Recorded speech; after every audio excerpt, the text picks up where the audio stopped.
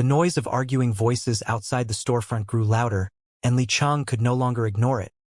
He finally stood up, saying, "Xiaolong, Senior Fei Ho, please sit for a moment while I go out and handle the matter." Huang Xiaolong shook his head. "We'll go out together." Since someone came to make trouble in front of the Li family's silk shop, he was too embarrassed to sit and do nothing. Hearing that Huang Xiaolong wanted to go out together with him, Li Cheng's heart swam with joy. Thus, the 7 people stepped out of the inner main hall towards the shop's entrance. When they came to the shop's front, they saw more than a dozen people wearing green-colored clothes smashing and throwing things belonging to the shop onto the floor. This group of people was cursing angry words while destroying the shop's items. "Is this what they call silk? All these are smelly cloth taken from garbage dumps. Such terrible, foul smell. You dare to use this kind of smelly cloth to make our clothes? Your mother, you must be tired of living. Smash everything. No need to hold back." Some of the store workers that tried to stop these hooligans were treated with unruly punches and kicks. There were already 6 to 7 workers groaning in pain on the floor. It seemed their injuries were not light. "Stop! Stop your actions!"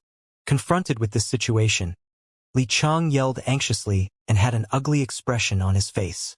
The men in green clothing pretended they didn't hear him. But instead, it seemed as if they even exerted much more effort in their wanton destruction. Li Chang became furious, walked forward and was about to attack when suddenly, one of the green-clothed men flew towards Li Chang with his arms spread out. His finger curled into claws aiming at Li Chang. His atmosphere was quite strong. A late 7th order. With the man coming at him out of nowhere, Li Chang was shocked. As he raised his hand up to defend himself, a silhouette acted faster than him and used a palm to slap away the green-clothed attacker, who flew away screaming, landing on the shop floor with a bang. His body curled into a lump, and from the look of it, he wouldn't survive. The one who deflected the attack was one of the Marshal's Mansion 9th Order guards. The abrupt change in situation caused the other green-clothed men to pause their acts of destruction and look over in the guard's direction. A middle-aged man, who seemed to be the leader of the group, glanced at his companion that was on the floor curling in pain, his face solemn. Then, his attention turned towards Huang Xiaolong's group. "Who are you all? This is our Green Hawk Gang's matter. You had better mind your own business and not stick your noses into other people's problem," the middle-aged man kindly advised them in a sullen voice. The group of men in green gathered behind the burly middle-aged man after they had stopped smashing things around the silk store.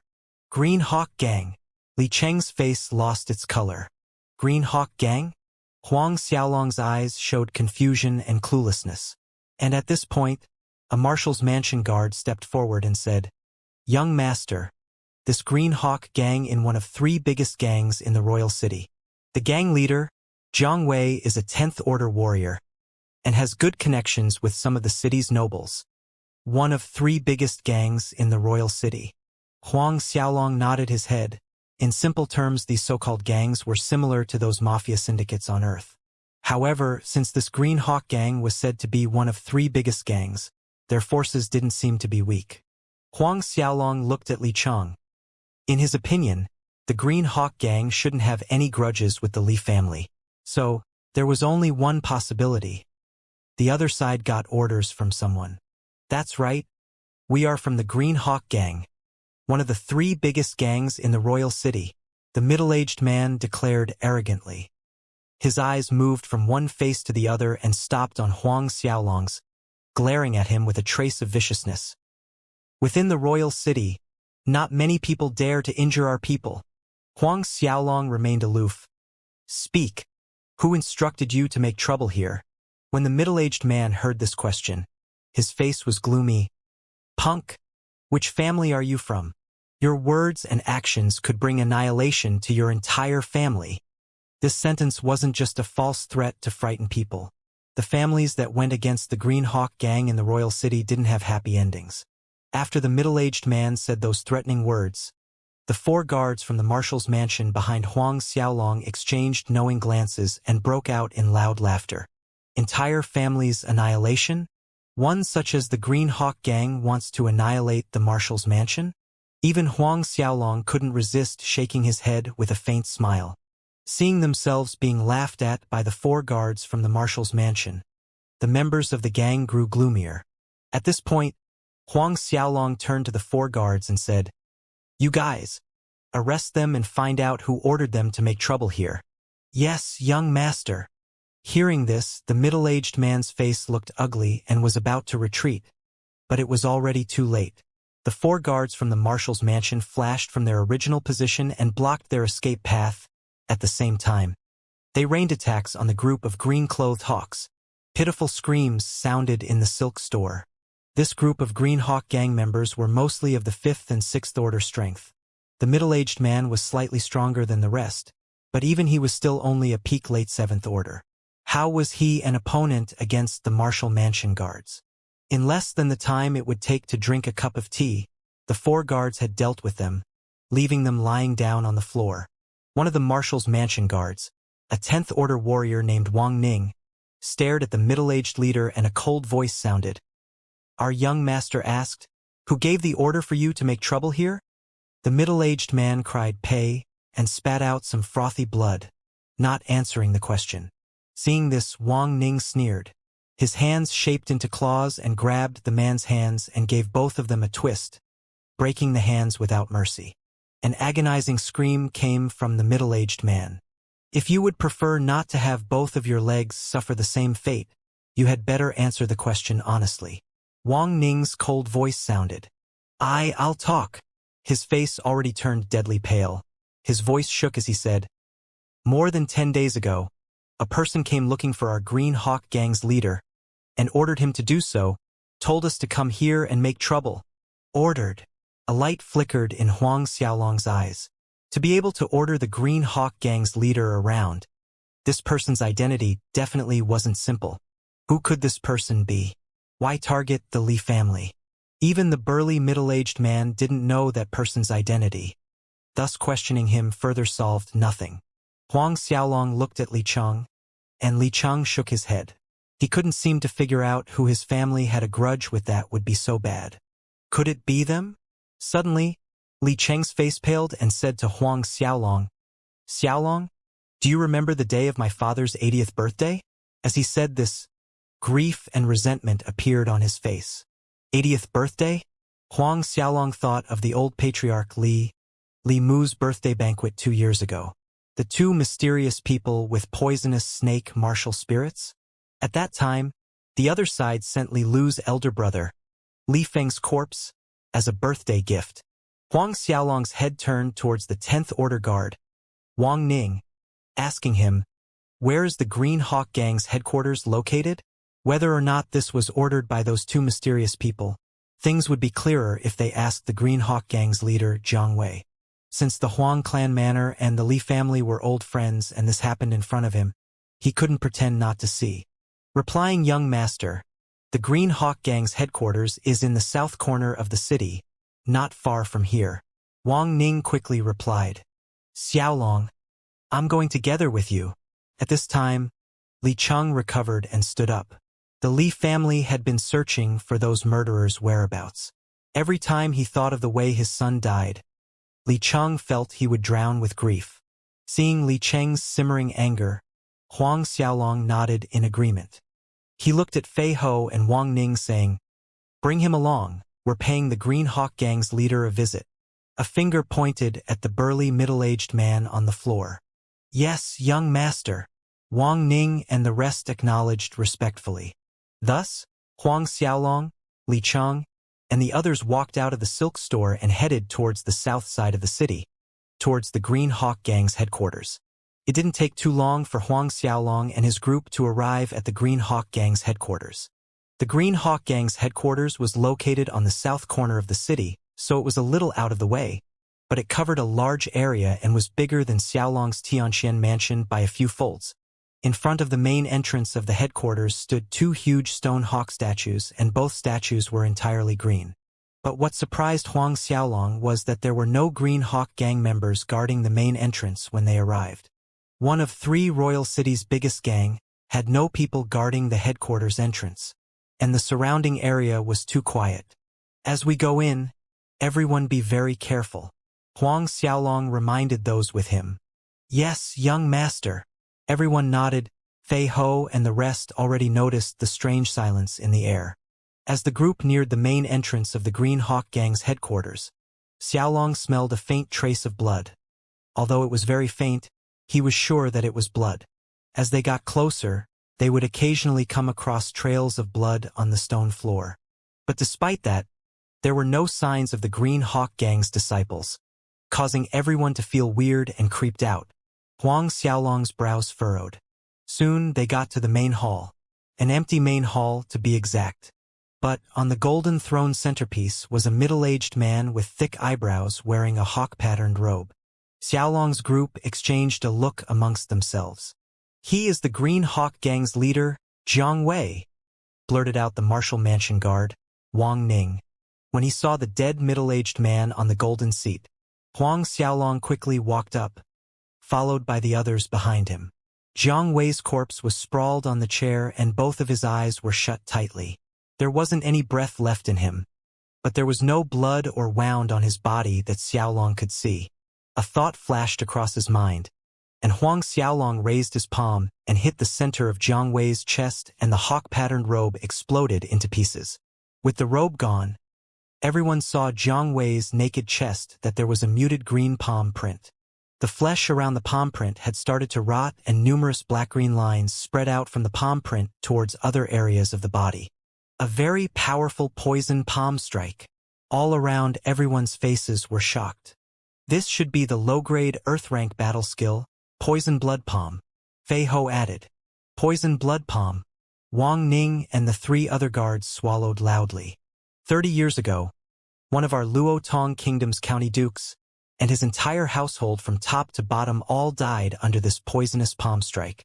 Despite making all efforts to catch the killer, it was as if the murderer disappeared into thin air after that incident and has never appeared again since then. I didn't expect to come across this again now, said Chan Yu, who was another 10th Order Marshal Mansion guard.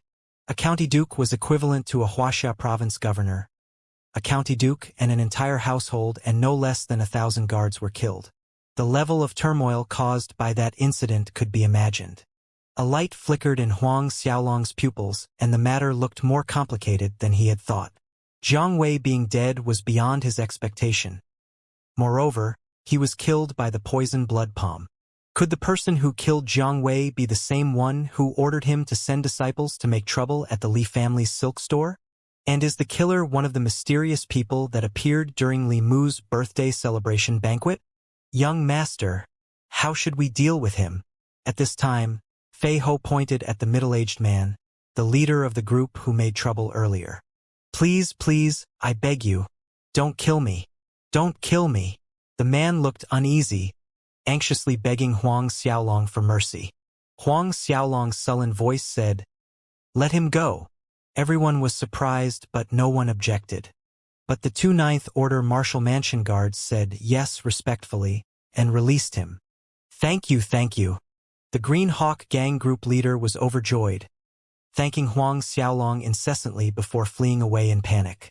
However, the moment his figure disappeared from view, a loud wail was heard. Everyone was shocked as figures flashed out from the main hall in the next moment and found the middle-aged Green Hawk Gang man crumpled on the floor some distance away, already dead from the looks of it.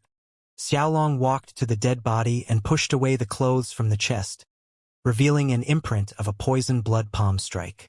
Fei Ho, Wang Ning, and Chun Yu immediately scanned the area, looking alerted. Fei Ho, go check the surroundings, said Huang Xiaolong as he stood up.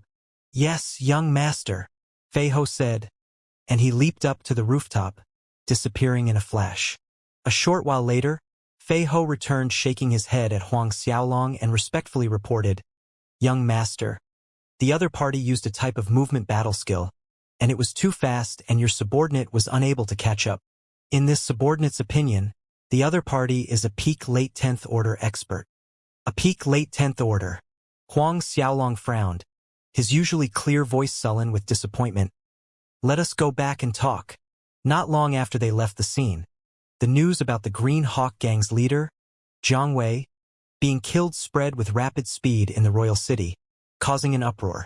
The Green Hawk Gang's leader was a 10th Order warrior and had more than 1,000 subordinates under him, yet he was killed. The topic was discussed in every corner of the city. Night, the Xianxia mansion's main hall. Huang Xiaolong was seated down as Fei Ho briefed Marshal Hao Yin about the details of what happened earlier in the day at the Green Hawk Gang's headquarters, and hearing it made Marshal Hao Yin look solemn. Hao Yin, arrange some people to protect Li Lu and Li Cheng. Huang Xiaolong said. Yes, Sovereign, rest assured. I will make proper arrangements. Marshal Hao Yin answered with due respect. This subordinate will investigate this matter and capture the person. Then, he hesitated for a second before continuing, Sovereign. Your practice trip to the Silver Moon Forest in 2 days is too dangerous. Moreover, now that this kind of incident has happened, it would be best to have Fei Ho, Wang Ning, and the others to go with you. Despite Marshal Hao Yin's persuasion, Huang Xiaolong shook his head. No need. If he ran into a Xiantian realm expert, the level of danger would be the same even with Fei Ho and the guards around. And his main purpose was to train. Having them on this trip would be inconvenient. As for the academy, please pass on information to Sun Zhong about my absence. He planned to train and stay in the Silver Moon Forest for 5 months. Given that it was such a long period, of course, he needed to notify the academy. Marshal Hao Yin nodded and accepted the task. A while later, Fei Ho and Marshal Hao Yin left. Huang Xiaolong returned to his room and took out the cold jade bed. Once again, he sat cross-legged, trying to learn how to summon a single dragon martial spirit. Time flies and 2 days came and went. These past 2 days, Fei Ho had prepared everything that Huang Xiaolong would need in the coming 5 months, and the sets of new clothes ordered from the Li family's silk shop were personally delivered by Li Cheng. In the 2 days' training, although he still couldn't summon his martial spirits individually, he had some headway. He believed he would succeed. Within these 2 days, Li Lu came to visit Huang Xiaolong once at Xianxia Mansion, bringing along Li Cheng. Naturally, she was depressed and sulky when she heard that Huang Xiaolong planned to go away and train in the Silver Moon Forest. However, before she left Xianxia Mansion, Li Lu turned around and in a serious but resolute tone said to Huang Xiaolong, Xiaolong, I will also work hard and cultivate to become a qualified wife for you.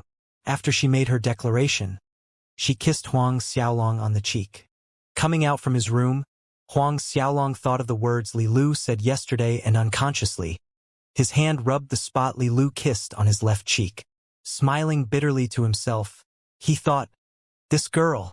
1 hour later, Xiaolong had packed everything he needed into the Azure Ring and left Xianxia Mansion, exiting the royal city alone and walking towards the Silver Moon Forest. This trip, although Fei Ho wasn't with him, he brought the little violet monkey along.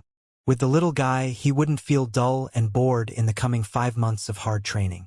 2 months later, inside a cave somewhere within the Silver Moon Forest, Huang Xiaolong was sitting in a cross-legged position.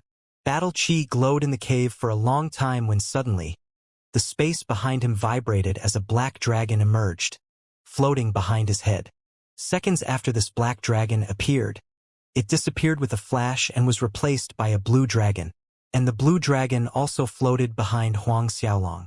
2 months of persistence and hard work finally brought results. Huang Xiaolong could now summon his martial spirits individually. That's right, a separate, individual summoning. After 2 months in the forest, Xiaolong had grown stronger compared to when he left the Xianxia Mansion, and even his aura changed. His battle chi cultivation had advanced from early 6th Order to the peak of the early 6th Order. Moonlight shone down, resembling water, and the cave's surrounding was quiet. In the cave, the black light and the blue light continued to flicker alternately. About an hour later, the light stopped flickering in the cave as Xiaolong sent his twin dragon martial spirits back into his body. His eyes opened and he stood up and walked out of the cave. Outside the cave, in the quiet moonlit forest, he did not see the little violet monkey, which made Xiaolong shake his head. This little guy surely took the opportunity to sneak out again while he was practicing. Leaving the cave area, he jumped down while the blades of Azura were already in his hands. His feet tapped the ground and his body leaped up, the blades in his hands swung out and blades' attacks fell downward, akin to a cluster of stars. Sometimes it was violent like an angry roaring storm. Sometimes it was soft and gentle, minuscule and hard to detect by the eye. And Azura's wail echoed and drifted in the air as if it had a mind of its own. In the past 2 months, he had also focused on training the tiers of Azura, and the level of power he could display had increased significantly. With his progress and persistent training, Huang Xiaolong estimated that in 6 months' time he could achieve major completion for the tiers of Azura technique. Suddenly, while Xiaolong was engrossed in training, the ground below him shook with hong, hong, hong sounds. Violent tremors snaked closer to his position. Huang Xiaolong turned around and saw that some distance away, a huge 30 meters tall gorilla was chasing a half-meter tall little monkey, and the gorilla and monkey were heading towards his direction. The gorilla was in hot pursuit and his hands slammed down repeatedly on the ground, in an effort to smash the little monkey, but each attack was a failure. Just before the big palm would land a hit, the little monkey flashed and its figure avoided the danger of being squashed into mincemeat. This made the gorilla roar with fury. Looking at the hilarious scene before him, Huang Xiaolong couldn't help but chuckle. This little guy, the one being chased by the huge gorilla, was the same little violet monkey that had sneaked out to play. Every time Xiaolong focused his attention on training, the little violet monkey would run out. And every time it returned, there would be a big guy chasing behind him. This wasn't the first time the little violet monkey came back this way. Sometimes it really gave Huang Xiaolong a headache. Hoo. From far away, the little violet monkey's eyes lit up when it spotted Xiaolong. Immediately, it quickly gestured at him, obviously saying there is work to do. At this time, the huge gorilla launched another attack. Its big palm slammed down at the little violet monkey. Bang! A loud sound rang out, and the spot where the little violet monkey was earlier sunk in with crushed stones scattered about, showing a huge palm-shaped imprint. The little violet monkey jumped away, clutching its butt. It turned and squeaked angrily at the gorilla. Just now, that big guy's attack nearly destroyed its small butt. Huang Xiaolong shook his head while laughing at the little guy's actions. His silhouette flashed, and when he reappeared he was already in midair with his blades, swinging at the huge gorilla. Seeing that Huang Xiaolong had started to attack, the little violet monkey stopped running and attacked the gorilla together with him. This huge gorilla was a type of beast with a body as hard as steel. Not only did it possess a great amount of strength, its body also had a high defense. Its hard skin was like a layer of iron, and usually sparks broke out when normal iron weapons clashed with it. Normally, it was hard to come across a steel gorilla. One really had to wonder where the little guy ran into it.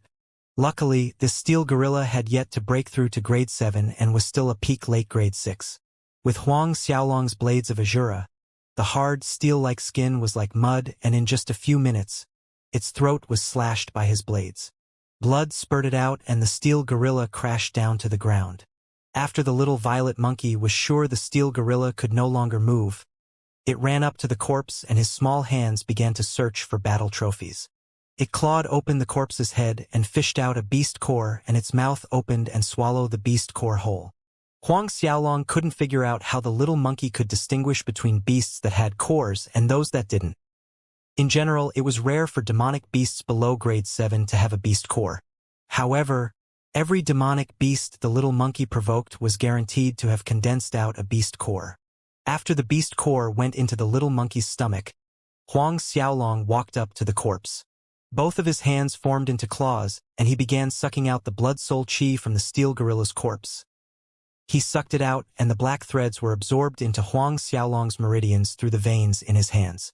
When every trace of the steel gorilla's blood soul chi had entered Xiaolong's body, he leaped up and clawed at a big tree 20 meters away.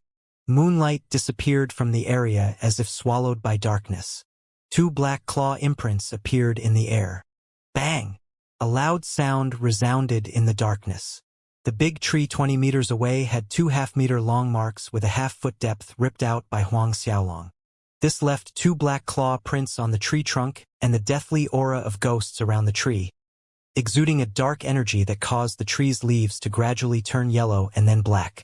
Looking at the result of the Azura Demon Claw's first style, lament of thousands of demons. Huang Xiaolong nodded to himself in satisfaction. While training in the Silvermoon Forest for the past 2 months, not only had he succeeded in individually summoning his martial spirits, but all his battle skills had increased in power, including the body metamorphose scripture. He wouldn't have been able to progress at such speed if he remained training in the Tianxian Mansion or the Academy. Suddenly, the little violet monkey beside him squeaked. "Are you saying that in this steel gorilla's lair you found some treasure?" asked Huang Xiaolong when the little monkey finished gesturing. The little violet monkey nodded its head. It turned around and beckoned Huang Xiaolong to follow it as it scurried off in the direction it first appeared from when it was being chased by the steel gorilla. Roughly 20 minutes later, a boy and a monkey arrived at a section of lush forest and saw the entrance of an enormous cave. Hoo! Entering the giant cave, the little monkey grew even more excited and it squeaked cheerfully. It was the first to rush in with Huang Xiaolong following from behind.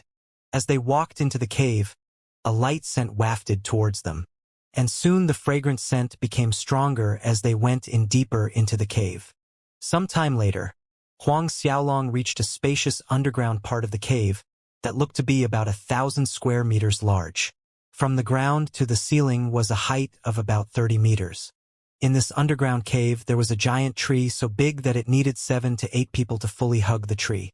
Branches stretched in all directions of the cave and some roots were crawling along the cave wall. Between the dense leaves of the giant tree were little sparkling lights. Huang Xiaolong was dazed for a moment when he saw the giant tree, and soon it was followed by a feeling of ecstasy and disbelief. This is a cycad tree? A cycad tree bore a strange fruit called cycad fruit. For those who cultivate battle chi, not only could this fruit enhance one's battle chi, it also could enhance the physical body, from strengthening all the muscles and bones, the flesh, and even the internal organs.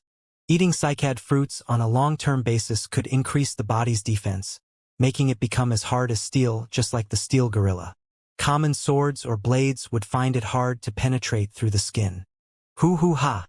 At this time, the little violet monkey dashed towards the giant tree and was already climbing up the trunk. Tiny hands plucked a cycad fruit and swallowed it whole with a gulu sound. Huang Xiaolong smiled. Sometimes he wondered if the little violet monkey's nose was a dog nose. Probably its nose was even better than a dog's. If not, how could it smell out treasure fruits within 100 li? Huang Xiaolong arrived under the huge cycad tree, and his hands enveloped with battle chi to claw at a cycad fruit. His left hand received the falling cycad fruit. Then he brought it to his mouth and bit into it. Instantly, ambrosia nectar filled Huang Xiaolong's mouth, and when he swallowed, warm energy flowed into his veins and meridians. He quickly sat down and ran through the Azura tactics to refine the energy from the cycad fruit. As he refined the cycad fruit, 6th Order Netherworld battle chi started to surge, rolling and crashing in his meridians. At the same time, Huang Xiaolong felt faint traces of the cycad fruit's spiritual energy nourishing all the muscles, bones, and internal organs of his body, strengthening them and making them firmer. One black and one blue dragon floated around Huang Xiaolong as the netherworld's spiritual aura gushed down on him. After he had broken through to the 6th Order, the speed at which his martial spirits devoured netherworld spiritual energy had increased once again. The night passed. Rays of sunlight shining down from the mountain peaks fell on Huang Xiaolong's body, warming him. Withdrawing the twin dragons back into his body, Huang Xiaolong stopped running the Azura Tactics cultivation technique and got up. Both fists suddenly punched out at a cave wall 20 meters away and left a foot-deep mark. The cave wall shook and loose rocks tumbled down. This result caused his eyes to light up in excitement. This cycad fruit was truly something special. Just one night of cultivation had increased his physical power significantly, and when attacking, the explosive power of his muscles and tendons had become a lot stronger. If he continued to cultivate this way, by just relying on his physical body and its explosive power, he was already a level stronger when compared with warriors of the same level. As he lowered his hands, Huang Xiaolong looked around the cave and noticed that the little violet monkey was refining the cycad fruit's energy while seated on one of the tree's branches. The little guy was a mystery. No matter what type of beast core it swallowed, it didn't need to spend time refining them. But when it came to wondrous fruits like the yang fruit and cycad fruit, it did need to spend some time to refine them. But if it wasn't so, the little guy would be too much of a monster. Seeing that the little monkey was still refining the cycad fruit, Huang Xiaolong did not disturb it, and he walked some distance away to a spacious spot and called out the blades of Azura and began to hone his tiers of Azura skill. Time slowly passed this way. Another month passed quickly. In the past month, Xiaolong spent most of his time practicing in the underground cave. During the day, he focused on the Azura sword skill and the Azura demon claw, but at night, he swallowed a cycad fruit and cultivated his Azura tactics and the body metamorpho scripture. Occasionally, Xiaolong would leave the cave with the little violet monkey to hunt demonic beasts together. Huang Xiaolong had been swallowing a cycad fruit to aid his cultivation every day, and after 1 month of nourishment, all his body's muscles, bones, and internal organs were stronger by more than a fold compared to a month before. Furthermore, in the last couple of days, with the assistance of the cycad fruit, he had finally advanced to mid-6th order. Mid-6th order. In general, people who possessed grade 10 martial spirits needed to cultivate for a year to a year and a half before they could reach mid-6th order from early 6th order. Huang Xiaolong, however, only used 3 months' time to advance. In the past 30 days, there had been a little more than 100 fruits on the cycad fruit tree. Yet Huang Xiaolong and the little violet monkey consumed more than half of the fruits. On this particular day, while Huang Xiaolong was sitting cross-legged under the cycad tree, cultivating, footsteps of people entering the cave could be heard. Huang Xiaolong was alerted and he stopped practicing. And at this point, the voices were loud enough for Huang Xiaolong to hear. That cycad tree really grows in this underground cave?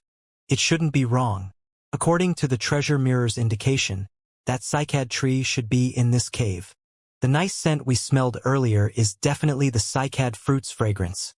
The group of footsteps grew closer and louder. From the voices, the newcomers were likely to be 2 people. Huang Xiaolong stood up, and the little violet monkey scurried down the tree trunk and leaped onto Huang Xiaolong's shoulder. On its little face was a wary expression as it looked in the direction of the underground cave's entrance. Not long after, 2 20-something-year-old young men arrived. Both men wore light black-colored clothes, and on their chests were the pattern of a mystical bird, showing that both men were disciples of the same sect. On arriving at the underground cave, both men were surprised to see Huang Xiaolong and the little violet monkey. Apparently, they didn't expect to find anybody here, not to mention a little child and a monkey. However, when they noticed the giant tree behind Huang Xiaolong, their eyes shone brightly, filled with mad ecstasy. Cycad tree. There really is a cycad tree in this underground cave. One of them broke out in loud laughter. Haha, Wugon. I've already said the treasure mirror was right. The cycad tree is here in this underground cave, and with these cycad fruits, we will be able to break through to the 7th order. You're right, and at the end of the year's Outer Disciples sect competition, we will be able to get in the top 3, responded Wugon, the thinner and taller one, as he laughed loudly. Both of them were talking and laughing, totally ignoring Huang Xiaolong, who looked like a harmless child, and the little violet monkey. In their eyes, these cycad fruits were already theirs. Huang Xiaolong kept silent the entire time. He watched them with interest. From their clothes, he guessed these 2 should be the disciples of 9 Phoenix Valley from the neighboring kingdom, the Baolong Kingdom. The 9 Phoenix Valley was quite a powerful force in the Baolong Kingdom and could be considered as one of the kingdom's top forces. After laughing for a while, Wugon and the other disciple finally stopped and turned their attention to Huang Xiaolong. What do we do with this kid? Wugon asked. How did he get here? Did he get separated from his family's elders and arrived here by accident? The other 9 Phoenix Valley disciple, Chen Yun, sneered. Why care about how this kid came here? No matter what, this secret cannot be leaked. The cycad tree bears 100 fruits or so every year, and with these fruits, within 10 years, our cultivation can reach the 8th order. After he said that, he walked towards Huang Xiaolong. 10 meters away from Huang Xiaolong, Chen Yun unsheathed his long sword as he looked at Huang Xiaolong, saying, Kid, initially your luck wasn't bad to actually find this place, and from the looks of it, you have eaten quite a number of cycad fruits. How is the fruit's taste? Delicious? Too bad you bumped into us. And now everything here belongs to us. And the only thing left for you is to die. The long sword in Chen Yun's hand suddenly stabbed at Huang Xiaolong's throat. Don't worry, with just one sword strike, you won't feel any pain. Just when the long sword in Chen Yun's hand was about to stab into Huang Xiaolong's throat, it stopped midway. Chen Yun's face stiffened as he looked on with disbelief. The tip of his long sword was pinched in between two fingers. While he was still stunned, Huang Xiaolong flashed and disappeared. A cold light blade edge slashed past. Chen Yun's body remained rigid still as both of his eyes slacked and slowly dimmed. Then his body fell to the ground. You're right, just one sword strike. It won't be painful, Huang Xiaolong said, his expression cold. Chen Yun's body fell to the ground and only then did blood start to seep out from his throat. Chen Yun, not far away, Wu Gan shouted when he saw his comrade tumbling to the ground. By this time, Huang Xiaolong had already started moving in his direction. You! Wu Gan's expression changed for the worse. Full of fear, he stepped back unconsciously. Till this very moment, he still couldn't believe that Chen Yun actually died at the hands of the 10-year-old child before him. Like him, Chen Yun was a peak late 6th order. Who exactly are you? Wu Gan was frightened as he looked at the approaching Huang Xiaolong and he blurted out the question. Who I am is not important, said Huang Xiaolong as he kept walking closer, pressuring the other man as he moved forward with an indifferent expression. In Huang Xiaolong's opinion, who he was truly wasn't important because he and this person would not meet each other again. Wu Gan detected the killing intent in Huang Xiaolong's words, and Wu Gan abruptly turned around and his body became like the wind, already escaping towards the entrance of the cave tunnel. But he had just gotten there when a figure blocked his path. In front of him, a burst of a fierce aura swirled towards Wu Gan, making him retreat in fright. Retreating to his original spot, he saw that it was actually the little monkey who had blocked his path. Seeing the person retreat to the original spot, the little violet monkey grinned and squeaked, making Huang Xiaolong smile. This 9 Phoenix Valley disciple might not have understood what the little monkey said, but Huang Xiaolong did. The little guy was basically saying, you want to run, you must first ask your monkey father's claws first. Although Wu Gan can't understand the little violet monkey, the mockery in the blue pupils needed no explanation. Furious at being made fun of by a little animal, Wu Gan fully released his battle chi and summoned his martial spirit. Huang Xiaolong was surprised. This Wu Gan's martial spirit was a toad-type demonic beast, but the only difference was, this martial spirit had a tail at its end. What kind of martial spirit is this? Although Huang Xiaolong had read a lot of books relating to martial spirits in the Cosmic Star Academy, he still wasn't able to recognize this martial spirit. However, in the martial spirit world, martial spirits exist in countless forms, and there were also many variational martial spirits such that even a saint-level warrior who had a 1,000-year lifespan wouldn't necessarily know either.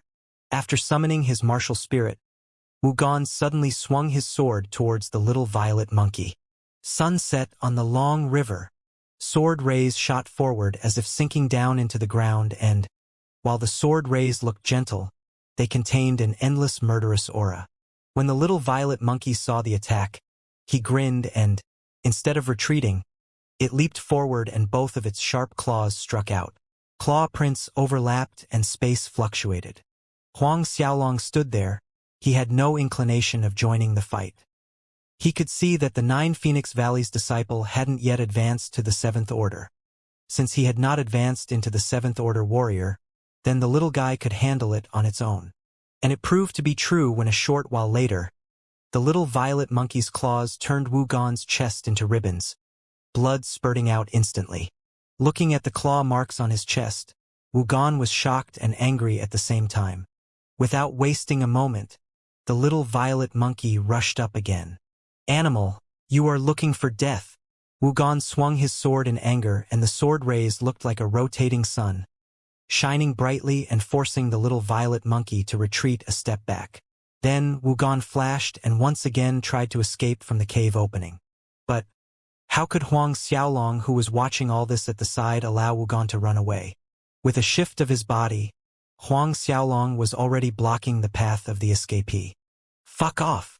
Wu Gan roared at the top of his lungs and his sword struck out with anxiety. Huang Xiaolong looked coldly at the other party, and the blades of Azura appeared in his palms as his icy-cold voice sounded, "Tears of Azura!" He leaped up and the blades slashed down. Before Wu Gan's frightened and frantic eyes, many blade rays appeared and turned into a violent, thunderous rainstorm that stretched 60 meters wide and enveloped him. Huang Xiaolong landed back on the ground and retrieved the blades of Azura into his arms. The rays of blade light dissipated, and so did the angry thunderstorm. Wu Gan fell to the floor. His eyes still showed emotions such as fear, despair, and dismay. From head to toe, Wu Gan was covered with blood-filled holes, which looked like it was penetrated by drops of sharp rain. Pierced through by over 100 holes, it was a horrible way of dying. On the ground, from Wu Gan's body suddenly came the cry of an Azura, lasting only for a single moment before it vanished. Watching his opponent's expressions of fear, despair, and dismay, Huang Xiaolong's cold voice rang out, "Indeed, the cycad fruit's taste was quite good. Too bad you have no chance to taste it." Wu Gan stopped moving. The truth was, even if the two of them hadn't planned on silencing him, he still wouldn't have let them leave the place alive. Just as both young men had said earlier, the underground cycad tree was a secret that could not be allowed to leak out. Although a cycad fruit was incomparable to the yang fruit Huang Xiaolong had taken years before, this still was a cycad tree that could bear more than 100 cycad fruits every year. This made the value of this cycad tree much higher than the yang fruit. With this cycad tree in the future, Huang Xiaolong could come back here to cultivate 2 months every year. More importantly, with these cycad fruits, his parents, Huang Peng and Su Yan, had the possibility to advance further in their cultivation. Also, his little sister Huang Min's martial spirit was going to be awakened soon, and these cycad fruits could help to lay a better foundation for her. Of course, not to mention his little brother Huang Shaohai too. A while later, Huang Xiaolong cleaned up the area and dealt with the bodies. On the 2 bodies, he found some gold coins, a battle chi dan, and a book called the Treasure Mirror. Flipping through the book, Huang Xiaolong found that it wasn't some cultivation technique or battle skill manual, but a book introducing a variety of the world's rare and wondrous treasures, the places they might grow, their uses and benefits. Of course, the book just introduced and mentioned possible places these rare treasures could be found, but they were just possibilities. It still required individuals to actually go and search for it. After he took care of the 2 corpses, Xiaolong picked all of the cycad fruits from the tree and placed them in the Azura ring before leaving the underground cave with the little violet monkey and venturing deeper into the Silver Moon forest. More than a month had passed since the underground cave incident. Somewhere in the Silver Moon forest near a lake. The green water of the lake made people feel relaxed, and there was a naked boy swimming in it. The boy was, of course, Huang Xiaolong. Although only 10 years old, his body was already well-proportioned and muscular. And in these 4 months he had grown taller again, a little over 5 feet tall. Suddenly, a little monkey head emerged from the water. The little violet monkey emerged from the water, and it gave a squeak as its hands splashed water in Huang Xiaolong's direction. Huang Xiaolong laughed wickedly. His body twirled to the side, avoiding the water attack, and his palm hit the water. 1 man and 1 monkey were playing in the lake. Half an hour later, Huang Xiaolong and the little violet monkey swam to the shore, dried up, and he put his clothes back on. It's been more than 4 months. Time to go back. Huang Xiaolong thought to himself. He had just enough time to rush back to the Luotong Kingdom's royal city to participate in the Academy's year-end competition. After 4 months of grinding in the Silver Moon Forest, Huang Xiaolong had reached peak mid-6th order and could break through to the late 6th order at any time. Thus, Huang Xiaolong and the little violet monkey journeyed back in the direction of the royal city. 10 days later, Huang Xiaolong and the little violet monkey appeared before the Luotong royal city's huge city gates. Looking at the words stating Luotong Royal City, there was an indescribable feeling in his heart. Luotong Royal City. I'm back. Passing the gates into the city, the back of 1 man and 1 monkey gradually disappeared from view. However, Huang Xiaolong went straight to Cosmic Star Academy instead of returning to the Tianxian mansion. When Huang Xiaolong arrived at the Cosmic Star Academy's main square, he ran into Li Lu. Xiaolong. Li Lu had spotted Huang Xiaolong from far away. Feeling delighted, she ran into Huang Xiaolong's arms, same as always, and hugged him. He smiled bitterly as the square's passerby turned to look at them. Okay, everyone is looking, Huang Xiaolong persuaded. Only then did Li Lu let go of him. In the few months they had been apart, Li Lu had grown taller. Her small face's features had become even more delicate, and her dimples when smiling were even more mesmerizing. Intelligent and bright-looking eyes showed cuteness and mischief. Li Lu's looked down shyly from being stared at by Huang Xiaolong, and a trace of a red blush appeared on her cheeks. Xiaolong, tomorrow is the class end-years competition, so you must be careful of Jiang Ting. Seconds later, Li Lu raised her head and said to Huang Xiaolong, after he was beaten by you last time, Jiang Tang was healed by the principal and vice principal. He has been training madly for the past few months and has advanced quickly. His current strength is already at peak late fourth order. The peak late fourth order? Huang Xiaolong was a bit surprised. He didn't expect that little punk would break through to the peak late fourth order so soon. Suddenly, Huang Xiaolong frowned a little, and his eyes squinted when he noticed Jiang Tang was heading his way with a group of students tagging behind him. Li Lu noticed Huang Xiaolong's frown. She turned around and her expression changed. Immediately, she hid behind Huang Xiaolong as if she was afraid of Jiang Tang. Watching Li Lu's reaction, Huang Xiaolong's frown grew deeper. Stopping in front of Huang Xiaolong, Jiang Tang glanced at Li Lu hiding behind Huang Xiaolong, and the corner of his mouth curled up in a cruel sneer. He looked at Huang Xiaolong saying, I heard someone say that you're back and I didn't expect it to be true. Huang Xiaolong, tomorrow is the class competition, and this time, I will make you feel regret. Regret forever. At this point, he pointed a finger at Li Lu and spat the words out, one by one. At tomorrow's class competition, I want to see if you can save her like last time. When Jiang Tang said this, his eyes shone with a fiery fierceness, and it was obvious to everyone present how high the level of animosity Jiang Tang felt towards Huang Xiaolong.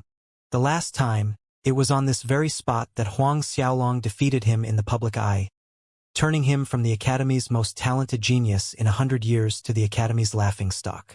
That incident spread through the entire royal city and was treated like a juicy piece of gossip at the dinner table. These past 5 months, he lived under mocking eyes and was ridiculed every day, and he hated Huang Xiaolong for it. His hate spread to everyone and everything related to Huang Xiaolong. Every single day during these past 5 months, he trained like a madman. Everything was for defeating Huang Xiaolong in front of the Academy in the class competition, to cruelly crush Huang Xiaolong. Looking at Jiang Tang's full of hatred face, like he wanted to swallow him alive, Huang Xiaolong was indifferent as usual. Tomorrow? No need to wait until tomorrow. Summon your sick cat, martial spirit out now. Sick cat, martial spirit. The lackeys behind Jiang Tang had a look of anticipation on their faces towards a good show. Huang Xiaolong's remark made Jiang Tang turn red with anger, and a sharp, cruel light flickered across his eyes. Good, Huang Xiaolong, since you asked for it. Then there's no need to wait until tomorrow. I will cripple you now. After he finished saying that, his battle cheese dazzling light broke out from his body, and his martial spirit, the sacred bright tiger, emerged. Jiang Tang's energy aura increased exponentially, first fourth order, then mid-fourth order to late, then it reached peak late fourth order. Suddenly, it surged again and reached the fifth order. Fifth order. Isn't Jiang Tang a peak late fourth order? Heavens, he actually broke through to the fifth order.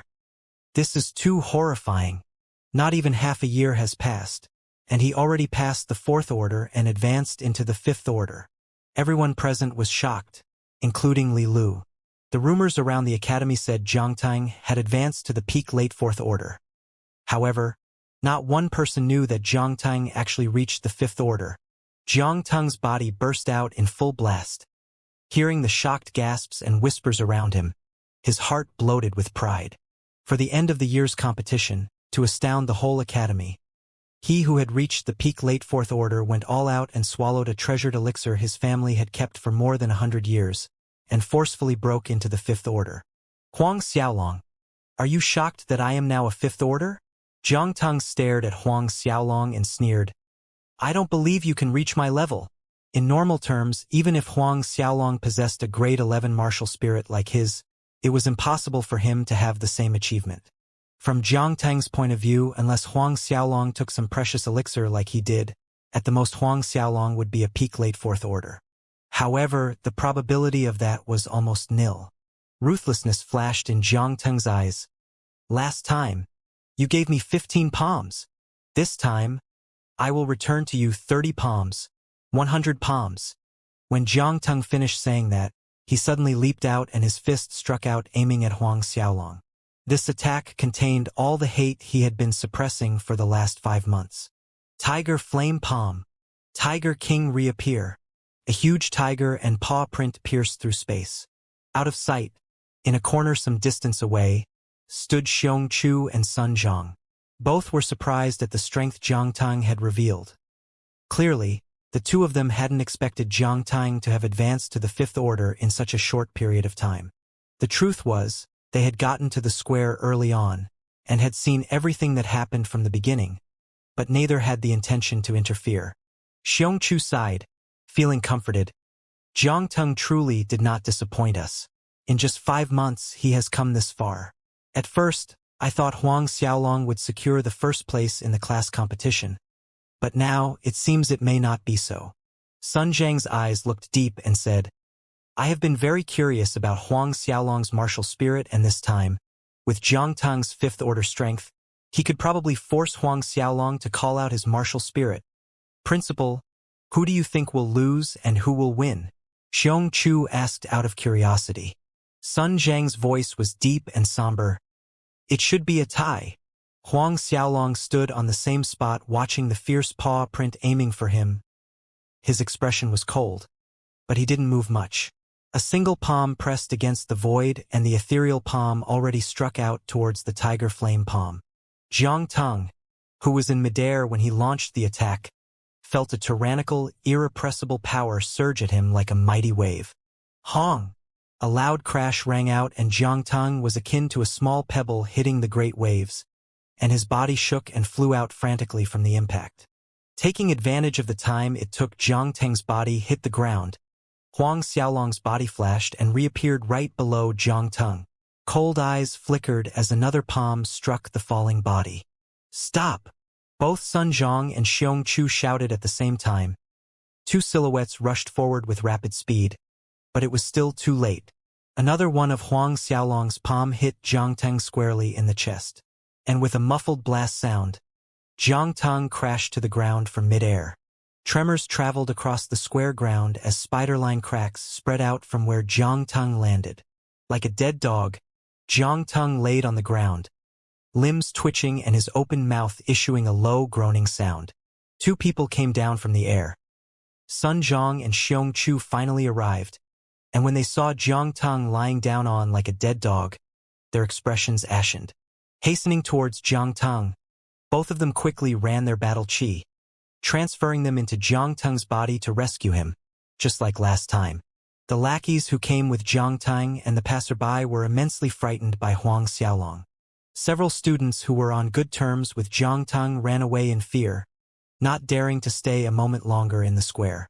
After smashing Jiang Teng down to the ground with one palm, Huang Xiaolong landed and sent the other side a cold look. This time he was heavy-handed, for he wanted to let his opponent thoroughly understand the gap that exists between them. Otherwise, the other side would always find opportunities to swagger foolishly in front of him in the future. To the side, Li Lu was in a daze, rooted to the spot. Her gaze fell on the twitching body smashed down by Huang Xiaolong on the ground, and she didn't react for a very long time. Huang Xiaolong was actually so strong. In the last 5 months, she had been practicing diligently and thought she might have closed some of the distance between herself and Huang Xiaolong. However, she didn't imagine the gap to reach such a degree. At this point in time, Sun Zhang and Xiongqiu stopped infusing battle chi into Jiang Teng's body and got up while wiping away the sweat on their foreheads. Fortunately, they acted quickly. If Huang Xiaolong gave Jiang Teng a dozen palms continuously like last time, without a doubt, Jiang Teng would truly be wasted and crippled. The two let out bitter smiles. At first, they thought the fight would come to a tie. But once again, things turned out like the last time. Facing Huang Xiaolong, Jiang Teng lost in just one move, and he lost so miserably. Sun Zhang and Xiong Chu had complicated expressions as they faced Huang Xiaolong. The surprise this little guy gave them was a little too big, but all was well. Their heart's tolerance was strong enough to take it. Xiaolong, your actions towards this little guy is too heavy-handed every time, Sun Zhang commented while smiling at Huang Xiaolong. Looking back at Sun Zhang, Huang Xiaolong's expression stated, I don't really care, and said, if there's nothing else, I'm going back. He turned around and left directly after throwing out the sentence. Sun Zhang and Xiong Chu's mouth opened and closed, wanting to say something to Huang Xiaolong. In the end, no words would come out and they could only watch Huang Xiaolong take Li Lu away with wide eyes. After the two small figures disappeared, Sun Zhang and Xiong Chu exchanged a glance and shook their heads. When Huang Xiaolong's shadow was gone from the academy square, in a distant corner, Xiong Meiqi slowly walked out into the light with a complicated expression on her face, as she looked in the direction Huang Xiaolong took as he left. Just like Sun Zhang and Xiong Chu, Xiong Meiqi was at the academy square early on and saw everything. After leaving the academy, Huang Xiaolong and Li Lu went to Tianxian Mansion. On the way, Li Lu finally recovered from her shock and started to chatter away with Huang Xiaolong, gossiping about the interesting events of the past 5 months in the academy. Looking at the cheerful chatterbox Li Lu, he smiled.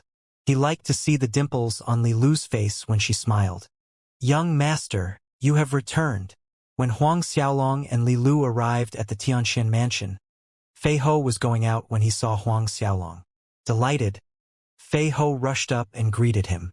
Huang Xiaolong stepped up and patted Fei Ho's shoulder, affirming, yes, I'm back.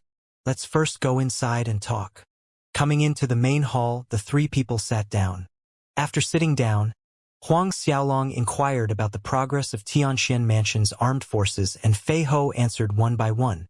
Fei Ho explained that he went to the slaves market a couple of times and purchased a few new slaves. So now, including Beastman Boli and the others, there was a total of 68 slaves in the Tianxian Mansion. After undergoing his training, all the slaves had acquired a certain level of foundation in the Luohan fist supplied by Huang Xiaolong. When Fei Ho brought these slaves back, each of them had some battle chi foundation in them, and after 5 months of his training, they could already use the Luohan fist against enemies. The weakest one was on par with a 5th-order warrior, and the strongest amongst them was Beastman Boli, who could fight against a 6th-order warrior. Listening to Fei Ho's answers, Huang Xiaolong nodded with satisfaction at the speed of the progress. At this time, Fei Ho hesitated a little before continuing. Young master, tomorrow is your academy's class competition. I found out the strongest first year this round is called Lu Kai. And this Lu Kai was already a peak late 6th order last year, and he has probably stepped into the 7th order by now. Lu Kai. Huang Xiaolong's brows creased into a furrow. 7th order? Below the 10th order, there were 2 bottlenecks. One was the 4th order and the other was the 7th order. Once a person advanced to the 7th order, the exponential increase in strength was unimaginable, definitely not what a peak late 6th order could rival. If that Lu Kai really had broken through to the 7th order, tomorrow's first-year class competition would be somewhat troublesome.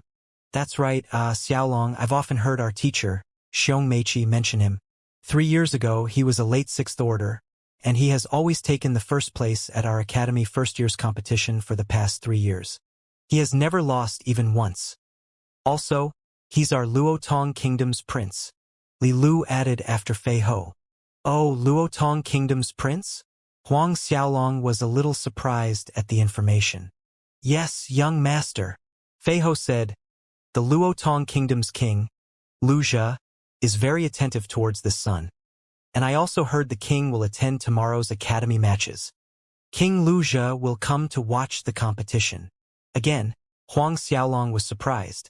It seemed that the Luotong Kingdom's ruler attached great importance to this son. Moreover, This Lu Kai has some relation to young master. Fei Ho continued to elaborate.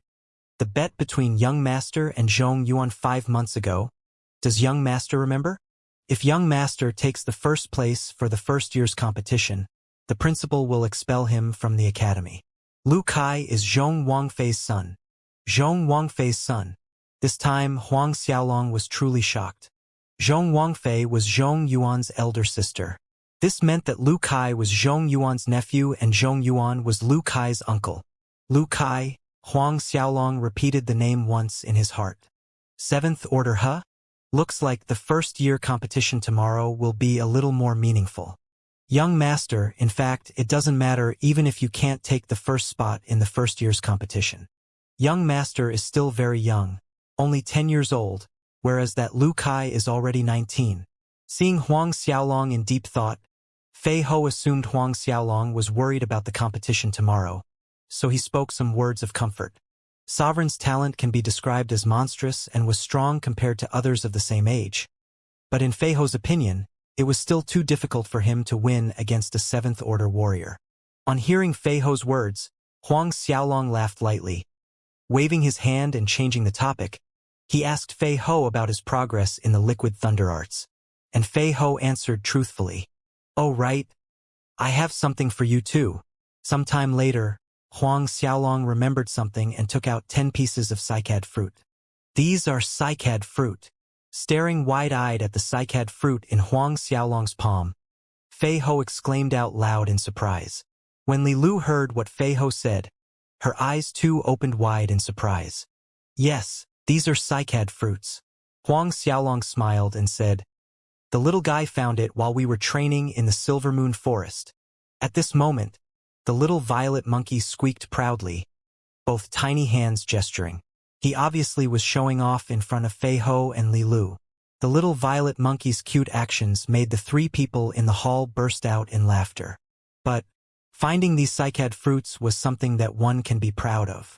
Huang Xiaolong divided the fruits and gave Fei Ho and Li Lu 5 each. A short while later, Fei Ho and Li Lu left the main hall. Huang Xiaolong also left and went to his courtyard to practice the Azura Demon Claw. Not long later, Marshal Haoyan got the message that the sovereign was back from the Silver Moon Forest and quickly went over to Tianshan Mansion from the Marshal Mansion. Marshal Haoyan also mentioned Lu Kai to Huang Xiaolong with a worried tone.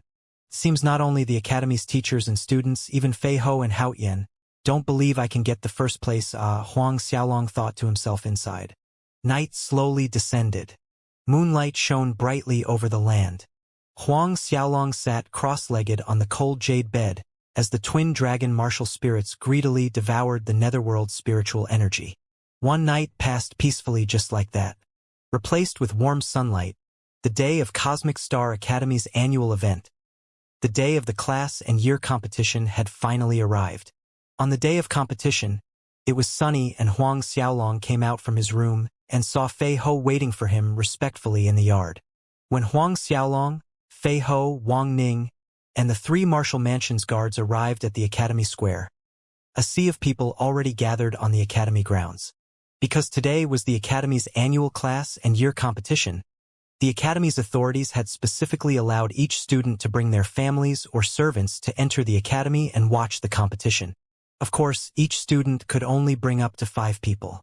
Coming on to the Academy grounds, Huang Xiaolong and his group of 6 headed straight to the Holy Hall.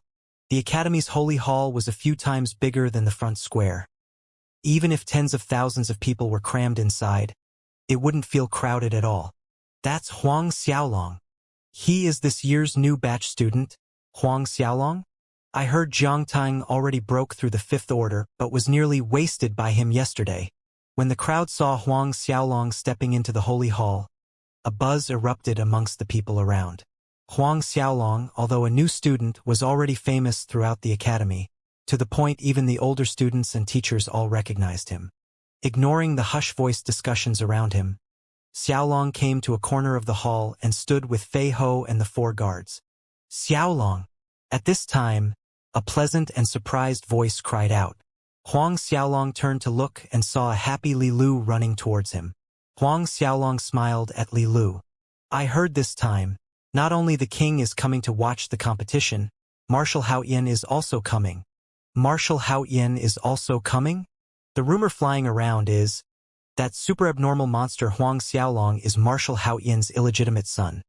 Don't know if this is true or not. Once again, the crowd roared with this piece of news. Listening to these people's words in his ear, Huang Xiaolong couldn't help but smile in bitterness. Suddenly, Huang Xiaolong felt a cold, piercing stare on his body. Turning around towards the source, Huang Xiaolong saw Zhong Yuan standing in a group of people. In front of Zhong Yuan stood an imposing young man around 18 to 19 years old, encircled by a group of flattering students of both genders. From the looks of it, this young man should be the prince of the Luotong kingdom, Lu Kai. Also, he was the strongest first-year student according to everyone. At this point, Lu Kai felt Huang Xiaolong's gaze and two sets of eyes met midair. He is Huang Xiaolong? Lu Kai's mouth opened and asked to no one in particular. Yes, he is that Huang Xiaolong. Zhong Yuan stepped up and replied immediately. Lu Kai nodded. His expression was the same the whole time, completely unperturbed. As time flowed, the number of people gathering in the holy hall became more and more, and some time later, from outside the holy temple sounded a loud voice announcing, "The king, the marshal, and the principal have arrived. King Lu Jia, Marshal Haoyan, and Cosmic Star Academy's principal, Sun Zhang, arrived together." Instantly, Huang Xiaolong and everyone else in the hall turned around to look at the entrance. At the entrance, a middle-aged man wearing a light yellow dragon robe walked majestically and strode into the holy hall under the protection of a group of bodyguards. Without a doubt, that middle-aged man was the Luotong Kingdom's king, Lu Jia, and half a step behind him was Marshal Haoyan, and the Cosmic Star Academy principal, Sun Zhang. With King Lu Jia's arrival, the crowd quickly saluted, and the crowd began to noisily chatter in the holy hall. "Ha ha! Everyone rise, stand up!"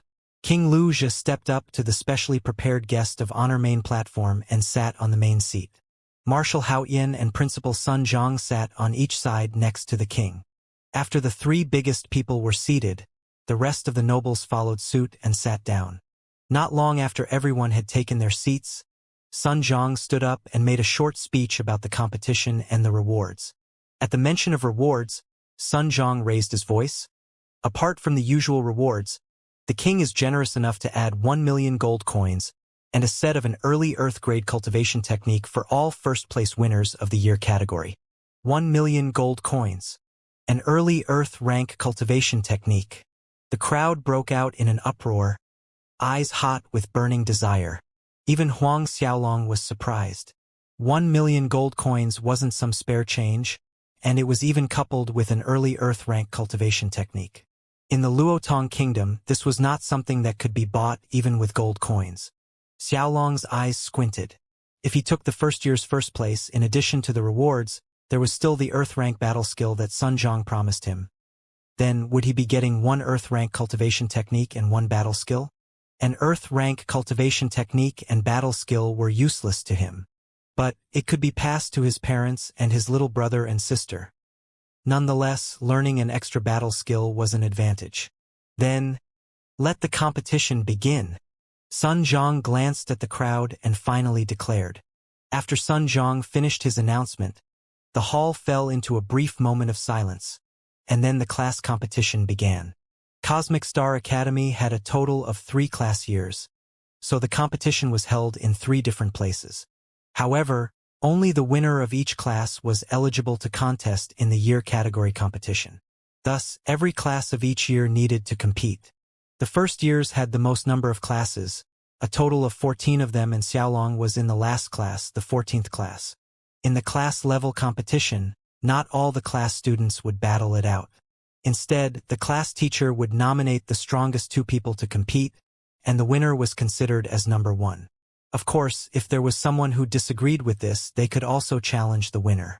In Class 14 of the first years, undeniably, the 2 strongest people would be Huang Xiaolong and Jiang Teng. But yesterday Jiang Teng was almost crippled by Huang Xiaolong. From the injuries, without 10 days to half a month's rest, it would be hard for Jiang Teng to get out from the bed. So, left with no choice, Xianxia could only nominate Huang Xiaolong and another student called Chun Tong. However, this student called Chun Tong just recently advanced into the fourth order. The moment Chun Tong walked up to the stage, he immediately threw in the towel. This result stunned everyone speechless, but no one found it surprising. Even Jiang Teng, who possesses a grade 11 martial spirit and broke through to the fifth order, was nearly wasted by Huang Xiaolong, not to mention a new fourth order Chun Tong. Chun Tong's concession was considered a smart move on his part, knowing one's limitations. With Chun Tong's action, no one else in Class 14 dared to challenge Huang Xiaolong. Thus, by default, he became the class winner without moving a finger. When Xianxia announced Huang Xiaolong's victory, her face was full of complex emotions as she looked at Huang Xiaolong standing up on the stage. While Class 14's winner was already announced, the other 13 classes were still in progress. Therefore, when Xianxia made the announcement, everyone exclaimed in surprised gasps. On the honored guests platform, King Luxia also noticed the situation around Class 14's stage. Watching Huang Xiaolong, King Luxia said to Marshal Haoyan, "He is Huang Xiaolong?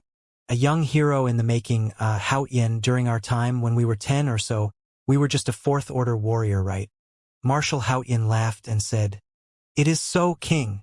Luxia nodded and looked the other way where his son, Lu Kai, was. His eyes showed a spoiled love and he smiled. "I heard some say Huang Xiaolong had a bet with Zhong Yuan, wanting to get the first place in the year competition. Later, probably he will come against Kair." Although Luxia spoke in such a manner, his demeanor was relaxed. Apparently, he did not believe Huang Xiaolong was his son's rival to fight for the first place. After the class competition, the contestants for the year competition would draw lots to determine their next opponent. One after another, till the end, the year category winner would come out, and in Luxia's opinion, Huang Xiaolong would be eliminated halfway, having no opportunity to play against his son. Noticing King Luxia's smile, Marshal Haoyan already saw through his thoughts. Smiling, Marshal Haoyan did not say anything. A while later, all 14 classes from the first year category had been determined with their representative winner. Then, the next event would be the fight for the first year champion. "Now, the class competition winners, please step up and draw a stick," Vice Principal Xiong Chu announced up on the stage. Huang Xiaolong, Lu Kai, and 12 others walked up to draw sticks. Huang Xiaolong picked the stick labeled number 4. Number 4, Huang Xiaolong's opponent was the winner from Class 4, a student called Yang Mingwei. Yang Mingwei was 17 years old and entered the academy 8 years earlier than Huang Xiaolong. During those 8 years, he already reached late 6th order. Late 6th order.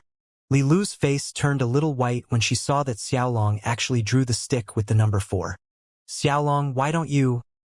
Feeling worried, Li Lu doesn't know what to say. "It's all right." Huang Xiaolong smiled at Li Lu. He knew what Li Lu wanted to say, but couldn't articulate.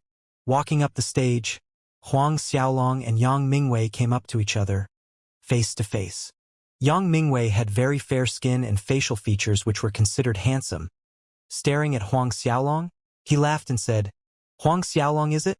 I didn't expect my first opponent would be you. I heard yesterday you defeated Jiang Teng, who broke through 5th order, and almost injured him to the point of being crippled.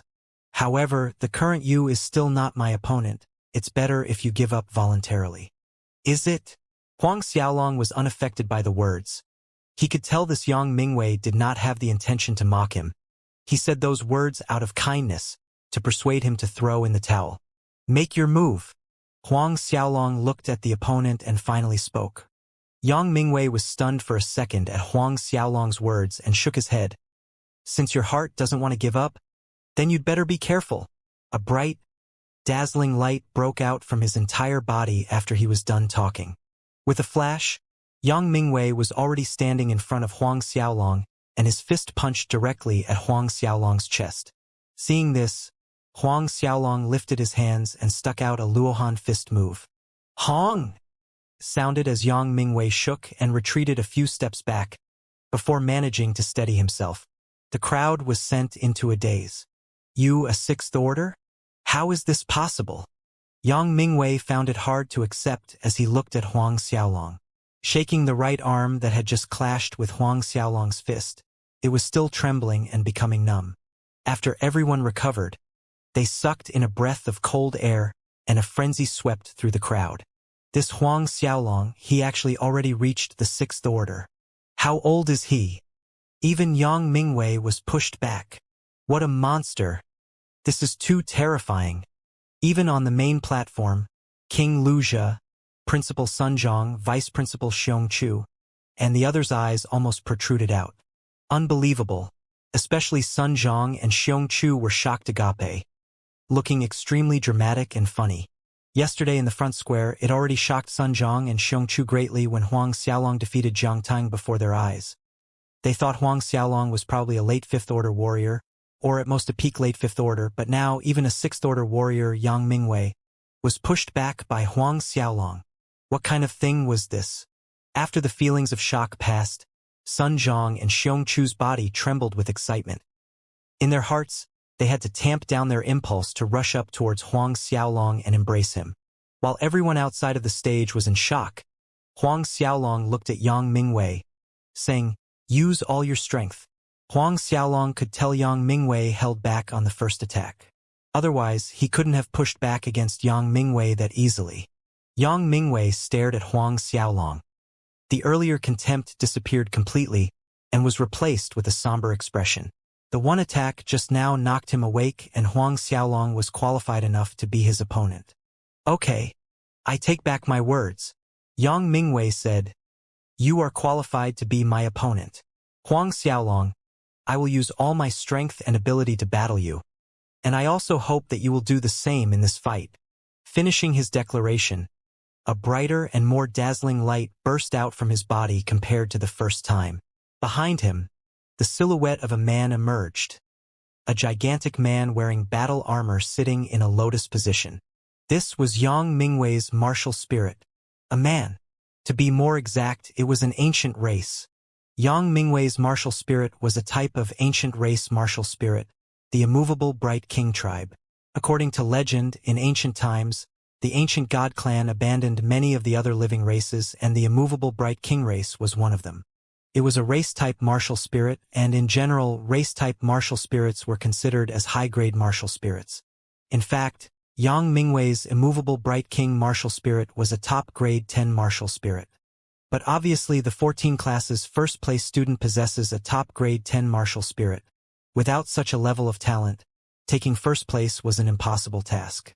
Summoning his martial spirit out, a golden ring appeared behind Yang Mingwei, and with a flash, a fist shot out at Huang Xiaolong.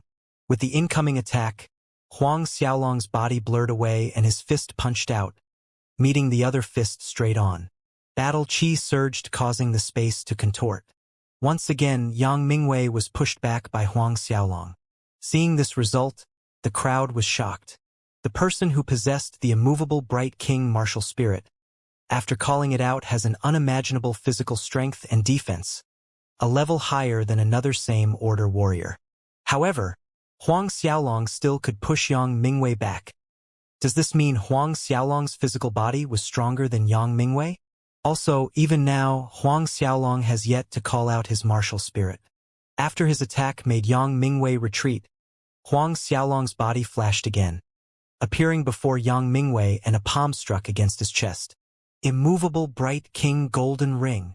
At the same time Huang Xiaolong's palm met Yang Mingwei's chest, a sharp edge flickered across Yang Mingwei's eyes as the golden ring behind him enveloped his entire body, rotating non-stop to create a defense circle. When Huang Xiaolong hit the golden circle, it felt like his palm hit on an iron wall. "You won't be able to penetrate my defense circle."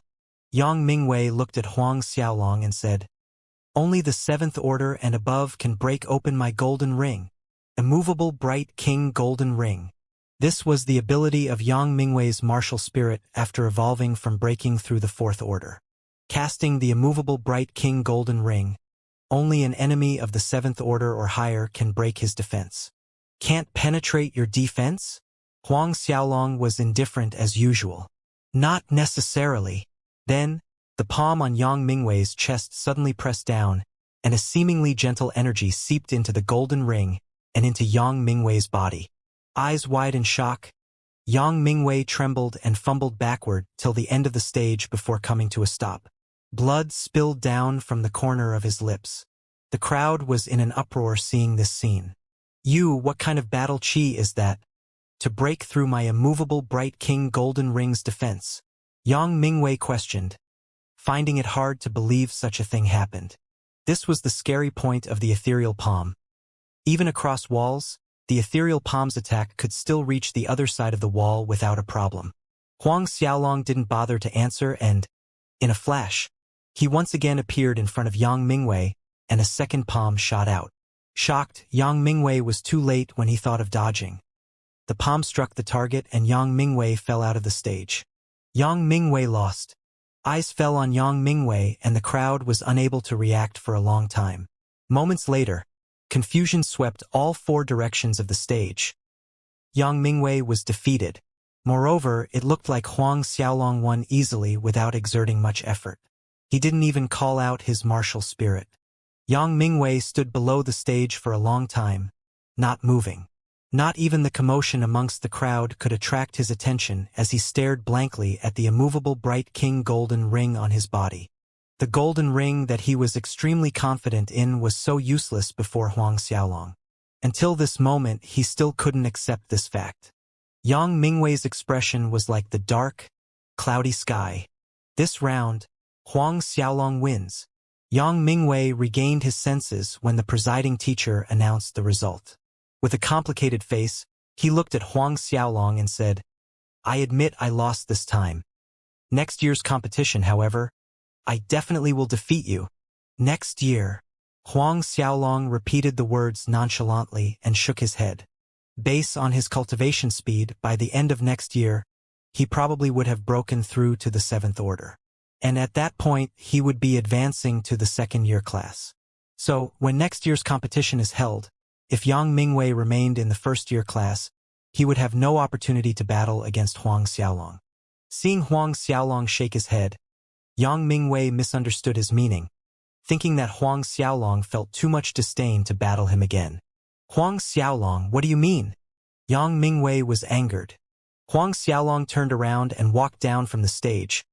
"We'll talk if you manage to enter the 2nd-year class next year." Yang Mingwei was stunned by the reply as he stared at Huang Xiaolong's back. "Advance to the 2nd-year class next year." Huang Xiaolong's words meant? Both of Yang Mingwei's eyes widened in shock when he realized the meaning behind them.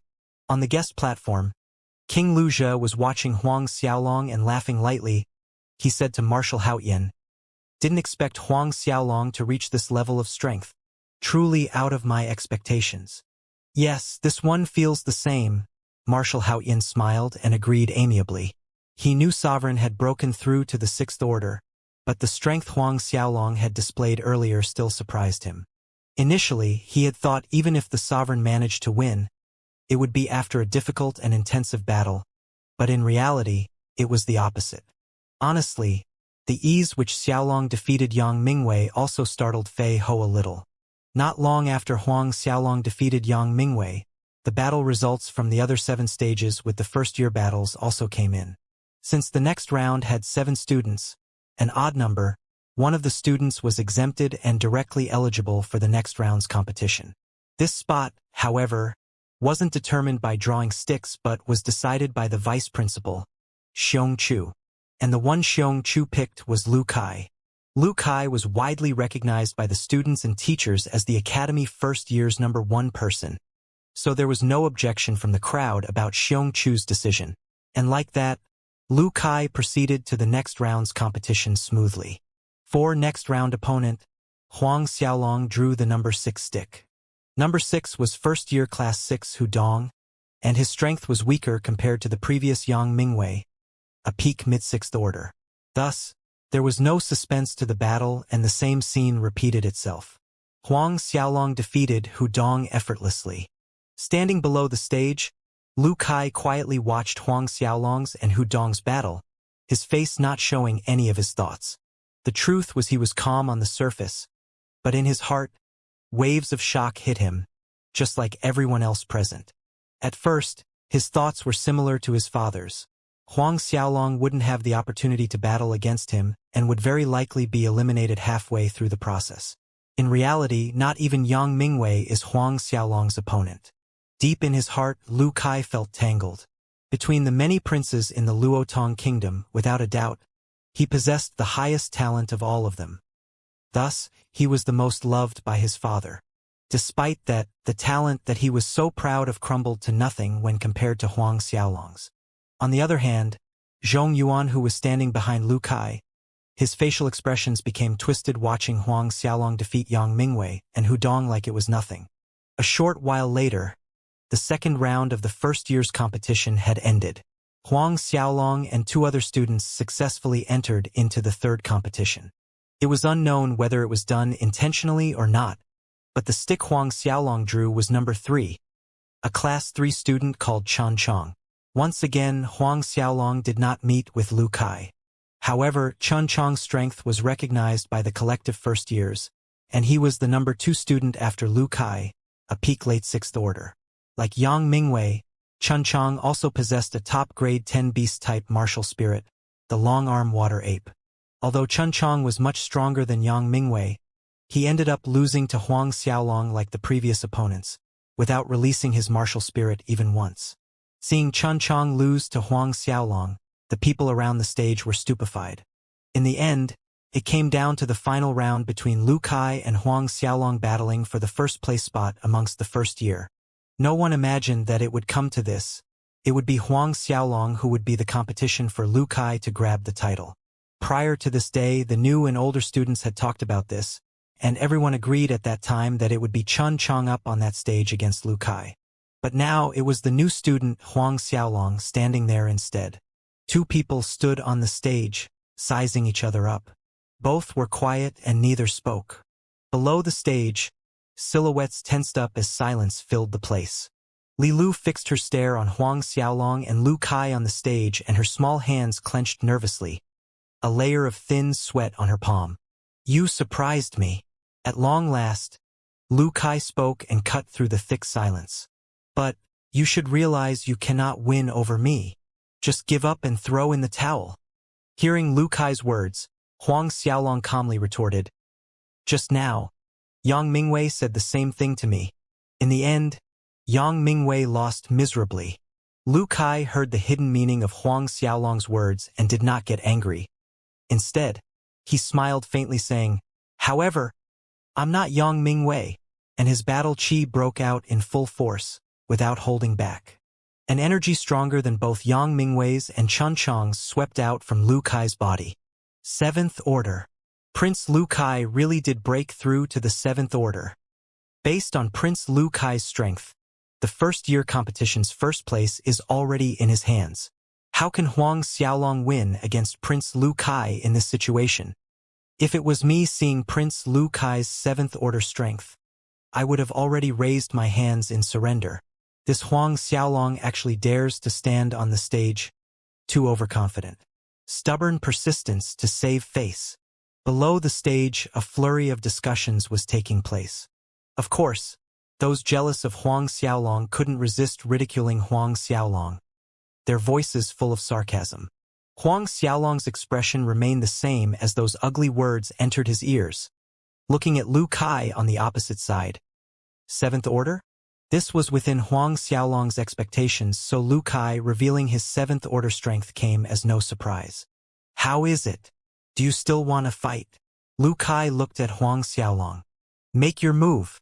Huang Xiaolong's calm voice sounded unhurried. Lu Kai didn't expect to get such an answer and was taken aback. Knowing that he was a 7th Order, Huang Xiaolong still dared to fight him? He knew Huang Xiaolong was indeed strong, but he and everyone present can see that he's just a peak late 6th Order. The 7th Order was a dividing line. No matter how strong a 6th Order warrior is, it's impossible for them to win against a 7th Order. This was a well-established fact. Could this Huang Xiaolong want to use his 6th Order strength to smash this fact? Lu Kai stared at Huang Xiaolong and nodded his head seconds later. "Since you're unwilling to give up, then I will personally make you." After he said that, Lu Kai released the martial spirit from his body. A dazzling light burst out from Lu Kai's body, as a gigantic shadow emerged above him. A huge beast that looked like a part eagle, a part phoenix and a part dragon at the same time materialized before everyone's eyes. A strong, oppressive aura swept out like a hurricane from where Lu Kai was located in the corner of the stage. Sky Peng. Prince Lu Kai's martial spirit is actually the Sky Peng. Our Luotong Kingdom's first king had a martial spirit that was also a Sky Peng. The surrounding crowd clamored aloud, greatly shocked when they saw what Lu Kai's martial spirit was, including Huang Xiaolong. The Sky Peng was one of the strongest martial spirits amongst the top grade 10 martial spirits known. Legend has it the Sky Peng was from the far-off bloodline of the ancient Sky Dragon. Not only that, Huang Xiaolong noticed Lu Kai's Sky Peng martial spirit differed from the normal Sky Peng's features. In legends, the Sky Peng was stated to have 2 wings, whereas Lu Kai's Sky Peng martial spirit had 4 wings. And when the 4 wings spread out, countless dots of golden lights glowed underneath them. A Sky Peng martial spirit didn't usually look like this. A variation. This thought flashed across Huang Xiaolong's mind. It seems Lu Kai's martial spirit was a variation Sky Peng. The Sky Peng was already a top grade 10 martial spirits, and now, with its variation properties, it could be classified as a grade 11 superb martial spirit. It was unexpected to Huang Xiaolong that Lu Kai's martial spirit was a variation of the Sky Peng martial spirit. After calling out his martial spirit, the atmosphere around Lu Kai changed instantly. Sounds of whistling wind could be heard coming from the air around him. That's right, the sound of air moving at rapid speed, and the crowd saw azure-colored winds moving around his body. Nature's wind was something colorless and invisible to the naked eye, but now it could be seen, highlighted in azure. Azure-colored wind. Huang Xiaolong's expression tightened a little, turning solemn. He knew Lu Kai's attack would come at him like an angry thunderstorm. Huang Xiaolong, if you can take this attack from me, then you have the qualification to compete with me for the first place. If you can't handle even this much, then you are not qualified to fight me for it. At this time, Lu Kai's indifferent voice rang out on the stage. Then his silhouette flashed and disappeared from the spot. So fast. This was the first thing that crossed Huang Xiaolong and the crowd's mind. Too fast. Lu Kai's speed had reached a certain threshold, leaving only a residue of an azure shadow when he disappeared from the stage. Everything seemed to fall within expectations until Lu Kai's punch that was about to hit Huang Xiaolong hit onto an afterimage of him instead. His body had blurred away, leaving several afterimages on the stage. And Lu Kai's fist passed through this afterimage that he took as Huang Xiaolong. Eh? As his confident punch hit onto an empty space, Lu Kai couldn't help but feel surprised. He himself was a 7th-order warrior. Moreover, he had summoned his martial spirit. Although he did not soul transform, his speed was faster than any average 7th-order warrior's speed. But Huang Xiaolong actually escaped from his attack. Prince Lu Kai's attack actually missed.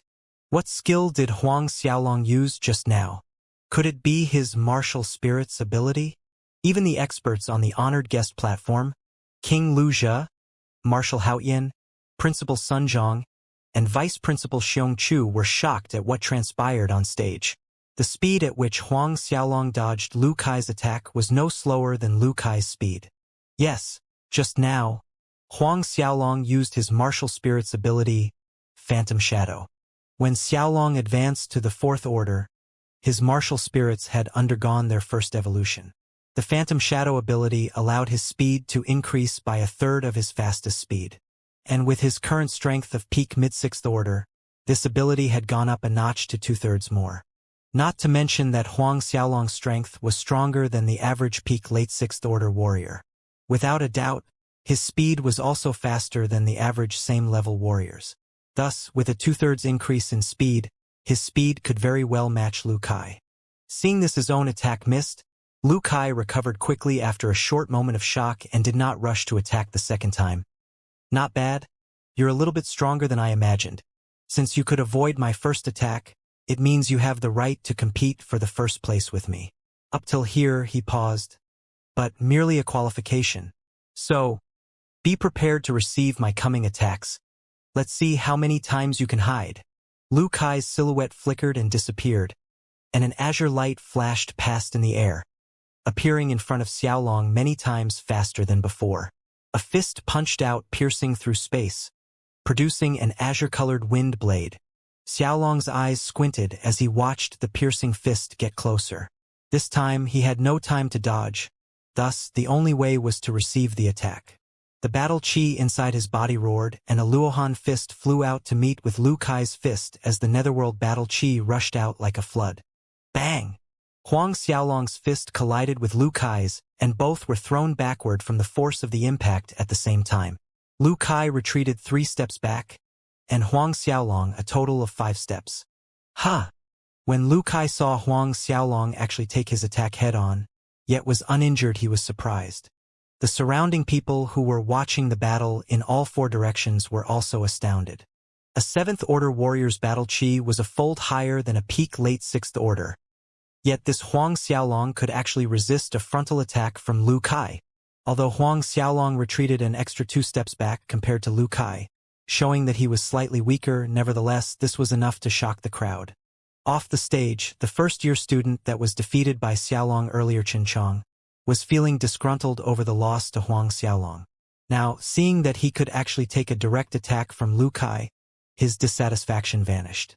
He knew, if it was him on the stage, he wouldn't be able to take that punch. This Huang Xiaolong's physique is unexpectedly strong, and his battle chi grade is so high. On the main platform, King Lu Zhi commented. Every person sitting on the main platform was an expert. Their eyesight could determine that Xiaolong's physical body was much stronger than the average peak late 6th Order warrior. Furthermore, his battle chi grade was quite high. If not, he wouldn't be able to receive the strong punch from Lu Kai and remain unhurt. Judging from the situation, to win over Huang Xiaolong, Kaier can only soul transform. King Lu Zhi subsequently added, "What your majesty says is correct." At this time, a duke that was seated below the main platform quickly agreed. The duke stood up, smiling as he continued, "After the prince soul transforms, it doesn't matter how strong that Huang Xiaolong is. It's impossible for him to win against the prince." The other dukes immediately showed their support by agreeing. Marshal Haoyin listened but didn't speak. His eyes were focused on the 2 figures on the battle stage. At this time, up on the stage, Lu Kai had turned into a ray of constant flickering azure light, appearing in random places on the stage. His flurry of attacks raged like an angry thunderstorm over Huang Xiaolong, but what made everyone watching stupefied was, no matter how intense and violent Lu Kai attacked, Huang Xiaolong could successfully take on or dodge each time. Xiaolong looked like he had no power to fight back, but that calm and easygoing attitude made hearts go round with suspicion. After madly attacking over 10 times, Lu Kai suddenly stopped. He frowned. By this time, he realized that if he kept attacking this way, it would be almost impossible to defeat Huang Xiaolong in half an hour's time. "Huang Xiaolong, call out your martial spirit," Lu Kai said, observing Huang Xiaolong. "In the next attack, I'm going to soul transform. You won't be able to deflect or receive my attack at that point." Like anyone else, Lu Kai was curious about Huang Xiaolong's martial spirit. What kind of martial spirit was it? Could it be like the rumors going around in the academy, a grade 11 superb martial spirit? The sky Peng disappeared from view after Lu Kai finished speaking. A coruscating light burst out as he soul transformed in an instant. After soul transforming, a layer of plumage that was similar to the sky Peng covered Lu Kai's body like an armor. His eyebrows elongated, turning into a golden hue, and there were 4 wings emerging from his back. His battle chi soared quickly, blowing off the roof after combining with his martial spirit. After the instant soul transformation, the 4 wings behind his back flapped, and it was as if he disappeared from the air in a flicker of azure light. Huang Xiaolong's eyes squinted. In a sense, he knew Lu Kai did not really disappear, but because his speed was too fast, it created the illusion that he disappeared. All of this was just an illusion. At this moment, the space in front of Huang Xiaolong shook violently and a piercing sound of wind rang out. His eyes widened. This was an overbearing punch, and the speed at which it was coming at him was almost breaking space constraints. Unable to dodge the attack in time, Xiaolong immediately used Phantom Shadow, but he was still a step too late. Lu Kai's speed after soul transforming had broken his earlier limit and his fist already hit Huang Xiaolong's chest. Bang! A loud sound resounded and Huang Xiaolong's body trembled. His feet staggered back 10 steps before coming to a stop on the battle stage. Waves of burning pain erupted in his chest. This was the first time Huang Xiaolong was injured after he came to this world. Lu Kai did not continue to attack after this hit. Instead, his face showed that he was greatly shocked as he looked at Huang Xiaolong. After receiving his head on attack, Huang Xiaolong only retreated 10 steps, and judging from his appearance, the injury he received was superficial. Huang Xiaolong's physique defense had reached such a strong degree. Lu Kai was astonished, and so was everyone else around. On the main platform, King Lu's eyes flashed and then he grew quiet as if he was contemplating something. As for Li Lu, her heart missed a beat from the fright, and a worried expression was fully displayed on her face. Huang Xiaolong, I've said that after I soul transform you wouldn't be able to stand my attack, Lu Kai said as he stared at Huang Xiaolong. How about it? Still don't plan to call out your martial spirit? The crowd's attention in all 4 directions was focused on Huang Xiaolong. Sun Zhang and Xianxia were staring closely at Huang Xiaolong. They really wanted to know if Huang Xiaolong possessed a grade 11 superb martial spirit. Feeling the gazes of anticipation from all around the stage, Huang Xiaolong calmly looked at Lu Kai, saying, "Since all of you are so curious about my martial spirit, then I should let you see what my martial spirit is." Hearing Huang Xiaolong's words, the surrounding area became silent, and their hearts tightened, not knowing what to expect. Suddenly, the air behind Huang Xiaolong rippled like water, and a black light spread out and loomed over everything. With a flash, a majestic black dragon floated silently behind Huang Xiaolong, giving the impression that it was overlooking all living beings from a high position. A dragon's terrifying and oppressive aura swept out like a hurricane from the stage. Everyone went into a daze as they stared at the black dragon floating behind. Not moving, not speaking, even forgetting to breathe temporarily.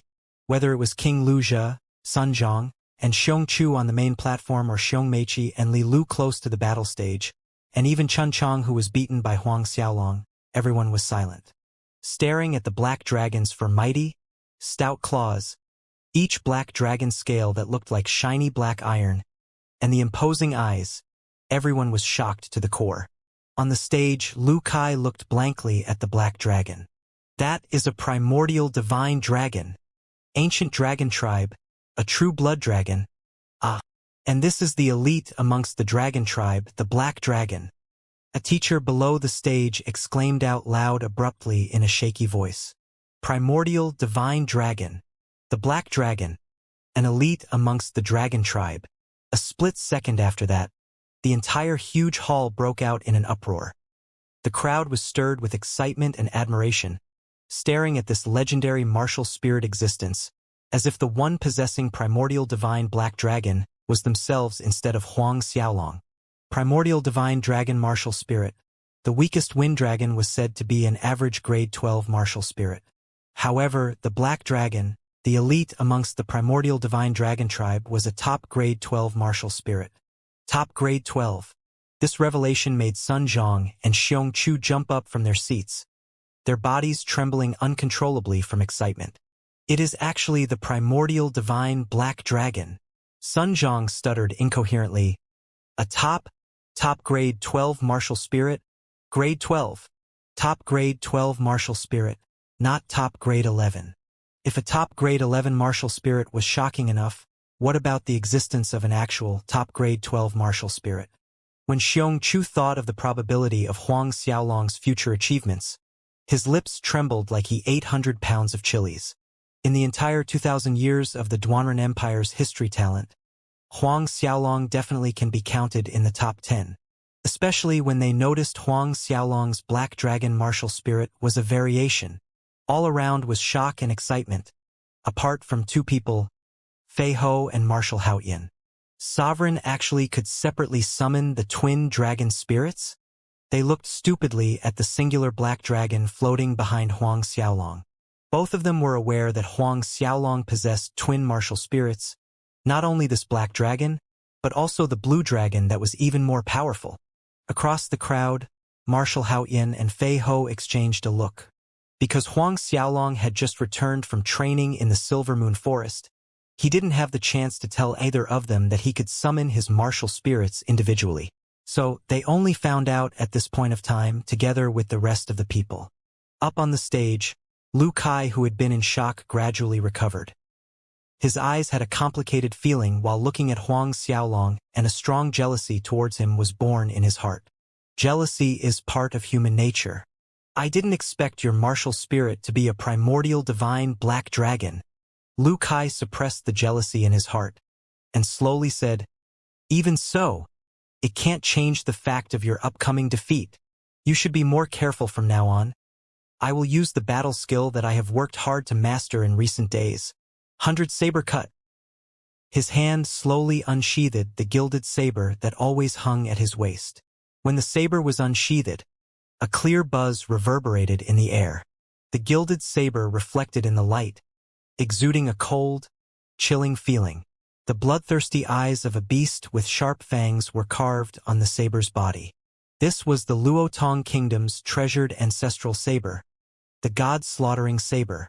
Lifting up the God-slaughtering saber with both of his hands, Lu Kai slashed at Huang Xiaolong without warning, once again the first to attack. 100-cut saber. 100-cut saber, Earth rank battle skill.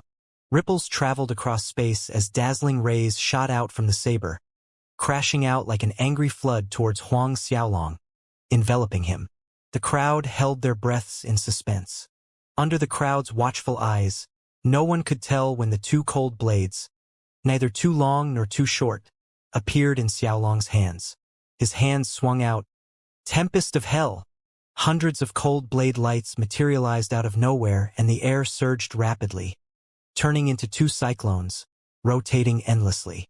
A hellish crying sounded clearly in everyone's ears, into their mind, and deep into their souls. Zhang, zhang, zhang.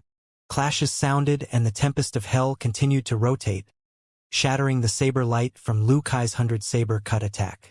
And it continued on towards Lu Kai.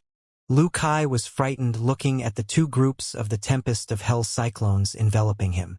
The crying sound emitted from them made his heart shiver. Fearful, Lu Kai forced himself to move the four wings at his back, open and close. In an instant, his body spun around into an azure tornado, dodging away speedily. Still, it was a step too late. The two cyclones covered Lu Kai, clashing violently against the azure tornado. Boom!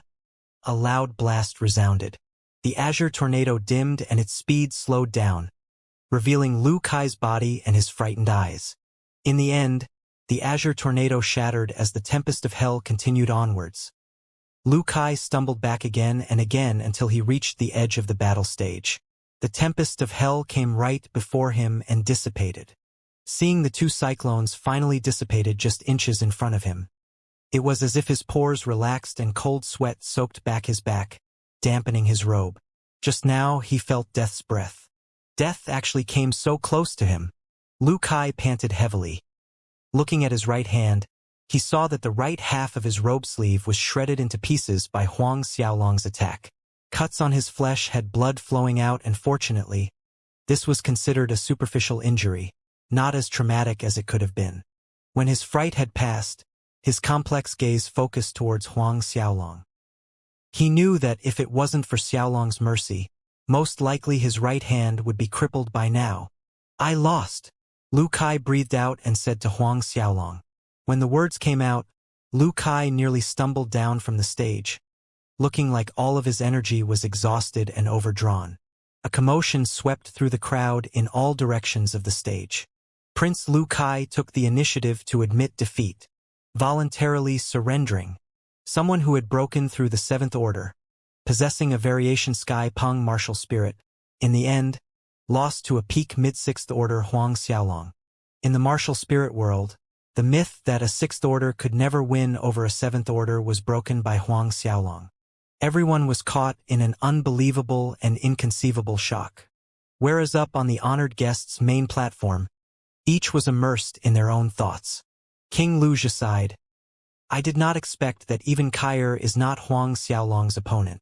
Then, he turned to look at Marshal Haoyan with a gratified expression, laughed and said, even more surprising is this Huang Xiaolong's martial spirit. It's actually a primordial divine dragon, the Black Dragon. I look forward to his achievement after winning the Academy's first-year competition and his journey to the Duanren Empire for the Imperial City Battle. What Luxia said was heartfelt words.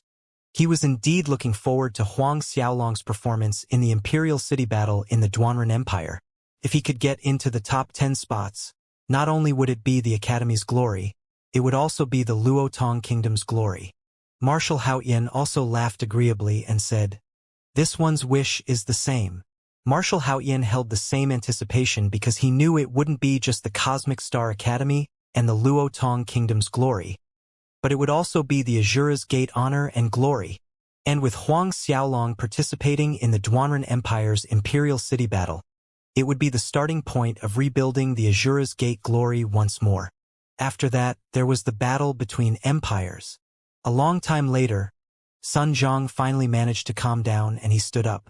However, excitement and complicated feelings were still obvious on his face as he looked at Huang Xiaolong on the stage, saying, this battle, Huang Xiaolong wins. The first-year champion is Huang Xiaolong. The first-year champion, Huang Xiaolong. When the crowd heard Sun Zhang announce the result, the Holy Hall broke out in a frenzy. Li Lu laughed, Fei Ho laughed, and Marshal Haoyan also laughed, not excluding the guards from the martial mansion. The atmosphere in the huge hall boiled up. Zhong Yuan, who was standing amongst the crowd, turned pale white and his eyes were filled with hate and fear as he stared fixedly at Huang Xiaolong on the stage. Huang Xiaolong won. He got the first place in the first-year competition, then his bet with Huang Xiaolong. Zhong Yuan felt only bleak darkness before him. Hearing Sun Zhang announce the result, Huang Xiaolong secretly breathed out in relief. After a series of difficult battles, he finally achieved his aim, to become the first-year champion. Soon after that, the second-year and third-year classes also announced their winners, and the overall winner was somebody called Chen Cheng, from the inner court of Cosmic Star Academy. His strength had reached peak late 10th order. 2 months later, he would be heading to the Duanren Empire as Cosmic Star Academy's representative for this round of the Imperial City Battle. The inner court of Cosmic Star Academy consisted of talented students selected from the third year, and every year, the number of students that were capped stopped at 10 people. After the total results were collected, it was time for King Luxia and Sun Zhang to give out the rewards to Huang Xiaolong and the 3 other winners. While giving out the rewards to Huang Xiaolong, it was inevitable that King Luxia and Sun Zhang would speak words of encouragement. Looking at the rewards in his hands, Huang Xiaolong's heart bounced a little with excitement. 1 million gold coins. 1 low-grade Earth-rank cultivation technique and battle skill. Most importantly, the high-grade 4 Spirit Dan, Xingyao Dan. With this Xingyao Dan, coupled with the cycad fruits he found in the Silver Moon Forest, his father, Huang Peng, could advance another order. Of course, Huang Xiaolong wouldn't swallow this Xingyao Dan himself. He had intended to give it to his Huang Peng all along.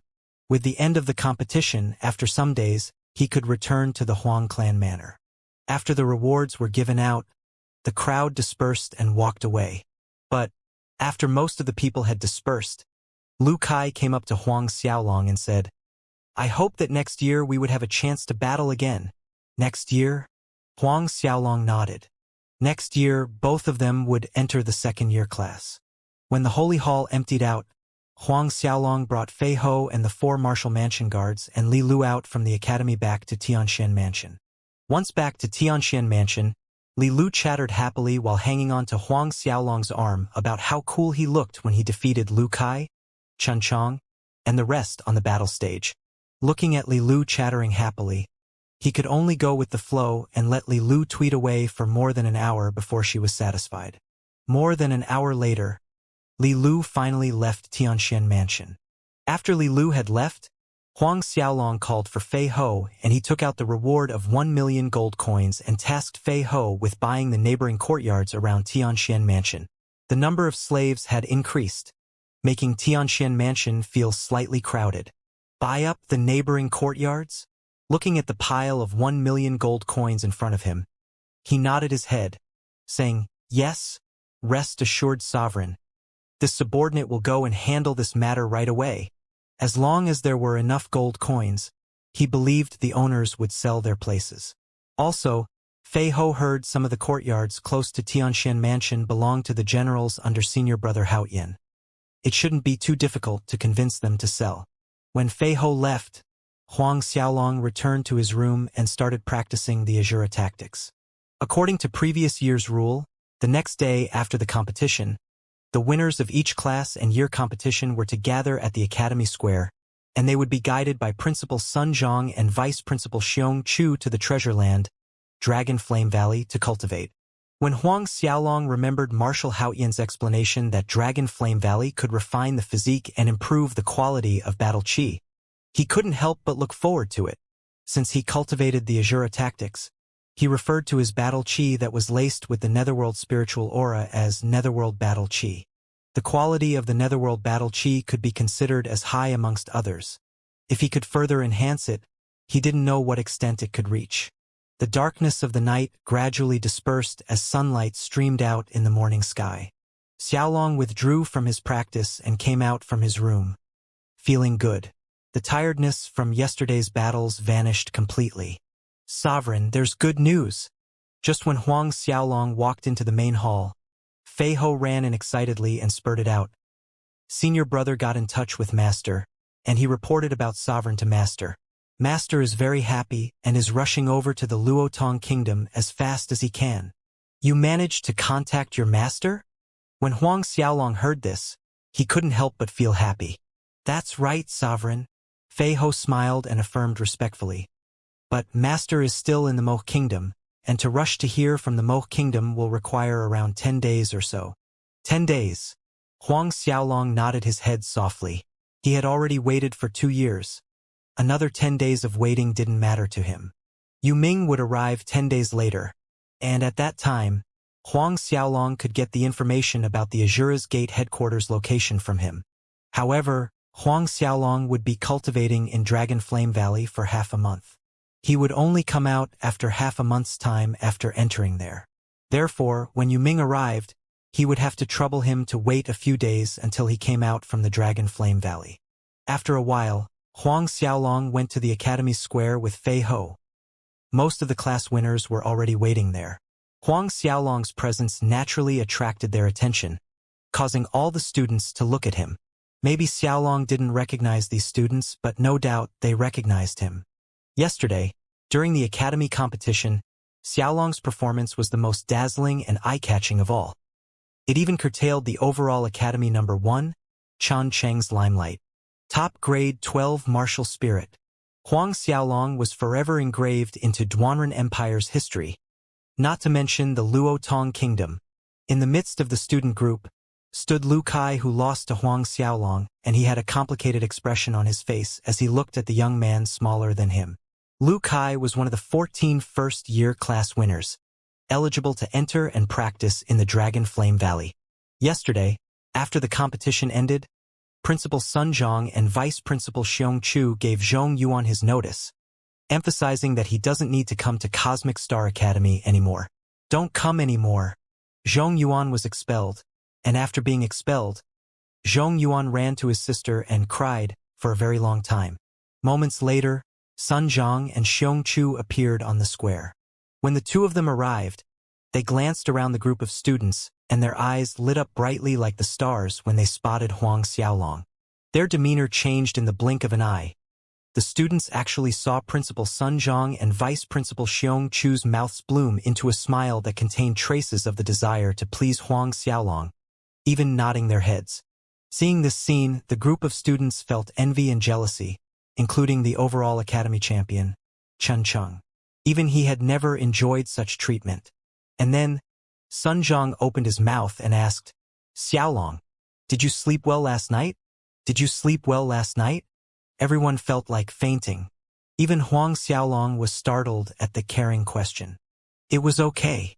Huang Xiaolong nodded and said. At this time, Xianxia also said to Huang Xiaolong with a grin on his face. You're still a growing boy. You should eat and sleep well. Growing boy? Eat and sleep well. When the students heard this, they become even more speechless looking at Huang Xiaolong. If envy and jealousy could condense into a solid form, it would flow out from their eyes like water. Okay, since everyone is gathered, we will now bring all of you into the Dragon Flame Valley. Sun Zhang opened his mouth and said.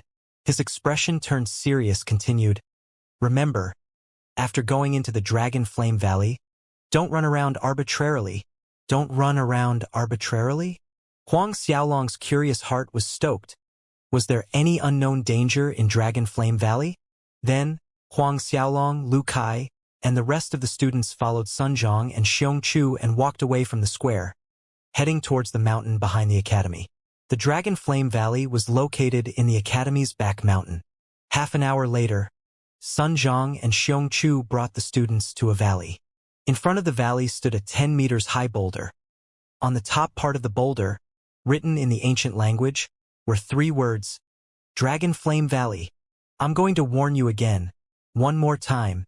After we enter the Dragon Flame Valley, no one is allowed to act rampantly. Standing before the boulder that was the entrance into the valley, Sun Zhang reminded Huang Xiaolong and the rest of the students. Heads nodded in obedience. Only after seeing this did Sun Zhang and Xianxia guide them into the Dragon Flame Valley. Unsure if it was a misperception, but the moment he stepped into the Dragon Flame Valley, his twin dragon martial spirits actually moved for a second. It was only for a second, and then they stayed still like nothing happened. Thus Huang Xiaolong didn't think too much about it, moving forward with the rest of the students.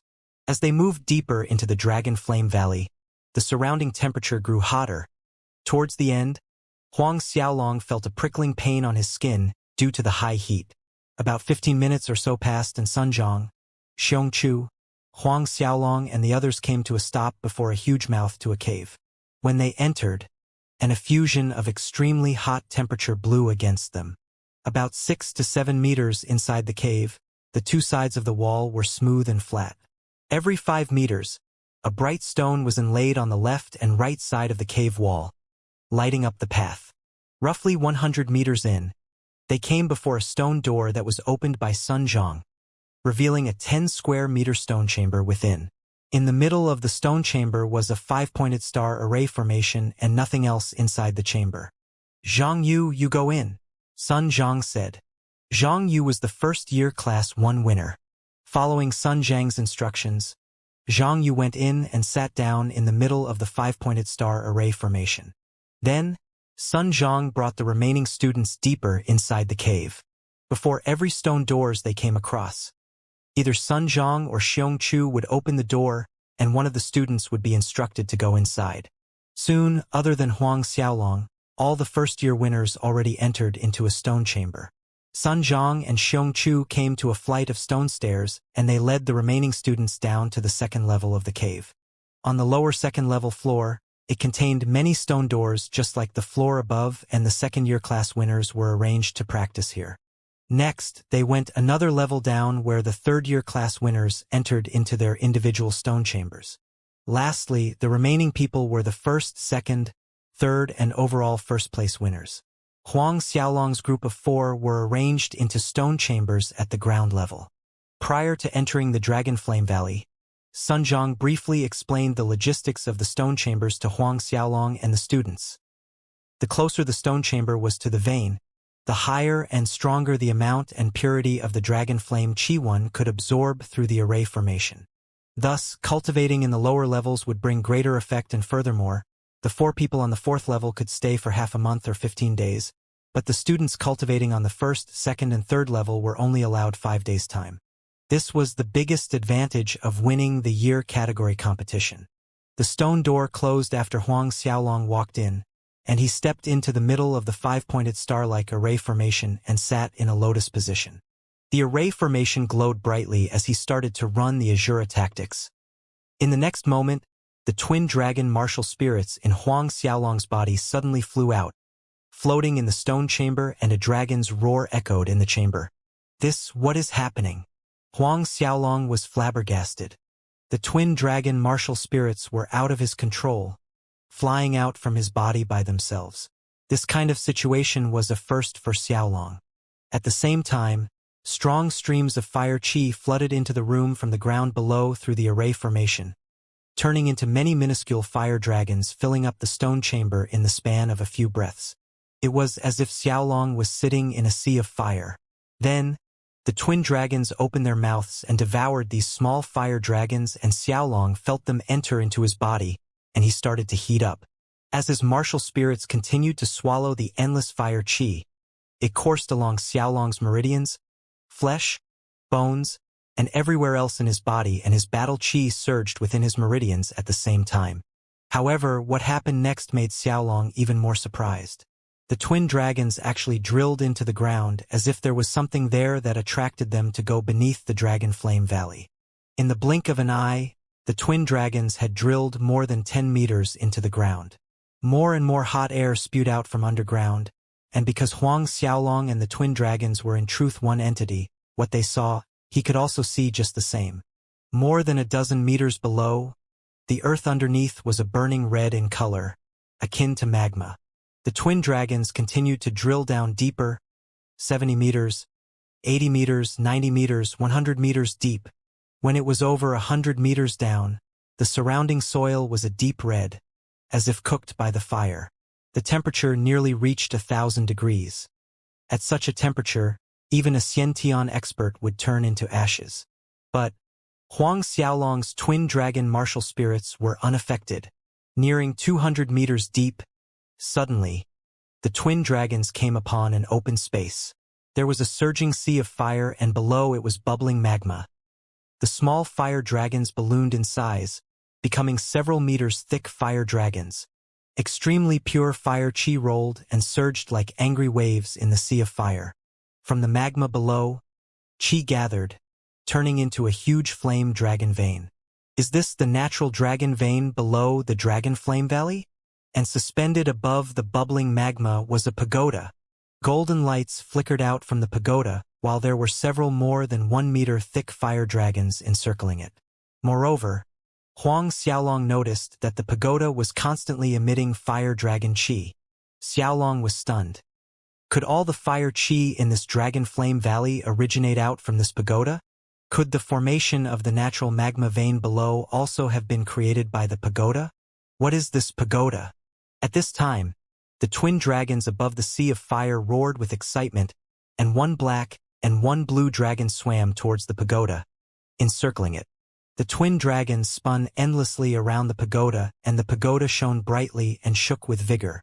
The fire dragons around the pagoda shot towards the blue and black dragons, as if they had wisdom, wanting to swallow Huang Xiaolong's twin dragon martial spirits.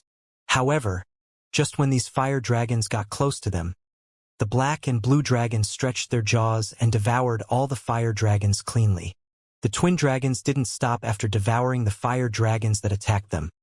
They continued on to other fire dragons, and one after another, fire dragons of various sizes went into the black and blue dragon's stomach. These thick fire qi dragons took more 10 years to reach this size, and their purity was 10 times higher than what Huang Xiaolong could absorb through the 5-pointed star array formation in the stone chamber, maybe even higher than that. A short while later, the fire dragons above the sea of fire were swallowed into the black and blue dragon's stomach till none were left. And after devouring these fire qi dragons, Huang Xiaolong's twin dragon martial spirits nearly doubled in size. The scales on both of their bodies became even more compact, shinier, and their stout claws grew sturdier. On the surface, the black and blue dragons looked like they were layered with a fiery red glow, rippling along the scales of their bodies, and the dragon's natural oppressive aura multiplied. When all the fire qi dragons were gone, the black and blue dragons once again circled the pagoda. But around the pagoda was an invisible barrier of fire qi, blocking the black and blue dragons a few meters away, unable to get closer to it. Even so, every time the black and blue dragons spun around it, the fire qi barrier would become a little thinner. 1 hour later, the fire qi barrier disappeared completely. Then, the black and blue dragon wrapped the pagoda with their bodies and headed back towards the stone chamber Huang Xiaolong was in. In just moments, Both the black and the blue dragon reached the stone chamber. The pagoda floated above Huang Xiaolong's head. Instantly, strong pure flames broke out from the pagoda, rushing into Xiaolong's body. Huang Xiaolong's body shook abruptly as if he fell into a pool of magma. His organs felt like they were being boiled in scorching lava, causing anguishing pain. This type of pain from extreme temperatures almost made Xiaolong lose his consciousness, scaring him so much that he quickly ran the Azura's tactics to refine this violent fire dragon chi, so he could absorb it. One stream of fire chi after another caused Xiaolong's face to distort due to the excruciating pain. He kept refining the fire chi that entered his body, but the pagoda kept spewing out an endless stream of fire chi that even made Xiaolong hallucinate that he was being roasted inside out. As Huang Xiaolong continued to refine the fire chi inside his body, on the surface of his skin were traces of black impurities mixed with blood that oozed out from his pores. Years ago, when Xiaolong ate the yang fruit, it cleansed his marrows, and at that time, black impurities also coming out from his body. Now, however, the amount was significantly higher and it was mixed with blood. Soon, these blood-mixed impurities turned into a layer of hard scab as if imprisoning him inside. From afar, Huang Xiaolong looked like someone who fell into a pool of blood. After a little more than an hour, relying on the continuous usage of the Azura tactics, Huang Xiaolong could feel the pain gradually subside, and after another 2 hours, the pure fire chi spewing out from the pagoda gave Xiaolong a warm, comfortable feeling instead of the unbearable pain it had in the beginning.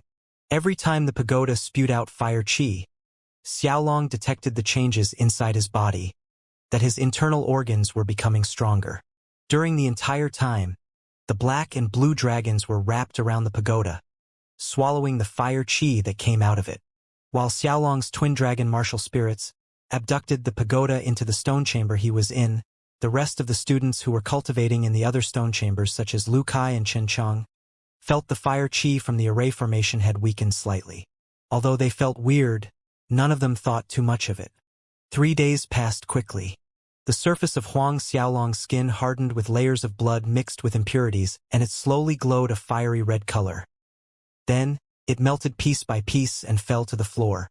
At this time, more impurities were pushed out from his body, once again creating a new layer on the surface of his skin. Another 3 days came and went. These layers of impurities melted, fell, and emerged once again, repeating itself.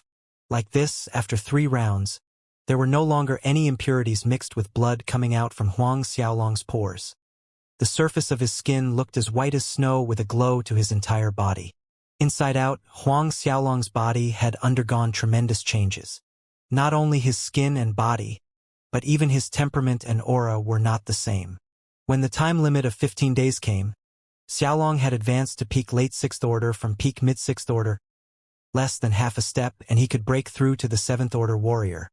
After the 15th day, Huang Xiaolong recalled his twin dragon martial spirits back into his body, and that pagoda actually followed into his body as well. Inside his body, the pagoda continued to spew out fire chi, tempering his body non-stop. This discovery made Huang Xiaolong very happy. In this case, didn't that mean the fire chi would continue to strengthen his physique every second of the day? In the long run, to what extent would his physical strength and defense improve? Not only that, his meridians and battle chi could be enhanced infinitely. What extent could they reach? Huang Xiaolong took a deep breath to calm himself down. Suppressing the excitement in his heart, he walked out from the stone chamber seconds later. The other 3 people also came out from their respective stone chambers where Sun Zhang and Xiongchu were already waiting for them. Seeing the 4 students come out, Sun Zhang and Xiongchu's gaze could not help but fall on Huang Xiaolong's body, and the finding made their eyes widened in shock. You are Huang Xiaolong? Sun Zhang and Xiongchu stared at Huang Xiaolong with exaggeratedly widened eyes. It had only been 15 days inside the stone chamber, yet Huang Xiaolong actually grew a head taller. His skin, his temperament, and his aura had changed drastically. If they were in a different place without careful observation, they truly would not be able to recognize Xiaolong. In fact, when Chen Chang and the other 2 students came out from their stone chambers, they really did not recognize him. Looking at Sun Zhang and Xiongchu's reaction, Huang Xiaolong felt helpless about it and could only nod his head in affirmation. Xiaolong, are you all right? Sun Zhang came up beside him and asked, full of concern. Such drastic changes in 15 days, hopefully, there isn't anything wrong. Nowadays, Huang Xiaolong was considered to be the academy and the Luotong kingdom's darling. Me? What could happen to me? Huang Xiaolong smiled helplessly. At the moment, his body was at its best condition. He could probably even kill a grade 7 demonic beast with a single punch. Then all is good. Sun Zhang and Xiong Chu secretly breathed out in relief. With the cultivation time ending, the two of them brought Huang Xiaolong and the other 3 students out of Dragon Flame Valley. Lu Kai and the rest had left 10 days earlier. Coming out of the Dragon Flame Valley, the group of 6 soon arrived at the Academy Square. Changchang, Huang Xiaolong, and the other 2 bid farewell to Sun Zhang and Xiong Chu. But when Xiaolong turned around wanting to leave, Sun Zhang called out, Xiaolong, stay for a moment. I have something to say to you. Huang Xiaolong paused for a second and turned back, and he looked at Sun Zhang and Xiong Chu both. A look was exchanged between Sun Zhang and Xiong Chu. Subsequently, Sun Zhang took out a small bottle and stated, This is a high-grade 5 spirit Dan. Take it. 5, high-grade 5 spirit Dan. Huang Xiaolong was taken aback. Then his eyes lit up. The Academy overall champion, Chun Chang, was rewarded with 1 high-grade 5 spirit Dan. Even to the Academy, grade 5 spirit Dan were hard to come by. But Sun Zhang and Xiong Chu actually gave him 1. Xiong Chu chuckled, saying, That's right, this is a top grade 5 spirit Dan. Consider it as our personal gift to you. Xiaolong, practice hard. Both of us hope you can advance to the 7th order soon. Huang Xiaolong took the bottle, feeling delighted in his heart. A high-grade 5 spirit Dan. With this, his mother's strength can enhance another level. As for himself, he didn't need it. On Huang Xiaolong's face was an expression of gratefulness to Sun Zhang and Xiong Chu, and he said, Don't worry, I will practice hard and seize the time to break through to the 7th order as soon as possible. Hearing this, Sun Zhang and Xiong Chu's face bloomed. Sun Zhang smilingly said, With that high-grade 4 spirit Dan you have, along with this one and your talent, we believe within half a year's time you can advance to the peak late 6th order. And in 1 year you definitely can break through to the 7th order. If these 2 people knew Huang Xiaolong wanted to gift the first-year champion's reward, the high-grade 4 spirit Dan, and this high-grade 5 spirit Dan to his parents, what would they think? Of course, even without these 2 pills, Xiaolong estimated that he would break through within half a year's time. A short moment later, Xiaolong left the academy, returning to the Tianxian mansion. When he reached Tianxian mansion's entrance, Fei Ho, Marshal Hao Yin, and a middle-aged man were waiting at the Tianxian mansion main door. This unknown middle-aged man has sharp-edged eyebrows and deep, unfathomable eyes, and faint streaks of gray hair on his temples. He stood there like a sword ready to fly out from its sheath any time, able to flip the earth over. Marshal Hao Yin and Fei Ho, who stood a step behind him, nearly faded into the background. Seeing this middle-aged man, Huang Xiaolong could already guess his identity. Azura's Gate Elder Yu Ming. When Huang Xiaolong appeared, the middle-aged man looked over, his eyes sharp like a knife, giving an invisible, oppressive aura, making it difficult to breathe with the pressure he exuded. Sovereign! Joy was obvious on Fei Ho's and Marshal Hao Yin's faces when they saw Huang Xiaolong. They hurried to introduce Huang Xiaolong to the middle-aged man. Master, that is the Sovereign. Sovereign is back. Yu Ming's gaze inevitably fell on Huang Xiaolong's left ring finger where the azure ring was. Suddenly, he trembled excitedly, and all his tyrannical aura disappeared in an instant as he strode towards Huang Xiaolong and bowed down in salute. Azura's Gate Elder Yu Ming greets the Sovereign. Sovereign invincible throughout. Seeing their master like this, Marshal Hao Yin and Fei Ho quickly followed suit. Quick, please stand. Huang Xiaolong stepped up and helped the 3 of them up. After the 3 stood up, Huang Xiaolong spoke. Let's go in and talk. Minutes later, the 4 came to the main hall and Huang Xiaolong waved away the Marshal Mansion guards and Boli's group of slaves. I heard from Marshal Hao Yin and Fei Ho. You went to the Mo Kingdom to do something? After everyone took a seat, Huang Xiaolong asked Yu Ming. It is so, sovereign. Yu Ming quickly stood up and answered respectfully. 3 years ago, this subordinate was searching for life and death grass for alchemy, and I heard that the Mo Kingdom has them, so subordinate had rushed over there.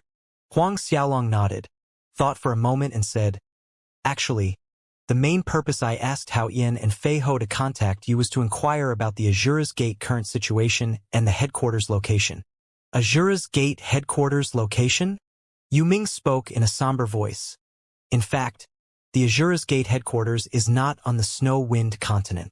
What? Not on Snow-Wind continent? Huang Xiaolong was greatly surprised. He turned to look at Fei Ho and Hao Yin and found that both of them had the same surprised look on their faces. Apparently, neither of them thought of the possibility that the Azura's Gate headquarters wasn't located on the same continent. That's right, Sovereign.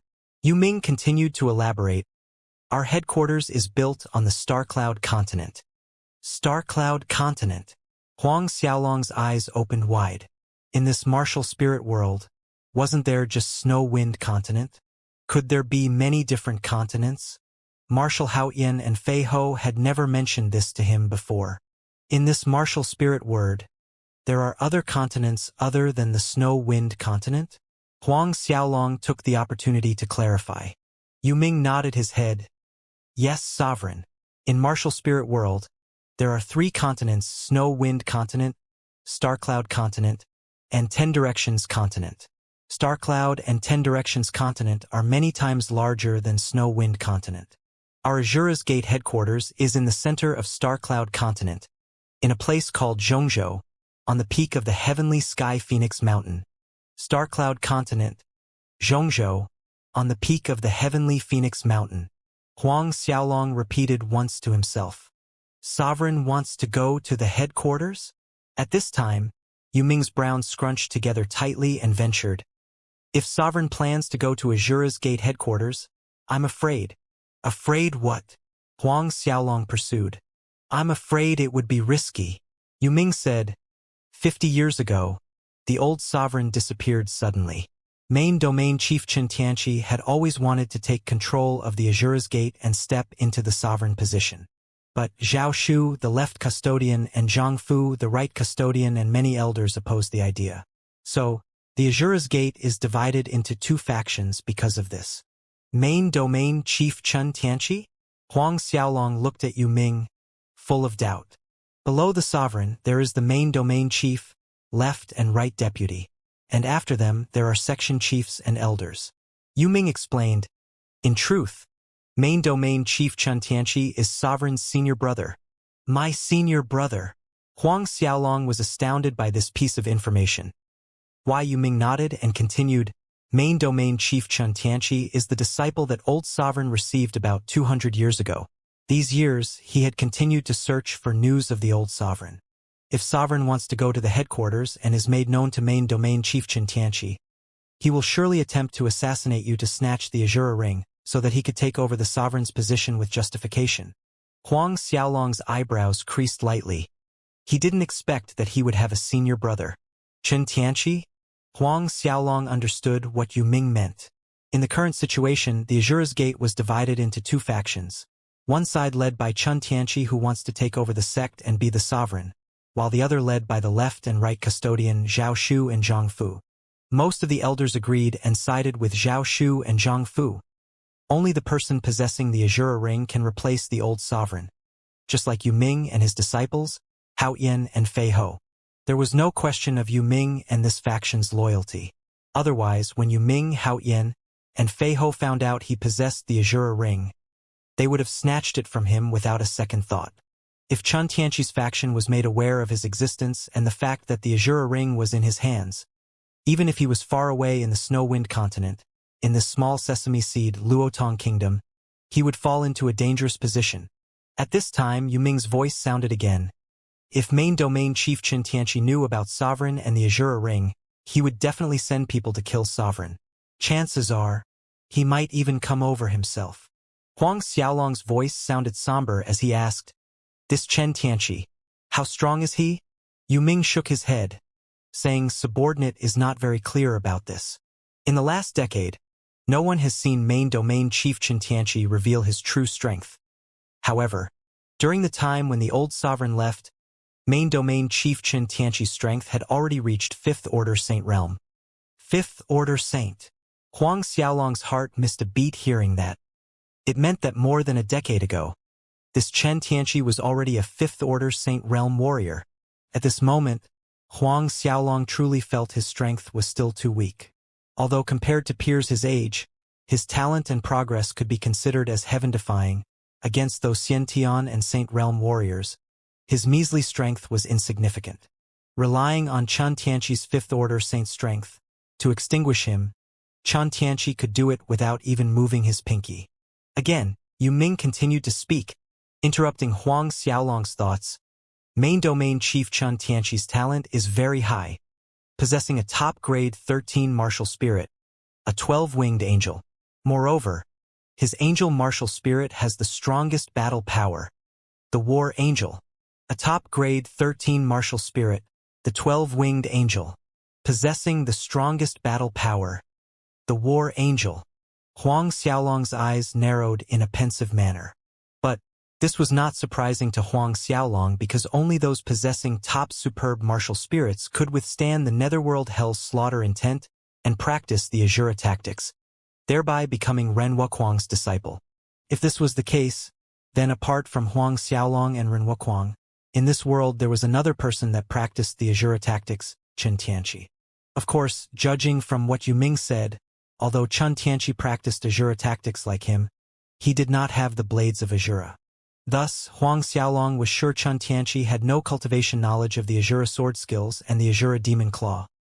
Furthermore, according to what was written on the illustrations, only the Azura's gate sovereign could practice them. Clearly, Xianxia did not learn any of them. Between this piece of heaven and earth, there were only Huang Xiaolong and Ren Wuquang who practiced the Azura sword skill and the Azura demon claw. Master, in fact, Sovereign's talent is no worse than main domain chief Xianxia. At this time, Fei Ho hastened to say to Yu Ming. Prior, without Huang Xiaolong's permission, Fei Ho and Marshal Haoyan dared not reveal anything about his martial spirit to their master Yu Ming while he was cultivating in the Dragon Flame Valley. So, until this moment, Yu Ming didn't know about Huang Xiaolong's superb twin martial spirits. Hearing Fei Ho speak, Yu Ming quickly turned to Huang Xiaolong, an expression of disbelief on his face. Could it be Sovereign also has a top-grade 13 martial spirit? Main domain chief Xianxia was the person with the highest talent in the Azura's Gate and in the entire Starcloud continent. His talent was considered as one of the premier talents, not to mention a top-grade 13 martial spirit. Even grade 13 martial spirits were rare gems in the whole martial spirit world. So, Yu Ming couldn't be blamed for his reaction of disbelief when it was implied that Huang Xiaolong, like Xianxia, possessed a top-grade 13 martial spirit. At this point, Marshal Haoyan and Fei Ho shifted their sights towards Huang Xiaolong. Yu Ming's eyes had not moved away from Huang Xiaolong since hearing Fei Ho's words. In the next moment, Huang Xiaolong called out his twin dragon martial spirits, not planning to deceive Yu Ming. Instantly, a radiant light burst out from Huang Xiaolong's body, and a huge black dragon was seen floating above him. Primordial divine black dragon. Both of Yu Ming's eyes protruded with surprise. Top grade 12 martial spirit. Such a talent, although incomparable to main domain chief Xianxia, but it was still shocking. And it was enough to stand at the helm and become their Azura's Gate sovereign. Exactly at this moment, a dazzling blue light broke out behind Huang Xiaolong. Under Yu Ming's dumbfounded eyes, a blue dragon materialized in the hall, floating quietly in midair next to the black dragon. The black and blue dragons entwined together, and the echoes of the dragon's roar vibrated in all four directions. The dumbfounded Yu Ming stared blankly at the two dragons. His mind was a piece of white. Superb twin martial spirits. Moreover, both were primordial divine dragon martial spirits. Blue dragon. So many years in the martial spirit world. Yet Yu Ming had never heard of anyone possessing a blue dragon martial spirit. Blanking out for some time, Yu Ming's tongue was twisted into a knot, similar to how his disciples, Fei Ho and Marshal Haoyan, reacted when they first found out. In an abrupt action, Yu Ming stood up from his seat and knelt down on a single knee. Sovereign invincible throughout the world, Yu Ming lauded, trembling with excitement. Huang Xiaolong quickly held Yu Ming up, but he remained kneeling for a long time before he was willing to get up. Even so, he didn't seem to have calmed down, and the way he looked at Huang Xiaolong was completely different from before. After Yu Ming had stood up, Huang Xiaolong had thought for a moment before saying, "I have something to show you all."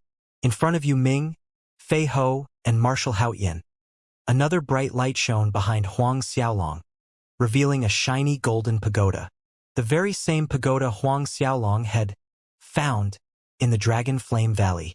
As an elder of the Azura's Gate, Yu Ming has a wide amount of knowledge and experience, and he probably could recognize this pagoda. Huang Xiaolong wanted to let Yu Ming identify what kind of treasure the pagoda was.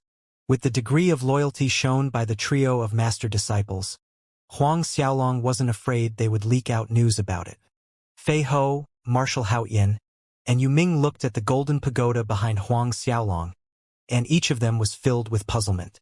However, Yu Ming suddenly shook as if he was electrified. This was just as dramatic as when he saw Huang Xiaolong's black dragon. With quivering lips, he pointed a finger at the golden pagoda floating behind Huang Xiaolong, his eyes almost popping out as he stammered, Is this the Linglong Treasure Pagoda? Linglong Treasure Pagoda." Both Fei Ho and Marshal Haoyan looked over to the excited Master Yu Ming, and the two became even more confused. Obviously, both of them had never heard of this Linglong Treasure Pagoda. Huang Xiaolong's attention was also on Yu Ming. The Linglong Treasure Pagoda. It is really the Linglong Treasure Pagoda. At this moment, it looked like nothing existed other than the golden pagoda in front of Yu Ming, his eyes burning with emotion, and the rhythm of his breathing quickened. Seeing Yu Ming's dramatic reaction, Huang Xiaolong felt speechless. However, judging by his reaction, this so-called Linglong Treasure Pagoda is a very rare and valuable item. After what seemed like half a day's time, Yu Ming finally calmed down. Looking at Huang Xiaolong, his eyes contained the slightest traces of envy. Even when Huang Xiaolong called out his twin dragon's superb martial spirits, there wasn't envy in his eyes. Inhaling a deep breath, Yu Ming said to Huang Xiaolong, "Between heaven and earth, there exist objects referred to as heavenly treasures. Every time a heavenly treasure appears, it will set off bloody trails behind it. Numerous powers compete for it, and numerous people die for it." Yu Ming paused for a second here before continuing, eyes sparkling as he stared at the pagoda behind Huang Xiaolong. "Between heaven and earth, there are a total of 32 heavenly treasures. And Sovereign's pagoda, if I'm not mistaken, should be the number 9, Linglong Treasure Pagoda. Heavenly treasure, the number 9, Linglong Treasure Pagoda." Yu Ming added, "Every heavenly treasure has different magical effects, especially towards a person's cultivation. It provides an unimaginable benefit. Sovereign should be aware of this since Sovereign managed to reign in this Linglong Treasure Pagoda. Also, as Sovereign becomes stronger in the future, the benefits of this Linglong Treasure Pagoda will only increase." Huang Xiaolong slowly nodded his head. Indeed, the Linglong Treasure Pagoda emitted fire dragon qi at all times inside his body, and this qi was way purer than the fire qi that could be absorbed from the 5-pointed star array in Dragon Flame Valley stone chambers. The purity level could be said to be more than 10 times greater. Like what Yu Ming had said earlier, this Linglong Treasure Pagoda would bring unimaginable benefits to Huang Xiaolong's future cultivation. "You said, as I grow stronger, this pagoda will play a bigger role?" Huang Xiaolong asked Yu Ming. "What do you mean?" Yu Ming replied respectfully, "About the Linglong Treasure Pagoda, subordinate doesn't know much, but I heard some say that the Linglong Treasure Pagoda has 9 layers in total. As its master becomes stronger, each layer can be opened accordingly." 9 layers in total. Huang Xiaolong was shocked, although he reigned in the Linglong Treasure Pagoda, but he truly did not know that there were 9 layers inside the pagoda. Could every floor hold a different treasure within? At this time, Yu Ming's voice sounded as he continued to explain. Based on rumors, from the first layer of the Linglong treasure pagoda, it could produce something called the Fire Dragon Pearl. As for its uses, this subordinate is not sure. Fire Dragon Pearl. Huang Xiaolong's heartbeat quickened. This Fire Dragon Pearl should be some kind of bead condensed out from the accumulation of Fire Dragon Qi. In its natural form, Fire Dragon Qi could temper and strengthen the physical body and enhance the quality of battle Qi. Therefore, needless to say, this Fire Dragon Pearl was probably even more potent. Swallowing it before practice could produce a better result 100 times over. Suddenly, Huang Xiaolong thought of an important issue and asked Yu Ming, "Then, this Fire Dragon Pearl, can others swallow it for cultivation? If others could do so, when he opens the first layer later, he could give this Fire Dragon Pearl to his parents, little sister, little brother, Li Lu, as well as Fei Ho, Hao Yin, and the rest. Doesn't this mean his parents and people close to him can also temper their physique and enhance their battle Qi continuously?" Yu Ming was a little surprised with the question, and after thinking for a moment, he said, "Others should be able to. However, Sovereign, according to rumors, the Linglong Treasure Pagoda needs natural spiritual aura to be able to form Fire Dragon Pearl, so it might be able to produce only one Fire Dragon Pearl after a certain period of time intermittently." This made Huang Xiaolong frown, and he questioned, "Is there any other method to make the Linglong Treasure Pagoda produce more Fire Dragon Pearls?" Yu Ming shook his head. "This subordinate doesn't know." Huang Xiaolong nodded slowly. It seems he could only wait and test it out in the future. "Then, do you know what level of strength is needed to open the first layer of the pagoda?" Huang Xiaolong asked in a somber voice. "Rumors has it that one should be a Hotian 7th order, and the second layer needs to be a Xiantian 1st order." Yu Ming answered before adding, "But what strength is needed to open the third layer? This subordinate doesn't know." "Hotian 7th order." Huang Xiaolong was delighted. If this is true, then within half a year's time, doesn't that mean he could open the Linglong Treasure Pagoda's first layer? He was confident that he could break through to the 7th order in the upcoming 6 months. "Do you know the number 1 treasure on the heavenly treasure list?" Huang Xiaolong asked another question out of curiosity. A treasure such as the Linglong Treasure Pagoda was only listed as the 9th, so this made Huang Xiaolong wonder about the treasure that was reputed as number 1. "I heard it was a mountain," Yu Ming replied. "A mountain?" Huang Xiaolong was stunned. He imagined many different possibilities, but it never crossed his mind that the first heavenly treasure would turn out to be a mountain. Yu Ming nodded. "That's right, Sovereign. It is a mountain called Heavenly Mount. Shumi. Heavenly Mount. Shumi," Huang Xiaolong repeated. According to legends on the Heavenly Mount, Shumi, there is something called geocentric Buddha milk, a wonder accumulated between heaven and earth. After swallowing it, cultivation is only half the effort.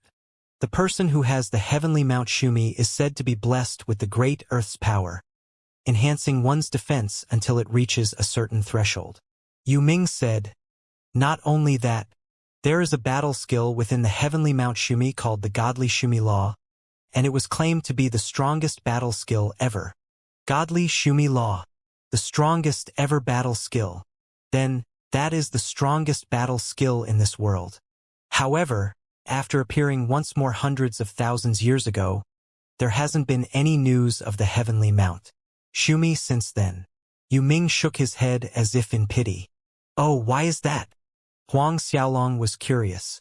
Only those possessing superb talent martial spirits could reign in these heavenly treasures. The higher the rank of the heavenly treasure, the higher the requirements of martial spirits. Therefore, it needed people with grade 13 and above martial spirits to have a chance. Especially in the case of the Heavenly Mount Shumi, it needed someone with twin martial spirits of the same kind to reign it in, but in the martial spirit world, it has been thousands of years since someone like that has appeared. At this point, Yu Ming's eyes lit up like the stars as he looked at Huang Xiaolong. "I didn't expect that after so long, Sovereign actually possesses the same kind superb twin martial spirits."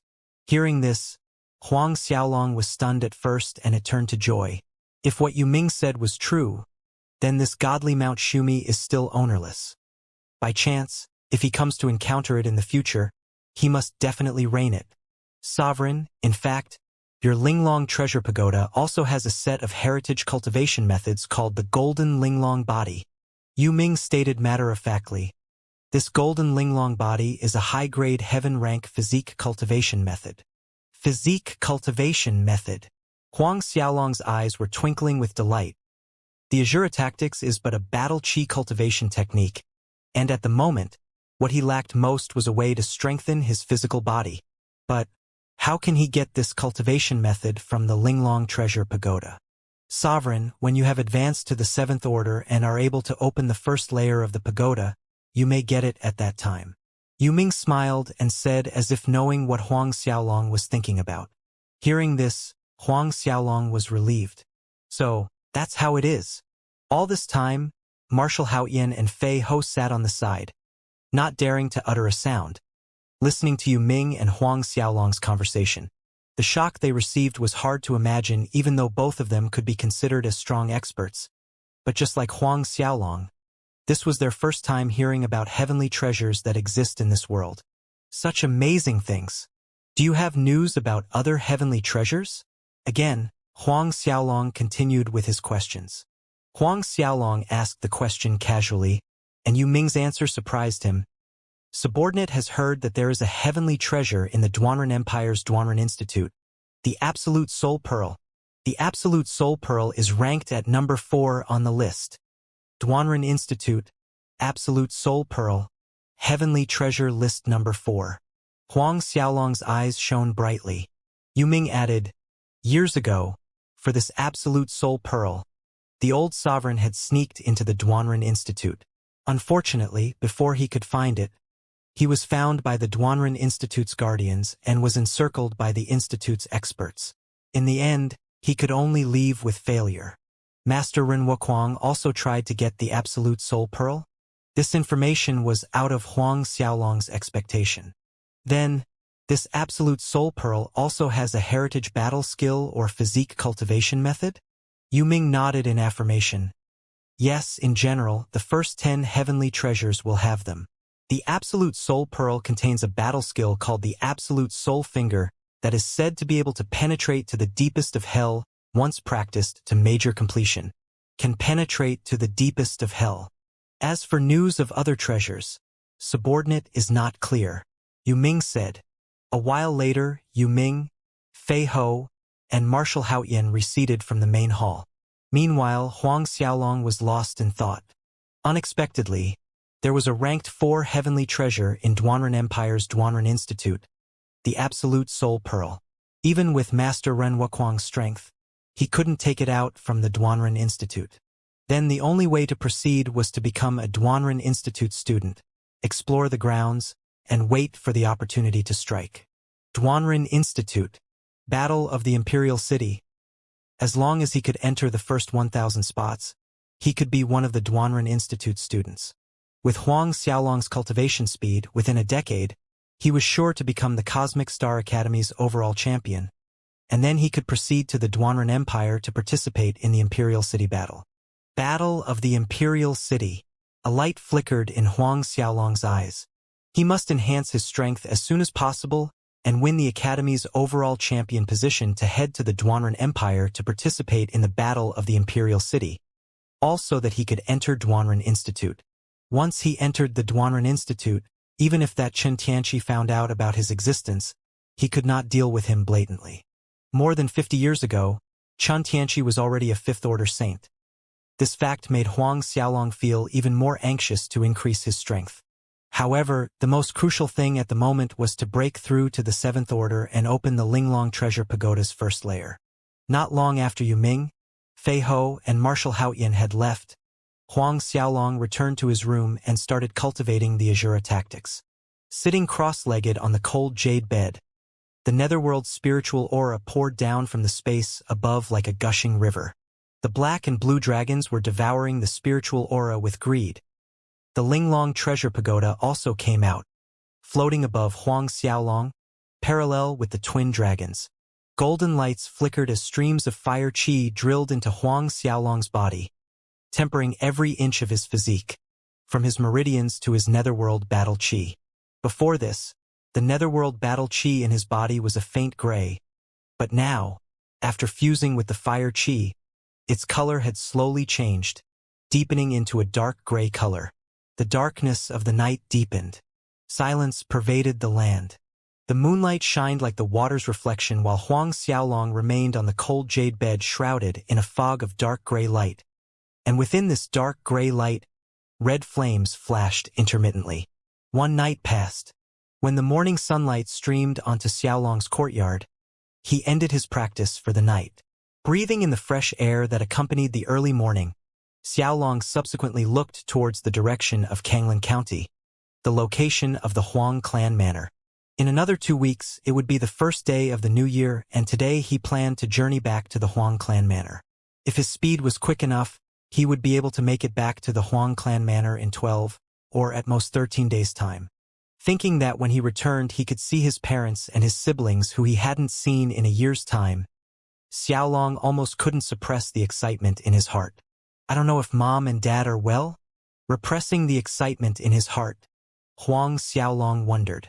Before he left, his dad had taken that high-grade 4-spirit dragon tiger fundamental Dan, and his dad was already a peak late 6th order at that time. In this 1 year's time, very likely he had broken through to the 7th order. The 7th order, although it was still a lot worse compared to his eldest uncle, Huang Ming, a peak late 7th order, Huang Xiaolong believed in 5 to 6 years' time, he could help his dad catch up to Huang Ming, and maybe even surpass him. Leaving his courtyard, Huang Xiaolong went to the main hall and saw that Yu Ming, Fei Ho, and Marshal Haoyan were already waiting for him. Seeing Huang Xiaolong's arrival, the three of them quickly went up to salute. And more than an hour later, Huang Xiaolong, Marshal Haoyan, and Fei Ho left Tianxian Mansion, starting their journey back to Kanglin County, back to the Huang clan manor. Yu Ming, however, wasn't included in the group heading back to the Huang clan manor. Instead, he left the Luotong kingdom, rushing back to the Azura's Gate headquarters on the Starcloud continent. Matters about Huang Xiaolong, he must let both the left and right deputy know, so that they can send Saint Realm experts to ensure Xiaolong's safety. Of course, Yu Ming was given express permission by Huang Xiaolong to inform Zhao Shu and Zhang Fu. Otherwise, Yu Ming would not act on his own. However, before Yu Ming departed, Xiaolong ordered Yu Ming not to disclose his identity, lest too many people know about him. Other than Zhao Shu and Zhang Fu, he should not tell anyone else about him. Yu Ming acknowledged the order respectfully. 10 days passed since Huang Xiaolong started to head back to Huang clan manor. Xiaolong, Marshal Haoyan, and Fei Ho had arrived at the south side of county city of Kanglin County. From the county city to the Huang clan manor, they only needed to travel for another 2 days. While Huang Xiaolong reached the county city, in the eastern courtyard of the Huang clan manor, Huang Peng and Su Yan were sitting in the main hall, looking worried and anxious. Another 4 days until the new year. Xiaolong said he will come back at the end of the year, and until now, he hasn't come back. Peng Gu, what do you think? Did Xiaolong encounter danger that we don't know? Su Yan asked, and her face showed a trace of sorrow. If something happened to Xiaolong, what would we do? Su Yan grew more anxious by the second and abruptly stood up from her seat to pace back and forth in the main hall, lost in worry, not knowing what to do. Huang Peng was also worried, brows frowning tightly, and said, "There is Senior Fei Ho with Xiaolong, so don't worry. Nothing will happen. Aren't there still 4 days before the first day of New Year? Xiaolong should be back in another 2 days." Although Huang Peng comforted Su Yan by saying so, like Su Yan, he was also worried about his son. Despite knowing Fei Ho was a peak late 10th order, the world was still a dangerous place and anything could happen. After all, Fei Ho could not guarantee Huang Xiaolong's safety at all times. I heard Li Lu already came back from Cosmic Star Academy a few days ago, Su Yan suddenly said out of nowhere. What his wife was thinking of, Huang Peng naturally could guess. Smiling bitterly, Huang Peng tried to persuade.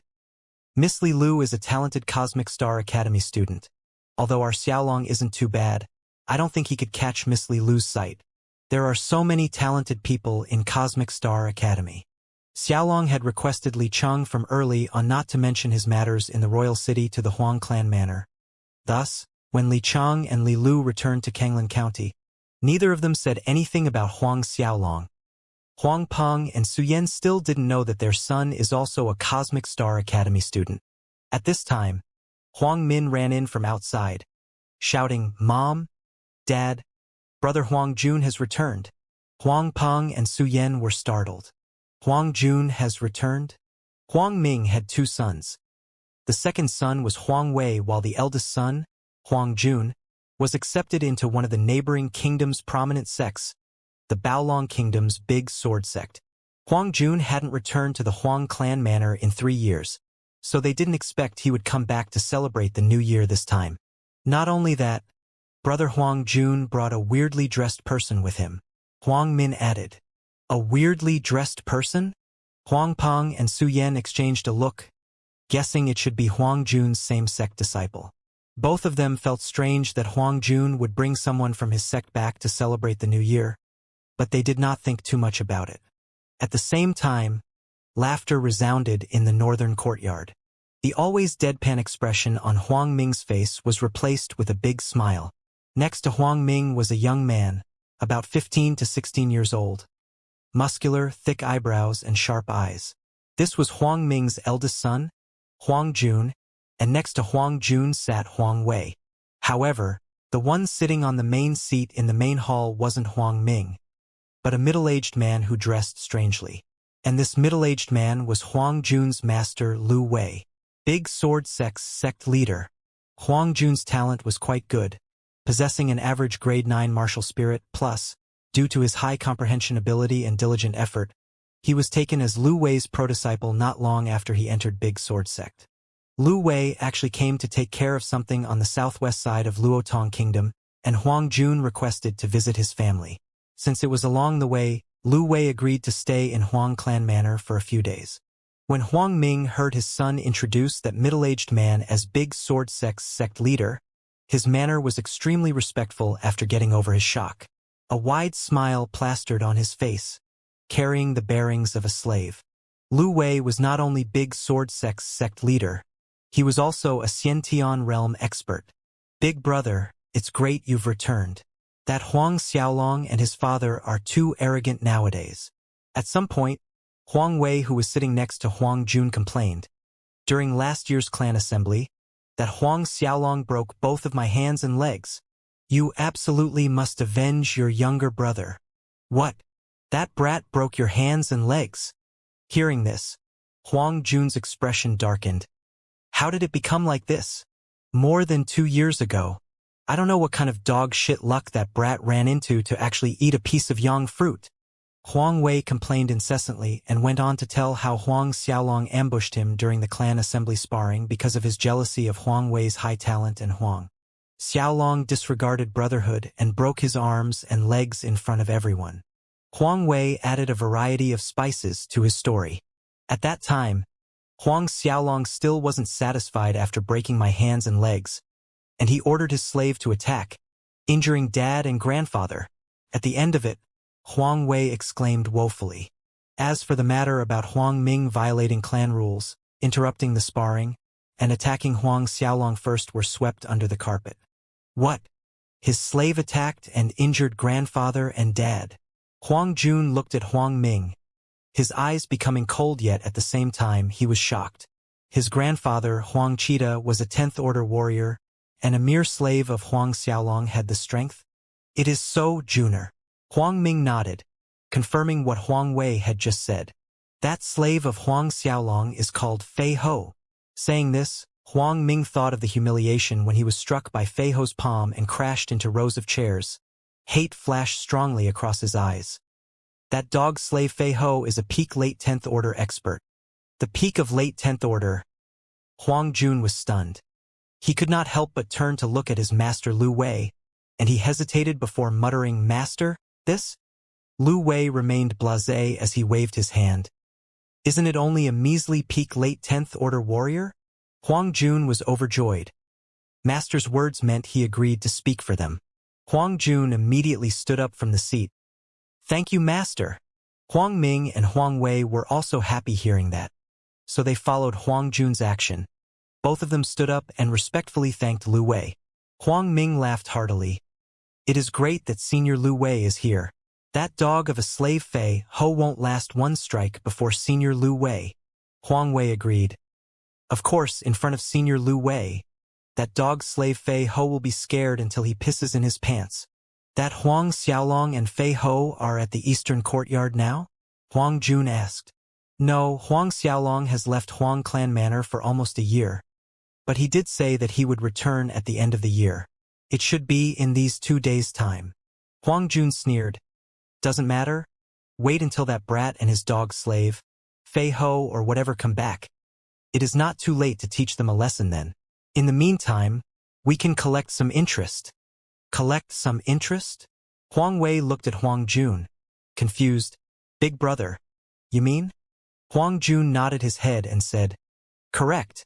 Huang Peng and Su Yan allowed their son to indulge in committing violent acts and ignoring clan rules, becoming so presumptuous as to injure grandfather and dad.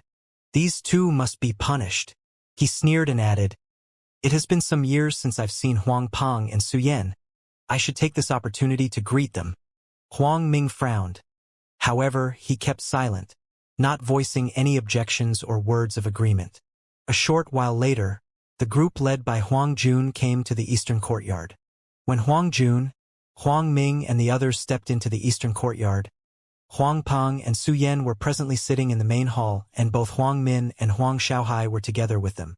When Huang Peng and Su Yan saw Huang Jun, Huang Ming, Huang Wei, and another stranger walked in, both were surprised. Huang Jun, Huang Peng almost couldn't recognize the young man next to Huang Ming. A few years ago, Huang Jun was still a youth. Now, Huang Jun was taller than 5'7" with broad shoulders and a thick waist. A brawny figure of a man. It is me. Huang Jun answered with a cold expression. Huang Peng, in last year's clan assembly, you actually dared to indulge your son's violent actions, injuring my dad and grandfather.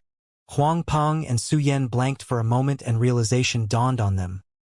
The reason why these 4 people came over to the eastern courtyard. Huang Peng glanced at the 4, knowing an explanation is of no use, and his expression became gloomy, his voice heavy and somber. So what?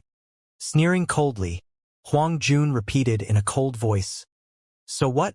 Since your son and dog servant are absent, then I will collect some interest from you. Wait till your son comes back 2 days later. We can settle the debt once and for all. Huang Ming just stood there like an audience, watching and not speaking. Huang Peng glared at them furiously. Clear the debt?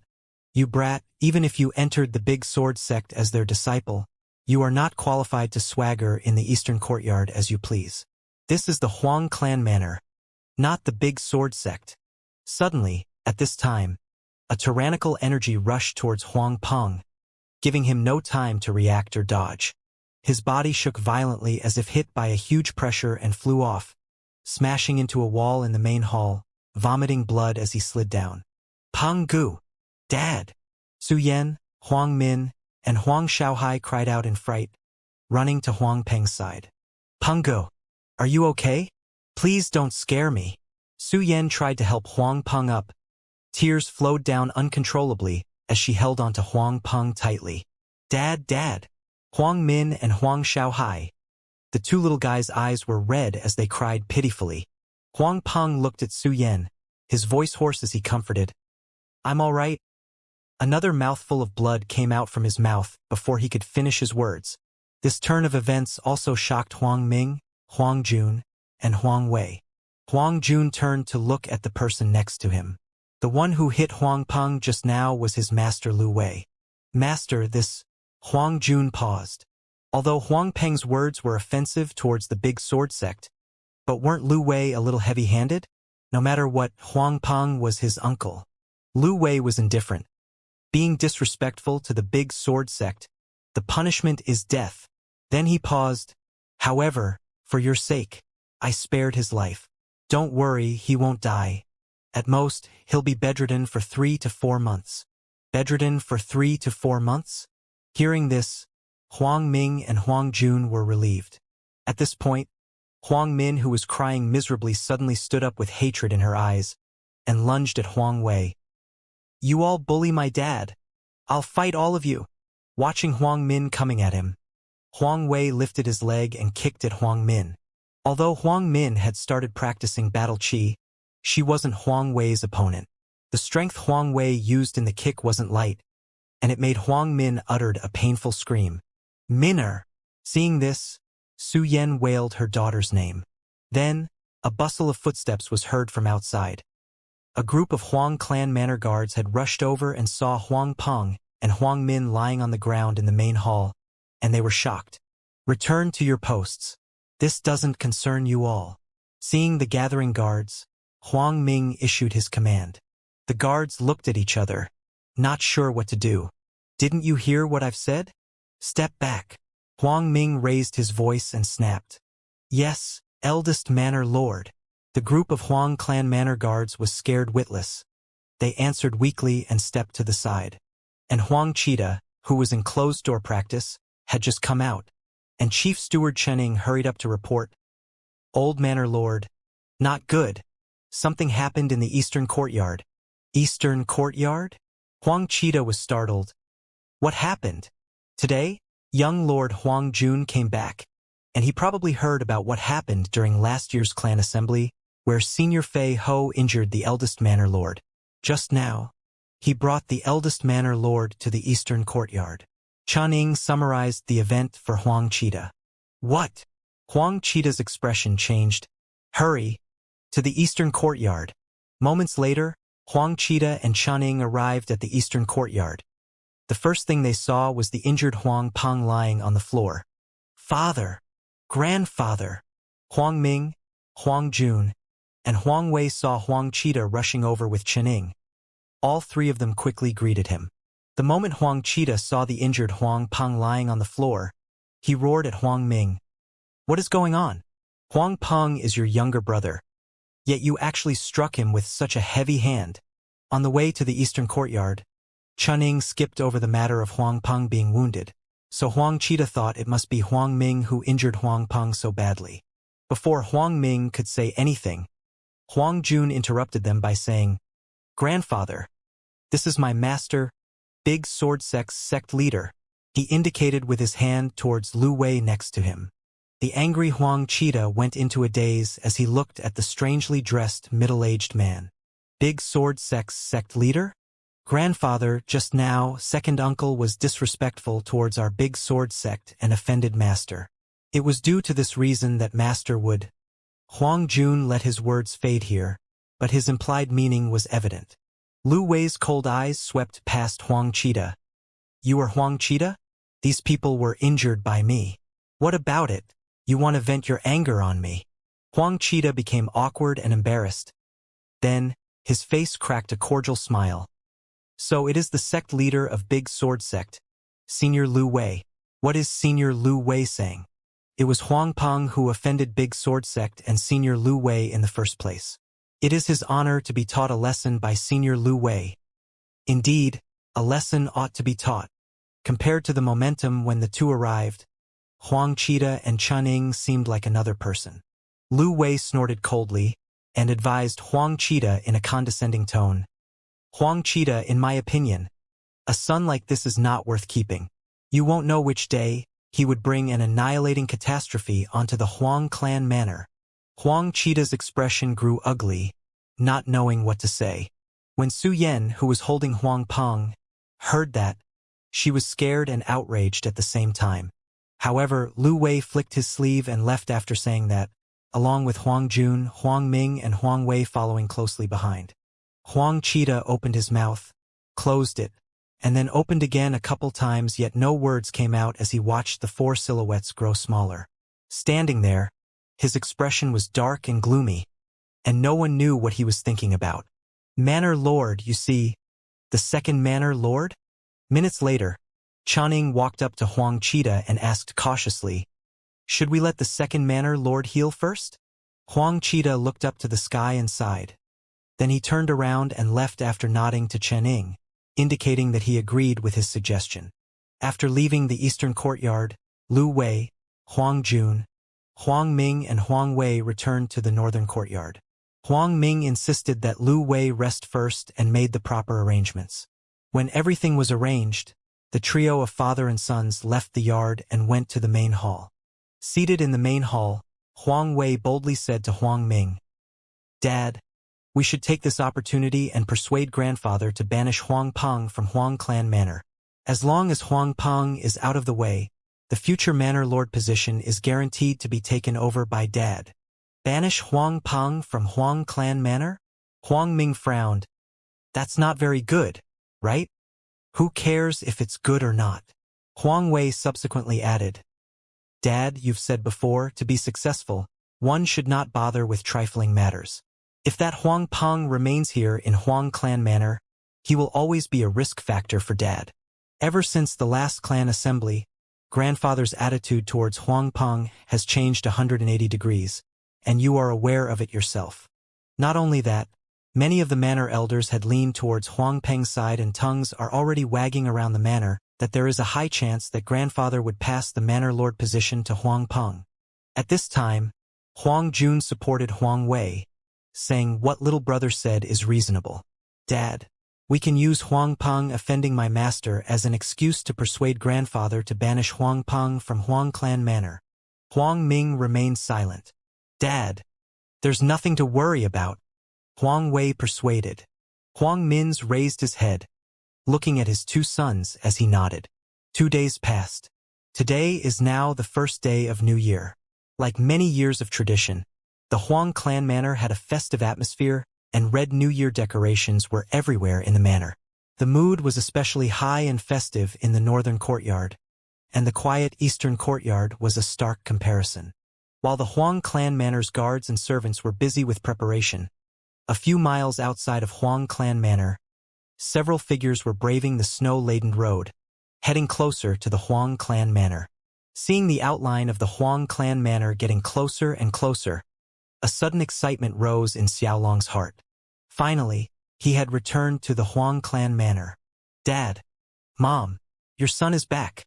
Soon, Huang Xiaolong reached the open space in front of Huang Clan Manor's main entrance and stood there, looking at the door.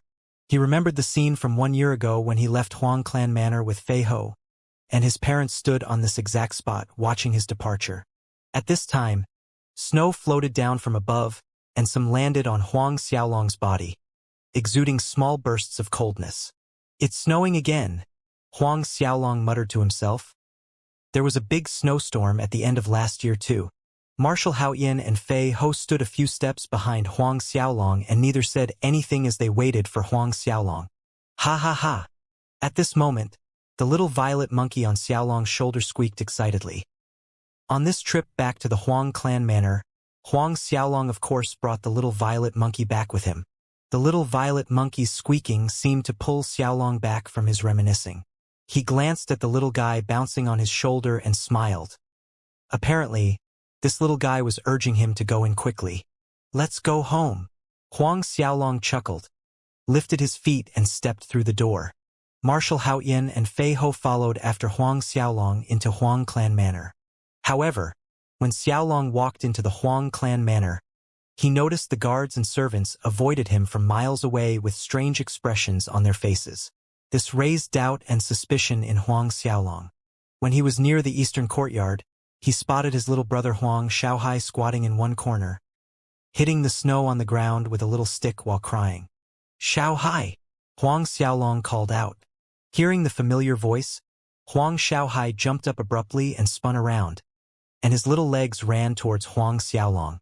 Hugging Huang Xiaolong, Huang Xiaohai cried out loud, "Big brother, you're finally back. Woo woo woo. Woo woo woo." In an instant, Huang Xiaohai's tears had dampened Huang Xiaolong's robe. "Xiaohai, tell big brother what happened? Did Huang Min bully you?" Huang Xiaolong asked gently, wiping away the tear stains from Huang Xiaohai's face. Huang Xiaohai did not answer and kept crying pitifully. "What is it? Xiaohai, what happened?" Huang Xiaolong had a bad premonition in his heart. Dad, he. Huang Xiaohai sobbed and choked out some almost unintelligible words from his mouth. Dad was wounded, and second sister too," Huang Xiaohai cried out while wiping his own tears. "What? Huang Xiaolong's expression did not look good as he bolted into the Easter courtyard. Marshal Haoyan and Fei Ho exchanged a look and hastened to catch up to Huang Xiaolong. Hurrying to his father's room, the door was already open and Xiaolong dashed into the room. "Dad!" Stepping into the room, the first person he saw was his mother, Su Yan, sitting beside the bed. Her head turned over to look at him, and Xiaolong saw her eyes were red from crying. And a person was laying on the bed, his father, Huang Peng. "Dad!" Huang Xiaolong came to the bedside, leaned in close to Huang Peng and called out. His eyes were red-rimmed. On the bed, a ghastly pale Huang Peng slowly opened his eyes. Seeing Huang Xiaolong, he tried to smile and emitted a weak and croaky voice that was barely audible. "Xiaolong, you're back. Dad, who was it? Tell me, who was it that wounded you like this?" Huang Xiaolong's fists clenched tightly seeing his father's terrible complexion, and his heart ached and filled with wrath. When Huang Peng heard Huang Xiaolong's words, he smiled weakly and exerted great effort to talk, and still his voice sounded small and weak. "Xiaolong, Dad is all right, really?" Huang Peng's words only served to make Huang Xiaolong's heartache increase. "All right? Injured to this extent, yet Dad actually insisted that he is all right. Mom, who injured Dad? Who did it?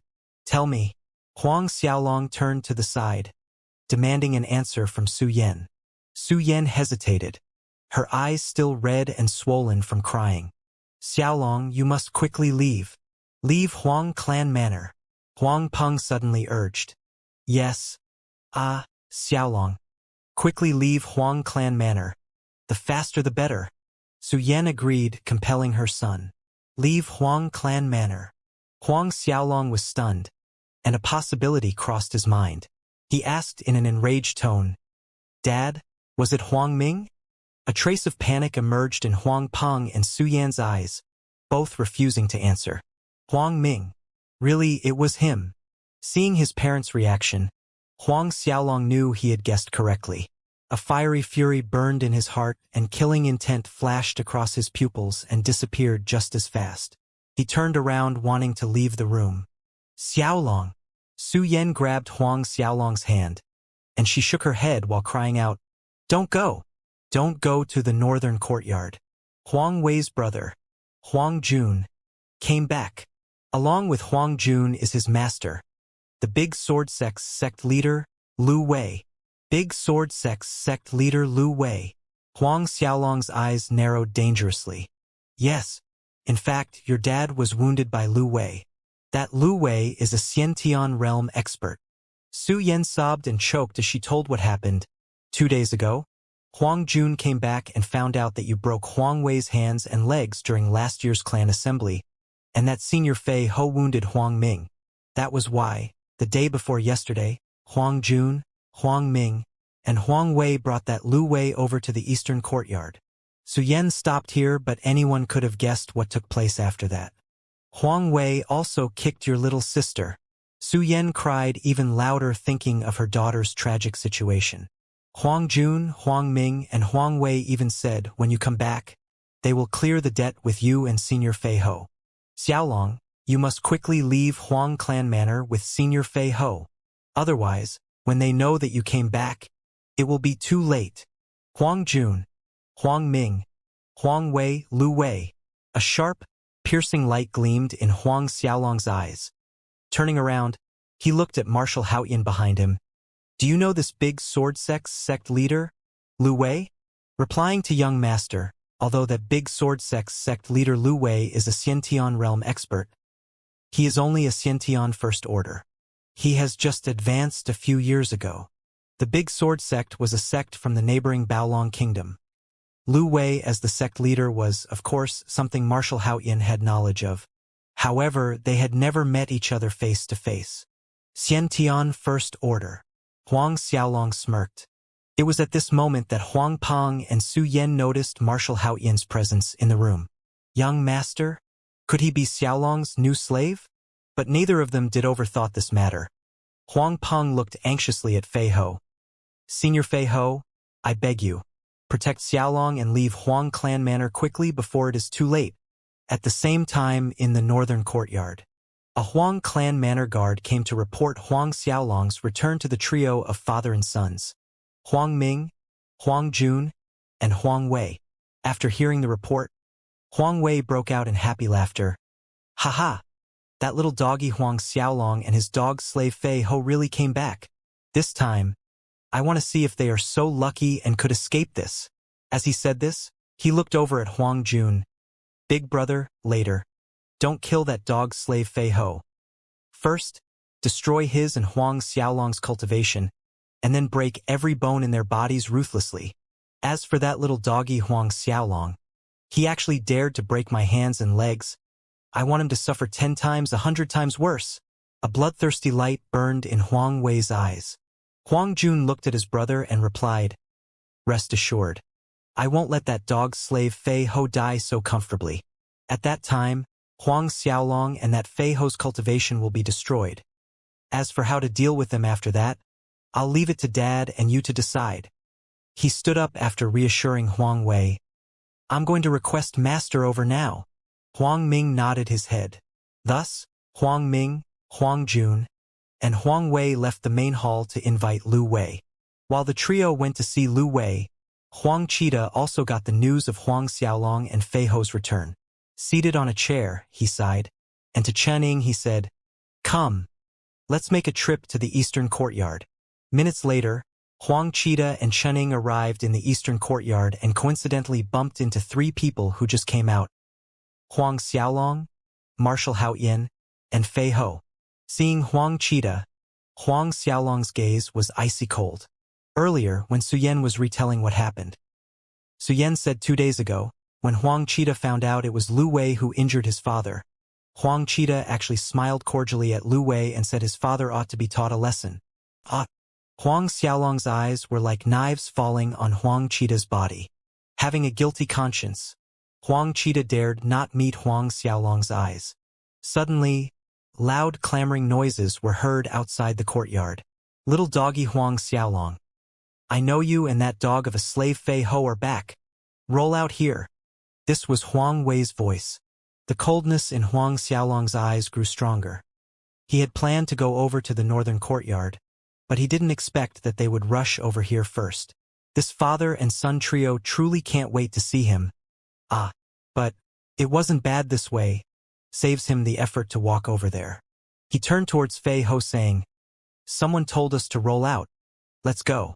Since some people can't wait to see us, we shouldn't let others down." "Yes, young master." Fei Ho and Marshal Haoyan agreed respectfully. The 3 of them brushed past Huang Cheetah and Chening, walking out from the courtyard. While the ashamed Huang Cheetah said to Chening, "Come on, we are also going out." Both of them followed behind Huang Xiaolong's group of 3, exiting the yard. Appearing on the outer perimeter of the eastern courtyard, Huang Xiaolong immediately saw Huang Ming, Huang Wei, and Huang Jun standing outside. It had been close to 3 years since Huang Xiaolong last saw Huang Jun. Despite that, with just one look, Xiaolong could recognize him without difficulty. Apart from his height and body, there weren't many changes to his facial features. Standing one step in front of the 3 was a strangely dressed middle-aged man. This person should be Huang Jun's master, big sword sect leader, Lu Wei. When Huang Ming, Huang Wei, and Huang Jun saw Huang Xiaolong appear, Huang Wei instantly smirked. "Little doggy Huang Xiaolong, you didn't expect us to come over so fast, right?" Listening to Huang Wei's callous and disrespectful words, Marshal Haoyan and Fei Ho were about to rush out in anger to teach that brat a lesson, but Huang Xiaolong lifted his hand and stopped both of them. He looked at Huang Wei and sneered, "I really didn't expect you all would rush here to die so anxiously." Huang Wei was furious, but Huang Jun spoke faster than him. "Huang Xiaolong, this is my master Lu Wei. My master Lu Wei is big sword sect leader, a Xiantian realm expert." His eyes swept over Fei Ho behind Huang Xiaolong. He scoffed. "He is that dog slave Fei Ho? You think with a Tagalong peak late 10th order warrior dog slave, you can be arrogant and invincible in this world? Let me tell you, in front of my master, that dog slave servant of yours doesn't even qualify as a dog." Just as Huang Jun finished saying his words, Huang Cheetah walked out from the eastern courtyard entrance with Channing. Seeing Huang Qida, Huang Ming, Huang Jun, and Huang Wei were stunned.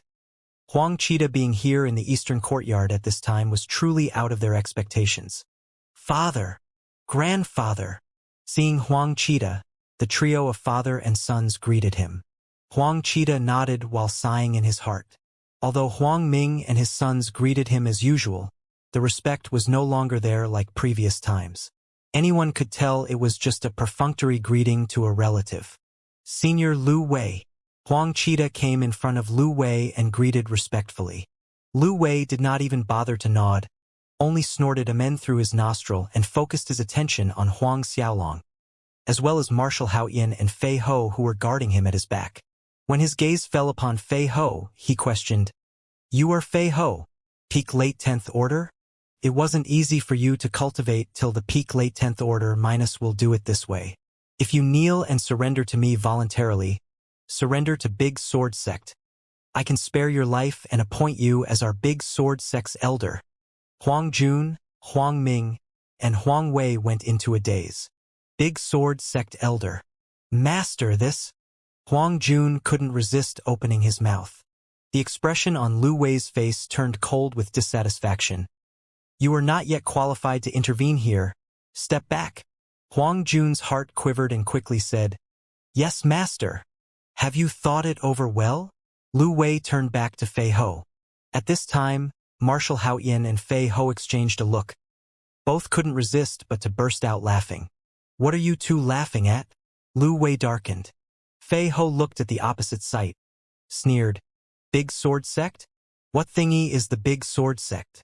After Fei Ho's words landed, Huang Jun, Huang Ming, Huang Wei, even Huang Qida and Shening were dumbfounded, looking at Fei Ho with disbelief. What nonsense is this dog slave spouting? They even doubted if they heard correctly. "What did you say?" Lu Wei was no exception. He also blanked for a moment. "Your ears have problems?" Fei Ho generously repeated in a cold voice. "I said, what thing you think the Big Sword Sect is? For me to kneel down and submit to you? Wanting to give me an elder position, humph? You!" Lu Wei's face turned red then purple due to fury. His aura shot up suddenly and a horrifying energy swept out from his body like a raging wave. The sharp, killing intent made Huang Qida and the surrounding people lose their color and they staggered backward in fright. "Courting death. Since you're the one who wished for it, I will first destroy your cultivation and then make you suffer a living death where dying is a luxury." Lu Wei glared furiously. Suddenly, his palm struck out towards Huang Xiaolong, Marshal Haoyan, and Fei Ho at once. "I'm going to let you experience my Big Sword Sect's masterpiece godly palm skill. Dark golden big palm." 3 huge golden palm prints pierced through the air and reached Huang Xiaolong, Marshal Haoyan, and Fei Ho in an instant. Coincidentally, Su Yan came out from the courtyard at this time and saw what was happening. Scared, she cried out, "Xiaolong!" On the other hand, Huang Ming, Huang Jun, and Huang Wei were secretly jumping with joy, especially Huang Wei. His eyes were gleaming with a feeling of schadenfreude. "Huang Xiaolong, ah, Huang Xiaolong, I'll see how miserably you will die." Watching the golden-colored palm nearly strike the 3 people, a silhouette flashed and deflected Lu Wei's attack with one hand. Rumble! A loud explosion thundered and the energy from the impact scattered in all 4 directions. The stones and pavements around were shattered into gravel and dust, swirling up and flying away in the air. Huang Ming, Huang Qida, and the rest ran away in panic. And the Big Sword Sect's sect leader Lu Wei staggered back with unsteady steps from the rebound of energy. With every step back, the stone pavement underneath his foot cracked into pieces. Lu Wei retreated to a corner before managing to balance himself. At this time, he finally saw clearly the person who made the move just now, and it was not Fei Ho. A shocked expression was plastered on Lu Wei's face, looking at Marshal Haoyan. You're a Xiantian." This person, like Fei Ho following behind Huang Xiaolong, was wearing a close-fitting robe and looked like an old man in his 70s. Yet he was actually a Xiantian realm expert. That strength of his Xiantian second order. Definitely a second-order Xiantian. After overcoming his shock, Lu Wei's face was ugly to the extreme. Despite being a Xiantian himself, he had just advanced not too long ago. It was a huge gap to fight against a second-order Xiantian. Huang Ming, Huang Jun, Huang Wei, Huang Qida and Chening, as well as Su Yan, who just came out of the courtyard, stared stupidly at Marshal Haoyan. Xiantian, actually a Xiantian realm expert. Same as Fei Ho, this old man, the Xiantian expert, called Huang Xiaolong Young Master. Moreover, he was a higher-order Xiantian realm compared to Lu Wei. How is this possible? Huang Wei stammered. Huang Ming and Huang Jun felt a strong sense of unease and fear after realizing what was happening. Who are you? Lu Wei looked at Marshal Haoyan with an ugly expression. There were only so many Xiantian experts in the Luotong kingdom. This 70-year-old man cannot be a nameless person. Marshal Haoyan flew up in silence, ignoring Lu Wei, and a long halberd appeared in his hand out of nowhere. Cut down on Lu Wei without mercy. Heaven's wrath. Countless halberd images rained down like falling meteors upon Lu Wei in a blink of an eye. Terrified, Lu Wei retreated to avoid them, and suddenly, his hands grew bigger, turning into a golden color. At the same instant, a long sword appeared behind him. It was a very long sword, as if it was composed of dozens of small swords creating a whip-like long sword. Lu Wei's martial spirit was called Nine-Joint Swords. Nine-Joint Swords was a top-grade 11 martial spirit. With his martial spirit out, Lu Wei waved his hands and the Nine-Joint Swords became a sword as long as a dragon, constantly rotating around his body while lights of sword rays shot out clashing against Marshal Haoyan's halberd attack. Zhang! Zhang! Zhang! A series of collision rang sharply in the air. Every time it clashed, Lu Wei's body would tremble and stagger backward a step. While Lu Wei was struggling below, up above in midair, a gigantic black lion emerged behind Marshal Haoyan. A black lion with dark blue pupils. You could even see a terrifying breath break out from its mouth as black fog rolled like dark clouds. Seeing the emergence of the black lion, Lu Wei's body quivered, and a thought flashed across his brain. In shock, Lu Wei blurted out, You are Luotong Kingdom's Marshal Haoyan. In the whole of Luotong Kingdom, only Marshal Haoyan's martial spirit is a dark nether lion. Marshal Haoyan, Huang Ming, Huang Jun, Huang Wei, Huang Qida and Su Yan felt like a lightning bolt struck their minds when they heard that, leaving an endless hum what would not go away. Their eyes practically popped out looking at the tight-fitting robe old man. This old man was the Marshal Haoyan of the Luotong Kingdom. The Marshal Haoyan that stands above thousands of soldiers and generals and under one king. Ignoring the expressions around him, Marshal Haoyan's silhouette flashed and reappeared in front of Lu Wei. The long halberd swung out and the dark nether lion roared towards the sky as it moved above Lu Wei's head. Two paws slamming down on Lu Wei, akin to two massive black pillars. Nine-joint sword array, Lu Wei shouted in fear. The nine-joint sword martial spirit flew up to the sky, from one long sword turning into 9 shorter swords to form a 9 swords array against the dark nether lion, whereby his 2 fists punched at Marshal Haoyan. Boom! A loud explosion rang out, and Lu Wei's scream resounded as his body was thrown back, crashing into a wall far back, close to the eastern courtyard. From the beginning, Marshal Haoyan's strength was a level higher than him. His beast martial spirit's attack power was way higher than his 9-joint swords. How was Lu Wei Marshal Haoyan's opponent? Huang Ming, Huang Jun, and Huang Wei looked at Lu Wei who was stuck into the wall, and a cold shiver ran past their hearts down to their toes. Lu Wei, who was buried under the wall rubble, suddenly flew out. The 9-joint sword regrouped once again before Lu Wei, turning into a dragon-long sword. After breaking free from the rubble, he jumped onto the long sword and the dragon long sword shot out. Lu Wei actually wanted to flee, want to run. Seeing his actions, Marshal Haoyan sneered. His martial spirit, the dark nether lion, returned to his side and his soul transformed in an instant, showing a dazzling dark light that glowed 3 meters wide as a strong energy whirled forth from Marshal Haoyan. Marshal Haoyan looked at Lu Wei with cold eyes. Suddenly, he opened his mouth and roared towards Lu Wei in midair. Nether Lion's 9 roars. A dark, black giant of a lion appeared in the air out of nowhere and raised its head and roared mightily. A roar that shook the sky. Huang Ming, Huang Cheetah and the rest felt their eardrums buzz, temporarily losing their hearing. This was Martial Haotian's dark nether lion martial spirit's supernatural ability. Under the terrified eyes of the people below, the sound waves of the roar continued to spread out further, one after another like a hurricane storm, and quickly caught up to Lu Wei, who was running away by flight on his long sword. Lu Wei's head turned around, and what he saw made his pupils grow smaller with fear. Boom! The sound waves struck him. Lu Wei felt akin to being ripped by a hurricane, his body startled and thrown off ruthlessly down towards the ground. Coincidentally, Lu Wei fell on a fake mountain decoration in one of the small gardens, and under his weight, the fake mountain crumbled and pieces of stone flew in all directions. One roar to shoot down Lu Wei. Martial Haotian flashed and almost instantly reappeared in the small garden Lu Wei crashed into, and just when Lu Wei managed to crawl up, a halberd swung out.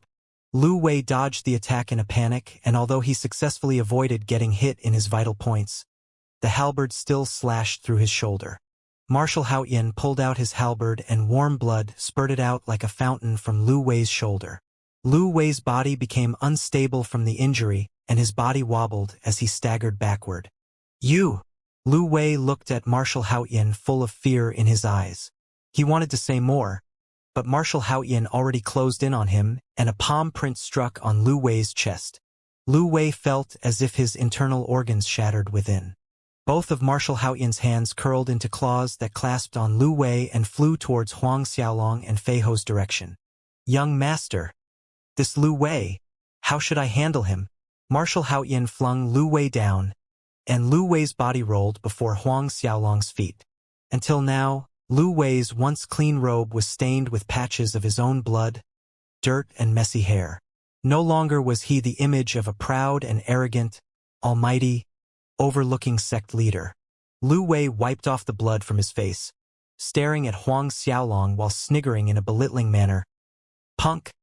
I am Big Sword Sect's sect leader? You dare to kill me? Huang Xiaolong sneered instead and said to Martial Haotian, First, waste his qi. Lu Wei's face became ugly to the extreme. To a Xiantian realm expert, the qi was where battle qi accumulates. If the qi was destroyed, it meant a person's cultivation was being destroyed. Even if he wanted to repair his qi in the future, there were no methods that could do so. Punk, you dare! Lu Wei roared furiously, glaring at Huang Xiaolong. If you dare to destroy my qi, the experts of Big Sword Sect will surely come out in droves to annihilate your entire Huang clan manor. Huang Xiaolong remained indifferent to the threat, and his eyes gaze fell on Martial Haotian. Yes, young master. Martial Haotian understood Huang Xiaolong's meaning and acknowledged respectfully. One palm aimed at Lu Wei's heart and struck down. Xiantian expert's qi was located where the heart is. Bang! Pa! A soft blast sound could be heard coming out from Lu Wei's heart area, akin to a burst balloon. Lu Wei let out an excruciating scream, his body rolling on the ground from the pain, banging against the garden marble stone table not far away. Grabbing onto the table, Lu Wei struggled to stand up, and he became crazy and shrieked at the top of his lungs. My qi! You wasted my qi! He howled towards the heavens, bloodshot eyes staring with insanity and venomous hatred at Huang Xiaolong and Martial Haotian, and he screamed, You will regret this. You'll regret everything that you've done today. Regret. Huang Xiaolong came up to Lu Wei. His hands bent into claws all of a sudden and grasped onto Lu Wei's two arms, and twisted them forcefully. Pa! Sounds of bones breaking resounded as Huang Xiaolong broke both of Lu Wei's arms. After Lu Wei's qi was destroyed, he no longer had a cultivation base. Thus, even in front a peak late 6th order Huang Xiaolong, he had no power to resist. The Big Sword Sect was one of Baolong Kingdom's powerful sects, and him, as Big Sword Sect's sect leader, when had he ever been humiliated in such a manner? He, a Xiantian realm expert's arms were actually twisted broken by a 10-year-old boy. He was in pain, but it only increased the perniciousness in his eyes, wishing he could swallow Huang Xiaolong in one go. I want to kill you, you little dog. When he shouted that, Fei Ho's palm slapped his left cheek, directly slapping Lu Wei away. By the time Lu Wei landed on the ground again, his left face was swollen like a pig. Huang Jun, Huang Ming, Huang Wei, Huang Cheetah, and Chuning dared not move. They watched Marshal Haoyan waste Lu Wei's qi, watched both of Lu Wei's arms get miserably twisted and broken by Huang Xiaolong, and their hearts were full of dread and shivering with fear. Especially Huang Jun, Huang Ming, and Huang Wei, this trio of father and sons. Each of their faces was deathly pale, cold like they had fallen into thousands of meters of an icy abyss. Their bodies started shaking uncontrollably. Lu Wei exerted the last effort to stand up, and this time, there was no longer viciousness in his eyes but dread. Huang Xiaolong, you spare me. As long as you let me go, I can guarantee my big sword sect will not pursue this matter, and will not exact revenge on Huang clan manor. Lu Wei begged, his voice hoarse. Will not exact revenge? Huang Xiaolong stood before him and shook his head. The blades of Azura were already in his hands. Seeing the blades in Huang Xiaolong's hands, Lu Wei convulsed with fear. I beg you. Don't kill me. Don't kill me. Huang Xiaolong, don't kill me. Whatever you want. I can promise you. Huang Xiaolong's expression was cold. Isn't it a little too late to be saying this now? You shouldn't have acted that way from the beginning.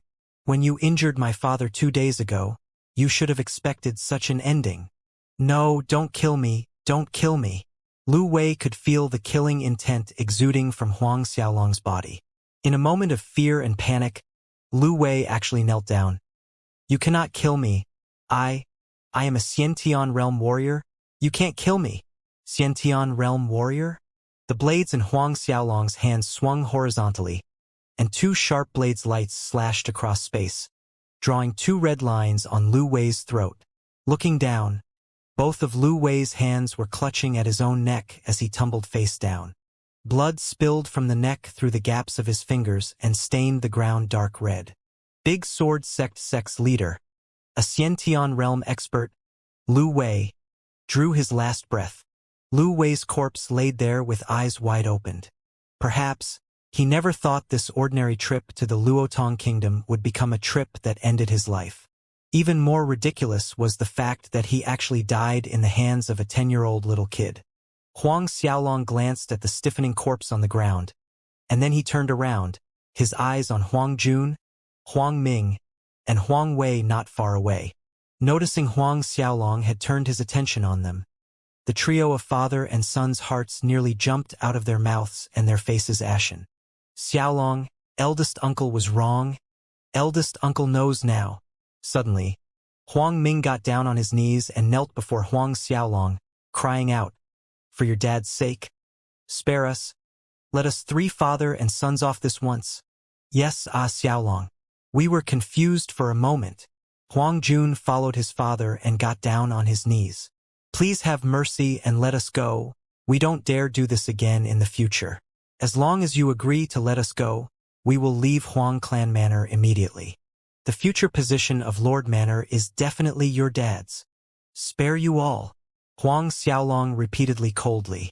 However, at this moment, Huang Wei was looking at Huang Xiaolong full of burning hatred and said to Huang Ming and Huang Jun, Dad, big brother, no need to beg this doggy. I don't believe this doggy dares to do anything to us. Hearing this, Huang Ming and Huang Jun's face changed for the worse. Quickly kneel down and admit your faults to Xiaolong. Huang Ming was exasperated and enraged at the same time. In fact, he was so anxious that when he jumped up, his palm already slapped Huang Wei's face on the right side, and Huang Ming slapped so hard that it made Huang Wei dizzy and disoriented. This animal, already in this kind of situation yet, he doesn't know the severity of the moment. Till this point, still, he dares to oppose that doggy Huang Xiaolong. Isn't he tired of living? A cold light flashed across Huang Xiaolong's eyes as he watched Huang Wei. Huang Cheetah, who had been standing at one side, chose to interject at this time. He looked pleadingly at Huang Xiaolong and said, Xiaolong, Huang Wei is still young and naive. Grandfather begs you, for your father's sake, spare them. Grandfather guarantees. This kind of thing will never happen again in the future. Su Yan was standing close by and heard everything, but she did not say anything. Then, all of a sudden, sounds of weak footsteps could be heard coming from the inner courtyard, and the heavily injured Huang Peng was exerting every effort for each step was seen coming out with the help of a servant. Even inside, Huang Peng could hear the blasts from Lu Wei and Marshal Haoyan's battle, and due to his worry about his son, he stubbornly insisted to go out of his room to look at the situation, disregarding his own damaged body. The first thing he saw coming out was Lu Wei's body lying on the ground with blood still flowing out from his neck. However, there was no breath left. Lu Wei, big sword sect leader, is already dead. Huang Peng was greatly shocked, finding it hard to believe. Lu Wei was a Xiantian realm expert, yet in the end he was killed. Who was the one who killed him? Peng Gu, why did you come out? Seeing Huang Peng, Su Yan asked with worry as she quickly ran to his side and held his arms. Huang Peng shook his head, insisting, I'm okay. Then he came to Huang Xiaolong's side, watching his big brother Huang Ming, Huang Jun, and Huang Wei kneeling in front of Huang Xiaolong. Although he didn't know what exactly took place, he could guess more or less what happened. Huang Peng, you tell Xiaolong to spare them. Huang Ming and his sons know their mistakes, Huang Cheetah quickly said when he saw Huang Peng coming over. Huang Peng's head turns towards his son, saying, Xiaolong, why don't you spare them? To Huang Peng, Huang Xiaolong said, Dad, you asked me to let them go? But 2 days ago, did they spare you? When Lu Wei injured you, did grandfather tell Huang Ming to spare you? Huang Xiaolong pointed a finger at Huang Cheetah. At that time, Huang Cheetah did not speak up for Huang Peng, telling Huang Ming to spare his parents at all. Just now, when Lu Wei said he wanted to waste my cultivation, did grandfather beg Huang Ming or any one of them to spare me? Huang Xiaolong continued, his cold eyes staring at Huang Cheetah. If not for the coincidence that he brought Marshal Haoyan back with him this time, then the one who would have died would absolutely be Fei Ho, and he would be turned into a waste and a cripple. Huang Ming, Huang Jun, and Huang Wei would think of many means to torture him. Like what Lu Wei stated earlier, death is better than living and death would be a luxury. Listening to the questions coming from Huang Xiaolong, Huang Cheetah's head bowed down in shame and no words would come out from his mouth. Huang Ming and Huang Jun also looked down silence. Huang Peng sighed and said, Xiaolong, even so, forgive them this time. Fine, I won't kill them. Since his dad pleaded for them, he couldn't bear to let his father be disappointed. His cold gaze fell on the trio of father and sons, Huang Ming, Huang Jun, and Huang Wei. Call for the Huang clan's elder council, and will decide this matter according to the Huang clan manners rules. Decide according to Huang clan manners rules. Huang Ming, Huang Jun, and Huang Wei were secretly relieved in their hearts.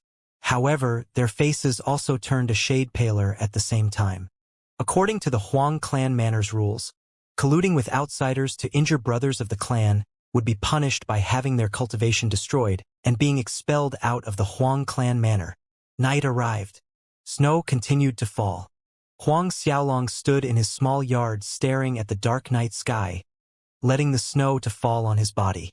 Earlier in the afternoon, his grandfather Huang Cheetah called for the elders' council, and as per the rules of Huang clan manor, dealt with Huang Ming, Huang Jun, and Huang Wei. But during the meeting, his dad once again pleaded for his eldest uncle, and in the end, only the three's cultivation were destroyed, but they still remained in the Huang clan manor. It was grandfather Huang Cheetah who instructed the chief steward, Chun Ying, to do the act. The council meeting, Huang Xiaolong did not join. He knew because just moments ago Su Yan came over and told him the results. At this point, Marshal Haoyan and Fei Ho came behind Huang Xiaolong. Sovereign, this matter, please don't blame the second manor lord. After all, that Huang Ming is your eldest uncle. Marshal Haoyan comforted. Huang Xiaolong nodded. I understand. Despite Huang Ming treating Huang Peng that way, his father still pleaded for them. Huang Xiaolong did not blame his father in the slightest.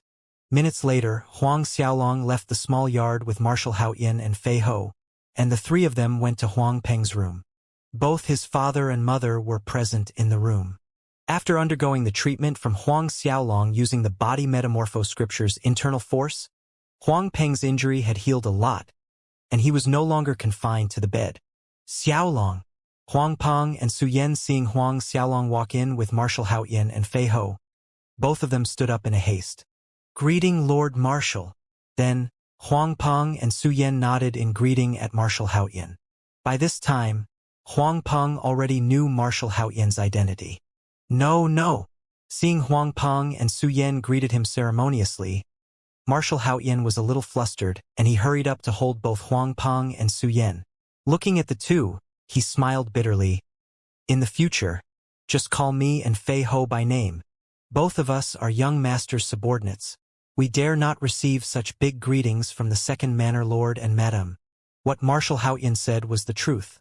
Although he was Luotong Kingdom's only marshal, above thousands of soldiers and under one king, before Huang Xiaolong, he was but a subordinate.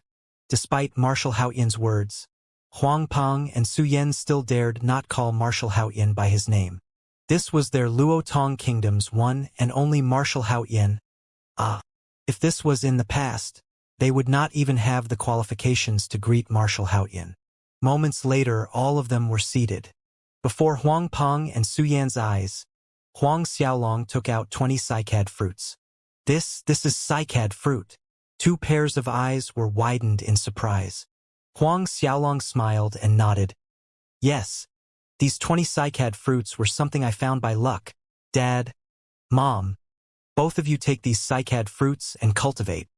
Both Huang Peng and Su Yan were about to open their mouth to decline, but Huang Xiaolong was a second faster than them. Shaking his head, Huang Xiaolong said, "No need to say anything. I have taken quite a number of cycad fruits. Furthermore, I still have some more of them." Therefore, Huang Peng and Su Yan could only keep the cycad fruits.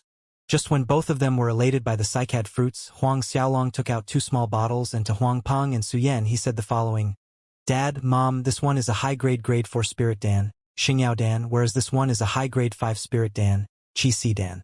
Take it. High-grade 4 spirit dan, Xingyao dan. High-grade 5 spirit dan, Qi dan."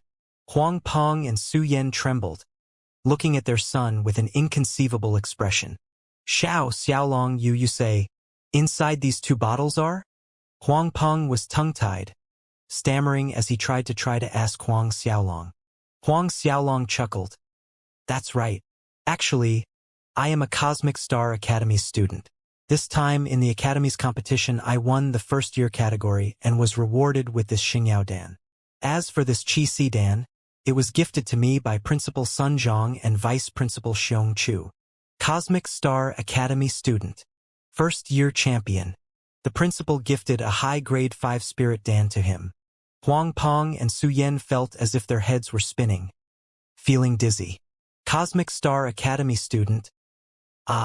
Where the entire Luotong Kingdom's most talented juniors gathered. Their son was actually a Cosmic Star Academy student. Not only that, Xiaolong was the first-year champion and was given a high-grade 5 spirit dan from the principal. What did this mean? Both of them were well aware. This news, however, came too suddenly, and it was too shocking and too unbelievable to the point that both of them weren't able to accept it all at the same time. After what seemed like a very long time, Huang Peng and Su Yan gradually recovered from their shock and excitement. Exchanging a look between themselves, Huang Peng shook his head mentally. This son, neither of them could see through him anymore. In the beginning, it was a peak late 10th Order Fei Ho following his son, calling him young master, and now, even more shocking, the Luotong Kingdom's Marshal Haoyan was also following his son, becoming their son's subordinate. On top of that, he had become a student of the Cosmic Star Academy, and he was the first year's #1 student, and he was gifted a high-grade 5 spirit dan for no reason and at no cost. Everything that happened made them unable to see through the mysteries surrounding their son. At last, they could only accept the 2 bottles containing Xingyao Dan and Qi Dan. Holding the 1 dan each in their hands, they didn't know whether they should be excited or happy. However, after they had calmed down and accepted the 2 dan, Huang Xiaolong once again took out 2 sets of manual, saying, "This is a set of an Earth rank cultivation technique and a battle skill." "What? Earth rank cultivation technique and battle skill. The newly recovered Huang Peng and Su Yan were once again struck dizzy. Earth rank. A buzz continued to resound in their brains. A long time later, they gradually calmed down. Taking the Earth rank cultivation technique and battle skill, both were already speechless. Dad, Mom. After the New Year 2 days later, move to the Luotong Royal City with me. Huang Xiaolong's voice was serious and low. To the Luotong Royal City? This. Huang Peng and Su Yan were surprised at their son's abrupt suggestion and hesitated. Due to Lu Wei's death, the Huang clan manor is no longer safe. Moreover, I have bought a mansion in the royal city, Huang Xiaolong said. Very soon, the big sword sect will know that Lu Wei was killed by him. If his parents and siblings remained in Huang clan manor, it is certainly not safe. Both Huang Peng and Su Yan knew the seriousness of the matter, and they had no conflict in moving to the royal city. It's just that they had been living in Huang clan manor for so long, especially Huang Peng. From the moment he was born, he had always been here. Then, your grandfather? When Huang Peng mentioned this, Huang Xiaolong decisively shook his head. Not possible, Dad. There is no need to bring this matter up anymore. Huang Peng sighed in his heart. Initially, he had wanted to ask his son to bring his father together with them, but he knew it was impossible for his son to bring grandfather Huang Cheetah along. Although his son did not kill Huang Ming and his sons, it didn't mean that Xiaolong had forgiven them. It was because he pleaded for mercy that Xiaolong let the matter be handled according to Huang clan manor's rules. Father Huang Cheetah had always been partial towards Huang Ming's side, and Huang Peng was aware that it was not possible for his son to forgive his father, Huang Cheetah. Huang Peng could already imagine the scene after they left for the royal city. The arrival of big sword sex experts descending onto Huang clan manor. Lu Wei died in the Huang clan manor, and that meant the Huang clan manor would not be able to escape the big sword sex wrath. From top to bottom, the manor would be. Huang Peng was struggling in his heart. 2 days came and went. The new year is here. Cold snow was falling outside while the eastern courtyard was in a lively mood. His little sister, Huang Min, and his little brother, Huang Xiaohai, were pestering Huang Xiaolong to play with them. Even though Huang Min suffered a kick from Huang Wei, her injury was lighter than Huang Peng's, and after the treatment from Huang Xiaolong, she was almost completely healed. This new year was one of the happiest New Years ever for the two little guys. The warmth and liveliness in the eastern courtyard were completely opposite from the rest of Huang clan manor that was drowned in an eerie silence, especially the northern courtyard, as if it was cursed with a dead atmosphere. The new year ended quickly. On the 3rd day of New Year, Huang Xiaolong brought his parents and siblings away from Huang clan manor, heading to the Luotong royal city. When they were leaving, Huang Peng brought along 7 to 8 guards and servants. These guards and servants followed Huang Peng since he was little, and all of them were undoubtedly loyal. Towards this, Huang Xiaolong had no objections. Big brother, are there really a lot of fun places in the royal city? On the road, Huang Min asked Huang Xiaolong. When the two little guys found out that they were going to the royal city, both were jumping with joy. All the way, both were chattering nonstop. The royal city is a fun place. Huang Xiaolong smiled and said, Big brother, do we need to go back to the Huang clan manor in the future? Huang Xiaohai asked. This year, Huang Xiaohai reached the age of 7 and had already gone through the martial spirit awakening ceremony. His talent was good, possessing a top grade 8 martial spirit. What about you? Do you want to go back to Huang clan manor? Instead of answering, Huang Xiaolong asked smilingly. I never want to go back to Huang clan manor. Huang Xiaohai shook his head vigorously. I don't want to see that jerk Huang Wei again. Huang Peng and Su Yan kept silent on this topic. Because this time Huang Xiaolong was traveling with his family, the speed of their journey was quite slow, using 6 days to travel out of Kanglin County. At the speed they were moving, it would take at least a month for them to reach Luotong Royal City. As they left Kanglin County, Marshal Haoyan informed Huang Xiaolong. Huang Cheetah, Huang Ming, and the clan moved away from the manor, leaving the Huang clan manor behind. Huang Xiaolong nodded. This was within his expectation. Huang Cheetah was afraid the big sword sect would vent their wrath on the Huang clan manor, so he would surely move the Huang clan away to a safer place. Very quickly, 20 days had passed in the journey. In the entire journey, no one felt dull with Huang Min and Huang Xiaohai twittering all the way. Due to the many days spent together, Huang Min, Huang Xiaohai, and the little violet monkey grew familiar. The three often horsed around together. One day, deep into the quiet night, Huang Xiaolong was resting in a spot of open place near a forest. Everyone gathered around the bonfire, and hanging above the bonfire was the sandy fern beast, and its fragrant smell wafted around from roasting the meat. Huang Min, Huang Xiaohai, and the little violet monkey were very well behaved, waiting obediently at the side with saliva drooling from their mouths as big, round eyes stared fixedly on the piece of roasting meat.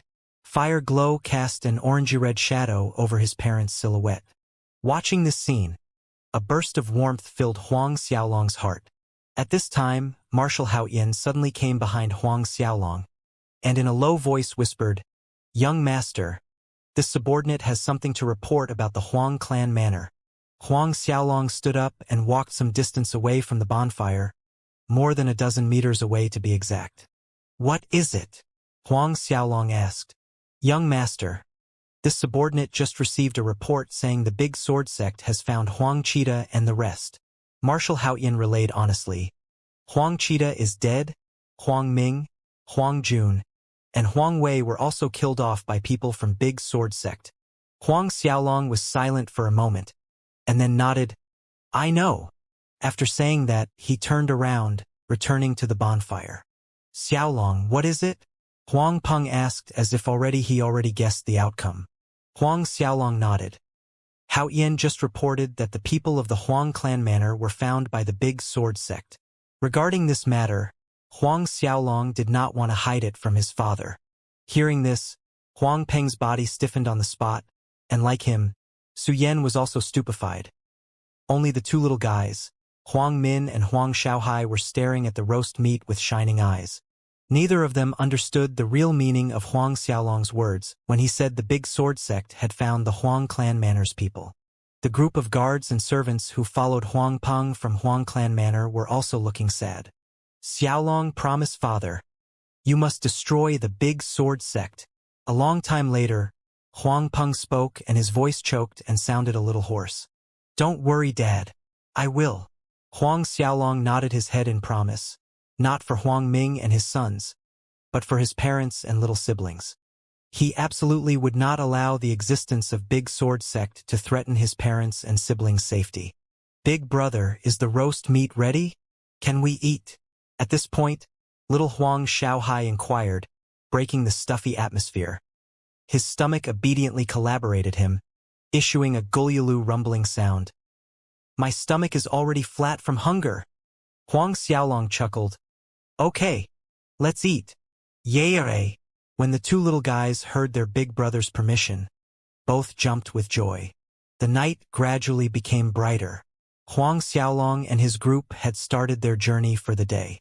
And 2 days later, they arrived at the Luotong Royal City's big gates. Standing before the big gates leading to the royal city, Huang Peng, Su Yan, the two little guys, and the rest of the group were in a daze. The big city gates gave the new arrivals a strong visual impact. "Big brother, this is our Luotong Kingdom's royal city? Very, very, very big." "Ah." A long time later, little brother Huang Xiaohai chirped exaggeratedly, using 3 very in a sentence. "Very big." Watching his younger brother's cute reaction, Huang Xiaolong smiled. "Let's go. Let's enter the city." Huang Xiaolong laughed and said. Hearing this, the two little guys rushed in front of everyone else towards the city gates, competing with each other to see who would enter the city first. At first, the city guards wanted to block Huang Min and Huang Xiaohai's path. However, when they noticed Huang Xiaolong and Marshal Haoyan coming up behind the two little brats, the guards instantly retreated to the side and knelt down on one knee. "Greeting, Lord Marshal Haoyan." These guards, of course, recognized Marshal Haoyan. "Rise." Marshal Haoyan nodded his head, allowing the city gate guards to stand up. The guards hastened to stand up and retreated to the side respectfully. Huang Xiaolong and his parents walked at the front, followed by Marshal Haoyin and Fei Ho behind them, passing the city gates into the royal city. Huang Min and Huang Xiaohai cheered, rushing through the gates, and in the end, Huang Min won the race. Although Huang Xiaohai's talent was higher than Huang Min's, his martial spirit had just awakened not too long ago. How could he surpass Huang Min, who had been cultivating battle chi for more than a year? The two little guys were panting heavily, wiping beads of sweat from their foreheads. And while the two little guys were wiping off sweats from their little running competition, the city guards were wiping off cold sweat from their own foreheads from the ordeal. Who is that kid? To actually have Marshal Haoyin walking behind him? You surely don't know this since you just arrived in the royal city a few days ago. It's normal that you don't know. He is Huang Xiaolong. Huang Xiaolong? Who is Huang Xiaolong? In the time the city guards were gossiping among themselves, Huang Xiaolong and his group disappeared from view. Entering the royal city, strolling in the bustling, wide city streets, Huang Min and Huang Xiaohai ran all around. Sometimes looking at some stalls on the right and then to the left, they were extremely excited and happy. Even the little violet monkey on Huang Xiaolong's shoulder ran down to join the two little guys, running here and there, laughing happily. Watching his little sister and brother playing, Huang Xiaolong also felt happy. After strolling for an hour or so, when they passed by the delicious restaurant, Huang Xiaolong suddenly stopped. Turning around to Huang Peng and Su Yan, he inquired, "Dad, Mom, how about we go in and eat something?" Huang Xiaolong remembered the first time he came to the royal city, when he was here with Fei Ho. The dishes and the snow moon wine of this restaurant were quite good. Before Huang Peng or Su Yan could answer, the little violet monkey was already clapping and squeaking in agreement, greedily smacking his lips as if its saliva was about to fly out. Obviously, it still remembered the taste of the snow moon wine.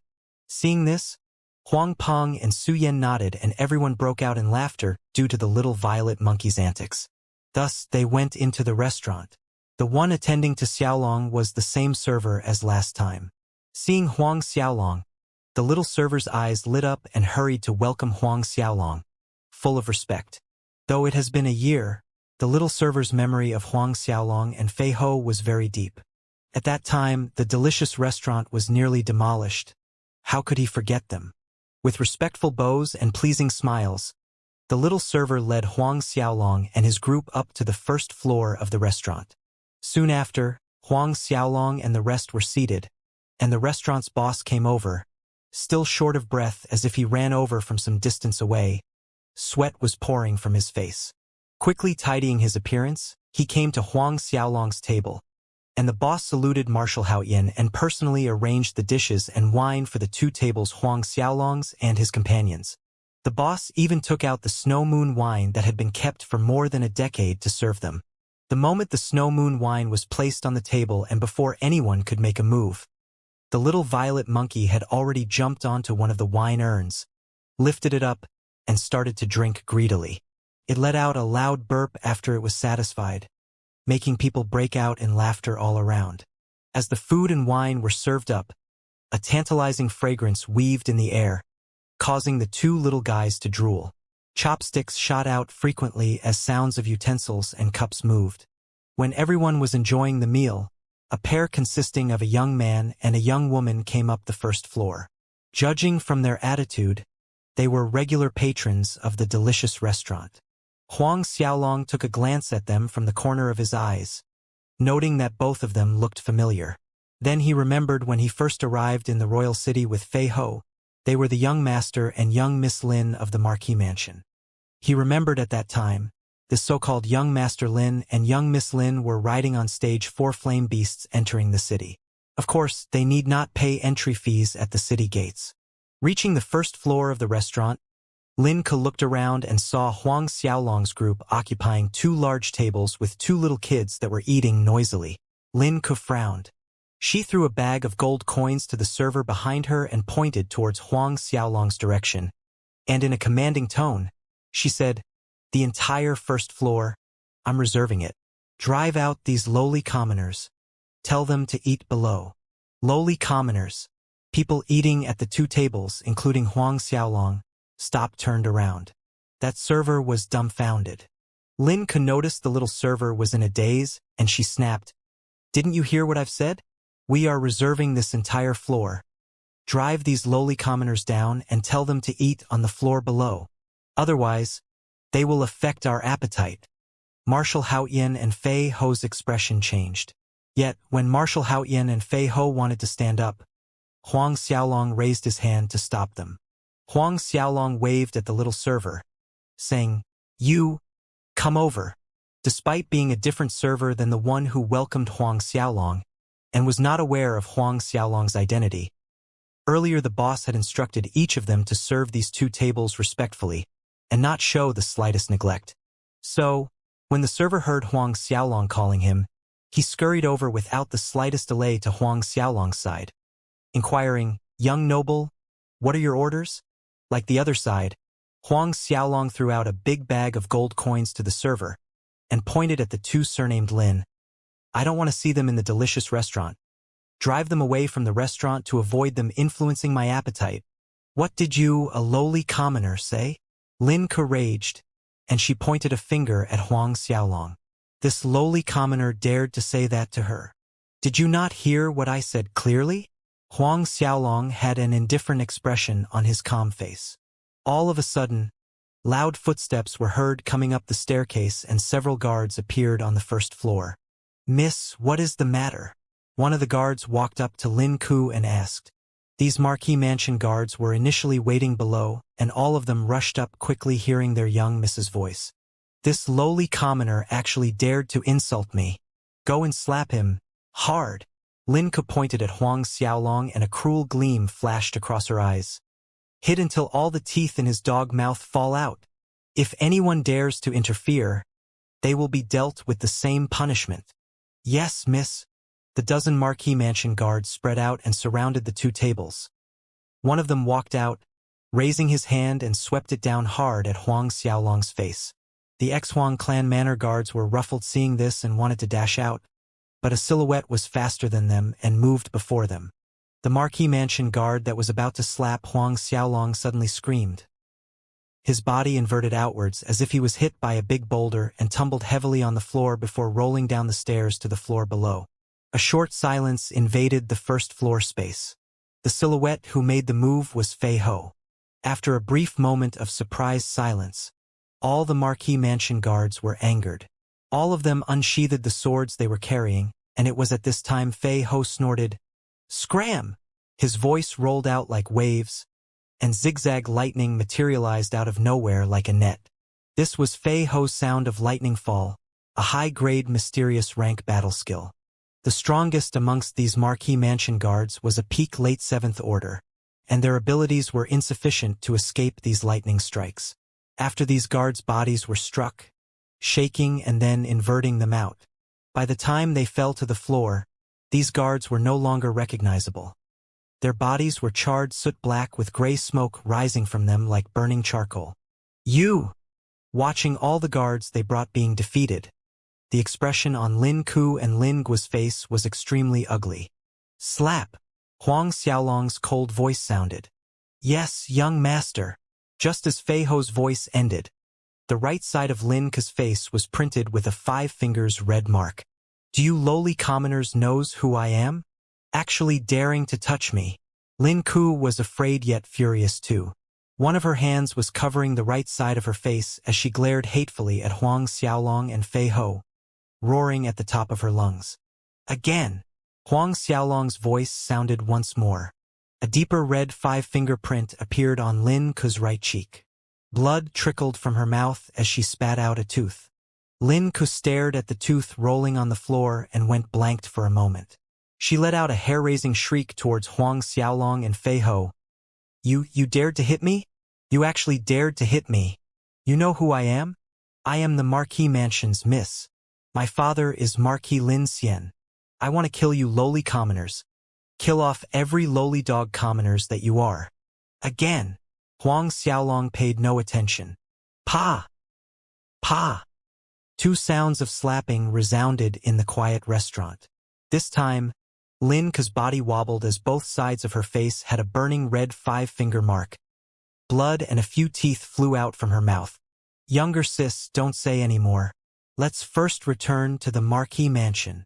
Lin Gua, who watched everything from the side, was troubled and irked at the same time. He walked up and pulled Lin Ku away while trying to persuade. He had seen Huang Xiaolong's intentions. If his little sister continued her tirade, she probably would be leaving all her teeth here. Without waiting for Lin Ku's response, Lin Gua already pulled Lin Ku towards the staircase, fleeing as fast as he could. Watching Lin Gua dragging Lin Ku fleeing in panic, Huang Xiaolong sneered. Before Lin could disappear, her face was full of dissatisfaction and hatred, and he trusted that this matter will not end here. If things happened within his expectations, after returning to the Marquis mansion, the two would return here with a group of experts. The little server looked at Lin Gua and Lin Ke running away in a hurry, and then looked down at the floor that was littered with Marquis mansion guards. His soul had flown away in shock. His reason returned after a while, and he scurried off to report the matter to his boss. After Lin Gua and Lin Ku ran off, Huang Xiaolong and the others continued with their meal as if nothing happened. As for Lin Gua and Lin Ku, they returned to the Marquis mansion soon after leaving the delicious restaurant. Lin Ku wailed all the way back to the Marquis mansion, and both Lin Ku and Lin Gua stepped into the main hall. Marquis Lin Xian was in a good mood, chatting with a middle-aged man. This middle-aged man was wearing army-issued armor, and there were a few shiny badges on his shoulder. This middle-aged man was one of Luo Tong Kingdom's generals, General Hong Dishing. Lin Ku was crying as she walked into the main hall, and this startled Lin Xian and Hong Dishing, causing them to stop their discussions. When the two saw Hong Dishing in the main hall, they went up and greeted, "Uncle Hong." "Kuer, what happened? Who hurt you?" Lin Xian saw the blood on his daughter's face and his face darkened. "Dad, Uncle Hong, you must seek justice for me." Lin Ke covered her face while crying. "Just now in the delicious restaurant, a group of lowly dog commoners slapped my face. Even my tooth fell out. Woo, woo, woo." "What?" Lin Xian's face grew darker. A chilling light flashed across his eyes. Was there anything out of ordinary in that group of people? At this time, Hong Dishing suddenly asked. The three in the hall with him were flabbergasted at the question. "Brother Hong, what are you trying to say?" Lin Xian inquired. Hong Dishing explained. "Do you still remember last year what happened in the delicious restaurant?" Lin Xian quivered from head to toe. Last year, Duke Mengqian and his son, Mengxia, hurt Marshal Haoyan's junior brother since they were relying on having more people. Later, Marshal Haoyan rushed over to the restaurant and killed Mengqian and Mengxia to vent out his wrath. Although the incident was a year ago, how could Lin Xian forget? And the place where Mengqian and Mengxia were killed was at the delicious restaurant.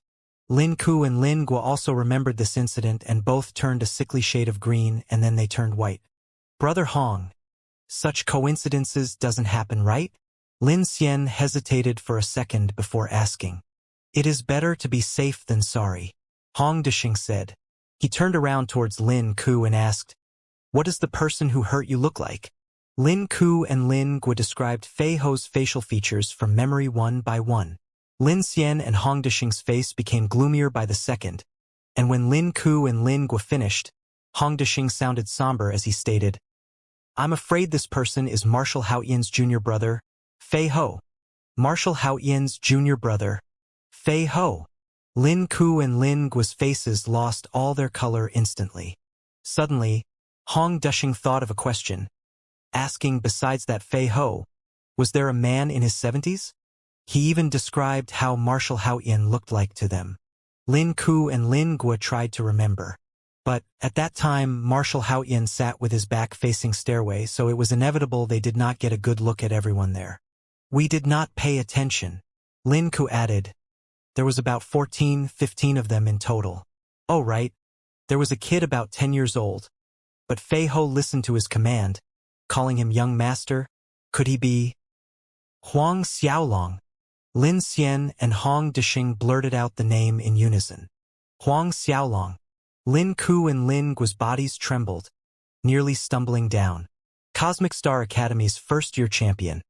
This name had long spread to every corner of the royal city, Huang Xiaolong. possessing the primordial divine black dragon martial spirit. This was no longer a secret, and he was lauded to be the #1 talent in Luotong Kingdom's history. If that kid was Huang Xiaolong, then the image where she was trashing Huang Xiaolong as a lowly dog commoner, even ordering her guards to slap Huang Xiaolong's mouth. Her body couldn't stop shaking as if having an episode of epilepsy. Then Dad, what do we do now? Lin Ke's face grew paler and paler.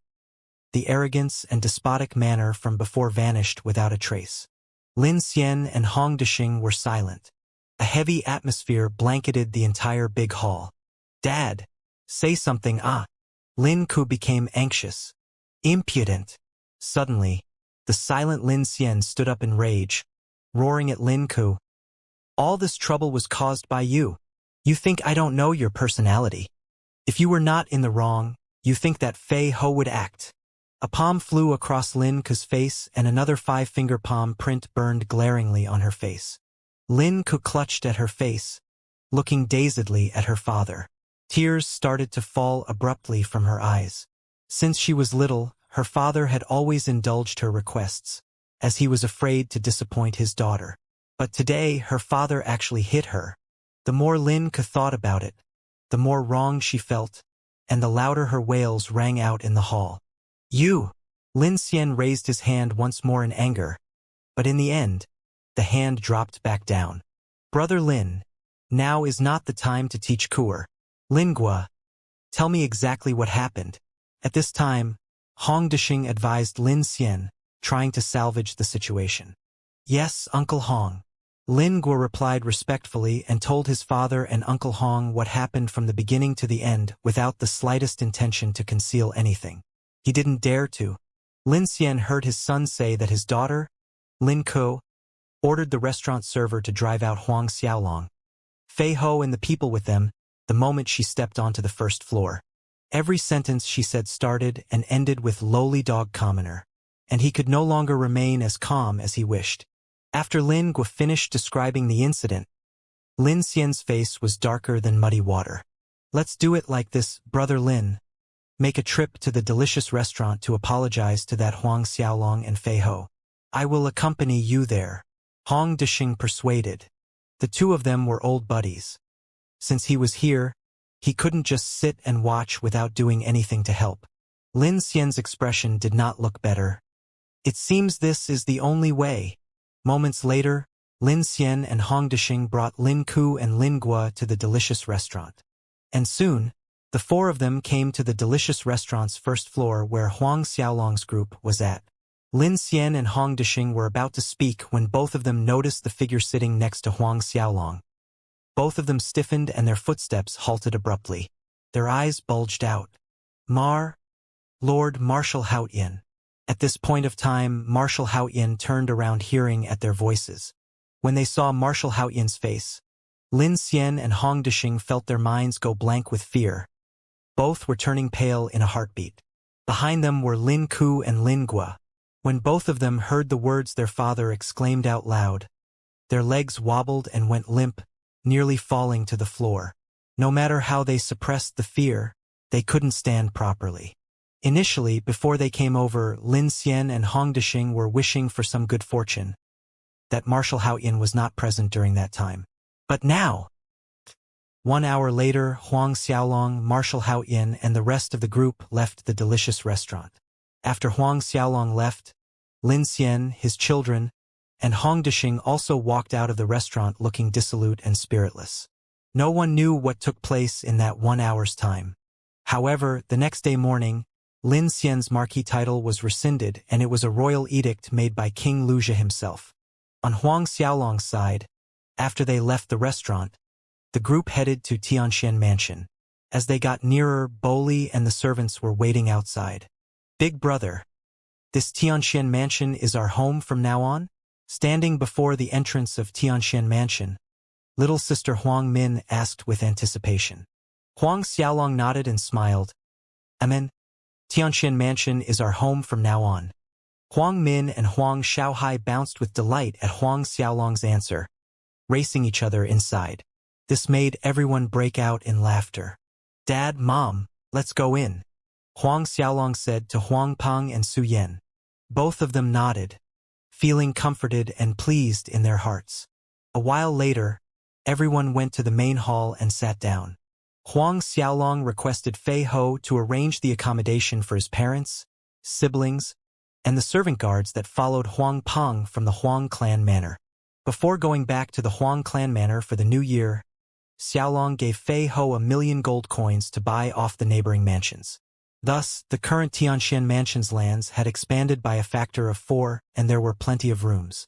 Due to fatigue from traveling for more than 20 days, Huang Xiaolong sent his parents and little siblings to rest, and only 3 people remained in the main hall: Huang Xiaolong, Marshal Haoyan, and Fei Ho. "What is the result of your investigation?" Huang Xiaolong asked Marshal Haoyan. A few days ago, he had requested Marshal Haoyan to look into the big sword sect situation. Marshal Haoyan stood up and answered respectfully. Replying to Sovereign, the matter was already investigated clearly. At the moment, Big Sword Sect has around 30,000 disciples, and apart from the dead Lu Wei, there is another Xiantian realm expert, and that is Lu Wei's master, Yu Chun. Yu Chun is the previous sect leader. His strength should be mid-second order Xiantian. Lu Wei's master, Yu Chun. A mid-second order Xiantian. Huang Xiaolong nodded. That meant Yu Chen's strength was on par with Marshal Haoyan. Then, Marshal Haoyan continued to report the findings related to Big Sword Sect, the number of 10th Order disciples, 9th Order disciples, and so on. Listening to the end of Marshal Haoyan's report, Huang Xiaolong's brows creased deeply.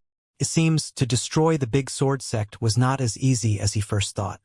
Although Big Sword Sect only had one remaining Xiantian expert, Yu Chun, as one of the prominent sects of Baolong Kingdom, the number of 10th Order and 9th Order disciples was not insignificant. Moreover, he couldn't let Marshal Haoyan call up the army for this. If the army was used, it meant war between 2 kingdoms. If Yu Ming was around, with his Xiantian 10th Order strength, it would be as easy as snapping his fingers to get rid of Big Sword Sect. Nonetheless, Yu Ming had returned to the Azura's Gate headquarters, and to rush back here from Starcloud Continent, it would take at least a year's time. Judging from the situation, he needed to wait until Yu Ming returns before deciding the next step. Now, his parents and siblings were with him in the royal city, and as long as that Yu Chun did not run over here, his parents and siblings would be safe with Marshal Haoyan's protection. Some time later, Marshal Haoyan and Fei Ho left the main hall. "I must break through to the 7th Order as soon as possible," Huang Xiaolong thought to himself. Once he advanced to the 7th Order, he could open the Linglong Pagoda's first layer and get the Heritage Physique Cultivation Technique, Golden Linglong Body. In addition to his martial spirits abilities, he could fight against an 8th Order warrior. Not only that, after opening the first layer of Linglong Treasure Pagoda, he could give the Fire Dragon Pearl to his parents. The stronger his parents became, the better they could protect themselves. Lastly, after he stepped into the 7th Order, his martial spirits would evolve a second time, and Xiaolong looked forward to his twin dragon's transformation. In general, after advancing to the 7th Order and after the martial spirit evolved a second time, its innate ability would also be strengthened. In some cases, martial spirits could gain new abilities after undergoing the second transformation. Although the probability for this to happen was very low, the higher the grade of martial spirits, the higher the probability for it to happen. Going back to his room, Xiaolong climbed onto the cold jade bed and called out the twin dragons and started to practice. Using the month travel time to get to the royal city, Huang Xiaolong had persevered with his practice. On top of that, the Linglong Treasure Pagoda inside his body emitted fire dragon qi at all times, tempering his physique and improving his battle qi. This made Xiaolong grow stronger every day, and the barrier to the 7th Order became thinner every second. He had a feeling that within 1 month's time, he could advance to the 7th Order. Night arrived. By the time Huang Xiaolong stopped running Azura tactics, it was already late into the night. Moonlight shone down and created a hazy screen on the land, and occasionally, thin clouds veiled the moon. Huang Xiaolong came out to the small yard from his room. Standing in the middle of the yard, he bent his knees and lowered his body, his right hand forming a fist and punched forward slowly, while his left hand circled behind his back and adjusted his breathing according to the 5th stage of the body metamorphosis scripture. Spiritual energy from the surroundings started to surge towards Huang Xiaolong instantly. Since he left the Huang clan manor 1 year ago, Xiaolong's practice of the body metamorphosis scripture had advanced to the 5th stage with the power to pull 9 bulls as one, and he had reached the peak form that could advance into the 6th stage at any moment. Now, Xiaolong's internal force was sturdy and continued to improve every day. While he breathed, white mist could be seen going in and out of his nostrils. If he was still on Earth in his previous life, the current Huang Xiaolong could be called an internal force master. The darkness of the night was gradually replaced by the impending dawn, and Huang Xiaolong finally stopped the body metamorphosis scripture. After that, he called out the blades of Azura. He leaped up into the air and swung the blades of Azura. Instantly, countless blade lights flew out, turning into tiny drops of rain, condensing into a violent rainstorm that enveloped all directions. But, at this moment, the violent rainstorm suddenly changed into a drizzle, tender and gentle, barely discernible. From within the minuscule rain blades came the sounds of cries and wails that lasted for a long time. A while later, Huang Xiaolong stopped and took a deep breath. It had taken more than a year's time, and now, he finally reached major completion in the Azura sword skill's 2nd style, Tears of Azura. He had perfect comprehension for the mood and intent of this move, but the only lacking point was how long his battle chi could support it. In the future, this move would grow more powerful as his battle chi became stronger. Then, the next step is the 3rd style. Huang Xiaolong thought in his mind and took out the diagrams from the Azura ring, fully concentrating of the 3rd move. Azura sword skill 3rd move, Wrath of the Nether King. Studying the illustrated movements and the route of running his battle chi, he etched them into his mind before returning the diagram back to the ring. He stood in the same spot for some time, when all of a sudden, his body shot forward a few meters like a burning meteor as the blades of Azura slashed in front of him. 2 fire-red blade lights materialized in the air, rushing forward without any signs of stopping, just like the wrath of the Nether King, crushing everything before it. After the first try, Huang Xiaolong stood still a few meters away, recalling his launching of the attack with the feelings and the movements before comparing them to what was written on the diagrams. 30 minutes later, Xiaolong moved again. His body shot forward like a meteor as he slashed to the front with the blades. 2 angry, fire-red lights broke out like a volcanic eruption, swirling forward with the fixation of destroying everything in its path. The attack lost its momentum and vanished 100 meters away. After the 2nd try, he stood still again, repeating the previous process. Another 30 minutes passed and Huang Xiaolong made his 3rd attempt. Huang Xiaolong repeated the same process again and again, like when he practiced Tempest of Hell and Tears of Azura for the first time. Continuous attempts as he tried to comprehend the intent of the move. Written along with the 3rd move's illustration, when the Wrath of the Nether King reaches major completion, a swing of the blades is like the eruption of a millennium volcano, like the stampede of a million demonic beasts. And its momentum broke out in an instant at an unbelievable speed, giving the enemy no time to react and to only die under the wrath of the Nether King. 3 days passed quickly in practice. During these 3 days, other than the usual practice of Azura tactics and the body metamorphosis scripture, he concentrated on Wrath of the Nether King. Occasionally, Huang Xiaolong would spend some time on the Earth rank battle skill he was rewarded with from the Cosmic Star Academy competition, Collapsing Fist. With Huang Xiaolong's current battle chi energy, his collapsing fist attack could shatter a 10-meter boulder a dozen meters away into a pile of gravel. Another 3 days passed. Huang Xiaolong came out from his courtyard. It was the beginning of a new term in Cosmic Star Academy, and Xiaolong planned to go over and have a look. When he came to the main hall, his dad, mom, and 2 younger siblings were already there. Big brother! Huang Min and Huang Xiaohai encircled Huang Xiaolong as soon as they saw him, calling out cheerfully. The 2 little guys were each hanging on one side of his arms. "Did you have fun these past few days?" Huang Xiaolong smiled and asked. "Big brother, the royal city is much too fun. There are many, many nice places." Right after Huang Xiaolong's question ended, Huang Xiaohai rushed to answer as if someone was competing with him. Happily, he added, I like it here very much. Huang Xiaolong smiled kindly. Although he was training hard for the past 3 days, he still knew that these two little guys went out to play every day, and from the amount of outings they had, perhaps these two little guys who went to many places in the royal city in just a few days' time. They already knew more than him, who had been on the royal city for 1 year so far. Playing around is okay, but you must also remember to practice hard, Huang Xiaolong said.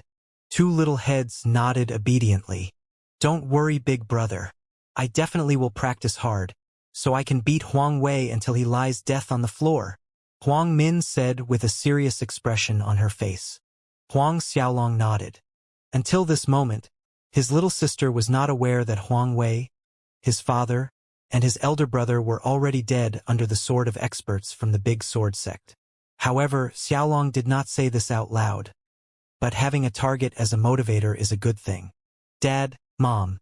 Huang Xiaolong came up to his parents and inquired if their days are well and comfortable in Tianxian Mansion.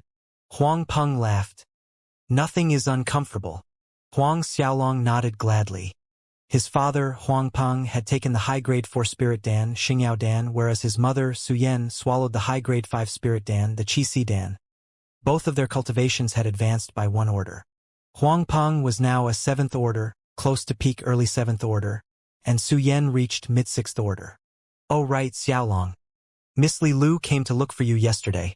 At this time, Su Yan suddenly laughed and said, But you were practicing at that time, and Miss Li Lu was here for an hour and then she left. Li Lu. Huang Xiaolong was a little surprised. Today was the Academy's new term, so it was not surprising that Li Lu had returned to the royal city from the Li residence. Xiaolong, Li Lu is a good girl, Su Yan added. I think, Mom, no need to say more. Huang Xiaolong smiled bitterly with a trace of helplessness. He knew what his mother wanted to say, even though the two of them, him and Li Lu, were not even 11. The Academy's new term starts today, so I'm going to have a look. He quickly stood up before Su Yan could open her mouth to speak and ran away from the main hall as if he was fleeing for his life.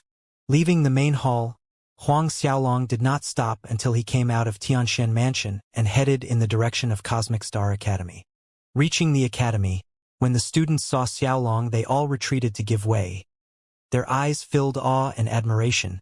Some had elevated to idolization. Xiaolong ignored the whispers along the way and walked all the way to this classroom. The moment he stepped into the room, the noisy classroom became quiet immediately, and all the students stood up straight, including that Jiang Teng. As Huang Xiaolong continued to walk in, Jiang Teng jumped out from his seat and retreated to the back of the classroom, trembling in fright. Huang Xiaolong, what do you want to do? Very obvious, he ate enough fists from Huang Xiaolong that he developed a traumatic fear towards Huang Xiaolong.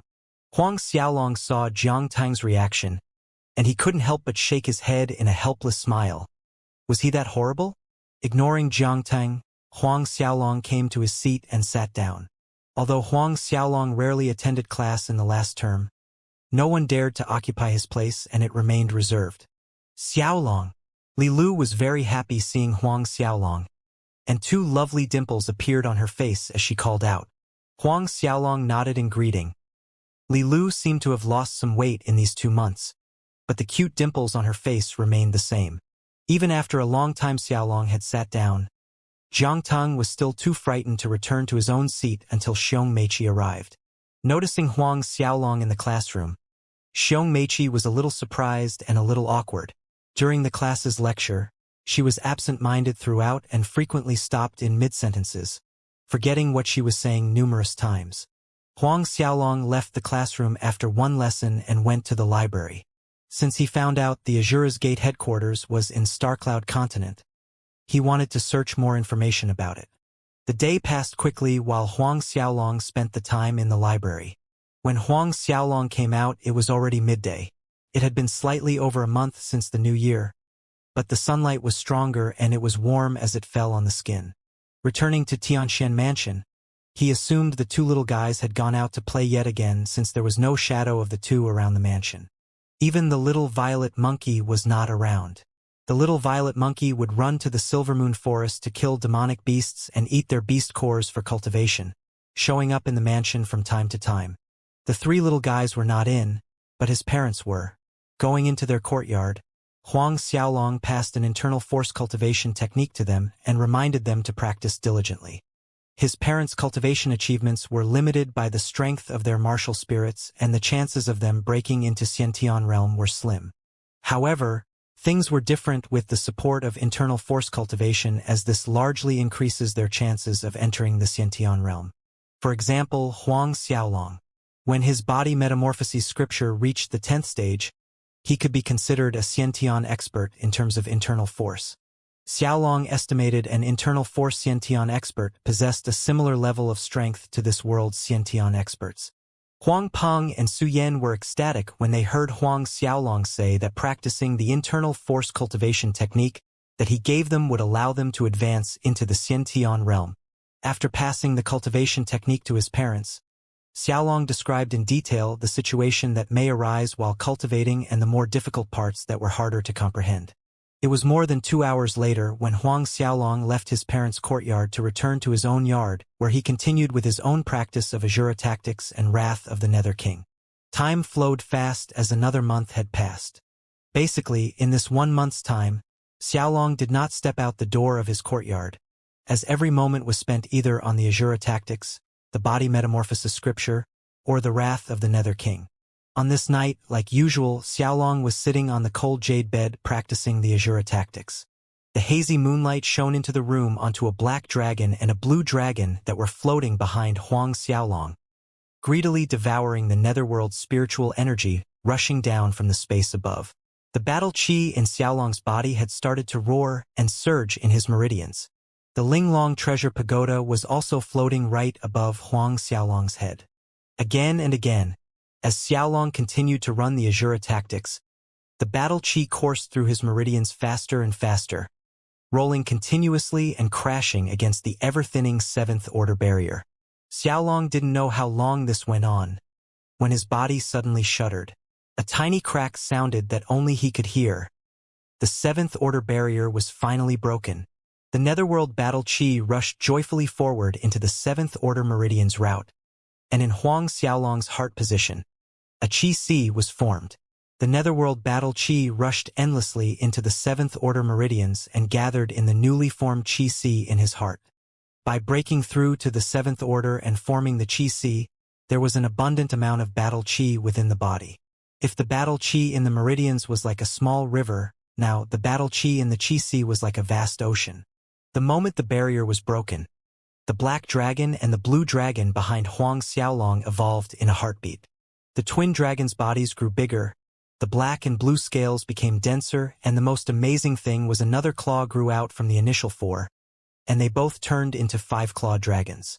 2 dragon heads roared towards the heavens, as the dragon's terrifying oppressive aura swept out from the room.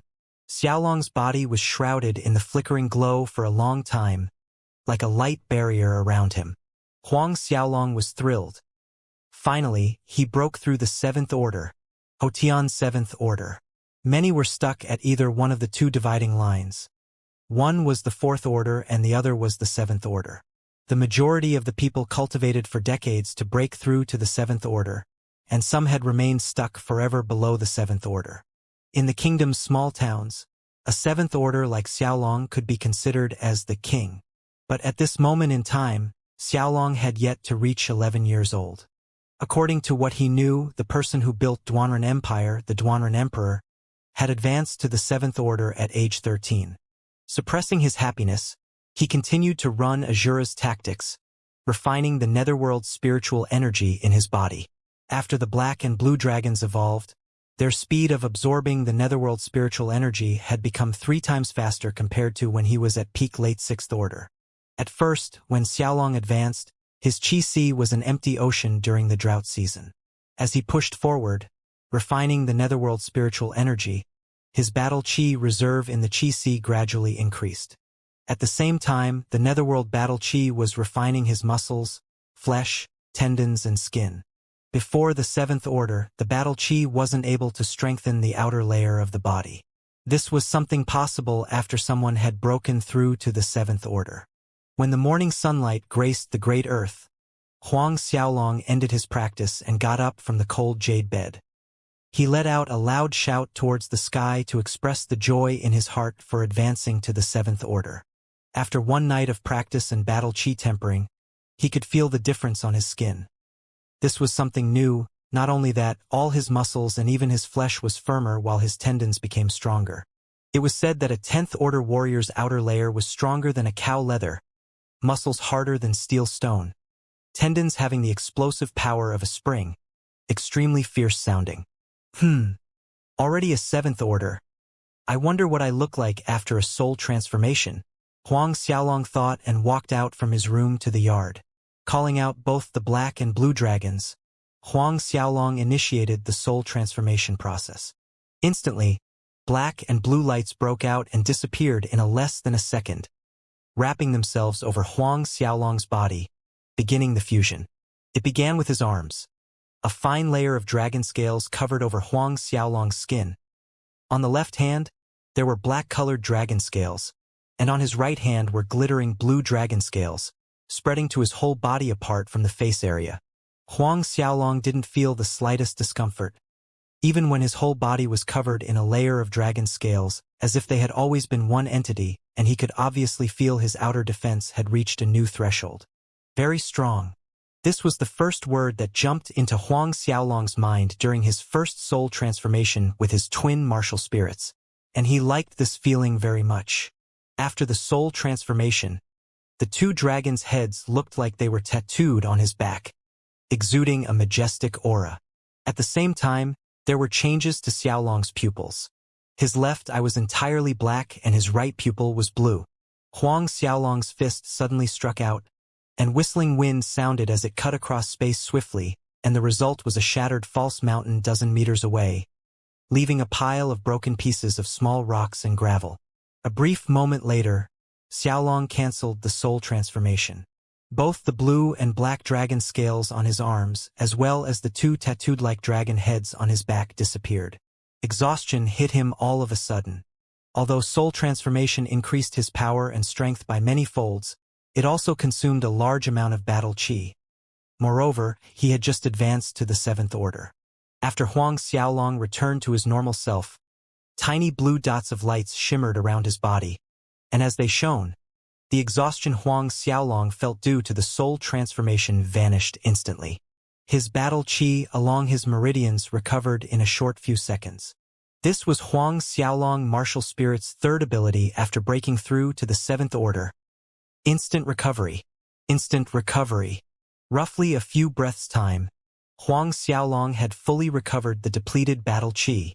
Although it needed 10 seconds time to fully recover his battle chi, it was already a heaven-defying level ability.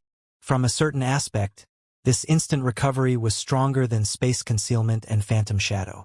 Combining instant recovery with space concealment, Huang Xiaolong needn't worry about the side effect of depleted battle chi. Well, the only misfortune for this ability was it can only recover battle chi and not heal injuries. 10 seconds later, Xiaolong's battle chi had fully recovered. He vanished right on the spot, and vanishing along with him was the chair next to him. 10 breaths' time later, he reappeared from the space. Coming out from the space concealment, Huang Xiaolong continued to test the ability, appearing and disappearing meters away, and in the blink of an eye, he was more than 10 meters from the original spot. After the second evolution, other than awakening a third ability, the previous two abilities were strengthened. Before entering the concealment space, he could only go in alone, whereas now, he could bring another person. And with Phantom Shadow ability, he could actually shift his position with his will within a 10 meters range teleportation. His speed was twice as fast the one Lu Kai possessed with his Sky Peng martial spirit. Huang Xiaolong inhaled deeply while his heart was rejoicing. He didn't expect he would have a new ability after his martial spirits evolved a second time and the first two had such an improvement. Then, he called out the Linglong Treasure Pagoda. According to what Yu Ming had said, he could open the first layer once he broke through to the 7th order. Huang Xiaolong initiated the Netherworld Battle Chi on both palms and, as per Yu Ming's instruction, sent his battle chi into the pagoda. When the Netherworld Battle Qi entered the Linglong Treasure Pagoda, it shone brightly and absorbed Huang Xiaolong's battle Qi. He was somewhat taken aback by the reaction, and without warning, his eyes blurred as he appeared in a different space. This space was not big, merely several hundred square meters with a height of 10 meters. In the four directions were walls that were made of unknown material. This is the first floor space inside the Linglong Treasure Pagoda? Huang Xiaolong surveyed around wide-eyed. This situation was not consistent with Yu Ming's description. This Linglong Treasure Pagoda space actually allows the owner to enter inside? Doesn't this mean? Getting over his shock, he was more than thrilled because he noticed the spiritual aura within the Linglong Treasure Pagoda was thicker and much purer than the outside. Furthermore, up above the space, scuds of fire dragon Qi flowed upwards, forming groups of thick fire dragon Qi clouds. If he cultivated inside this space, absorbing the fire dragon Qi clouds, it would be far more effective than cultivating in the Dragon Flame Valley. Floating above these clouds were thumb-sized red beads, and they were shiny as they reflected the light like the twinkling stars in the night sky. However, the stars were white, and these beads glittered a fiery red. Fire Dragon Pearl. A thought flashed across Huang Xiaolong's brain. This must be the Fire Dragon Pearl that Yu Ming talked about. 1, 2, 3. Huang Xiaolong slowly counted one by one and came up to 108. His eyes lit up. 108 Fire Dragon Pearl. This number was greatly out of his expectation. This amount of Fire Dragon Pearls was enough for himself to cultivate with for some time and even distribute some to his parents and little siblings. Suddenly at this point, a coruscating fire-red glow fell on Huang Xiaolong and shrouded over him before he could react. Subsequently, in Xiaolong's mind, a physique cultivation technique appeared with information about the golden Linglong body. The golden Linglong body had a total of 9 layers and every layer brought about a mythical effect. And when one reached the 9th layer to achieve the Linglong treasure body, the person's body would be as resilient as the Linglong treasure pagoda, nearing invincible. Huang Xiaolong repeated the mantra once in his mind and seconds later, he sat down cross-legged and started practicing. In the blink of an eye, a layer of fiery red golden light similar to the Linglong treasure pagoda burst out from Huang Xiaolong's body. A few hours later, Huang Xiaolong finally stopped. During these few hours of practice, Huang Xiaolong observed that there was a mystical force strengthening his muscles, bones, tendons, and the surface of his skin, improving his overall defense. After stopping his practice, Huang Xiaolong turned his attention to the glittering red pearls hanging above the thick red clouds. With a thought, his right hand teleported one of the fire dragon pearls. On his palm, the fire dragon pearl felt a little hot, like a fire pearl burning at 50 to 60 degrees Celsius. Huang Xiaolong opened his mouth and threw the fire-red pearl into his mouth. The moment the fire dragon pearl reached his stomach, it turned into a hot stream of energy that rushed into every corner of his body. Sensing this, Xiaolong quickly calmed down again and ran the Azura tactics to refine the stream of hot energy. The Netherworld Battle Qi in his meridians became active, surging and crashing the entire time while the dark gray color started to change slowly to a light gray. The same thing process emerged again just like the time he was cultivating in the Dragon Flame Valley. Black impurities mixed with blood formed a layer over his skin, and these impurities were hidden deep down inside of his body instead of the normal ones. Another few hours passed. A layer of hardened blood and waste covered Huang Xiaolong. One day passed and the layer of impurities fell off as a new layer of waste was dispelled again, and the process repeated itself once more. After 5 days, it stopped.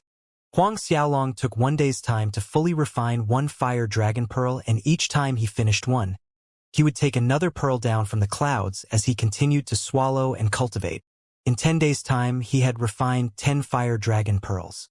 He stopped when he finished the 10th pearl and stood up, feeling immensely relaxed and comfortable from head to toe, akin to throwing away a 100-gene burden. 10 days of practice resulted in Huang Xiaolong's strength improving again, nearing peak early 7th order. According to Xiaolong's estimation, if he continued to stay and practice in the Linglong Treasure Pagoda space while swallowing the Fire Dragon Pearls, in another 2 weeks' time, he could reach peak early 7th order, and given 2 months' time mid-7th order. However, with this cultivation speed, even if he monopolized all 108 fire dragon pearls, it could only last him 3 to 4 months. That, and the speed at which the Linglong Treasure Pagoda condensed one pearl, even 10 days were not sufficient to complete one. Thus, Huang Xiaolong had to think of a method that would speed up the process. Huang Xiaolong stared up at the litter of fire dragon pearls, and a thought suddenly flashed across his mind. He took out a cycad fruit from the Azura ring. Without warning, a suction force came from the pagoda, and streams of spiritual energy drilled out from the cycad fruit. Before Huang Xiaolong's eyes, the cycad fruit dried up, wrinkled and deflated in front of his eyes, before finally vanishing into thin air. And above him, after the spiritual energy from the cycad fruit was absorbed, fire dragon chi swirled rapidly, showing signs of condensing a new fire dragon pearl. Watching this phenomenon, Huang Xiaolong's heart was delighted. Sure enough, this method works. Following that, Huang Xiaolong took out another cycad fruit. Just like what happened previously, the cycad fruit was sucked empty of the spiritual energy within it and vanished, swallowed by the pagoda. Huang Xiaolong continued to take out one cycad fruit after another, and after the number had surpassed 10, a new fire dragon pearl was successfully formed, hanging above the clouds. Staring at the newly condensed fire dragon pearl, Huang Xiaolong felt like crying. Now, he knew that cycad fruits and possibly other elixirs could speed up the time of condensing a fire dragon pearl, but the expense was too big. More than 10 cycad fruits. Xiaolong only had less than 20 cycad fruits left in his spatial Azura ring. Although these types of herb and fruit elixirs could be bought from auctions and trading houses, the prices were somewhat scary. Not to mention Huang Xiaolong, probably not even the kingdom's ruler, King Luzia, could afford it on a long-term basis. Next, Xiaolong took out over 100 battle chi dan, and after absorbing all of them, the pagoda finally condensed out one fire dragon pearl. More than 100 battle chi dan was equivalent to one fire dragon pearl. This amount was more or less the same of the 10 cycad fruits. I wonder if a demonic beast's beast core has an effect. Suddenly, Huang Xiaolong thought of a possibility and wondered to himself. However, there was no beast core in his ring. A short while later, Huang Xiaolong came out from the Linglong Treasure Pagoda space and headed to the main hall. Calling Fei Ho, he gave Fei Ho 100,000 gold coins, tasking him to purchase beast cores from auction and trading houses. Even though Fei Ho was puzzled with Huang Xiaolong's request of buying so many beast cores, he dared not ask too many questions. Roughly 1 hour later, Fei Ho returned to the mansion, and as per Huang Xiaolong's order, he procured more than 40 pieces of Stage 7 beast cores. Huang Xiaolong was looking forward to testing out his theory. After he got the items from Fei Ho, Huang Xiaolong hurried back to his room and entered the Linglong Treasure Pagoda space, taking out all the Stage 7 beast cores. Just like what Huang Xiaolong guessed earlier, the pagoda could also absorb the violent demonic energy inside beast cores, and very soon the pagoda space had sucked out all the energy from the 40-plus beast cores that Fei Ho brought back. These beast cores turned into dull, gray ash, and disappeared. And the space that had absorbed more than 40 demonic beast cores' energy and condensed out 2 new fire dragon pearls. Seeing this result, Xiaolong breathed out in relief. This result was still acceptable to him, less than 50 beast cores in exchange for 2 fire dragon pearls, meaning 50,000 gold coins for 1 fire dragon pearl. This was way more cost-effective than using cycad fruits or spirit dawn. Still, 50,000 gold coins was no small sum, and he decided to enter the Silver Moon Forest himself to hunt for Stage 7 demonic beasts. And this time, the duration spent inside the Silver Moon Forest would be longer than the last time. Huang Xiaolong decided before he headed towards the Silver Moon Forest to kill demonic beasts, he would make a trip to the academy first. He wanted to request for a class advancement test into the second-year class since he had a breakthrough to 7th order. Early next morning, Huang Xiaolong came to the Cosmic Star Academy and went directly to the principal's room. Actually, the matter regarding class advancements usually belonged to the class teachers, but by the time it was approved, 6 months would have gone by. If he went through Sunjiang or Xianxia directly, it would save him a lot of time and trouble. When Huang Xiaolong arrived at the principal's room, coincidentally, both Sunjiang and Xiangchu were inside. Both were a little surprised seeing Huang Xiaolong, and then both stood up with smiling faces. Xiaolong, how come you have the free time to come over and look for us two old fellows? Sun Zhang grinned and asked, did you come across some problems in your practice? Xiongchu was also smiling. Whatever problems you have, be at ease and tell us. The two of them thought Huang Xiaolong's abrupt visit was due him coming across cultivation problems. Thus, he came over to ask them for guidance. Huang Xiaolong shook his head, clarifying, I came because I wanted to request for the class advancement test. Request for the second-year class advancement test? Both old fellows blanked for a moment. Sun Zhang and Xiong Chu exchanged a glance, resulting in 4 widened eyes staring back at each other in shock. You're saying you have broken through to the 7th order? Sun Zhang blurted out. Not half a year had passed since the academy competition ended. Even if Huang Xiaolong had taken the Xingyao Dan and Qi Si Dan, it was impossible for him to advance in such a short time. According to their secret estimate, Huang Xiaolong needed at least 1 year to do so. Xiong Chu also had an inconceivable expression on his face as he stared at Xiaolong. Huang Xiaolong nodded, reaffirming what he had just said. That is correct. And he released his battle chi energy outward. 7th order. It really is the 7th order. When Huang Xiaolong released his battle chi outside his body, Sun Zhang and Xiong Chu who found it hard to believe initially, and they broke out in excitement. It was quite some time later before the two old fellows recovered their dignified image. Still, both of them scrutinized Huang Xiaolong with weird looks on their faces. They didn't expect that in less than 4 months, just slightly over 3, Xiaolong would them another wonderful surprise.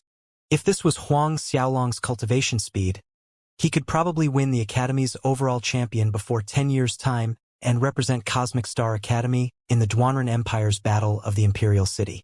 Then, my request on the class advance test?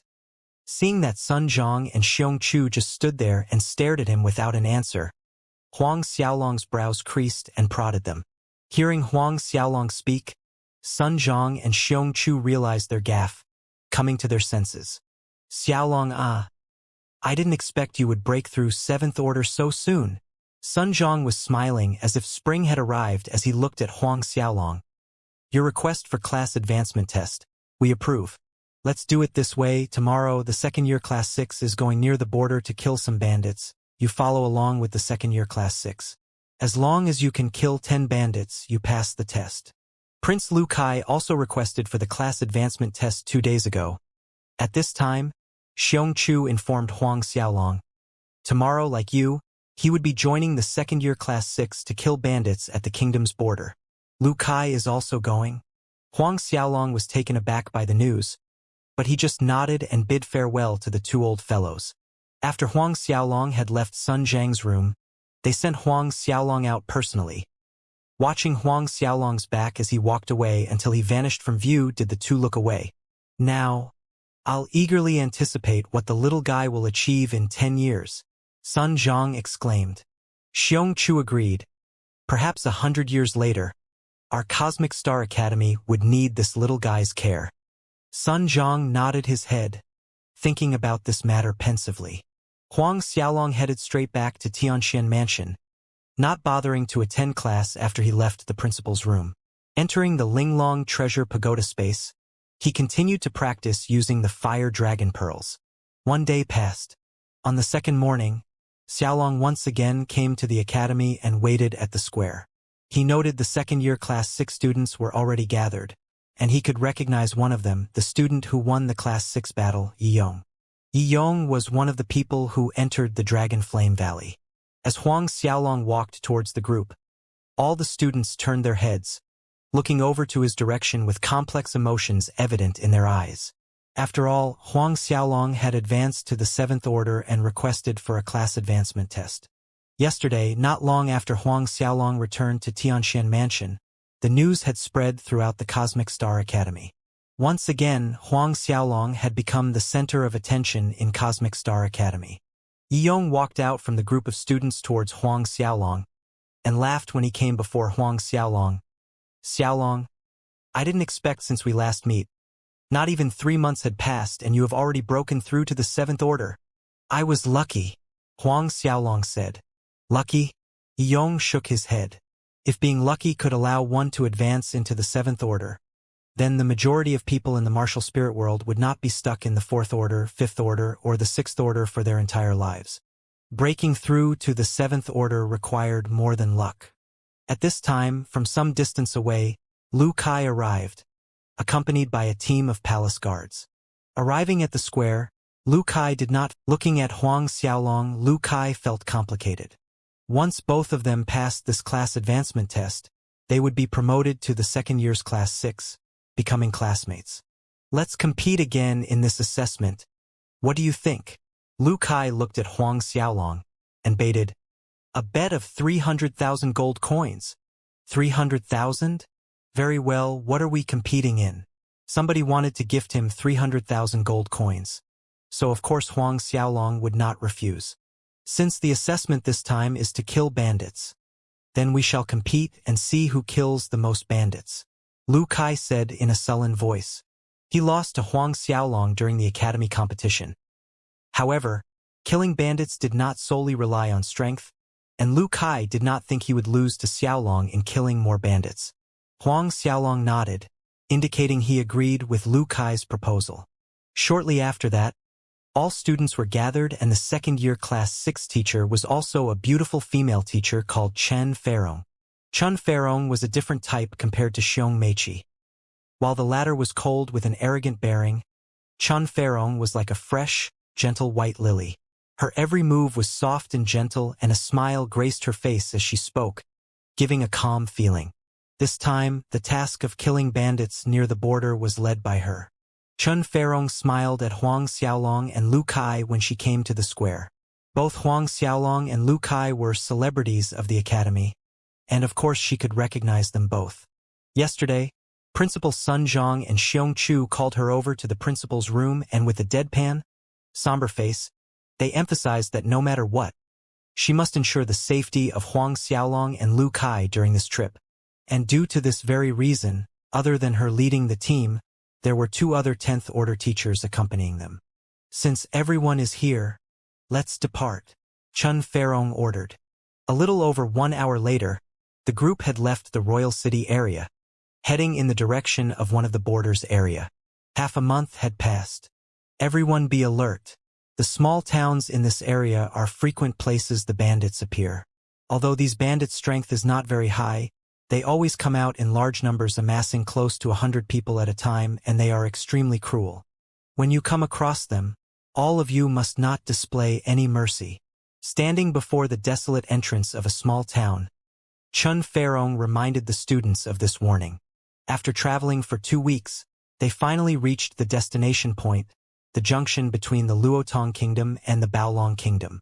According to Chen Feirong, these bandits came from the Baolong Kingdom, sneaking past to the Luotong Kingdom's army patrol to the Luotong Kingdom's border towns, killing, robbing, and kidnapping people. Once these bandits had robbed a place, they would quickly retreat back into the Baolong Kingdom's territory, causing a huge headache for the border soldiers. After Chen Feirong warned the students, she led them into the desolate-looking little town. In the quiet little town, the streets were empty with not even the shadow of a person. The doors of every store and house were shut tightly as the silence became eerie in the students' minds. Occasionally, black smoke could be seen rising from some random buildings. A while later, Chen Feirong split the students into 3 teams led by her and the other 2 teachers. Each group had roughly 20-something students. Each team would act separately and regroup at the town entrance. Whichever group found the bandits was to release the signal to inform the others of their position. Both Lu Kai and Huang Xiaolong were arranged into the same team led by Chen Feirong. The students followed Chen Feirong from behind as they continued onward along the streets. 1 hour later, they still had yet to see any bandits. The whole town was blanketed in an atmosphere of desolation, hopelessness, and something else, something strange. Strange. Where did the people in this small town go? Why can't we find even one person? Yong, who was on the same team as Huang Xiaolong, frowned and asked out loud. Could everyone have died? If that is the case, where are the bodies? Lu Kai interjected. Not only there were people, there weren't any corpses either. There were no traces of fighting or blood splatters, as if all the people in the small town had vanished into thin air. Huang Xiaolong's brows creased into a furrow. However, the group continued onward, and when the team came to the north side of the small town, suddenly, Xiaolong stopped. This is the smell of blood. Yes, this is the smell of blood. The smell of blood was extremely light, but Huang Xiaolong could clearly smell it, and he was not wrong in his judgment. Ever since he broke through to the seventh order and his martial spirits evolved for the second time, his hearing ability and sense of smell had improved exponentially. Lu Kai and Yi Yong noticed Huang Xiaolong's sudden reaction and were doubtful in their hearts. And at this point, without warning, Huang Xiaolong's silhouette dashed forward, shocking the rest of the team. Huang Xiaolong! Chen Feirong cried out. She, Lu Kai, and everyone else also sped up. Not long after Huang Xiaolong's abrupt sprint, up ahead on the same street, he saw two middle-aged men in peculiar clothing.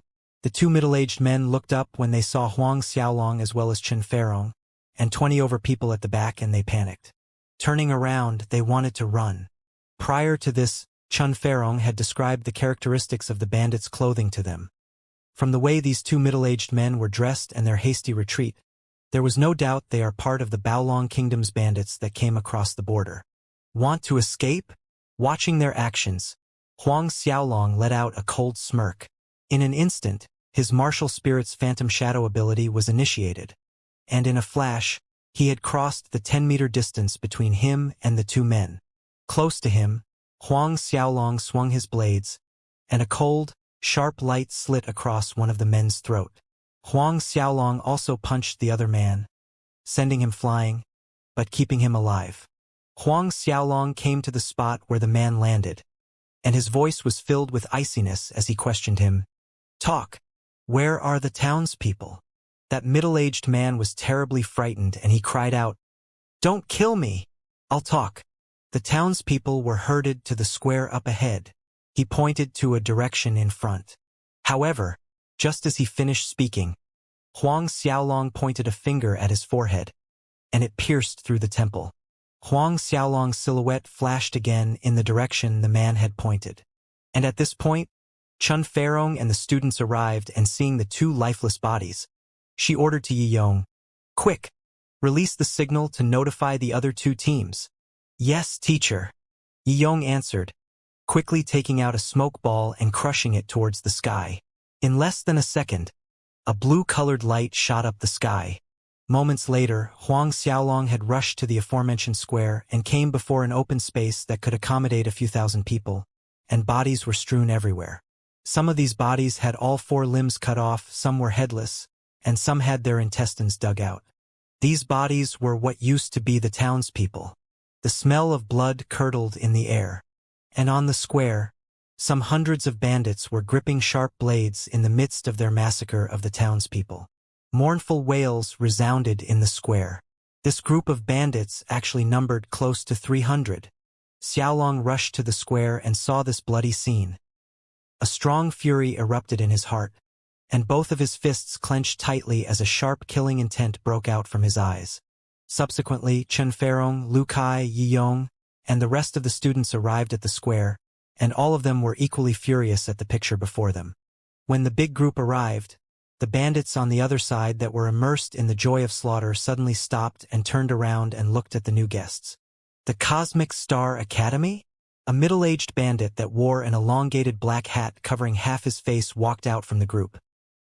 His eyes swept over the other side, and when his gaze fell on Chen Feirong's curvaceous body, the middle-aged bandit chuckled lecherously.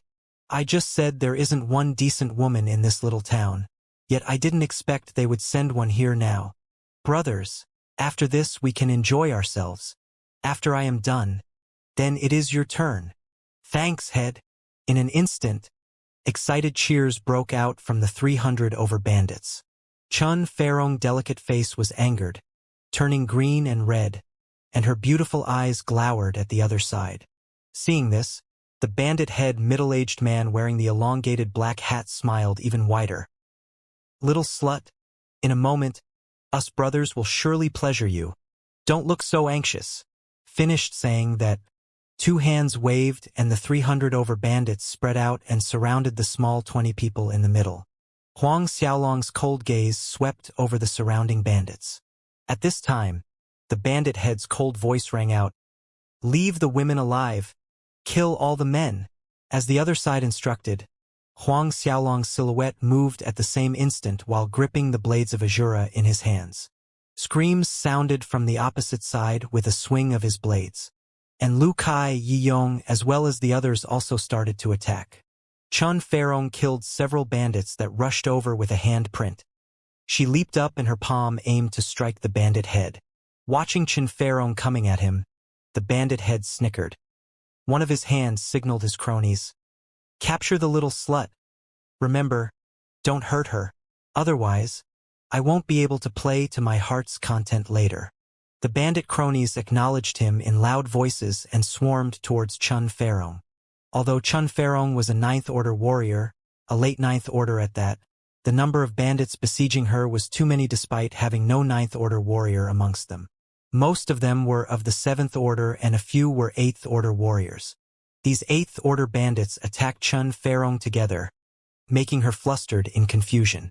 Chun Ferong had an ugly expression on her delicate face, as she had not expected to run into such a big group of bandits that had such strength. In previous incidents, these kind of bandits that crossed the border from the Baolong Kingdom consisted of no more than 100 men and at most maybe 1 or 2 8th Order. Sometimes even 7th Order bandits were rare and the average strength were just 6th Orders. Her silhouette dodged swiftly like a floating cloud, avoiding the dozen 8th Order bandits' attacks. Taking a quick glance around, she saw Lu Kai and Yi Yong. In fact, all the students were sieged by a large number of bandits, and each of them was in an extremely dangerous situation. But when her eyes found Huang Xiaolong, she was stunned as she saw Huang Xiaolong's shadow flickering randomly amongst the bandits whilst swinging a pair of cold-looking blades. With every swing, there surely would have been 2 bandits screaming and falling to the ground, and every attack targeted a vital point, taking lives without needing a second attack. There was no exception, even if the opponent was a mid- or late 7th Order bandit. Huang Xiaolong's speed had reached a degree that dumbfounded people. Chun Ferong looked wide-eyed at Huang Xiaolong with unspeakable shock in her heart. She could tell Huang Xiaolong's speed far surpassed the average peak late 7th Order. However, this was not the time for shock, and she did not have the luxury of time to ponder why Huang Xiaolong had such an amazing speed. She shouted, "Everyon, release your martial spirits. Spare no effort and hold on for another 5 minutes. Hold on 5 minutes and the other 2 teams will arrive. 5 minutes and they would be safe." Chun Ferong's order reverberated and the students, including Lu Kai and Yi Yong, called out their martial spirits and soul transformed without delay. However, the surrounding bandits followed their actions, calling out their martial spirits and soul transformed. The bandit head sneered as he stood at one side watching the scene, and then, his sight focused on Huang Xiaolong. He had noticed the situation around Huang Xiaolong, watching bandits fall one by one under Huang Xiaolong's blades, and a sharp, cruel light shone in his eyes. Suddenly, the bandit head leaped out, aiming a palm print at Huang Xiaolong's back. "Destruction Chi Palm. Little bastard, go die for me." A big palm print whistled across space. In the middle of the palm print was a concentration of violent destructive chi like the eye of a hurricane. "Xiaolong, watch out!" Noticing this, Lu Kai, Yi Yong, and some of the students shouted in warning. Chun Ferong's expression worsened seeing this. She was well aware of Huang Xiaolong's importance. It could be said, in this task to kill bandits, mishaps are allowed to happen to all of them except for Huang Xiaolong. "Roll away!" Chun Ferong was blocked by 10 or so 8th Order bandits, and seeing that violent palm print that was about to hit Huang Xiaolong, she roared with fury. A white coruscating light flashed and at the same time, something like pillows of cloud appeared, but its color was an icy transparent blue. When the pillow of clouds emerged, the surrounding temperature dropped to freezing, akin to an Arctic winter. This was Chun Ferong's martial spirit, Ice Cloud. It fell into the same category as Fei Ho's martial spirit, one that derived from nature. Calling out her martial spirit, Chun Ferong's palms struck the void in 4 directions. ice-sealed world. Where the palm hit, the airflow actually froze and condensed into numerous icicles. The dozen eighth-order bandits that were ganging up on her immediately retreated in haste. Even though Chun Ferong successfully forced these bandits to retreat, there wasn't enough time for her to rescue Huang Xiaolong. Watching as the bandit head's palm print was about to hit Huang Xiaolong's back, Lu Kai, Chun Ferong, and the other student's heart tightened, but Huang Xiaolong suddenly vanished. The attack fell on empty air, flipping the little town residents' corpses off the square ground. The smile on the bandit head stiffened. While everyone was stupefied at the result, a sudden anguish scream pulled everyone back. Turning towards the direction of the scream, they saw Huang Xiaolong 10 meters away from his original spot, and another 2 bandits fell under Huang Xiaolong's blades. Ignoring the surprised expression directed at him, Xiaolong's blades continued to draw blood without calling out his martial spirit. Kill! Kill that punk! After a few more bandits died, the bandit head finally regained his focus, and his face ugly as he pointed a finger at Huang Xiaolong while thundering his orders. He flashed and disappeared, once again targeting Huang Xiaolong with a second palm strike. Unfortunately, when he got close enough to Huang Xiaolong, a silhouette rushed out of nowhere and hit the bandit head, causing him to tumble away and crash severely on the ground. That person was one of the 10th Order Cosmic Star Academy teachers who rushed over after seeing the signal Yiyong released to the sky. Seeing that reinforcement had arrived, Chun Ferong finally relaxed a little. At this point, the rest of the other team students and the other 10th Order teacher had also reached the square. With the 2 10th Order warriors entering the scene, the 8th Order bandits laying siege on Chun Ferong were easily dealt with, and a short while later, over 300 bandits were solved by Huang Xiaolong and the students. In the end, only the bandit head remained. Chun Ferong slowly stepped towards the bandit head with her sword in her hand and an icy expression on her face. I am from the Baolong Kingdom's Martial Ning family, and my big brother is Martial Ning family's patriarch. Little slut, you dare to kill me? The bandit head howled when he saw Chun Ferong coming towards him with a sword in hand. Martial Ning family? Everyone present was startled. This Martial Ning family was the first family of the Baolong Empire. This group of bandits was actually supported by the Martial Ning family? No wonder their average strength was so high, incomparable to those previous bandit groups. Before anyone could react, the blades of Azura in Huang Xiaolong's hands slashed across his throat, and the bandit head grasped at his own throat while looking at Huang Xiaolong with disbelief. I am Cosmic Star Academy's Huang Xiaolong. Huang Xiaolong introduced himself. Baolong Kingdom's Martial Ning family? So what? Moments after Huang Xiaolong slit the throat of the bandit head, the ground started to shake, and within seconds came the sounds of soldiers and of neighing horses. It seems like the Luo Tong Kingdom's border garrison army arrived. Just like how it was on Earth in his previous life, the police always comes after problems were solved. A short while later, about 1,000 soldiers from 2 brigades surrounded Huang Xiaolong and the rest. These soldiers arrived at the square and saw the mountain of corpses from the townspeople and the bandits, and the expressions on their faces changed. Although none of them knew what took place, each of them could guess roughly what happened. General Qin, look. That one looks like the Martial Ning family's Ning Fei, the Martial Ning family patriarch's brother. A lieutenant general suddenly pointed at the bandit head's corpse while talking to General Qin Shi. General Qin Shi's gaze followed the direction of the finger, and when he saw the bandit head's body, he frowned. Yes, it was Ning Fei. This Ning Fei had crossed the border and did some crimes, but he escaped the last time, and this was the reason Qin Shi recognized Ning Fei. General Qin, with Ning Fei's death, this matter will be difficult to handle. Ning Wang would definitely pressure us through the Baolong Kingdom's king to make us hand over the murderer. That lieutenant general said, and he added, you see? Qin Shi nodded. If it was someone with no background, then it was fine, but the one who died was Ning Fei, so it was bound to bring problems. Who killed him?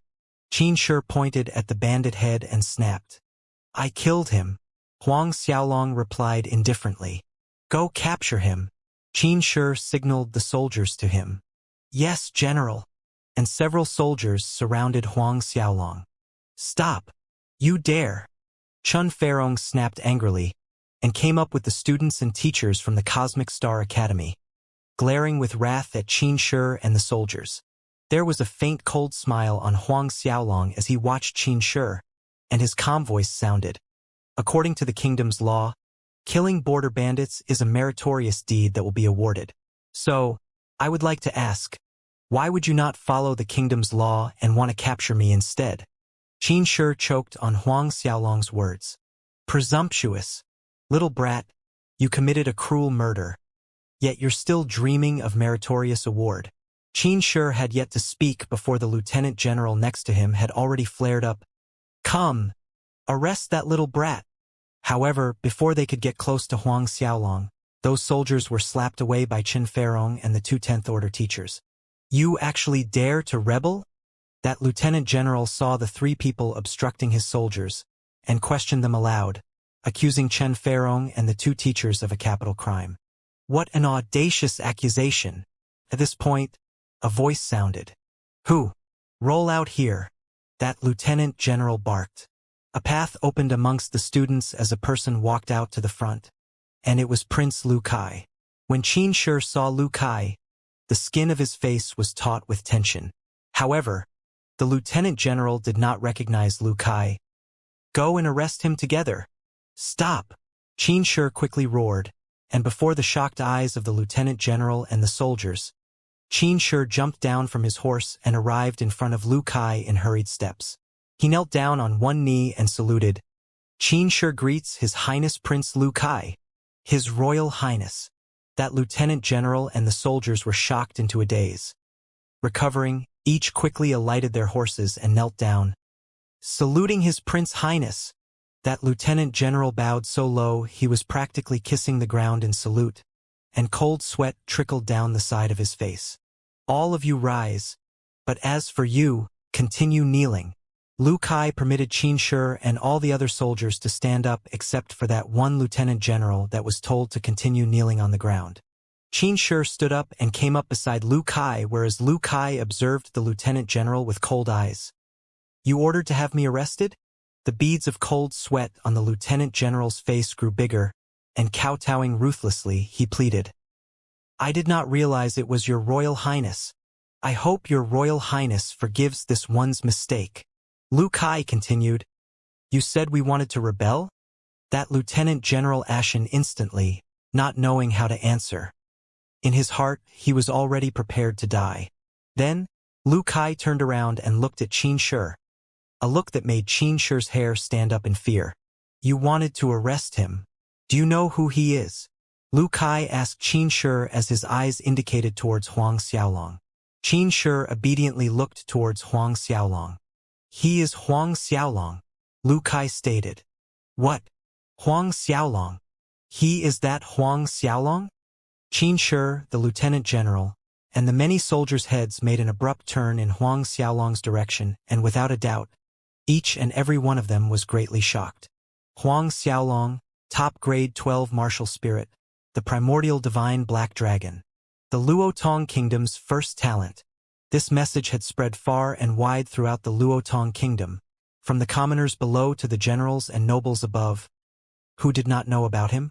Even some of the prominent forces in the neighboring kingdoms knew a talented monster of a youth had appeared in the Luotong kingdom.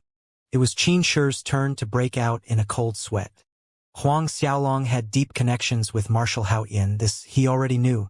Hearing Huang Xiaolong's name, that lieutenant general lost all color in his face. Earlier, he was prepared to die, but now he wasn't sure if he could die in peace.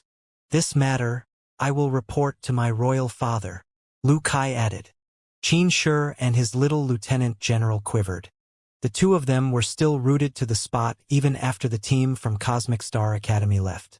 And after leaving the little town, they did not return to the royal city, and instead, they moved on to other small towns to kill bandits. 2 months later, the team headed back to the royal city from the border. As for the bet between Huang Xiaolong and Lu Kai, needless to say, Huang Xiaolong won. Some months later, the team returned, due to meritorious deeds for annihilating bandits at the border. The rewards from the Luotong kingdom were quickly awarded.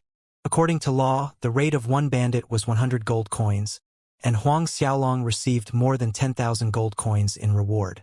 Not long after that, Qin Shi was demoted to lieutenant general, and the lieutenant general was removed from the military with a notice. When Huang Xiaolong returned to Tianxian Mansion, his parents and little siblings were there with Li Lu too. On that same night, Tianxian Mansion held a banquet to celebrate Huang Xiaolong's success in passing the class advancement test. The banquet was very lively, especially with the two little ones, Huang Min and Huang Xiaohai. After the banquet ended, and everyone went back to their rooms to rest, Huang Xiaolong, Marshal Haoyin, and Fei Ho sat in the main hall. During these past 2 months, did the big sword sex people appear nearby? Huang Xiaolong asked. Replying sovereign, no. Marshal Haoyin answered. But, subordinate found out that next month, Big Sword Sect will hold a sect leader election ceremony. Sect leader election ceremony? Huang Xiaolong's voice was sullen. Who is Big Sword Sect's next sect leader? It's Lu Wei's junior brother named Lin Jiren, a peak late 10th order. However, Lin Jiren's talent is quite good, and it is estimated that within 10 years' time, he will probably break through to Xiantian realm. This time it was Fei Ho who replied. Huang Xiaolong nodded, and then he requested Marshal Haoyin and Fei Ho to watch the Big Sword Sect's movement closely. Please rest assured, sovereign. Both of them replied respectfully. Huang Xiaolong withdrew 20 fire dragon pearls from the Linglong treasure pagoda space and gave Marshal Haoyin and Fei Ho 10 each, so they could use it for their cultivation. When the two of them realized that Huang Xiaolong gave them the fire dragon pearls from the Linglong treasure pagoda, objects born from the natural spiritual energy, both of them were endlessly grateful. When Marshal Haoyin and Fei Ho retired, Huang Xiaolong came to his parents' courtyard, informing them he will be training in the Silver Moon Forest in 2 days, and he left 60 fire dragon pearls with them. Back in his own room, Huang Xiaolong started his daily practice of Azura tactics. In the 2 months of killing bandits, he had advanced to mid-7th order. Xiaolong entered the Linglong treasure pagoda space, swallowed fire dragon pearls, and practiced his cultivation technique.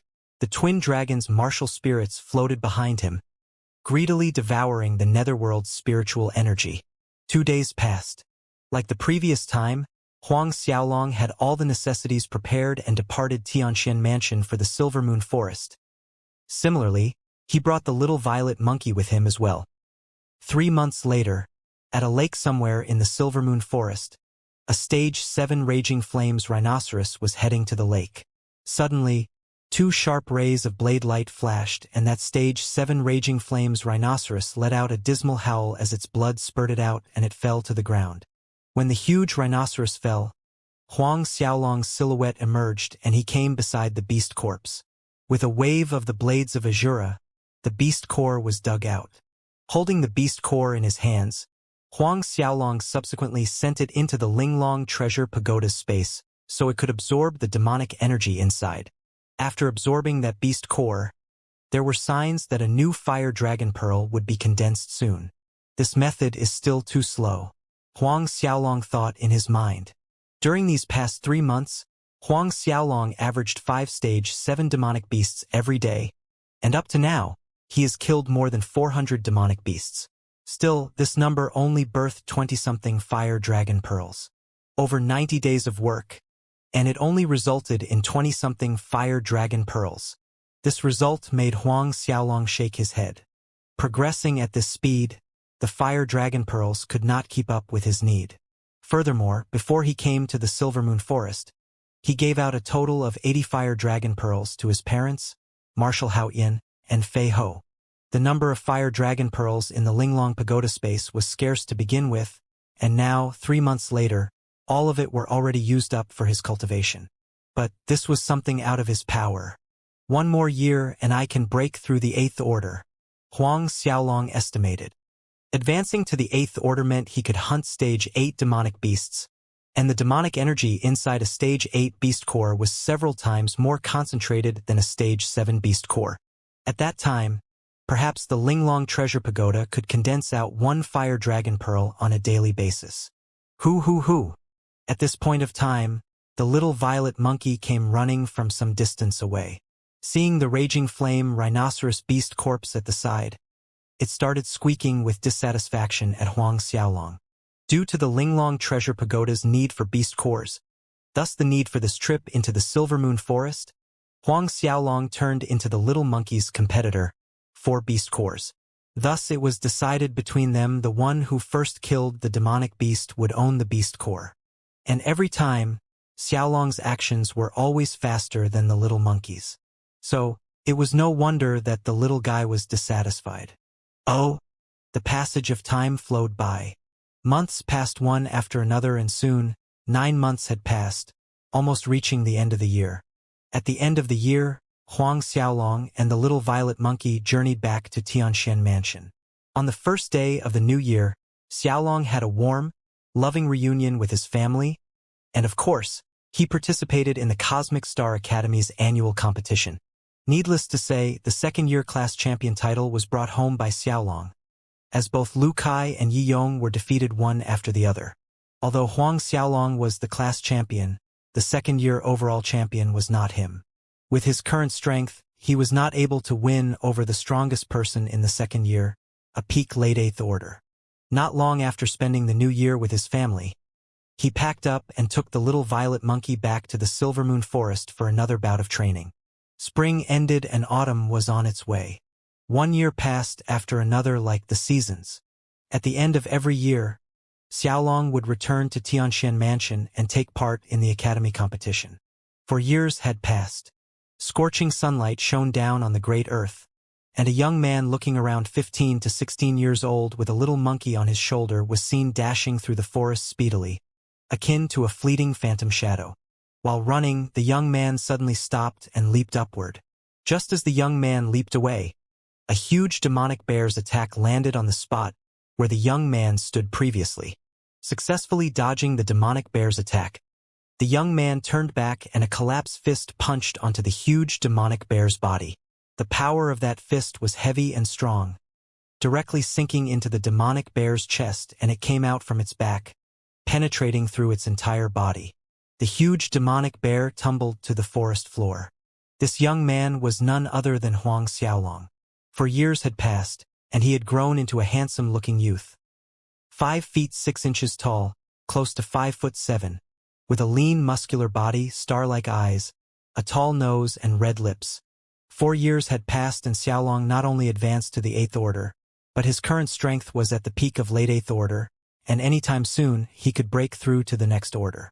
However, the demonic bear on the floor that was just killed by Huang Xiaolong was not a stage 8 beast, but a stage 9 demonic beast. Although only a peak late 8th order, his strength could easily kill a demonic beast of the early stage 9. Huang Xiaolong came to the huge bear corpse and he dug out the beast core and threw it into the Linglong Treasure Pagoda space.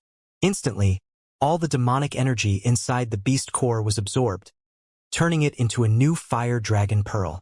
The energy inside a stage 9 beast core was higher than a stage 7 beast, about 10 times or more, and one stage 9 beast core was enough for the Linglong Treasure Pagoda to condense out 1 fire dragon pearl in exchange. This is the 20th. Huang Xiaolong muttered to himself. This month he had killed a total of 20 stage 9 demonic beasts. Unfortunately, compared to stage 7 and 8 demonic beasts, stage 9 demonic beasts were hard to find. On average, Xiaolong could probably hunt one in a day. Hoo. At this time, the little monkey jumped down and approached the corpse. Its sharp claws slashed across and it took out a bare gallbladder. Even after 4 years, the little violet monkey's appearance had no changes to it. It was still the same half-a-meter-tall little monkey. The only difference was that its fur became shinier and softer, and its pupils were a sharp, piercing blue. Its strength growth was no slower than Huang Xiaolong, who possessed the Linglong Treasure Pagoda, and their strength could be said to be equal. After killing the huge demonic bear, Xiaolong and the little violet monkey left in search of the next target. 2 more months passed. The time of the end of the year once again neared. Thus, Huang Xiaolong and the little violet monkey left the Silver Moon Forest, heading back to the royal city. Half a month later, Xiaolong and the little monkey were back at the Luotong royal city. Big brother! Just as he stepped into the Xianxia Mansion, a young girl about 14 to 15 years old hurried out from inside and cried out happily. This pretty young girl happened to be Huang Min, Huang Xiaolong's little sister. 4 years had turned a little girl into a young woman. Coming out, Huang Min dragged her big brother into the yards of Tianxian Mansion. Huang Xiaolong laughed at her actions. "Little girl, why are you so happy?" Huang Min pursed her lips and protested. "Big brother, you are so mean. I have grown up. Don't call me little girl anymore." Them, her eyeballs rolled naughtily, asking, "Wanna guess who came?" "Li Lu." Huang Xiaolong laughed. These past few years, Huang Xiaolong spent most of the time training in the Silvermoon Forest and would only return to Tianxian Mansion at the end of each year. Knowing this, Li Lu would come to visit Tianxian Mansion every year around this time, waiting for Huang Xiaolong. Boring. Huang Min's little mouth curled, but her expression changed quickly. "Elder sister Li Lu has been here for 5 days already. If she knows you're back, she will be very happy." Huang Xiaolong just smiled, allowing his sister Huang Min to pull him to Tianxian Mansion's main hall. Walking into the main hall, his parents, Huang Peng and Su Yan, were there. Other than the two of them, in the main hall sat a young woman wearing a long pastel green dress. The young woman has creamy white skin, soft cherry blossom lips, and bright eyes that held a trace of mischief and naughtiness, and she had 2 lovely dimples on her cheeks, akin to an immortal fairy unstained by the mortal realm. This was Li Lu. 4 years had passed and Li Lu was now 15. Proving what Su Yan had said years ago, Li Lu grew up to be a beautiful woman, and now, every time Li Lu stepped out, it was enough to stun the whole street. The current Cosmic Star Academy had 3 big beauties, and Li Lu was one of them. Xiaolong. Seeing Huang Xiaolong come back, the 3 people in the main hall bloomed into wide smiles and called out in delight, whereas Li Lu straightforwardly jumped up and ran towards Huang Xiaolong. However, less than a meter before she reached Huang Xiaolong and wanted to hug him like she used to do, she stopped abruptly. A pink blush crept up her face and her demeanor turned shy. The long pastel green dress that she wore showed off her tiny waist and 2 proud peaks, painting a pretty picture that complemented her shy look. Watching her actions, Huang Xiaolong laughed. "I heard Huang Min said you have been here for 5 days. Li Lu nodded her head shyly. "Okay. Don't stand here and talk. Let's go back to the main hall." Su Yan teased and laughed. "The 2 of you still have many opportunities to chat." Huang Xiaolong was still fine, but when Li Lu heard that, she turned even redder. In these 4 years, Huang Peng and Su Yan's strength had grown by a large degree. Huang Peng was now a peak late 7th order, whereas Su Yan had just advanced to the 7th order. These years, both of them had been cultivating using the fire dragon pearl Xiaolong gave them, and after undergoing the cleansing of Marrow's effect due to the fire dragon pearls, both of them looked younger every day. Their initial 40-something appearance became 30-something. If Su Yan stood next to Li Lu, people would surely think they were sisters. Back in the main hall, everyone sat down. "Xiaolong, this time you came back. Don't rush to leave so fast." After taking a seat, Su Yan laughed and said, "This year Li Lu will stay here and celebrate the new year with us." "Not going back to Kanglin County?" Huang Xiaolong was a little surprised, looked at Li Lu and asked. Li Lu felt embarrassed with Huang Xiaolong focusing on her, and she nodded, quietly saying, "I already mentioned it to my father and grandfather that I'm not going back this year. I will stay here for the new year." "Good ah. If Sister Li Lu stays here for the new year, it would be even livelier." Huang Min clapped her hands in delight. "Wait another 2 years, and when Sister Li Lu marries over, then she will spend every new year here." "Marry?" The moment these words were spoken out, Li Lu's delicate face went red faster than cooking a lobster. Huang Xiaolong widened his eyes and directed a stern stare at Huang Min, but she acted as if she did not see Huang Xiaolong's reaction and continued to smile complacently. "Xiaolong, your little sister is right." At this time, Su Yan quickly followed up. "In my opinion, in another 2 years you should marry Miss Li Lu. I tell you I want Miss Li Lu this daughter-in-law, and a few years later, I want to hold my grandchildren." "Grandchildren?" Cold sweat appeared on Huang Xiaolong's forehead. "What is this and that?" Li Lu's face was basically bright red at this point, and there wasn't any temper due to embarrassment. Instead, in her clear, bright eyes, there was happiness as she stole glances at Huang Xiaolong. Instead, it was Huang Xiaolong was felt awkward at this moment, and he directed a pleading look towards his father Huang Peng. But Huang Peng only shrugged his shoulders, indicating he had no two ways about it. In fact, in this martial spirit world, marrying in the teen years was not something out of ordinary. 2 years later, Huang Xiaolong and Li Li would both be 17. The awkward atmosphere in the main hall did not last long as Huang Xiaohai ran in from outside. When he saw Huang Xiaolong present, he cried loudly, "Big brother! Big brother!" Huang Xiaohai's shouts broke the awkward atmosphere. Huang Xiaohai came back and started saying that there was a martial stage competition on the south side of the city, and that it was very lively, and he wanted to pull Huang Xiaolong along to go with him. Thus, Huang Xiaolong used it as an excuse and fled from the main hall. Deep into the night, silence was all around. The moonlight stretched Huang Xiaolong's shadow on the ground. Standing in the middle of his yard, Huang Xiaolong's left leg stepped out to the left, and he lowered his body into a squat while his upper body was straight up. Both hands at his waist and his lower arms were balanced as if they were holding heavy objects, adjusting his breathing as the spiritual energy gathered around him. 4 years and Huang Xiaolong's body metamorphosis scripture had broken through to the 6th stage, claw slashing out like wings, the 7th stage, 9 ghosts pulling sabers, and he had finally reached the 8th stage, the 3 diagrams on the terrain. Now he was aiming to break through the 9th stage soon, the azure dragon stretching out claws. White mist came out from Xiaolong's nostrils while, at the same time, a white mist cloud swirled above his head, looking surreal. On Earth, they said that an internal force expert, when adjusting their breaths, would have 3 flowers that would bloom above their heads, just like Huang Xiaolong now. Night gradually gave way to daybreak. When the morning sun came out, Huang Xiaolong finally stopped. After he stopped, Xiaolong leaped up into the air and called out the blades of Azura. With a swing, countless blade lights streaked out like a sea of lightning. At the same time, his body was somersaulting in midair as the lightning streaked, akin to a dragon swimming in the vast sea, and the oppressive aura covered all 4 corners. 4 years. Not only had Xiaolong practiced the Wrath of the Nether King until major completion, the 4th move, State of Abundant Lightning, had also achieved a minor completion. The move Xiaolong had displayed just now was the State of Abundant Lightning. In regards to the Azura sword skill, the moves he had practiced so far were Tempest of Hell, Tears of Azura, Wrath of the Nether King, and the 4th being State of Abundant Lightning. Each attack skill was deeply profound and had unfathomable power, and every attack was more powerful than the previous one. This 4th move at major completion looked as if the attack transformed into countless lightning streaks, possessing the power to destroy heaven and earth. Huang Xiaolong turned in the sky, and after a dozen breaths' time or so, he landed lightly on the ground. When Huang Xiaolong started to learn this move, he could only stay up in the air for 4 breaths' time.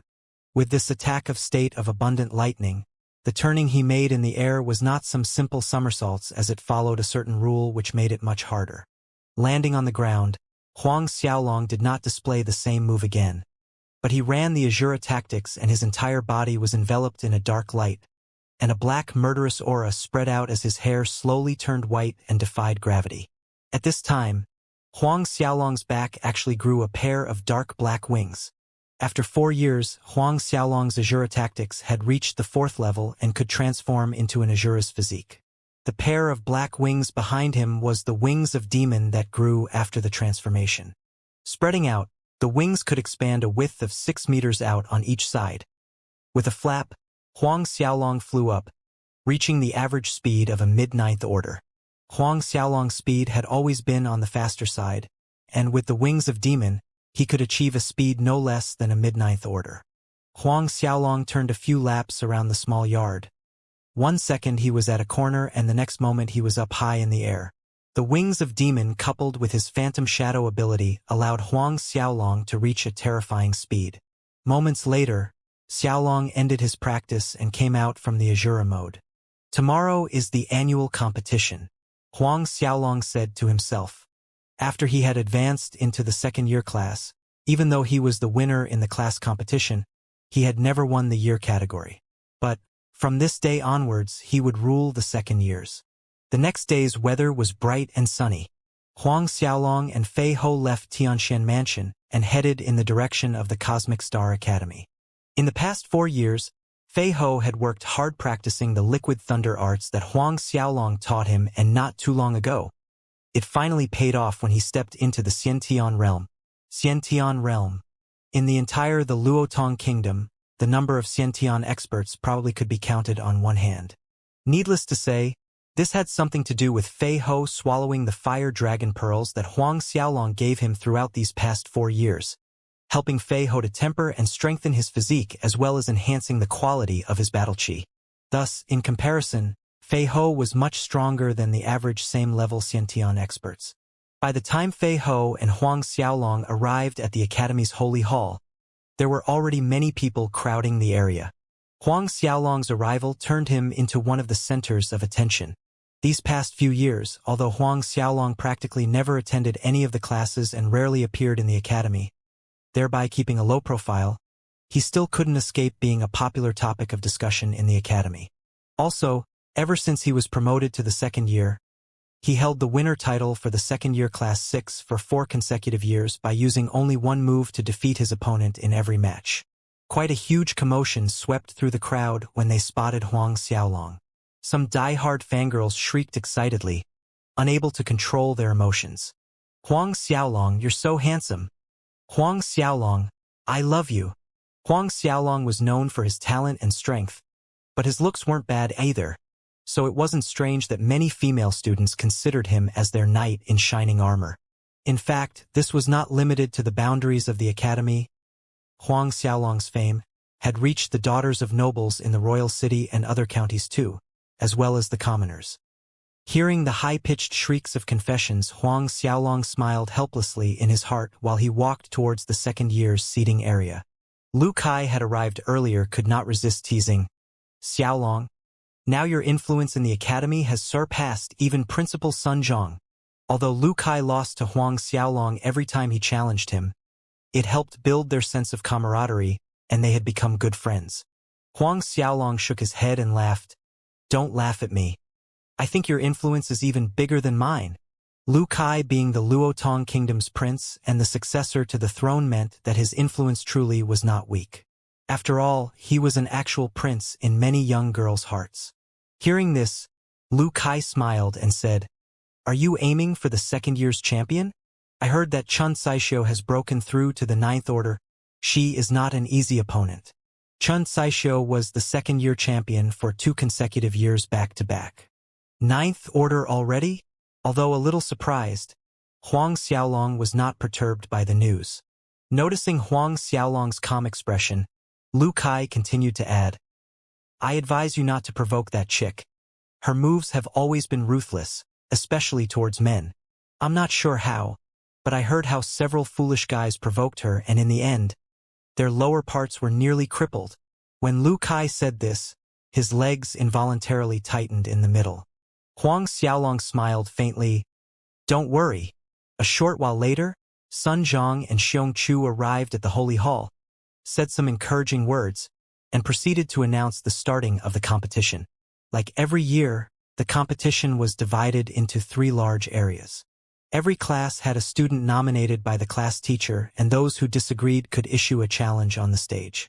In the second-year Class 6, Huang Xiaolong was the strongest, and this was something recognized by the whole class, while the second was Lu Kai instead of Yi Yong. In the past 4 years, Lu Kai also trained hard, and his strength has surpassed the original number 1, Yi Yong. Huang Xiaolong and Lu Kai stood on the stage. "I don't believe that this time I still can't take one move from you." Lu Kai looked at Huang Xiaolong and said, "Ever since the 2 of them were promoted into the second year, he was defeated with just 1 move every year." Huang Xiaolong smiled, keeping silent. At this time, a dazzling light shrouded Lu Kai's body, and his Sky Peng martial spirit was called out.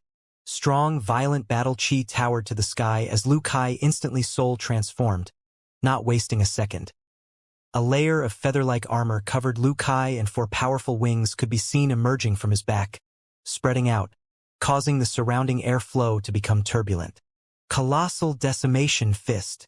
The moment after Lu Kai's soul transformed, He already moved and appeared inches away from Huang Xiaolong with his fist punched out, whistling across the air. The huge fist print swooped down on Huang Xiaolong, drowning the stage area in an eerie silence of decimation. This colossal decimation fist was a battle skill Lu Kai had spent these past few years practicing, and he had finally succeeded 2 months ago. Although he knew that even with the colossal decimation fist, he would not be able to defeat Xiaolong, Lu Kai believed he could block one attack of Huang Xiaolong's. Watching an enormous fist print blanketing him, Xiaolong remained standing on the same spot looking like he had no intention to dodge. Instead, he attacked. His fist struck out, meeting Lu Kai's head-on. The two fists collided, and a thunderous boom resounded. The colossal decimation fist shattered in the blink of an eye, and Lu Kai was seen wobbling back, falling out of the stage before steadying himself. When Lu Kai steadied himself, he was dazed for a moment, and then he shook his head and smiled wryly as he looked at Huang Xiaolong. "It seems I would need a miracle to win against you in my lifetime." He still remembered the first time the two of them fought in the first-year competition. At that time, Huang Xiaolong needed to exert his full effort to defeat him, but when they advanced to the second-year class, he lost to Huang Xiaolong in just one move. Now, he barely had the courage to challenge Huang Xiaolong anymore. After Lu Kai was defeated, no one from the same class dared to challenge Huang Xiaolong. Thus, without any suspense, Xiaolong was the second-year Class 6 winner once again. Next was the year competition. The second year had a total of 6 classes. To determine the final winner, there were 3 stages of competition. Among the 6 students, 3 came from the following classes minus Class 1, 5 and 6, and they were chosen to draw sticks. However, when everyone saw Huang Xiaolong draw the number 1 stick, a soft commotion rippled through the crowd. Number 1. It was actually the number 1 stick. Looking at the number stated on the stick, Huang Xiaolong could not resist shaking his head with a wry smile.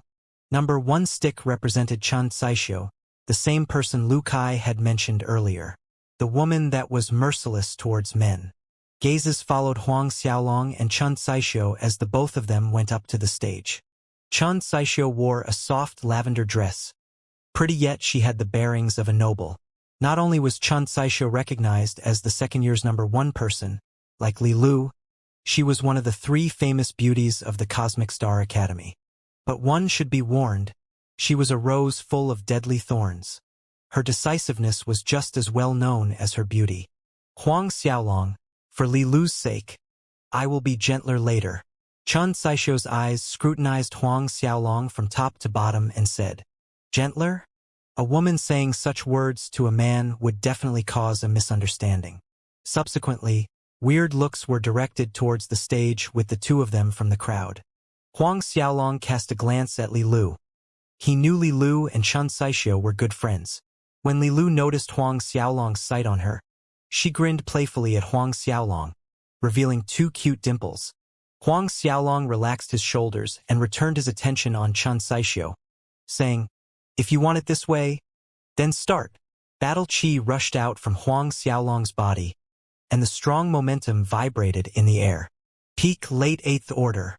All around, shock eyes fixed their stares at Huang Xiaolong.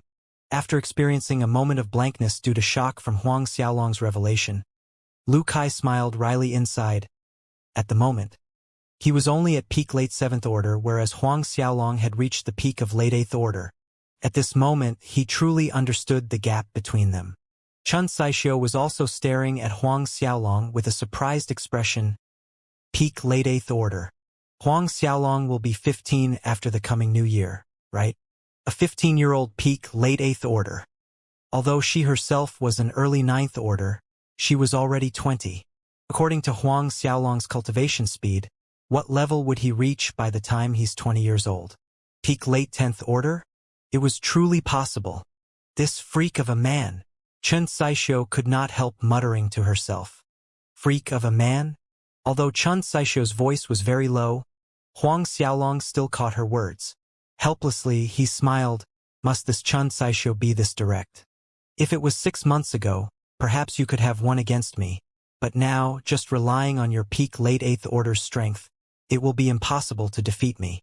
At this time, Chun Saisho spoke while shaking her head, and she fully released her battle chi. A battle chi energy stronger than Huang Xiaolong's by many folds spread out. Ninth Order. A flurry of surprised exclamations came from the crowd. Still, Huang Xiaolong maintained his calm. This Chun Saisho really did break through to the Ninth Order. On the main platform, Sun Jiang's attention was on Huang Xiaolong, and he was smiling as he spoke to Xianxia. This little guy is giving us another surprise. He actually reached peak late 8th Order in such a short time. Yes, we initially thought he would need at least another year to reach this stage. Xianxia agreed. But Chun Saisho is a 9th Order. I'm afraid the little guy won't be able to win this year. Sun Jiang chuckled. Not necessarily. Did you forget during his first year? At that time Lu Kai was already a 7th Order. In the end, Xiaolong still won? Xianxia hesitated. Still, Chun Saisho is a 9th Order. Whether he wins or not, we will know soon enough. Sun Jiang said. Let's wait for the result. At this time on the stage, Chun Saisho called out her martial spirit. An embroidery needle. A golden embroidery needle that was decorated densely with silver flowers. The silver-flowered golden needle was a type of grade 7 martial spirit. Even the appearance was no different than the usual sewing needle. However, to many people it was a scary martial spirit because these types of martial spirit had terrifying attack power. The needle's size could be changed, from small to big, making it hard to defend against them. Chun Saisho instantly soul transformed after calling out her silver-flowered golden needle, making her body glitter in silver and gold. Suddenly, Chun Saisho swung both of her arms. Rain of flowers.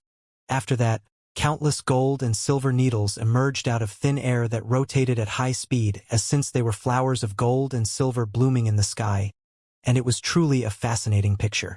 In a heartbeat, Huang Xiaolong was surrounded. Xiaolong, careful! Li Lu exclaimed anxiously.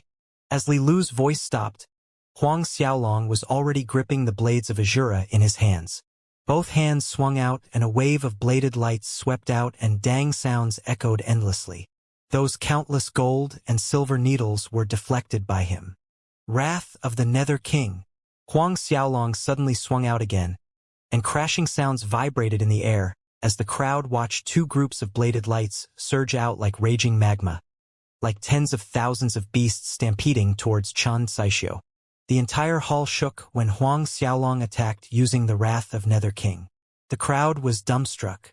Gold needle silver armor. Shocked, Chun Saisho quickly waved her hands and the blooms of gold and silver flowers separated, returning to a sea of gold needles that formed into layers of armor on her body. A deafening crash filled the hall. The large force of the impact pushed Chun Saisho back again and again. While Chun Saisho was trying to gain a foothold, Huang Xiaolong's silhouette flickered past like a shadow. Martial Spirit Ability. Phantom Shadow. In a split second, Huang Xiaolong appeared in front of Chun Saisho, and his fist punched out without hesitation. Collapse Fist. The effect overlapped and increases the power of the punch. In that situation, Chun Saisho was flustered and in a haste. Her palm shot out to block the attack. A fist against a palm. Both shook from the impact, but it was Chun Saisho who was pushed back again. Chun Saisho was in shock. She was a 9th Order. Moreover, she had soul transformed. In this physique, her battle chi power was actually weaker compared to a yet-to-soul transform Huang Xiaolong. What kind of cultivation technique does this Huang Xiaolong practice? No shadow, no form, being forced by Huang Xiaolong until she reached the edge of the stage. Chun Saisho was angry after getting over her shock. Again, her arms stretched out and countless numbers of gold needles pierced towards Huang Xiaolong. But these gold needles suddenly disappeared halfway, and the surrounding air returned to its calmness without the slightest fluctuations. This was the silver-flowered golden needle's strongest attack. No shadow, no form, making it hard to defend against. I wonder how this little guy will counter Chun Saisho's attack. If he can't, then the result is obvious. Xianxia mused aloud on the main platform. Sun Jiang was also focusing on Huang Xiaolong's figure on the stage, and like Xianxia, He was also very curious how Huang Xiaolong would break this attack from Chen Saixio. Below the stage, Li Lu's heart tightened with worry. Including Lu Kai, Chun Feirong, and the rest of the class were staring fixedly at Huang Xiaolong. While everyone waited in suspense, Xiaolong suddenly leaped up, his body turning non-stop and his blades slashed out. The crowd saw numerous bladed lights turn into lightning streaks. As Huang Xiaolong continued turning in midair, the lightning streaks became angrier. In the lightning flashes, the supposedly shadowless and formless gold needles became visible before the eyes, and they were scattered away by the lightning. At the same time, the area of lightning expanded, covering the entire stage. Unable to dodge, Chun Saixio was struck by lightning and fell off the stage. Only after Chun Saixio fell off did Huang Xiaolong gradually stop turning and landed on the stage, and the many flashes of lightning dissipated. Witnessing this result, the people around were stunned. This turn of events was too big that even Sun Zhong and Xiong Chu on the main platform had difficulty reacting in a timely manner. In the blink of an eye, Chun Saixio actually lost. That move that little guy used just now. Did you recognize what battle skill it was? Moments later, Sun Zhong asked Xiong Chu after he recovered. Xiong Chu shook his head. I have cultivated for almost 100 years and have never seen such a battle skill. But that move is probably a succedent to the battle skill he used to defeat Lu Kai. Sun Zhong nodded in agreement and then said, this kid didn't need to call out his primordial divine black dragon martial spirit to defeat Chun Saixio. I think if he calls out his black dragon martial spirit, he probably could defeat a mid-ninth order expert. At this point, the students and teachers in the huge hall broke out in thunderous cheers and applause, especially Li Lu, who was clapping with all her might, her beautiful eyes shining while looking extremely charming. Falling out from the stage, Chun Saixio did not look devastated or upset. Instead, it seemed like she was thinking of something as she looked at Huang Xiaolong. Chun Saixio came beside Li Lu, smiled and said, little sis, I really envy you. In another 2 years, when the two of you get married, remember to tell me. Hearing this, Li Lu's lovely face blushed. Sis, what are you saying? Chun Saixio laughed, seeing Li Lu's shy expression. Soon, the first year, second year, the third year, and the academy overall results came out. Huang Xiaolong was rewarded with an early grade 5 Spirit Dan. When the event ended and everyone dispersed, Sun Zhong and Xiong Chu held Huang Xiaolong back and gave him another high grade 5 Spirit Dan. This had become a routine. Every year after the annual competition, other than the usual reward, Sun Zhong and Xiong Chu would give Huang Xiaolong another high-grade 5 Spirit Dan. Of course, the two of them assumed the reason why Huang Xiaolong's cultivation advanced at such speed was due to this gift every year. In fact, they did not know that these Spirit Dan Huang Xiaolong was given were distributed to either his parents or siblings. After the academy annual competition ended, Huang Xiaolong and Fei Ho returned to Tianshan Mansion. When they came back, Marshal Haoyan was waiting for them in the main hall. Still no news of your master Yu Ming? Huang Xiaolong asked. 4 years has passed since Yu Ming departed to the Star Cloud continent, returning to Azura's Gate headquarters. However, there was no news of him, and since then, it was as if he disappeared into thin air. In the last 2 years, Huang Xiaolong had asked Marshal Haoyan and Fei Ho to look into news regarding Yu Ming. Replying to Sovereign, there is still no news of Master. Marshal Haoyan reported, and his face showed a worried expression. Please punish this subordinate. These past 2 years, he failed to find news or the whereabouts of his master, and this made him feel ashamed to face Huang Xiaolong. Huang Xiaolong shook his head. This matter can't be blamed on you, stand up. This subordinate thanks Sovereign, Marshal Haoyan said. Huang Xiaolong fell into a contemplative mood. If there was no accident, 2 years was enough for Yu Ming to reach the Azura's Gate headquarters in Starcloud Continent and back. However, until now, Yu Ming had not come back, and that could only mean one thing minus Yu Ming met with some problems. Although he couldn't confirm that Yu Ming's disappearance was related to his senior brother, the main domain chief of Azura's Gate, Chan Tianqi, what he was sure of at the moment was that Chan Tianqi still didn't about his existence. Otherwise, Chen Tianqi would surely send people here to kill him and snatch the Azura ring away.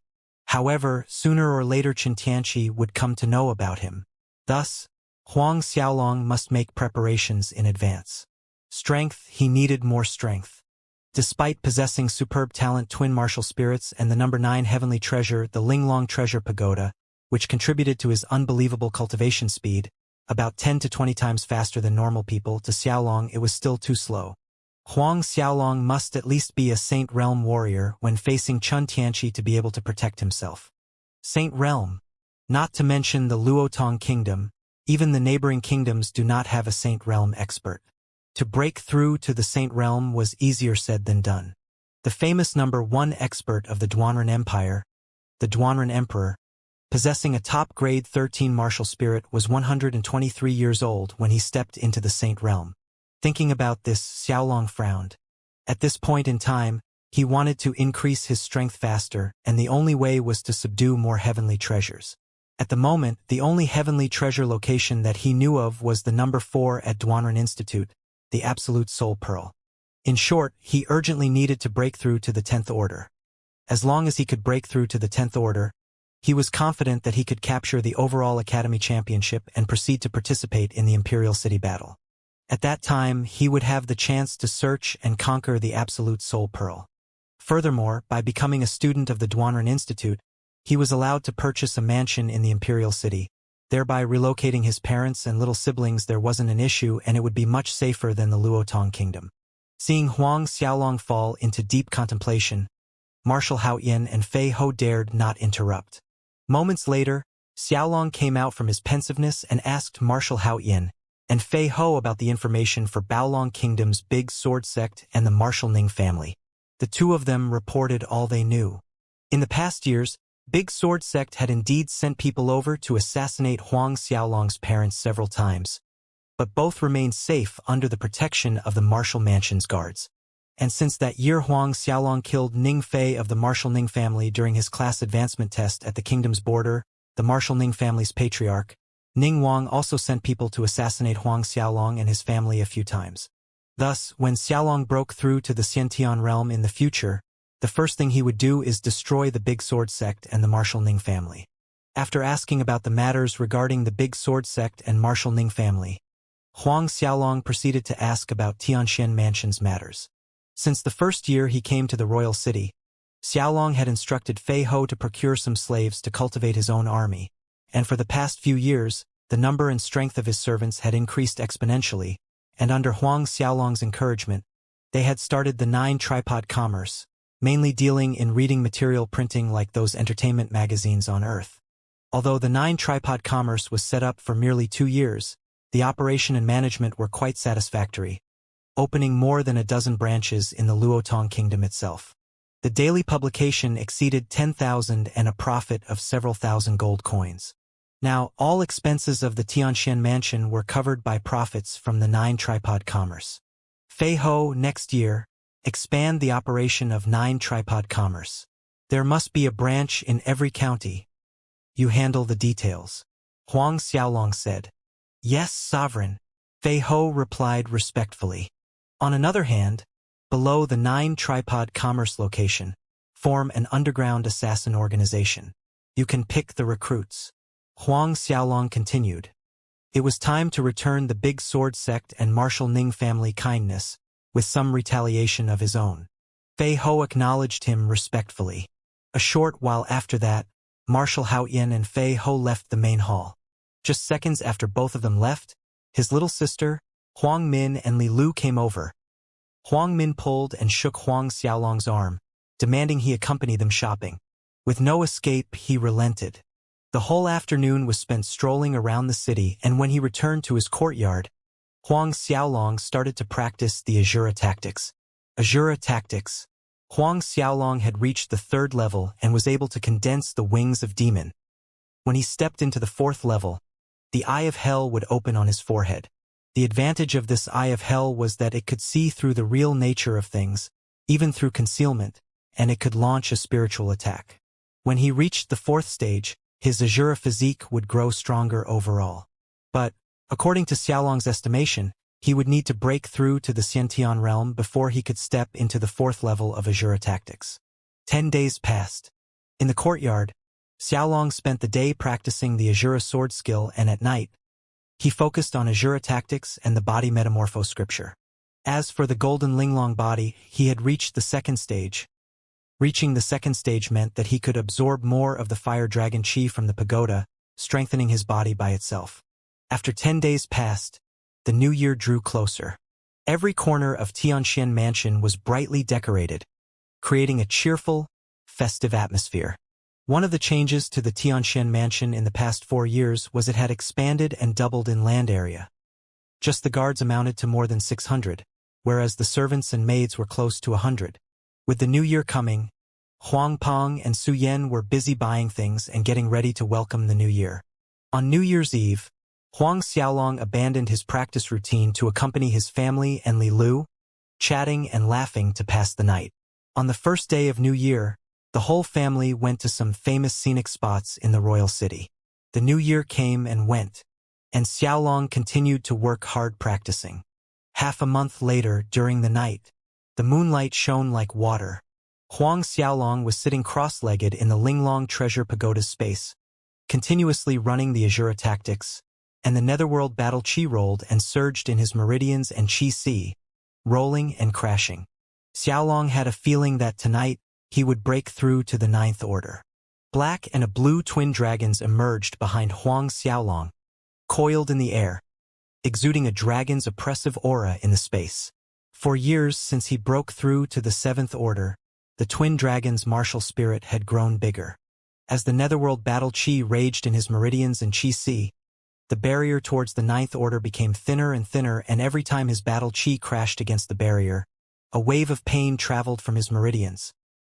It was more painful than any other time he had broken through, at least by a few folds, even 10 times more painful. Xiaolong endured the pain while insistently pushing his battle chi. It felt like a long century passed before his body shuddered suddenly, and a subtle breaking sound came from inside his body.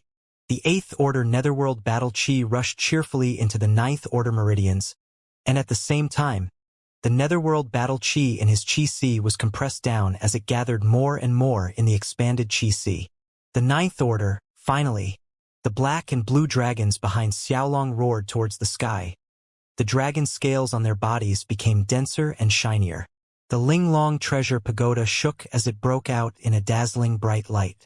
Finally, he had broken through to the 9th Order. The sky was getting clearer, and Xiaolong stopped practicing with delight in his heart. A 9th Order in any families or big counties within the Luotong Kingdom's territory was a force in one's own right. In the previous Huang clan manor, other than Huang Cheetah, only the chief steward Chining was a 9th Order expert. Those so-called Huang clan manor elders were just at the 8th Order, or worse, the peak late 7th Order. Huang Xiaolong came out from the Linglong Treasure Pagoda space. Just as he came out from there and out of the room, he ran into Fei Ho. Seeing him, Fei Ho exclaimed in shock, "Sovereign, could it be you?" He already was a Xiantian expert, and Huang Xiaolong did not intentionally hide his breath fluctuations. Thus Fei Ho noticed the difference at first sight. Huang Xiaolong nodded and laughed. "I was lucky, and I was able to break through last night." Fei Ho felt a dizzy spell. Was lucky? To Fei Ho, it felt as if every other day he would come across Sovereign's lucky breakthroughs. But wasn't this level of lucky coincidences a little too abnormal? After a while, Fei Ho repressed the shock in his heart, but he still hesitated for a moment. "Sovereign, this subordinate would like to make a trip home." Fei Ho honestly brought up his request. "Go home," Huang Xiaolong choked, and dazed for a moment, he still yet had not connected the dots. Fei Ho had followed Huang Xiaolong for 7 years, but he had never mentioned anything about his family. That was why when Fei Ho mentioned the matter, he was a little slow on the uptake. "Yes, Sovereign. Just now, a letter came from my son. He said next month my eldest grandson is getting married, and I have not been back for 7 years. Therefore, this subordinate wants to go home and take a look," Fei Ho explained, feeling slightly embarrassed. When Huang Xiaolong recovered, he smiled and said, "Fei Ho, this is a big happy event, No need to feel embarrassed." He asked, "Then, where is your home?" "This subordinate is a marquis of the Ui Kingdom," Fei Ho answered. "The Ui Kingdom? Huang Xiaolong was surprised by this news. It had occurred to Huang Xiaolong that Fei Ho might not be a Luotong kingdom local, but he did not expect Fei Ho to be a marquis from the Yui kingdom. The Luotong kingdom was located at the south side of the Silver Moon Forest, whereas the Yui kingdom sits on the north side. This knowledge was gained from the hours he spent in the Academy's library. The Yui kingdom was one of the strongest kingdoms amongst the 1,000 kingdoms under Duanren Empire, and was much stronger than the Luotong kingdom many times over. When do you plan to leave? Huang Xiaolong asked. This subordinate plans to leave in another 2 days. Fei Ho answered. How about this? I will make this trip with you to the Yui kingdom. Huang Xiaolong suggested in a low voice. Fei Ho was startled. Sovereign, you want to come with this subordinate to Yui kingdom? Then, Huang Xiaolong waved his hand unconcernedly and laughed. Since it is your eldest grandson's wedding, no matter what, I must also prepare a wedding gift. Moreover, I also want to have a look around a new place. Am I not welcome? Since he came to this world, other than the Luotong kingdom, Huang Xiaolong's time was spent in the Silver Moon Forest training, and because of that, he wanted to take this opportunity to go outside. Fei Ho quickly smiled. Sovereign is going with this subordinate, of course. I am very happy. Huang Xiaolong said. Then you go and make the proper arrangements. We'll depart the day after tomorrow. Yes, thank you, Sovereign. Fei Ho replied respectfully, turned around and left to make arrangements. After Fei Ho left, Huang Xiaolong went to the main hall. Both of his parents, Huang Peng and Su Yan, were there, and Huang Xiaolong told them he would be leaving to the Yui kingdom with Fei Ho in 2 days' time. When they heard that, although a little unexpected, neither one objected. These years, Huang Xiaolong had spent most of his time outside, in the Silver Moon Forest. Are you coming back at the end of the year? Huang Peng inquired. Not sure. If nothing happens, we should be back in 6 months. Huang Xiaolong gave an estimate. Then, Xiaolong gave his parents roughly 10 fire dragon pearls and explained a little about the management of the 9 tripod commerce. Fei Ho was the one in charge of the 9 tripod commerce, and now that Fei Ho was going away, these things needed to be handled by his parents. Luckily, his parents were involved in some aspects, and with Marshal Haoyan behind them, there shouldn't be any problems. 2 days passed. Huang Xiaolong and Fei Ho left the Luotong kingdom, and they were sent off by a crowd of family. Just like every time before when he left the royal city, Xiaolong would ask Marshal Haoyan to look over his parents' and little siblings' safety. After leaving the Luotong kingdom royal city, Huang Xiaolong and Fei Ho came before the Silver Moon Forest. Once they cut through the forest, they would arrive at the border of Yui kingdom. This was the fastest route. While hurrying their way, the two of them could kill some demonic beasts and train. 2 months passed. In a silent night, Huang Xiaolong and Fei Ho sat near the bonfire, lighting up a small area of the dark forest. 2 months passed, and the two of them had arrived at the northernmost part of the Silver Moon Forest. Tomorrow, they could probably make it across the border into the Yui kingdom. Sitting close to the bonfire, even as a Xiantian, Fei Ho could not help but feel excited thinking that he was about to return to the Fei Manor. It was 7 years of separation. How much had the Fei Manor changed in his absence? Looking at Fei Ho's face, Xiaolong could empathize with his mood. The first year he left the Huang clan manor and returned at the end of the year, he felt the same on the journey from the Luotong royal city to Huang clan manor. Another 10 days, we will reach Yui royal city, right? Huang Xiaolong spoke. That's right, Sovereign, Fei Ho added. That year when I left, Fei Ming, that little brat, was only 17. 7 years passed in the blink of an eye, and that brat is already getting married. Fei Ming was Fei Ho's eldest grandson. In his son, Fei Rong's letter, this eldest grandson of his had already broken through to the 7th order, and this made Fei Ho feel comforted. When he left, Fei Ming was just a late 5th order. Night slowly faded away, and daybreak inched up from the horizon. Xiaolong and Fei Ho continued onwards, and 1 day later, they came out from the Silver Moon Forest, reaching the Yui kingdom's border. Still, with Huang Xiaolong and Fei Ho's speed, they needed at least 8 to 9 days to reach the Yui royal city. As they entered the Yui kingdom's land, both of them would only delay little time at cities to rest for the night. 6 days passed. As the two got closer to the destination, 3 more cities popped up, and soon they would reach the UI royal city. While Huang Xiaolong and Fei Ho were hurrying, 2 carriages came from behind, and when they neared them, a surprised exclamation sounded. "Is it Senior Fei Ho?" This made Huang Xiaolong and Fei Ho turn around to look, and they saw one of the horse carriages stop. From inside the carriage, a 20-something pretty young woman came out. Coming before Fei Ho, the pretty young woman had surprise shining in her eyes. Sounding a little odd, she asked again, "Is it Senior Fei Ho?" Fei Ho scrutinized the young woman in front of him with a puzzled expression, nodded and said, "I am Fei Ho, and you are?"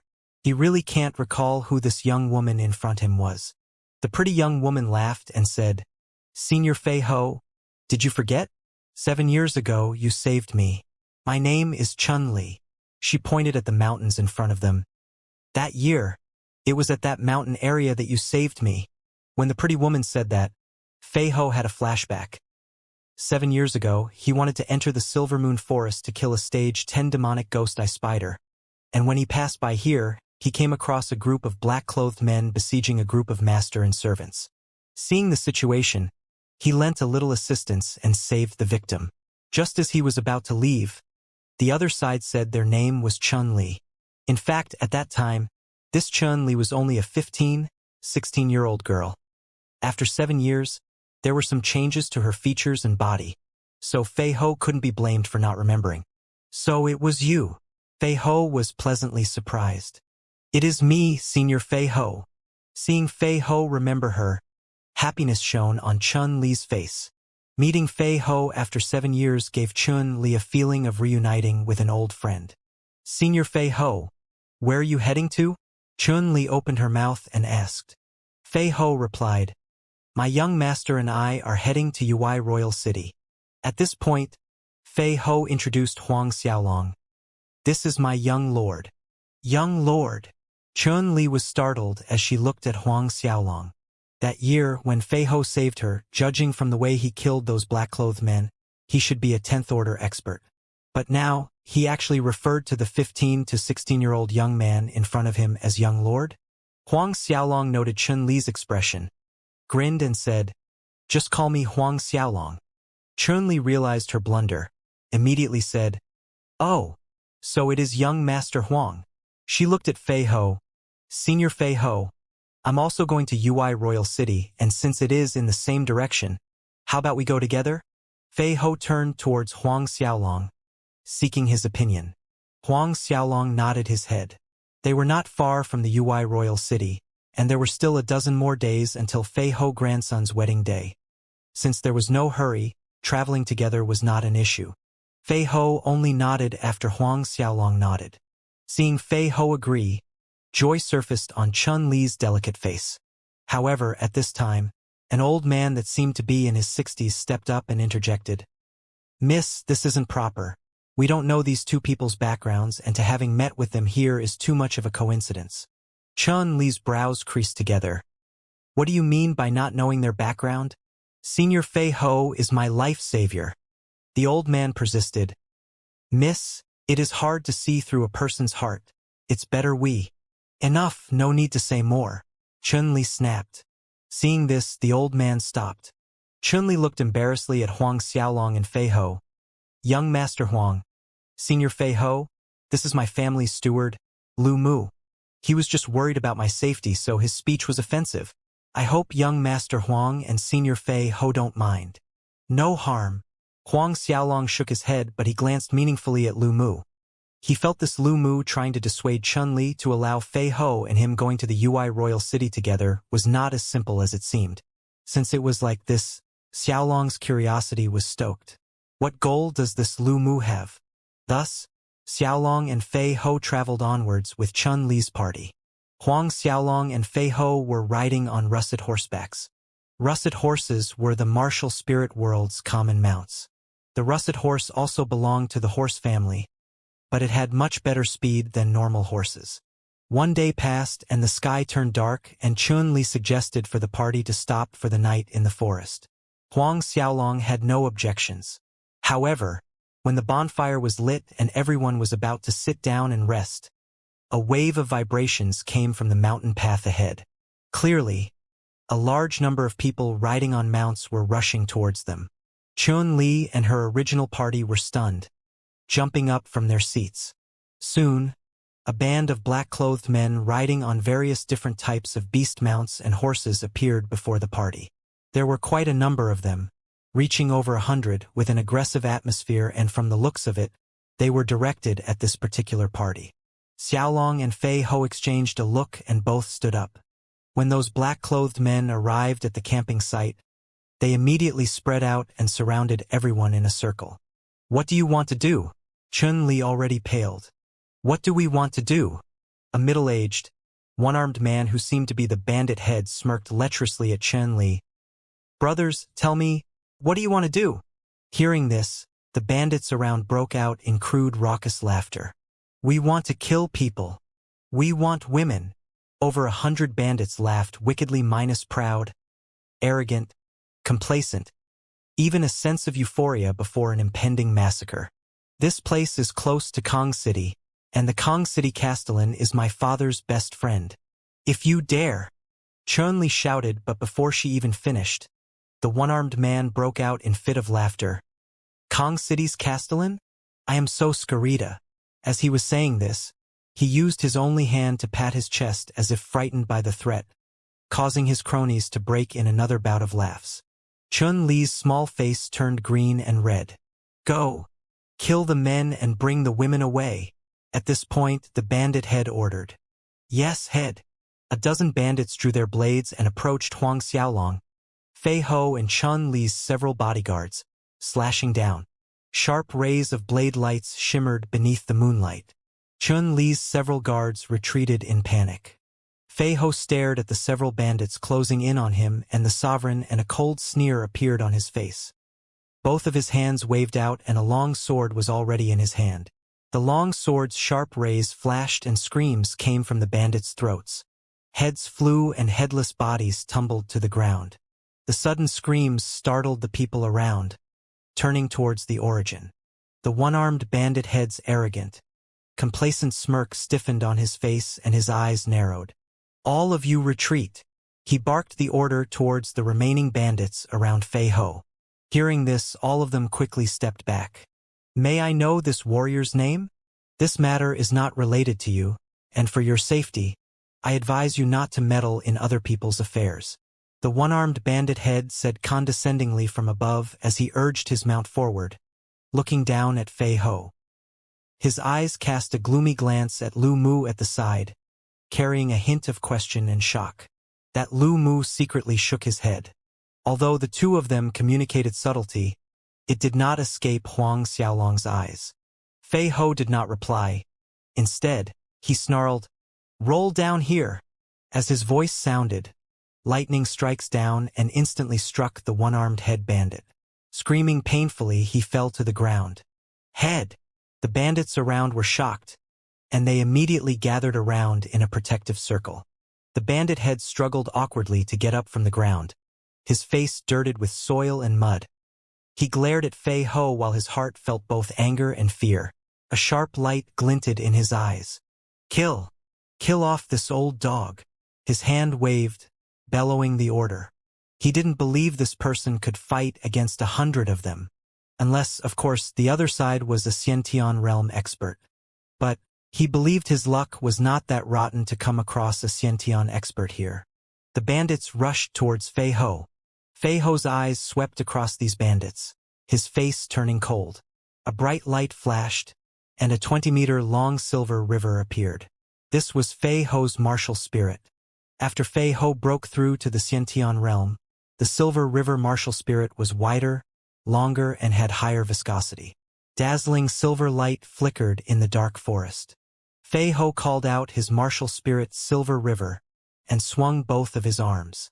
A silver river was seen surging in midair, and when the attacks from the surrounding bandits crashed into the silver river, dang dang dang sounds of metals clashing could be heard, reflecting the attacks back onto the attackers.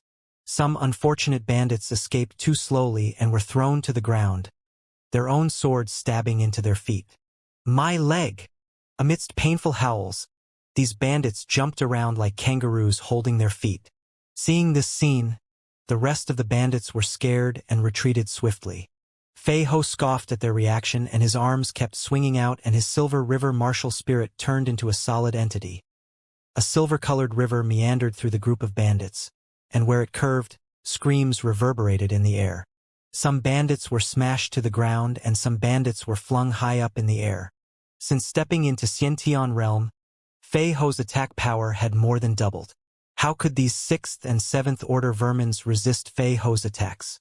Instantly, a large number of bandits laid on the ground, and seconds later, only the bandit head remained standing, albeit in a daze. Recalling his martial spirit back into his body, Fei Ho slowly walked towards the bandit head. You, don't kill me," the bandit head exclaimed in fright. "Who sent you over?" Fei Ho asked icily. The one-armed bandit head had a frantic look in his eyes. "I say, two sirs, please stop putting on an act." Suddenly, at this point, Lu Mu that was standing next to Chun-Li spoke. Everyone was stunned. Lu Mu walked out of the group slowly, glaring fiercely at Fei Ho and Huang Xiaolong, saying, "We have been traveling for more than half a month safely without any incident. But it happens that right after meeting two sirs, we ran into a group of bandits. What does this represent?" A sharp edge flashed across Fei Ho's eyes, but Huang Xiaolong waved his hand to stop Fei Ho, and he faced Lu Mu with great interest. Spurring him on, "Continue." Lu Mu sneered. "This group of bandits was called here by the two of you." "Oh, we colluded with them? Had them come here?" Huang Xiaolong maintained an aloof expression. "And our motive?" Lu Mu snorted, and his voice sounded icy. "Reason? You know very well in your hearts." Then he turned around and fixed a deadly stare on the one-armed bandit head, threatening, "Speak. Was it them who instructed you to kidnap our miss?" That one-armed bandit head was Agape. "Say, am I right?" Lu Mu's gaze bored intensely at the bandit head, and a vague, ominous light flickered across his eyes. Noticing that, the bandit head immediately nodded his head vigorously. Yes, it was them who told me to come here and kidnap your miss." Lu Mu spun around and said to Chun-Li, "Miss, you heard him. They instructed these bandits to kidnap you. I have reminded you earlier, we don't know these two people's background. Evil lurks in the human heart." Chun-Li shook her head, disagreeing. "Steward Lu Mu, there must be some misunderstanding. Senior Fei Ho is my savior. He saved my life before, and with Senior Fei Ho's strength, he doesn't need to instruct other people to kidnap me." Lu Mu persuaded, "Miss, you must be vigilant. He might have had his purpose in saving you that year. 7 years have passed, and how could there be such a coincidence for Miss to encounter them at the same place? Moreover, this bandit head has already confessed." Chun-Li still shook her head. She didn't believe Fei Ho would act this way, for it wasn't necessary. If Huang Xiaolong and Fei Ho were the main culprits, at this moment, both of them could kidnap her without any resistance. Was there a need to use so much effort? At this point of time, Huang Xiaolong clapped his hands. Everyone shifted their attention to him. Huang Xiaolong looked at Lu Mu. "I have to say, your little play is better than I have expected." Lu Mu's face darkened. "What do you mean?" "What do I mean?" Huang Xiaolong repeated coldly. "You arranged for this group of bandits." Hearing this, the people present were taken aback. Lu Mu had an angry expression on his face. "You're slandering, absolute slander. I have followed Miss more than a decade, and there is no doubt about my loyalty and devotion to Miss. You are retaliating because I exposed your trick. That's why you turn around and slander me." He quickly turned towards Chun-Li, protesting, "Miss, you must not believe them." Chun-Li shook her head at Huang Xiaolong. "Young Master Huang, Lu Mu has been by my side since I was little and these past dozen years. He has loyally protected my safety. It cannot be Uncle Lu." To her, Lu Mu was even less a culprit compared to Huang Xiaolong and Fei Ho. Lu Mu's cold stare fell on Huang Xiaolong. "As a stranger and outsider, do you think we will believe your nonsense?" Huang Xiaolong turned towards Chun-Li. "You really trust him?" Chun-Li nodded. "Others I dare not say, but Lu Mu, I absolutely trust him." Although Chun-Li did not say it out loud, The dissatisfaction towards Huang Xiaolong was obvious in her voice. Evidently, she agreed with what Lu Mu said. Huang Xiaolong slandered Lu Mu because Lu Mu first pointed the finger at them. Lu Mu was someone who watched over her since she was little, and the feelings between them were very deep. Xiaolong's accusation made her heart uncomfortable. Huang Xiaolong turned back. To Fei Ho he said, "We're leaving." Since Chun Li stated her firmly position, there was no need to say any more. "Yes, young lord," Fei Ho replied respectfully. Chun Li blanked for a moment, and she called out to Fei Ho anxiously, "Senior Fei Ho, this isn't what I meant." Fei Ho shook his head, saying nothing. He quietly followed behind Huang Xiaolong and left. But before Huang Xiaolong left, suddenly, his palm struck the one-armed bandit head's chest as he was passing by. The bandit head let out a scream as he flew out, crashing into countless trees. When he hit the soil, there was no breath left. Chun Li and everyone in her party were shocked. And before their shocked eyes, Huang Xiaolong and Fei Ho mounted on their horses and sped away. Watching the two silhouettes grew further away, Lu Mu's shock turned into great relief. His eyes furtively swept past the bandit head's corpse and the rest of the bandits, and a frown appeared on his forehead that lasted less than a second. "A bunch of garbage. Miss, should we also leave this place?" Lu Mu asked Chun Li. Chun Li nodded in agreement. Thus, not long after Huang Xiaolong and Fei Ho departed, Chun Li, Lu Mu, and the rest of her party also journeyed out from the mountain area. Obviously that Lu Mu is in cahoots with that group of bandits. After leaving the area, Fei Ho spoke. "Pity that Chun Li trusts that Lu Mu too much." Fei Ho tilted his head up to the sky and sighed. Huang Xiaolong nodded silently. Continuing on, Xiaolong and Fei Ho weren't in a rush, allowing the horse to run comfortably. On the other side, one day after Chun Li and her party separated from Huang Xiaolong, they crossed a mountain pass when they suddenly ran into a group of black-clothed men. The way these black-clothed dressed were similar to the bandits from last night, and it was clear as day they belonged to the same group. Watching the retreat path around her being blocked off, panic rose in Chun Li's heart. These black-clothed men besieged Chun Li and her party in the middle, without wasting a word, and they started slaughtering with the weapons in their hands. In just a short while, all of Chun Li's guards and servants were killed. But what surprised Chun Li was that these people spared Lu Mu. They did not attack him at all. While Chun Li was still surprised, one of the bandits stepped forward towards Lu Mu, and in a polite manner, he greeted him, "Steward Lu." Lu Mu nodded. Chun Li's eyes were wide with disbelief. "Uncle Lu, it really was you." Chun Li's face was filled with disbelief as she stared at Lu Mu. Even at this moment, she couldn't will herself to believe what was happening was real. That Huang Xiaolong and Fei Ho were right. Reaching this point, Lu Mu wasn't afraid to admit it, and he nodded his head in all frankness and said, "The group of bandits earlier was arranged by me." Chun Li trembled with anger, yet she was scared at the same time. She gritted her teeth, asking, "Why?" Lu Mu sneered. "Why? You should ask your father for the reason." Chun Li, don't blame me after you die. For the only one you should blame is your father. Blame my father? Chun Lu repeated stupidly, not understanding. That's right. Your father uprooted the Long family that year. Pity he didn't realize that not all from the Long family were annihilated. Lu Mu recounted coldly. Steward Lu, what's the use of telling this to her? The young lord is awaiting our report. The bandit-dressed man behind Lu Mu stepped forward and said. Lu Mu nodded in agreement and signaled with his hands. The surrounding bandits stepped up and captured Chun Li. What do you want to do? Where are you taking me? Chun Li was terrified and her voice shook as she shouted fearfully. Where we're taking you? Lu Mu scoffed. Don't worry. The time for you to die hasn't come. The young lord already said that letting you die so easily can't satisfy the hatred in his heart. The young lord ordered us to bring you back for him to enjoy for a month or so, and only when he's tired and bored of you, then we'll send you on your way.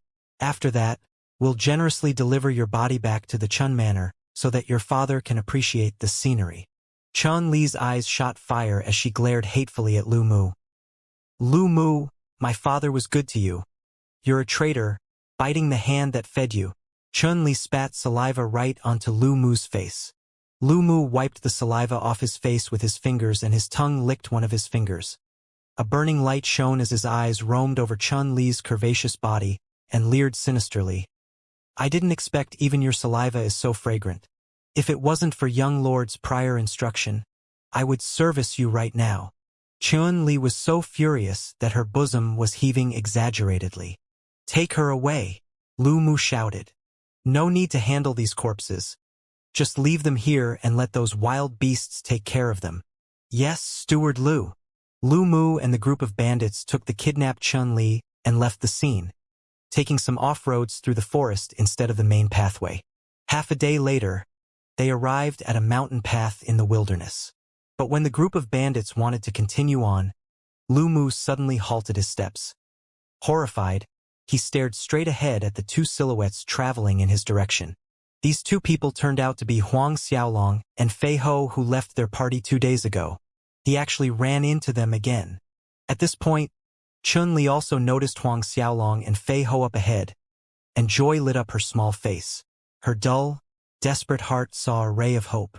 However, at the moment, her mouth was sealed shut, unable to call out, constrained to making only owu-owo whining sounds to attract their attention. Some distance away, Huang Xiaolong and Fei Ho, who were going about their way, noticed Chun-Li, Lu Mu, and the group of bandits, and they too were surprised. Neither of them thought they would meet again so soon after separating from Chun-Li's party. Huang Xiaolong and Fei Ho exchanged a glance and nudged their horses forward. Steward Lu, what's the matter? The bandit behind Lu Mu asked after seeing him stop suddenly with a frightened expression. Feeling puzzled, he went up and inquired about the matter. Lu Mu quivered slightly as he pointed to the front at Huang Xiaolong and Fei Ho that were approaching them. It's them! Them? That bandit was confused. He already saw the two people approaching them, but he couldn't see what's so special about them. Huang Xiaolong and Fei Ho reined their horses and came to a stop in front of Lu Mu. Huang Xiaolong's eyes swept through the group of bandits and paused for a second on Chun-Li before he turned to Lu Mu. I say, isn't this Steward Lu? I didn't think there would be such a coincidence that we would run into each other again. It really does seem like fate. Lu Mu did not say anything, and the expression on his face grew increasingly ugly. And isn't this Miss Chun-Li? Huang Xiaolong laughed. Where are you all heading to that you need to tie up Miss Chun-Lu's hands and seal her mouth? Lu Mu maintained his silence, but the male bandit behind him was angered. Kid, this has nothing to do with you. If you know what's good for you, you better scram far away this moment. Otherwise, I'll cut you into pieces. However, just as his voice ended, a sharp light ray from a sword flashed by, and that bandit's eyes protruded in shock as the light in his eyes dissipated. In less than a second, his body tumbled stiffly to the forest floor with blood spurting out from his throat like a fountain, dyeing the soil red. The rest of the bandits were startled, and then all of them swiftly drew out their swords as they burned with fury, looking at both Huang Xiaolong and Fei Ho. Stop your actions! Lu Mu barked at the group of black-clothed bandits.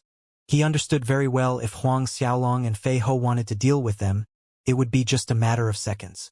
The bandits that were preparing to rush towards Huang Xiaolong and Fei Ho stopped after hearing Lu Mu's order. Lu Mu looked at Huang Xiaolong as he squeezed out an amiable smile. Young Master Huang, Senior Fei Ho, this matter has nothing to do with you. If you can walk away, my young lord would repay the kindness in the future. Young lord. Huang Xiaolong put on a haughty expression on his face. Didn't you claim the two of us to be the masterminds behind the incident? Didn't you say that you have followed your miss for more than a decade and that you've always been loyal and devoted? Didn't you also accuse us of slandering you? Lu Mu didn't know how best to answer the flurry of questions from Huang Xiaolong, whereas the sealed-mouthed Chun-Li felt ashamed. At that time, she had proudly declared that she trusted Lu Mu. Yet she didn't expect in the blink of an eye she was captured by Lu Mu and these people. What exactly do you want? Moments later, Lu Mu asked with a sullen expression. Saying this, he took out a bag of money and lobbed it forward. There is a gold card with 100,000 gold coins inside. exchangeable at any bank in the UI kingdom. Huang Xiaolong caught the bag of money, yet the expression on his face remained aloof. 100,000 gold coins? Seeing this, Chun-Li became anxious and she shook her head vigorously, making muffled sounds hoping to dissuade Huang Xiaolong. 100,000 gold coins can only send off beggars. Huang Xiaolong stared directly at Lu Mu. Lu Mu's brow scrunched together, gritted his teeth and threw out another money bag. Inside this bag is another card with 100,000 gold coins. Huang Xiaolong shook his head. There is roughly 100 of you here. Are your lives so worthless? How about this? I'm also not a greedy person. One life, 100,000 gold coins. One life, 100,000 gold coins. That amounts to over 10 million. Over 10 million gold coins. When Lu Mu understood the underlying meaning of Huang Xiaolong's words, and his anger erupted, "You're fucking kidding me?" He finally realized. Huang Xiaolong was playing with them from the beginning. So what if I'm playing with you? Huang Xiaolong shrugged his shoulders nonchalantly. His eyes glanced at Fei Ho, and without the need for words, Fei Ho understood Huang Xiaolong's meaning. Fei Ho's silhouette flashed and vanished from the horseback, appearing right in front of Lu Mu. Lu Mu's eyes widened in fear, watching Fei Ho's palm slide past his throat, sharper than a weapon. Shocked, Lu Mu stood in the same spot, while Fei Ho did not move an inch as he waved his hands, and Lu Mu and the rest of the bandits fell down by the dozens as miserable screams reverberated in the forest. Not needing a long time, the cries and screams stopped, leaving only Chun-Li breathing as she stood petrified in the same spot. After he finished dealing with Lu Mu and the group of bandits, Fei Ho came beside Chun-Li. With a wave of his long sword, Chun-Li shut her eyes tightly in fear. Fei Ho's sword actually slashed the rope that bound her hands. When all is done, Fei Ho returned to Huang Xiaolong's side.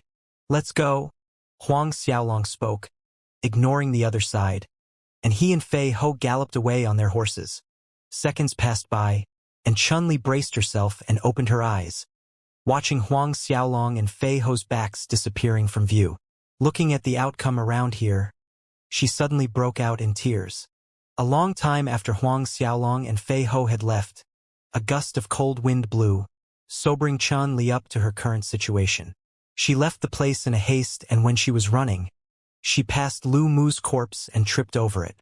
Falling face down, tears mixed with soil and sand, dirtying her face and hands. Enduring not cry out as she struggled to get up, she quickly ran off in the same direction Huang Xiaolong and Fei Ho left earlier, towards the UI royal city. 2 days later, Huang Xiaolong and Fei Ho stood before the huge city gates, and Fei Ho nearly couldn't contain the excitement in his heart. "I'm back, finally." The UI royal city gates were same as before, no big changes at all. "Let's go in." A short moment later, Huang Xiaolong spoke. Repressing the excitement in his heart, Fei Ho nodded yes enthusiastically. 2 figures entered through the city gates. Passing through the city gates, the 2 of them strolled along the bustling streets in a relaxed manner, going along with the flow of people. Drinking in the lively atmosphere, Fei Ho was a little emotional. 7 years had passed and the UI royal city was just as he remembered it, but many of the shops had changed businesses, and some buildings were renovated, and these newer additions were somewhat strange to him. Huang Xiaolong nodded secretly as he observed the prosperous and bustling streets of the UI royal city. Compared to the Luotong Kingdom's royal city, the conditions here were way better. Moreover, judging from the buildings and infrastructure of the city, they were a level higher than the Luotong royal city. There were 2 more days until Fei Ho's eldest grandson's wedding day. Since they already arrived in the royal city, neither of them was in a rush to reach the Fei Manor, taking their own sweet time strolling in the streets. A couple of hours later, it was already noon. As they passed by a large restaurant, Fei Ho stopped and happily said to Huang Xiaolong, "Young lord, this absolutely luscious dishes floor is one of the 3 best restaurants here. Their specialty, fiery wine, is tastier than the delicious restaurant's snow moon wine. Should we go in and have a drink?" Huang Xiaolong nodded. "Fiery wine? Very well, let's go in and taste some." Thus, without further ado, Huang Xiaolong and Fei Ho walked into the absolutely luscious dishes floor. Once he entered, Huang Xiaolong saw the lower floor consisted of over 100 tables, and all of them were seated with customers, leaving none open or empty. At this time, a person with the owner's attire and appearance was hurrying towards Fei Ho, asking eagerly, "You are Marquis Fei Ho?" Fei Ho nodded. "Boss Chen, these past few years that I didn't come, your business is flourishing nicely. This middle-aged man happened to be the restaurant's boss. In the past, Fei Ho patronized the restaurant often for their dishes and fiery wine. The two of them could be considered old friends. Marquis Fei Ho jests. The few years that we haven't seen each other, yet your excellency looks younger than before." The restaurant boss laughed. "Unlike me, getting older every day." As he said this, his hand gestured courteously. "Marquis Fei Ho, this way please, to the second floor. I'll tell the small ones to arrange your table and dishes." Fei Ho nodded his head and went up to the first floor with Huang Xiaolong. The second floor was just as boisterous as the lower floor, and it seemed to have no empty tables available, but the boss had swiftly arranged it for them. Not long after both of them had sat down, the dishes were sent up. There were also two big jugs of wine served with custom-made fiery red cups resembling moving lava. The fragrant wine teased Huang Xiaolong's nose as he poured some out into a cup and tilted the entire content into his mouth. A sweet, dry taste flooded his senses as the wine rushed down his throat, turning into a strong, burning sensation that spread out in an instant, as if every blood cell in the body was about to combust, and a feeling of contentment and elation rose in the drinker's heart. "Good wine," Huang Xiaolong praised aloud. Cups raises endlessly between Huang Xiaolong and Fei Ho. As Huang Xiaolong and Fei Ho enjoyed themselves, discussions from tables nearby passed into their ears. "Did you hear? The king personally conferred Yang and the title of Marquis. TSK, that Yang En is only 21 years old and he's already a Marquis. This is a first for our UI kingdom. In my opinion, in another few years, that Yang En will probably be conferred the title of Duke. This is because that Yang En is our kingdom's #1 genius, a monstrous genius. 1 year ago, he was already a peak late 9th order, and with his cultivation speed, I say he can break through to the 10th order within this year. A 21-year-old 10th order, what a monster. In another few years, Yang En will be representing the UI kingdom to participate in the Imperial City battle, and with his talent, a top 10 spot is almost guaranteed." Noises of discussion filled the second floor, and in the dozen or so tables, practically every table was talking about something related to that Yang En. "Oh, Yang En!" Hearing bits and pieces of these discussions, Huang Xiaolong became curious. "I never would have imagined Yang En. That kid is also a Marquis now." At this moment, Fei Ho sighed. "That year when I left, that Yang En had just broken through to the 8th order." Huang Xiaolong looked at Fei Ho. Fei Ho explained to Huang Xiaolong, "Young lord, this Yang En's martial spirit is a top grade 12 martial spirit, the roaring sky god lion, and he is our UI kingdom's most talented genius ever, currently attending classes in the UI Academy. Perhaps later on, he will participate in the Imperial City battle in Duanren Empire together with you, young lord." Top grade 12 martial spirit, roaring sky god lion. Huang Xiaolong nodded. Except for Jiang Tang, his senior brother Xianxia and the Duanren Empire's emperor, this Yang En was the 4th person he had come to know to possess a superb talent martial spirit. But Jiang Tang's martial spirit was a top grade 11 spirit, the sacred bright tiger, whereas this Yang En's grade 12 spirit threw Jiang Tang off by a long road. Huang Xiaolong and Fei Ho kept drinking while eavesdropping on the conversations around them. A short while later, they paid the bill and left. When Fei Ho was paying, the boss came out and proceeded to discount the amount by half before sending off Huang Xiaolong and Fei Ho in person. Leaving the restaurant, both of them headed straight to the Fei Manor. Roughly an hour later, they came to the main street leading to Fei Manor. Although there were still 2 days before Fei Ming's wedding day, the main door of the manor was already crowded with people in a merry mood and an endless stream of horses and carriages bearing gifts. Obviously, these were people from noble families paying congratulatory visits due to the occasion. Standing in the street before the sign plate of the Fey Manor, bubbling emotions filled Fei Ho's heart, and when he stepped into the Fey Manor with Huang Xiaolong, his excitement nearly spilled over.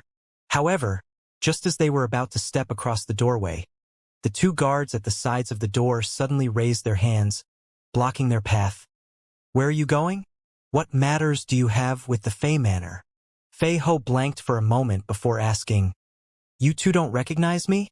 The two guards scrutinized Fei Ho from head to toe, and one of them laughed.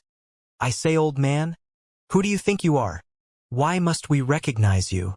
Fei Ho was dazed by the answer, and a deep frown appeared on his forehead. Looks like these two guards were hired in the years after he had left, so neither of them recognized him. He turned around, a little embarrassed as he looked at Huang Xiaolong. He didn't expect for something so awkward such as this to happen even before he returned to Fei Manor. Huang Xiaolong gave him a faint smile and did not say anything. Only Fei Ho could handle this matter. At this point, Fei Ho told the two guards, "Call your patriarch out." The same guard smiled wider, saying, "Call our patriarch out? Old man, I think you don't realize the situation. You think our patriarch is someone you can see just 'cause you say so? I'm his old man." Fei Ho's temper came out, but in the ears of the two guards, it sounded as if Fei Ho was cursing their family's patriarch, and that made their expression turn cold. "Old man, be frank and tell us.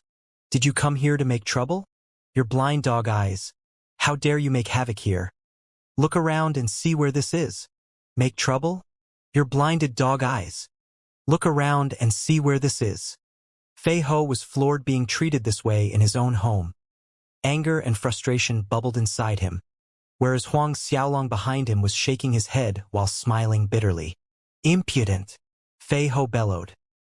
His right hand suddenly waved forward, bringing a violent gale that whirled at the two guards away, throwing them heavily onto the ground. The two guards screamed at the top of their lungs, raising a commotion in mansion's surroundings. Passers-by and nobles who came to send congratulatory gifts nearly jumped out of their skin, and they instantly retreated.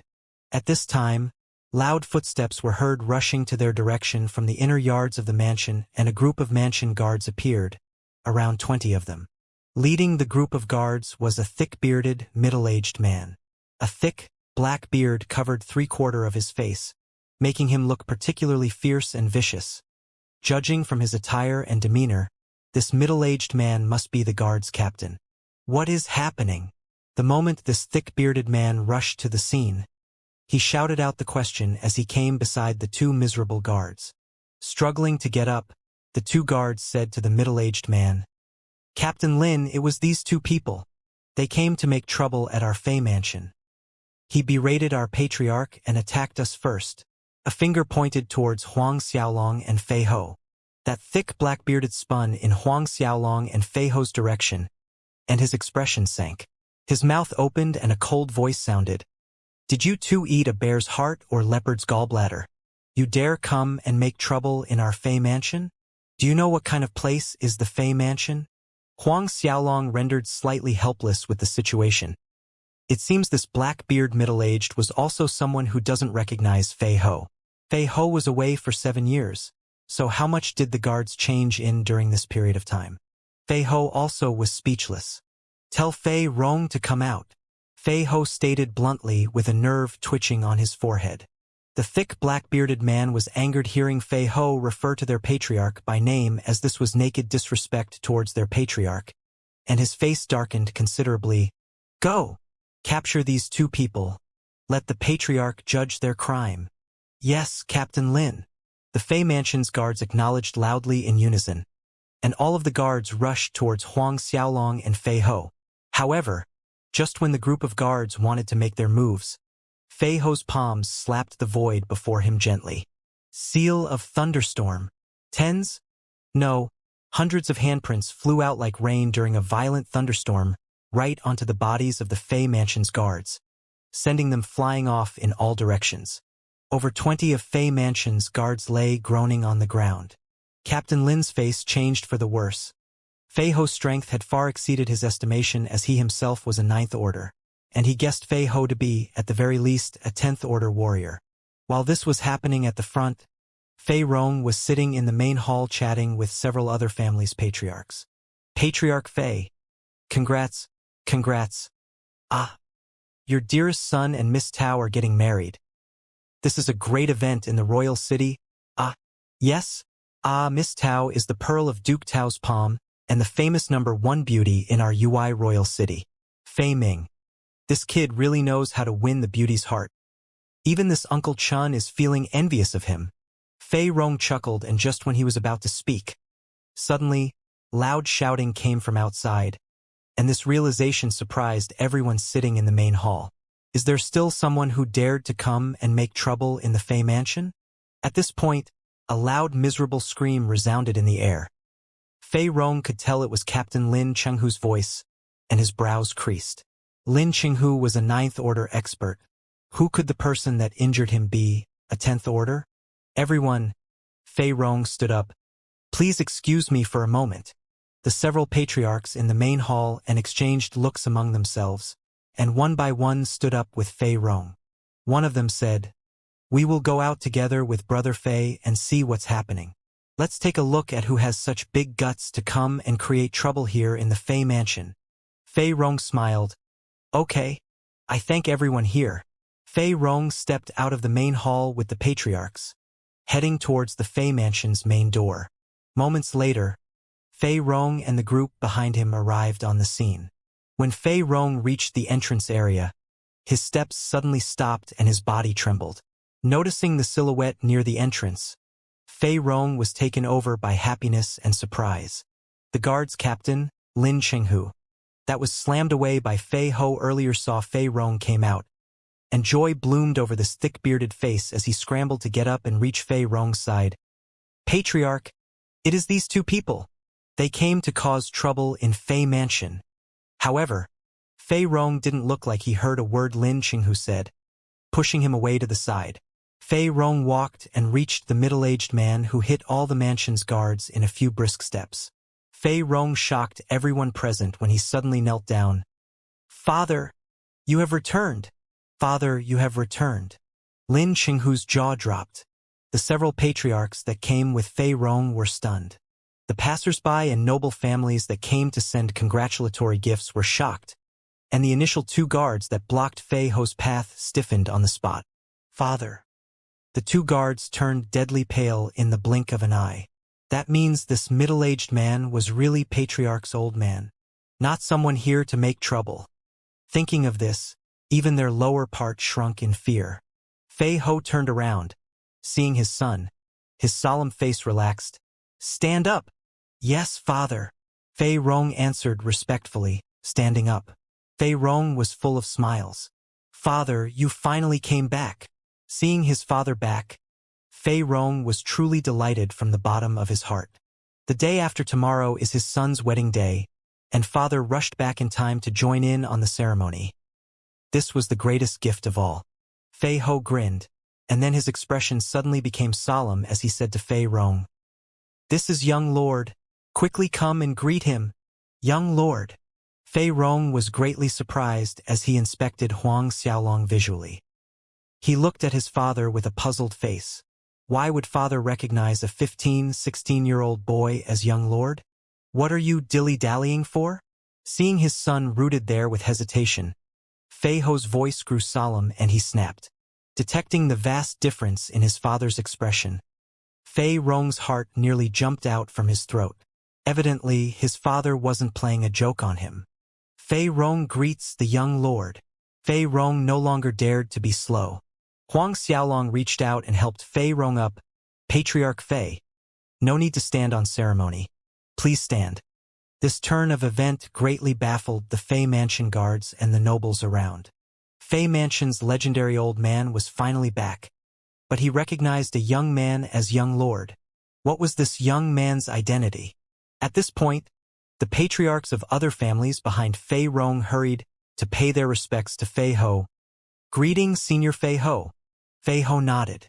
Father, let's return inside the yard? Fei Rong asked Fei Ho. Okay. Fei Ho agreed, and to Huang Xiaolong, Fei Ho made a pleased gesture and invited Xiaolong into the mansion. Young lord, please, Huang Xiaolong could do nothing with Fei Ho's gesture and became the first to walk in, followed by Fei Ho, Fei Rong, and the patriarchs of other families. When all had left, the guards and Lin Qinghu were still standing in the same spot in a daze. In the Fei Mansion's main hall, Fei Ho requested Huang Xiaolong to sit on the main seat, whereas he sat on his side. Fei Rong and the others could only sit in the normal seats in the hall. Although Fei Rong had many questions and doubts about Huang Xiaolong, he didn't dare to ask about it in the open. "Where is Fei Ming, that brat?" Fei Ho asked after taking a seat. Fei Rong replied respectfully, "Father, Fei Ming went out with Miss Tao. I will send someone to inform him of your return and tell him to come back." Fei Ho nodded his head in consent. However, at this time, a Fei Mansion guard ran in abruptly in panic, hollering, "Patriarch, it's bad. Young Master Fei Ming was beaten until he was injured." "What?" Everyone in the main hall's expressions looked ugly. "What happened exactly? Who did it?" Fei Rong's fury erupted. That person simply did not put the Fei Mansion in his eyes. That guard hesitated a moment before reporting truthfully, "He was been beaten by Yang Zhanfei." Yang Zhanfei. Those in the main hall were shocked, and the angry expression on Fei Rong's face diminished a level.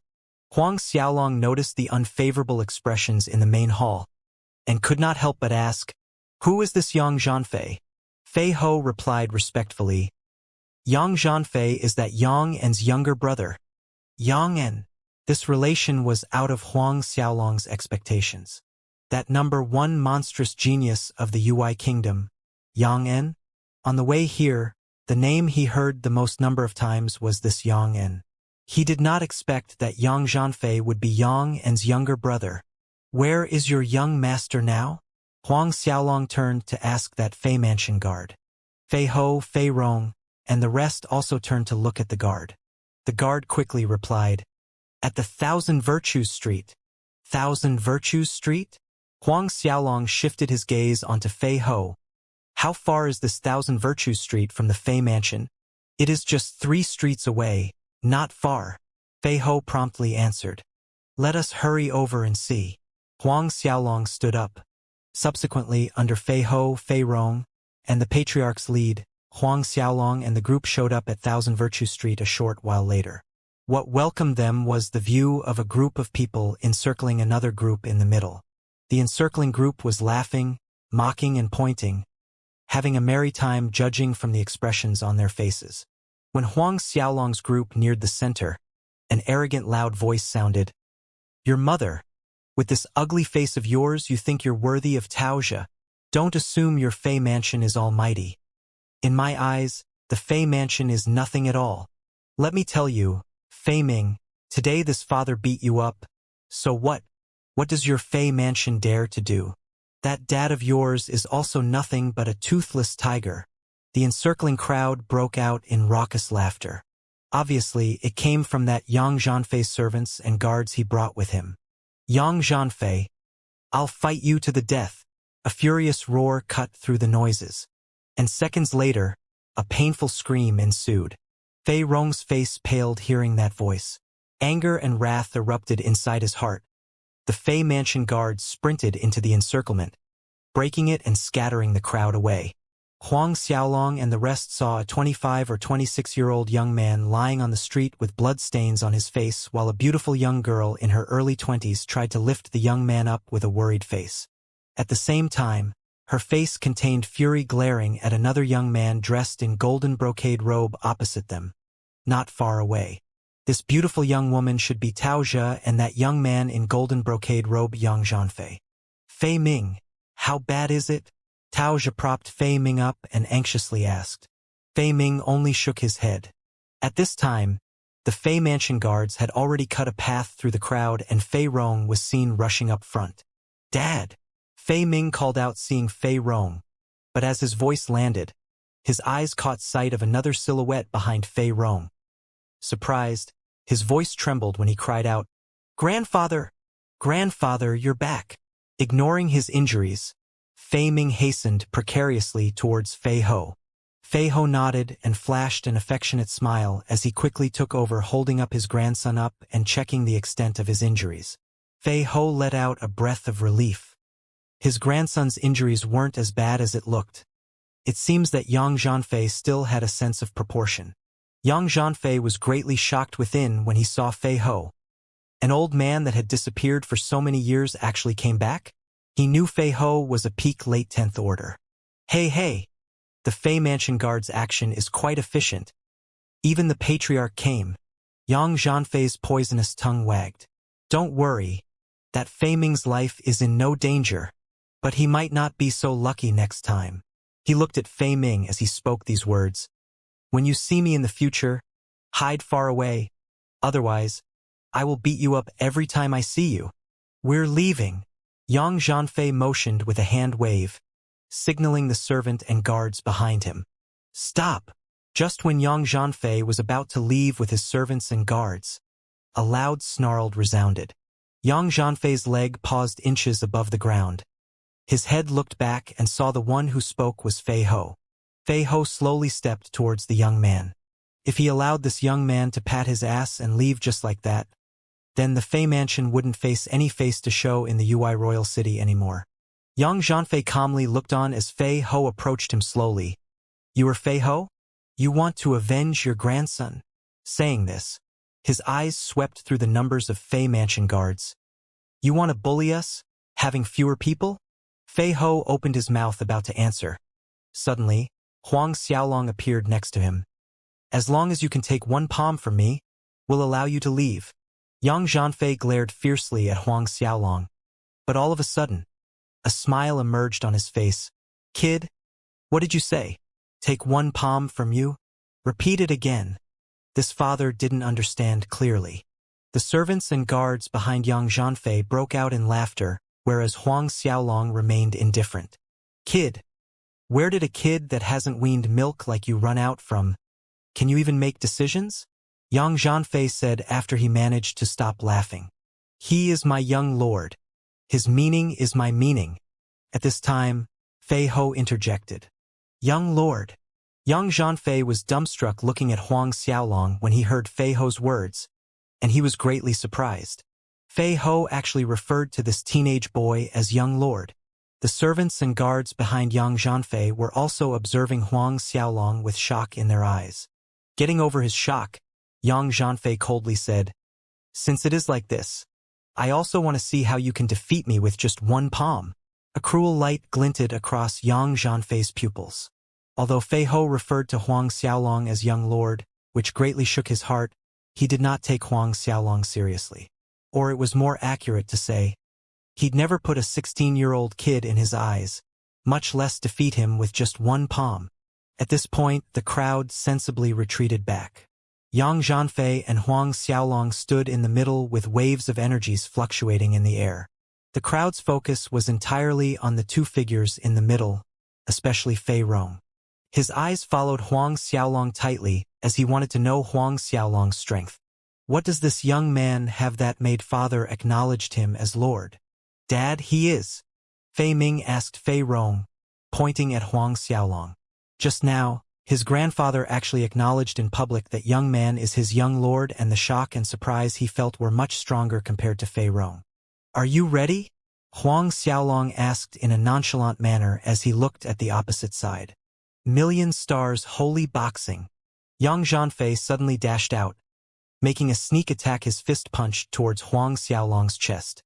The attack arrived almost instantly in front of Huang Xiaolong, and countless starlight shone like pillars as a discernible, holy aura spread out from the center. Everyone present was startled, for none of them imagined Yang Zhanfei would launch a sneak attack, including Fei Rong. Careful, Fei Ming blurted out in anxiousness that Yang Zhanfei is a peak late 7th order. When everyone thought Yang Zhanfei's attack would hit the mark, Huang Xiaolong made his move. He raised one of his hands and slammed out an attack against the fist. Boom! A loud explosion reverberated in the air. Yang Zhanfei wailed tragically, flying out and crashing heavily onto the streets, causing the entire street to shake. One palm. Not one person dared to utter gasps of surprise loudly. Fei Rong was stupefied, whereas Fei Ming, who shouted for Huang Xiaolong to be careful, was transfixed on the spot with his mouth the shape of an O. The servants and guards that came with Yang Zhanfei were so scared they forgot to help Yang Zhanfei up from the ground. Huang Xiaolong slowly walked towards Yang Zhanfei. The latter had fear written all over his face. His butt scraped the street surface in horror. You, what do you want to do? What do I want to do? Huang Xiaolong stopped in front of him. Huang Xiaolong suddenly raised his foot and kicked out, sending Yang Zhanfei flying off and crashing into two pillars on the street belonging to a shop. The door frame was smashed into rubble with loose debris ricocheting in all directions. The crowd exclaimed in a shocked uproar. Second young master. The Yang Mansion's guards only reacted at this moment, hurrying forward to help Yang Zhanfei to a stand. Several of the guards chose to deal with Huang Xiaolong instead and sprinted towards him while drawing out knives and swords. But before these guards could get close enough to Huang Xiaolong, all of them were slapped away with one palm from Fei Ho. When the guards were slammed away by Fei Ho, a silhouette suddenly came piercing through the air, bellowing, "Who dares to touch my younger brother?" This voice reverberated in the air like rumbling thunder, agitating the eardrums of everyone in the streets. Huang Xiaolong turned around and his eyes squinted. At this time, a figure flashed and a young man in yellow robe appeared before everyone as his feet landed gently on the street floor. The young man's face bore some similarities with Yang Zhanfei, but he stood upright like a sword with an innate, arrogant bearing that awed people. "It's Yang En, eldest young master." Seeing the newly arrived person's face clearly, surprised voices sounded from the surrounding crowd, whereas the Yang Mansion's guards were glad and happy. "Big brother." Yang Zhanfei pushed the guard propping him away and hastened to Yang En's side. With one hand, he pointed at Huang Xiaolong as he shouted, "It was him! He attacked me and injured me." Yang En's gaze fell on Huang Xiaolong, and the temperature in his eyes dropped sharply. "This is the first time someone dared to injure my younger brother." Huang Xiaolong's indifference expression never lost composure. "So what? Kneel down this instant, kowtow, and continue to do so until my young brother forgives you. If my younger brother is willing to forgive you, then I shall spare your life."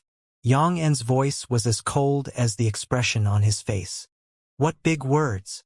Standing on the side, Fei Ho could not resist letting out a snicker. "Don't assume just because the king favors you that I won't dare to kill you." Yang En looked at Fei Ho, his eyes sharp. "So it is Marquis Fei Ho. Kill me? Relying on your strength as a peak late 10th order." Yang En fully released his coercive momentum, causing the airflow in the surrounding became turbulent. Although Yang En was a peak late 9th order, he had stepped 1 foot into the 10th order line, with his superb talent, martial spirit, and its ability. In his opinion, even a peak late 10th order expert such as Fei Ho couldn't harm him.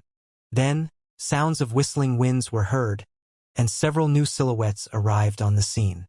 They were the Yang Mansion's experts that had rushed over after getting the report. When these experts arrived, each of them glared fiercely at Fei Ho. "Fei Ho, be careful of the catastrophe that resulted from your mouth. One of these days, your Fei Mansion might just be annihilated." One of them, an old man in his 70s, warned threateningly. This old man was Yang Mansion's chief steward, Zhu Yi. Like Fei Ho years ago, he was a peak late 10th order. "Is it?" Fei Ho suddenly made a move. Seeing this, Zhu Yi sprinted forward instead of retreating. Crystal Ice Claw. An Ice Claw attack went up against Fei Ho, causing the street's temperature to decline sharply, as if they fell into an ice cave. "We haven't met for a few years. I'll let you have a look at how much my strength has increased during this time." A ferocious light glinted in Zhu Yi's pupils. In the past, the two of them had fought a couple of times, yet no victory was determined. But now, Zhu Yi was confident that with his current strength he could suppress Fei Ho. However, his expression suddenly changed drastically. Fei Ho's palm print came at him like a rotating cyclone, crushing his crystal ice claw in an instant to smithereens.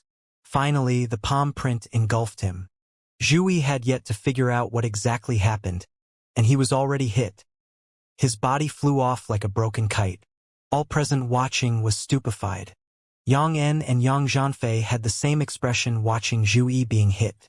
Zhu Yi, a peak late 10th order, actually could not withstand one move from Fei Ho.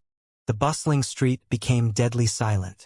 The Yang Mansion guards that had their confidence and arrogance bolstered with Yang En and Zhu Yi's arrival were muted.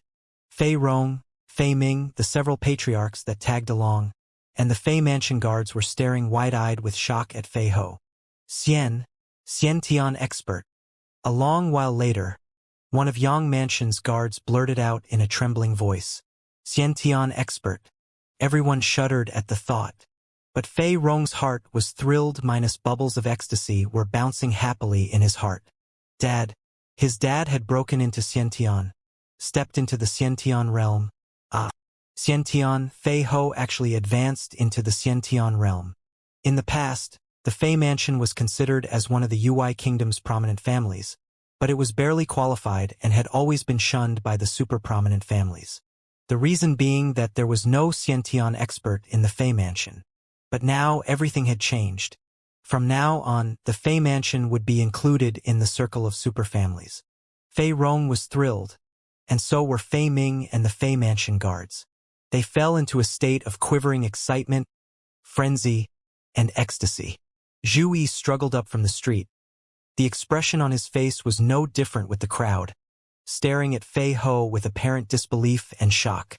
And mixed in there too was envy, jealousy, hate, and a strong unwillingness to accept this reality.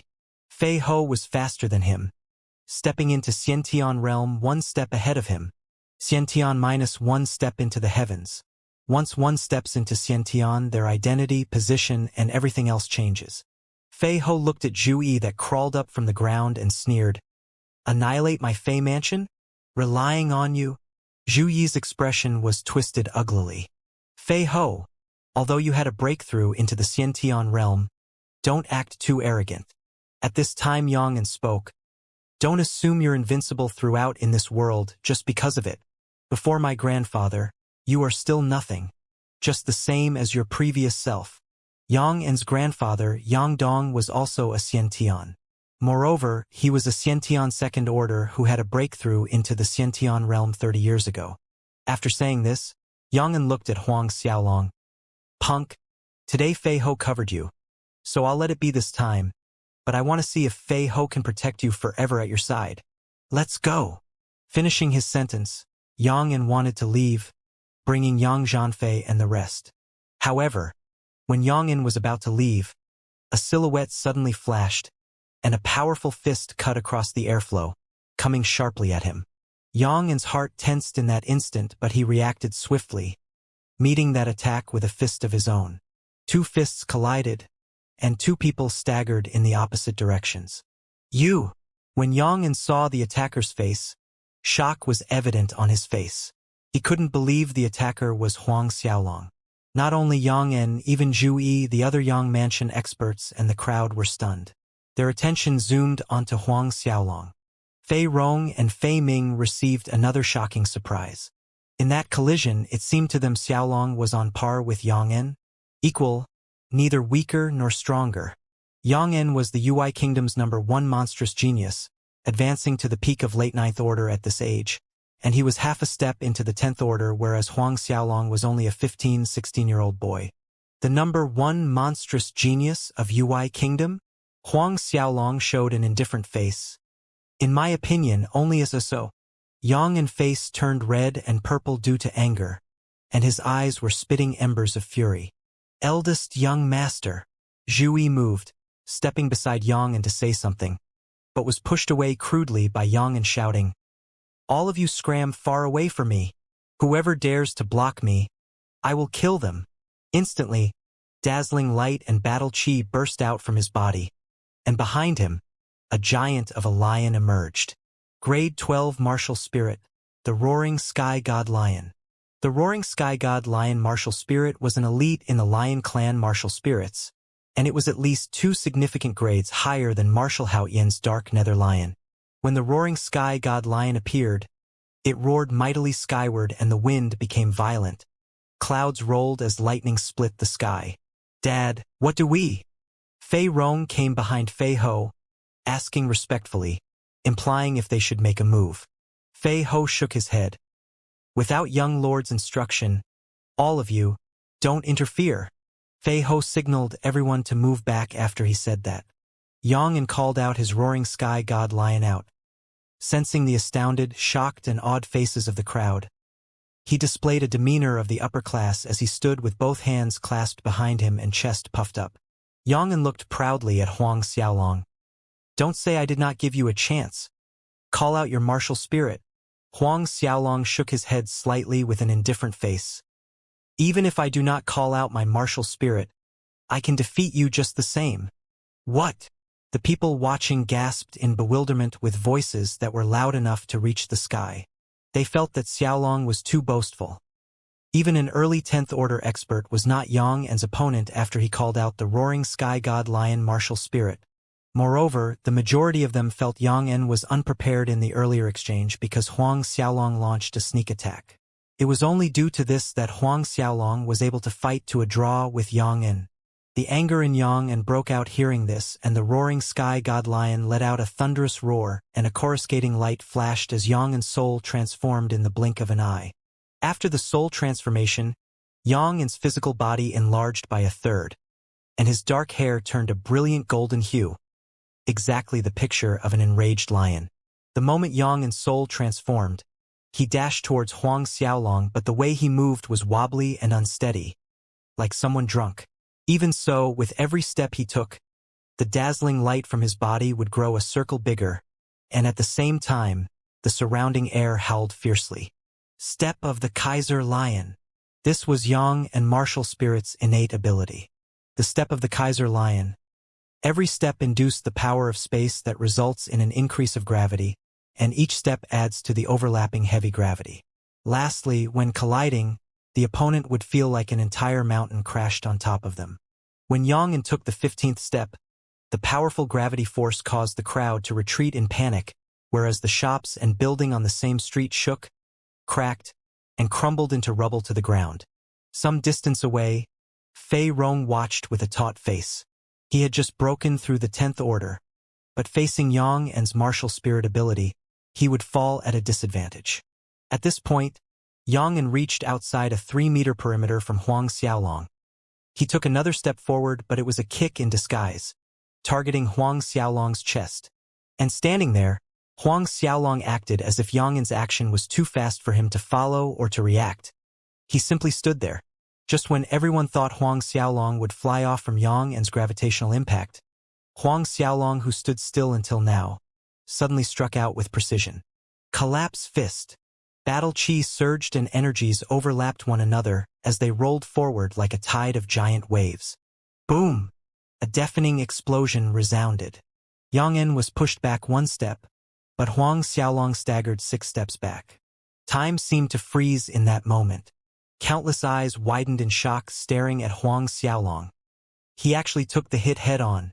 Yang's full force attack was received by Huang Xiaolong without calling out his martial spirit.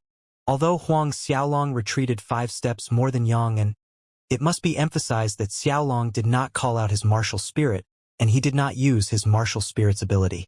There was an ugly expression on Yang's face, and he was extremely gloomy.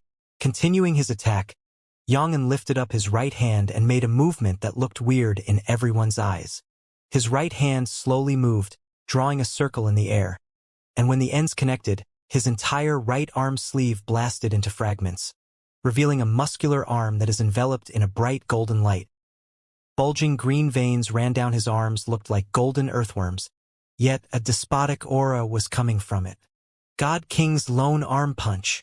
Yang's right arm swung out, blasting towards Huang Xiaolong.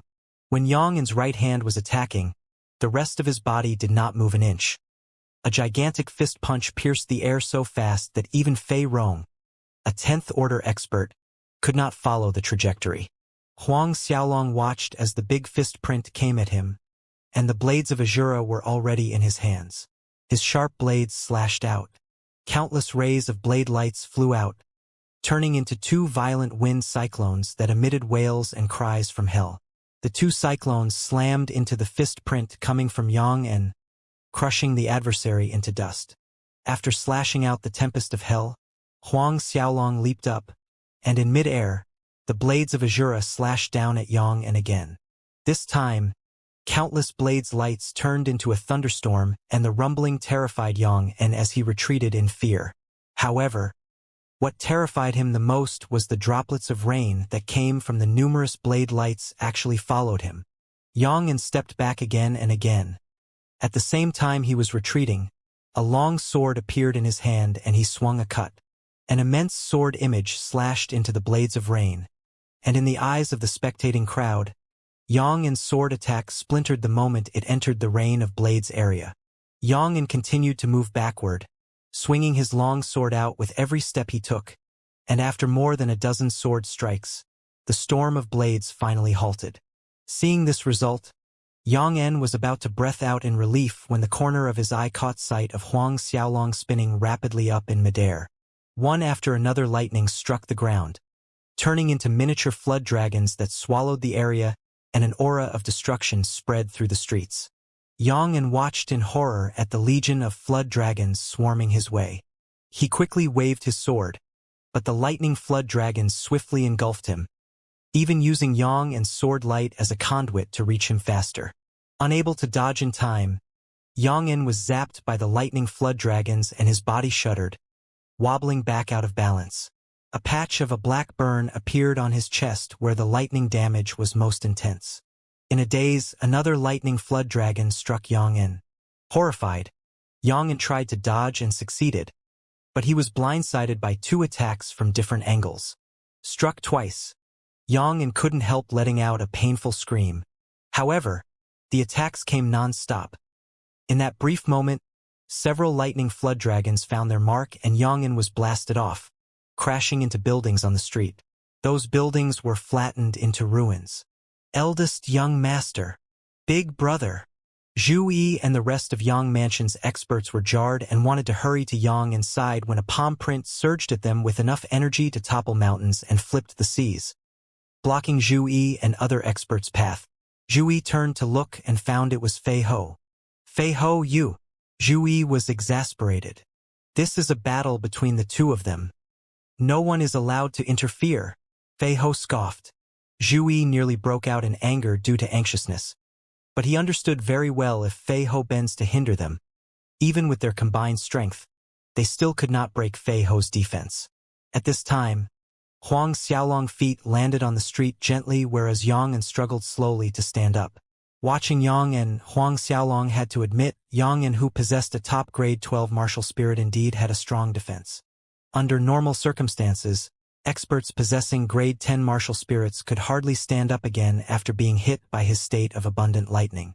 Successfully standing up, Yang howled at the top of his lungs, and his eyes were a scary blood red as he glared menacingly at Huang Xiaolong.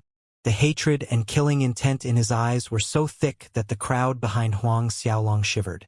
Yang, the UI Kingdom's #1 monstrous genius, was actually defeated without resistance by a young man that was a minimum of 5 years younger than him.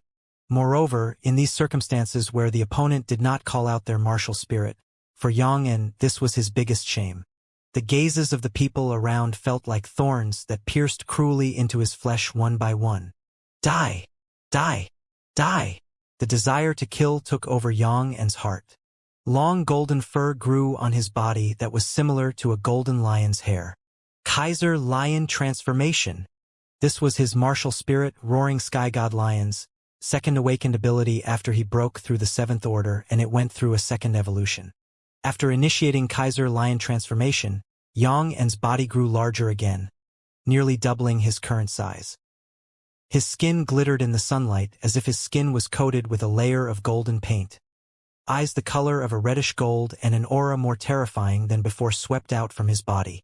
After the Kaiser Lion Transformation, from Yang's throat came a thunderous roar that sounded very much like a lion's. One step forward, the ground tremored and the solid material used to build the street actually split and fine fissures lined the street. The impact of one step reached such an extent. Yang put one foot in front of the other, and step by step, he walked towards Huang Xiaolong. Every step of his made cracks the street. A strong momentum pressured down, and the loose gravel on the street actually bounced and fell according to Yang En's rhythm, like a mighty Kaiser lion that came out from an ancient forest, descending from its throne, slowly closing in on its prey. Huang Xiaolong watched as Yang En came close with a calm expression on his face. Right before the crowd's eyes, Huang Xiaolong released his battle chi and a dazzling black light spiraled up from below. A terrifying aura of slaughter dispersed from his body, and at the same time, both of Huang Xiaolong's eyes turned scarlet and a pair of the blackest demonic wings erupted out from his back. This abrupt physical transformation shocked everyone around. What cultivation technique is this? The aura of slaughter is so horrible. His strength actually rose so much. So strong. The crowd broke out in a tumult of discussions, and everyone felt the sharp rise in Huang Xiaolong's strength. And there were even signs of Yang En, who had transformed into the body of the Kaiser lion, being suppressed. Standing some distance away behind Huang Xiaolong, Fei Ho's eyes were trembling with excitement watching Huang Xiaolong's transformation, the physique of Azura. This was the legendary technique of Azura's gate, the supreme physique of Azura. Following Huang Xiaolong for 7 years, he finally got the chance to see Huang Xiaolong transformed into the physique of Azura. Fei Rong noticed his father shaking with fervorous emotions, and it raised a heart full of doubts. Huang Xiaolong completed his transformation into the Azura physique, and the wings of demon suddenly stretched out. All the crowd saw was a flash of a black shadow, and Huang Xiaolong already closed in on Yang En when they were still wondering. Yang En too had yet to react when Huang Xiaolong already punched a collapsed fist out, hitting Yang En squarely in the chest.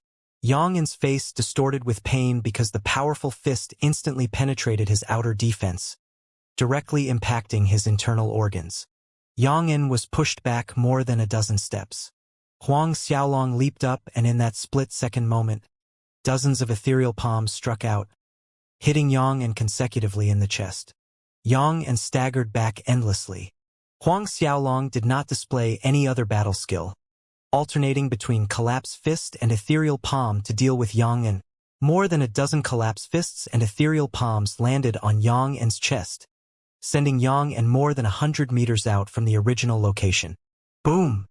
Yang En was sent flying, crashing into one of the building's stone walls. The stone wall collapsed and rubble fell on top him, burying Yang En's huge body beneath. All 4 directions were engulfed in silence. Big brother! Yang Zhanfei was the first to react and rushed out. Zhu Yi and the rest of the guards followed and worked hard to move the rubble away to dig Yang En out. Yang En's originally handsome looks and proud temperament were covered with gray dust. The Kaiser lion transformation had already disappeared, and his body deflated back to his normal size as he stared blankly. Hawk! A sweet, hot substance rushed up Yang En's throat, and he spat out fresh blood, coloring a patch of red on the ground in front of him. Eldest young master! Zhu Yi and the rest of the Yang Mansion guards were scared. The quiet surroundings suddenly boiled up. Yang En used the second ability, Kaiser Lion Transformation, yet he was actually powerless to resist the opponent he still lost. Lost so swiftly and thoroughly. Big brother, how are you? Yang Zhanfei asked.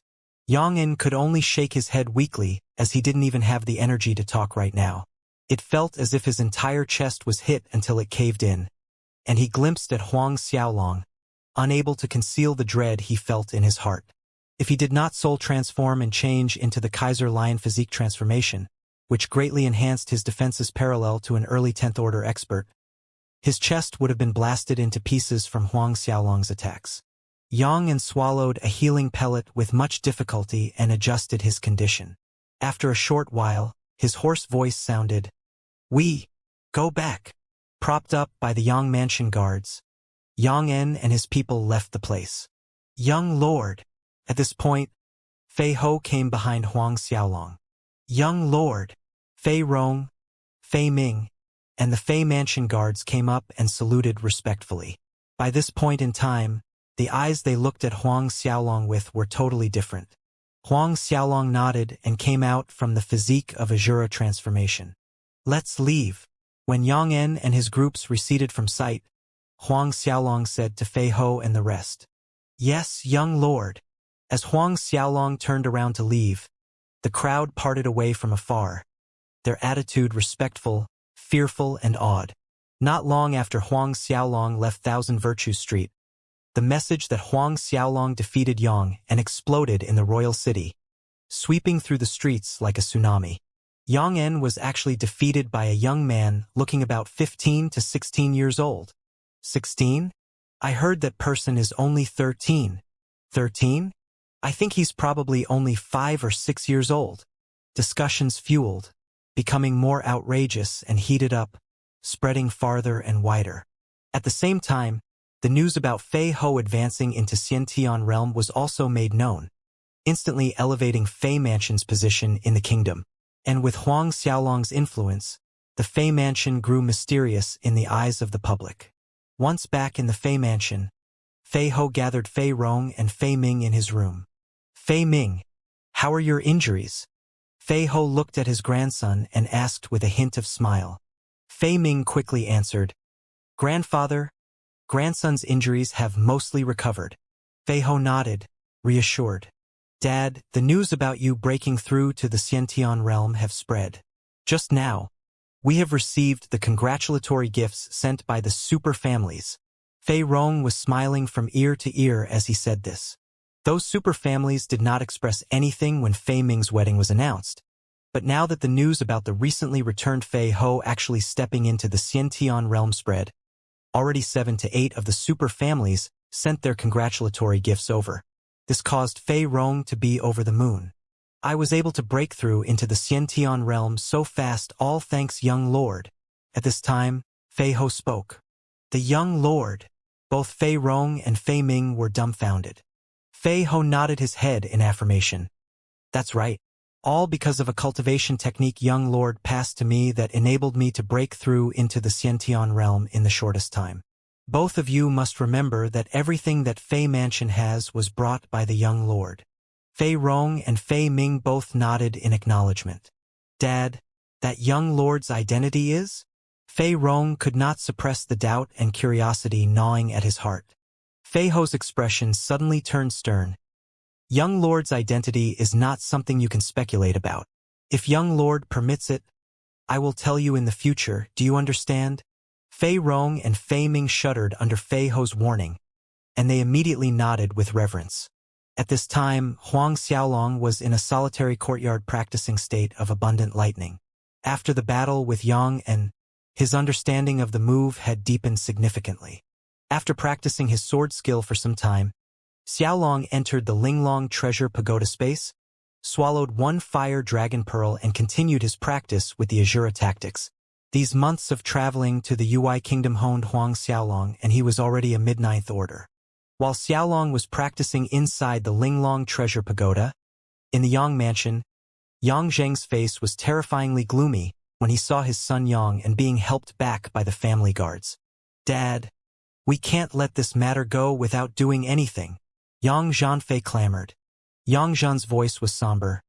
Of course we won't let it go just like this, but your grandfather is still in closed-door practice. Let's wait and 2 days for when your grandfather comes out, we will pay the Fei Mansion a visit. At that time, I want the Fei Mansion's wedding to turn into a funeral. 2 days passed quickly and Huang Xiaolong came out of practice from the Linglong treasure pagoda space. Advancing into the mid-ninth order, the battle qi in his body continuously quenched his flesh, muscles, tendons, and skin. Along with the addition of the golden Linglong body physique cultivation technique, Huang Xiaolong's outer defense was tougher than an old cowhide. His tendons were very flexible, stretching out quite some length, and they were able to burst out with terrifying, explosive power. Coming out from the Linglong treasure pagoda, Huang Xiaolong headed to the Fei Mansion's hall. Along the way, the servants and guards who saw him would salute him respectfully, calling him young lord. Some beautiful maids blushed shyly when they were performing their salutes to him. Today was Fei Ming's wedding day, and from top to bottom, the Fei Mansion was filled with cheer and liveliness. There were also red firecrackers in the spirit martial world, and on this day, the main door of Fei Mansion had firecrackers exploding endlessly, livened up the atmosphere of a joyous occasion. When Xiaolong entered the main hall, Fei Rong, Fei Ming and the guest patriarchs were chatting in an amiable atmosphere. When they noticed Huang Xiaolong coming in, Fei Rong, Fei Ming and the patriarchs quickly got up from their seats nervously with fear and trepidation, as if there were burning coals under their butts. "Greeting, young lord." Fei Rong and Fei Ming hurried to salute. The band of patriarchs was flashing brilliant smiles as they followed suit. "Young Master Huang, hello?" Huang Xiaolong nodded, asking, "Where's Fei Ho?" When he did not see Fei Ho's silhouette amongst them, Fei Rong took a step forward and swiftly answered, "Father is inside the inner courtyard. If young lord is looking for father, I will go in and call father." "No need. I'll go look for him myself." Huang Xiaolong waved his hand and left the main hall. After Huang Xiaolong had left the main hall, everyone had an obvious expression of relief, especially the pair of father and son, Fei Rong and Fei Ming. There was an evident film of sweat on their foreheads. While the Fei mansion was bustling in the joy of the occasion, in the Yang mansion's secluded secret chamber, a clear hum reverberated and a silhouette came crashing out from the entrance while laughing maniacally. A strong breath enveloped the entire Yang mansion, scaring all the individuals inside. Yang Zhang and Yang Zhanfei that had been waiting outside the secret chamber were ecstatic. "Father! Grandfather!" Calling out, the two of them hastened their steps to come in front of that person. The person that came out from the secret chamber was none other than Yang En's grandfather, Yang Dong, a Xiantian second order. Yang Dong's feet touched the ground. His eyes swept the surrounding, and asked, "Where's Aner? Why don't I see Aner?" Yang Zhang and Yang Zhanfei, father and son, hesitated. "What is it?" Yang Dong scowled. "Father, Yang En was beaten and heavily injured. Right now he is bedridden, and because of that, he is not able to welcome father coming out of closed-door practice."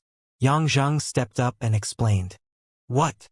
A sharp light shimmered from Yang Dong's body as his terrifying aura pierced through the sky, and brutality gleamed in his eyes. "Who was it? Who was the one who did it?" "It was people from the Fei mansion." Yang Zhanfei cuts in. "Fei mansion? Is it Fei Ho? Has he returned?" Yang Dong asked. In Yang Dong's opinion regarding the Fei mansion, Fei Ho was the one only person that has the ability to hurt Yang En. Yang Zhang shook his head. "Fei Ho has indeed returned, but it wasn't Fei Ho. Instead, it was a kid surnamed Huang, about 15 to 16 years old. Fei Ho came back with him. A kid with Huang as a surname?" Yang Dong was stunned and unexpected. "No older than 16. Someone that young defeated Yang En?" Yang Zhang nodded. "Yes, and the strange thing is, Fei Ho referred to this kid as young lord. Also, father, Fei Ho has broken through Xiantian realm."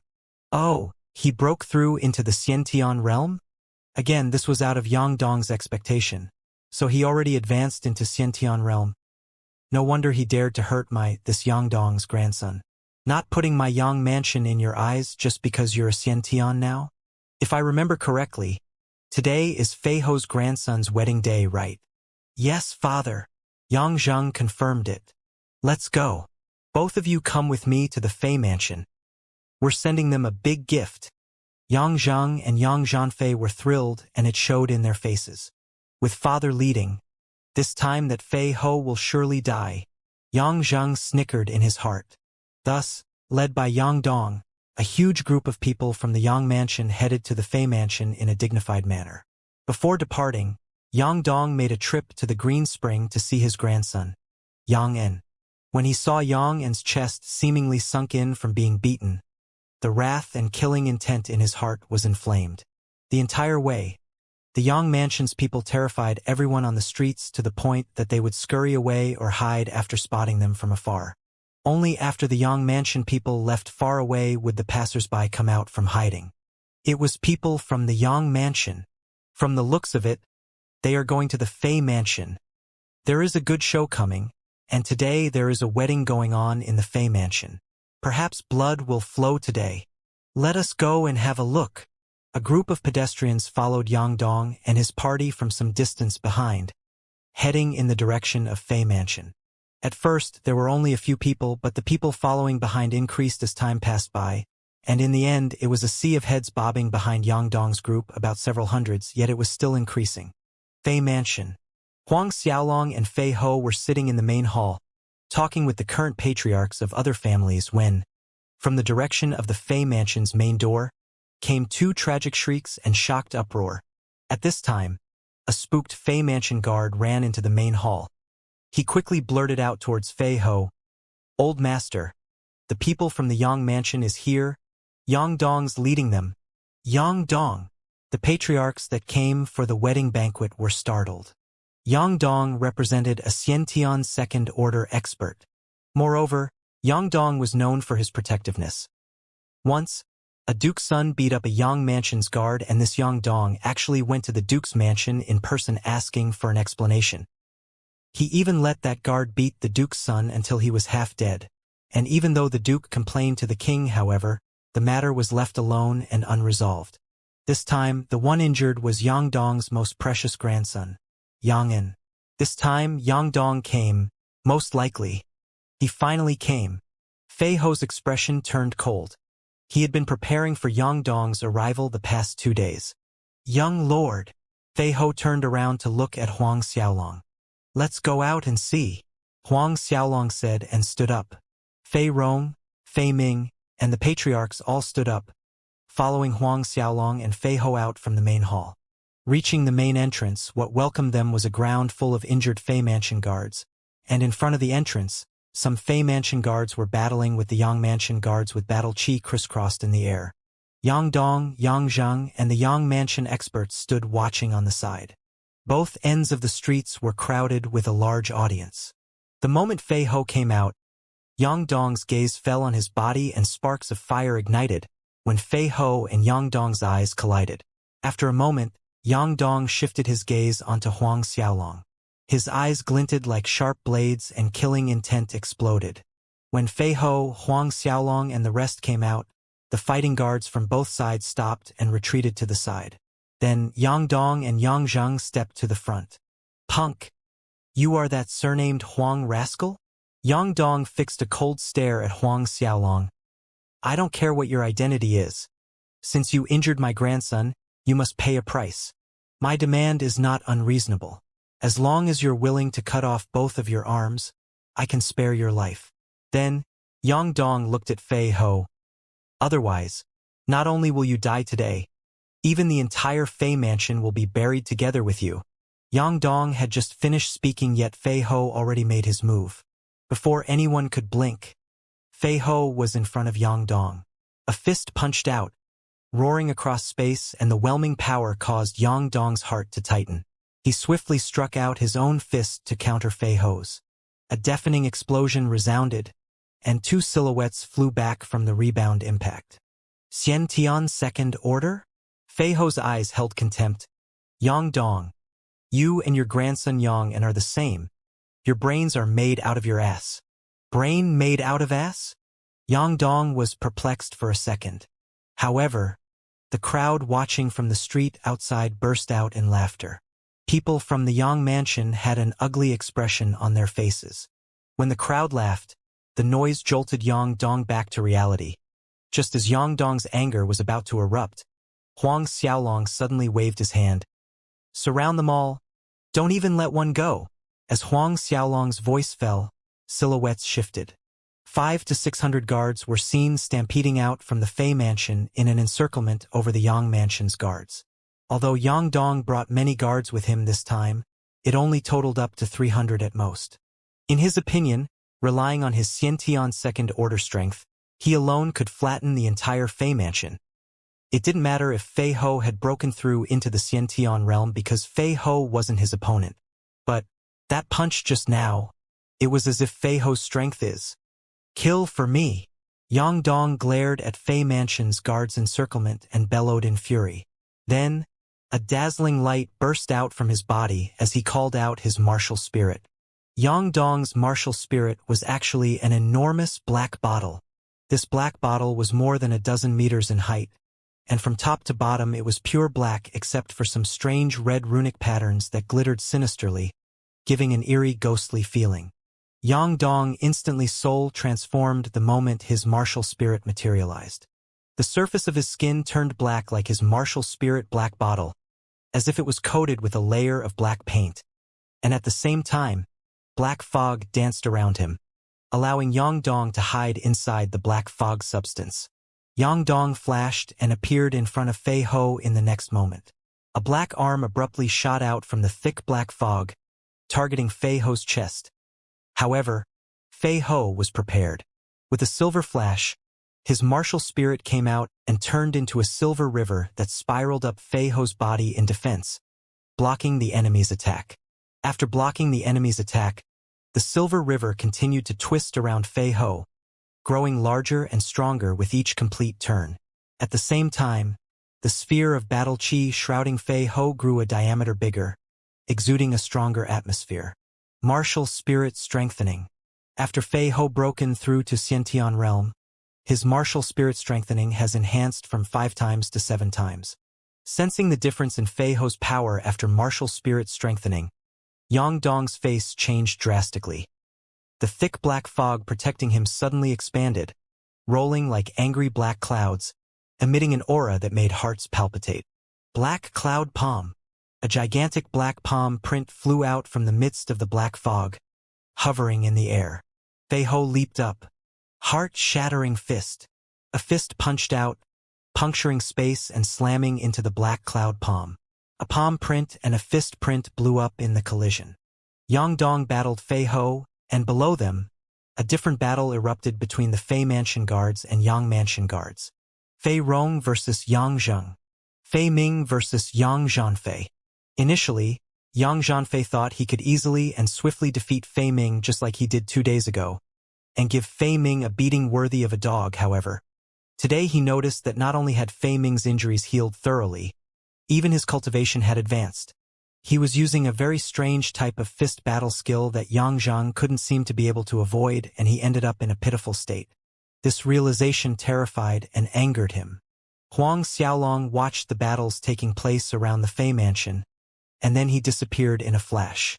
Appearing again, he was right in front of a Yang Mansion guard, and before the guard could react, Huang Xiaolong sent him flying with a palm. Huang Xiaolong continued to flicker around the battlefield, and every time he appeared, a Yang Mansion guard would be sent flying. These Yang Mansion guards, other than Zhu Yi and several others, were mostly 7th orders. 8th and 9th orders numbered very little. Relying on these levels of strength, how can they take an attack from Huang Xiaolong?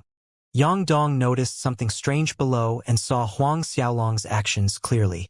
Watching Yang Mansion guards one after another was sent packing. His heart boiled with fury. Unfortunately, he was hindered by Fei Ho and he could not find an opportunity to deal with Huang Xiaolong at this moment. As the battle with Fei Ho wore on, Yang Dong grew more anxious and scared. Fei Ho was just a Xiantian first order, but his physical defense, power, and battle chi grade were no worse than his, a Xiantian second order. Not to mention, Fei Ho's attacking power received a boost from his martial spirit strengthening ability, and there were even signs of overpowering him. Tragic screams came like waves on the seaside as the Yang Mansion guards fell one by one. The number of Yang Mansion guards that came this time wasn't much, and on top of that, Yang Dong was held back by Fei Ho, resulting in the Yang Mansion guards' bludgeoned fate. In less than an hour, 2/3 of the 300 guards that came were wounded and roughly around 100 guards were desperately resisting and defending. Yang Zhang and Yang Zhanfei perceived their side's unfavorable situation, and their expressions were ugly. If this continued, their Yang Mansion guards would face annihilation. After Huang Xiaolong sent more than 30 Yang Mansion guards flying, he arrived before Yang Zhanfei that was battling Fei Ming. Seeing Huang Xiaolong in front of him, Yang Zhanfei was aghast. "Dad! Grandfather! Save me!" he cried out in a quivering voice. Yang Zhang and Yang Dong heard the cry, and when they turned around, they met with the scene of Huang Xiaolong striking Yang Zhanfei's chest. "Little dog surnamed Huang, you dare!" Yang Dong roared furiously. "If you dare to touch a hair on my grandson, I will cut you into 1,000,000 pieces." However, Huang Xiaolong's attack coincided with the moment Yang Dong's voice ended. One palm struck Yang Zhanfei's chest, and Yang Zhanfei cried out in an exaggerated manner akin to "the sky is falling." Yang Zhanfei felt Huang Xiaolong's palm had overturned his internal organs, and he spewed greenish bile fluids mixed with blood. Some tiny lumps could be seen scattered on the patch of red. He did not know whether these were part of his crushed liver or lung. Crashing to the ground, Yang Zhanfei curled up in pain. This palm, Huang Xiaolong struck with full force unlike 2 days prior. Yang Zhanfei not only vomited blood, even his tears flowed out, nearly peeing in his pants. "Fei'er!" Yang Zhang cried out, and his heart bleeds for his son. Fists clenched in anger, and he struck at Fei Rong as if he went berserk, forcing Fei Rong back. He flashed and came beside Yang Zhanfei's body. At this time, strong tremors came from the ground. Everyone looked for the source and saw several squadrons of soldiers in steel armor heading towards the Fei Mansion's direction riding on sturdy warhorses. Several thousands of soldiers. The Ui Kingdom's Royal City Defense Guard finally arrived. "Stop your hands!" The City Defense Guard team arrived, and a middle-aged man wearing general rank armor shouted. The Fei Mansion and Yang Mansion guards could only stop fighting and retreat to opposite sides. In midair, Fei Ho and Yang Dong made their last attack and came down. Duke Yang Dong, Marquis Fei Ho, General Jiang Ling walked up and greeted the two of them. Since the City Defense Guard had arrived, this war could only end here. Although Yang Dong was 1,000 times unwilling and anger was still boiling in his heart, he knew nothing further could be done today. He resorted to glaring coldly at Fei Ho and Huang Xiaolong. "I will spare both of you today, but next time, I will let you die without a burial place." He flicked his sleeves, shouting, "Go!" Those from the Yang Mansion hastened to follow, leaving in an embarrassing state.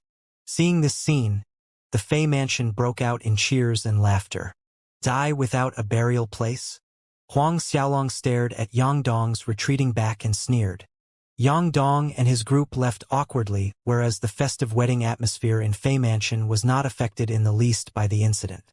Instead, it became livelier, more vibrant, and nearing noon.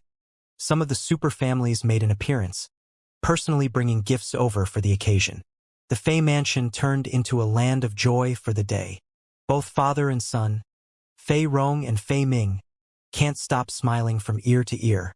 The wedding celebration continued late into the night before it gradually quieted down, and the land succumbed to the dark silence of the night.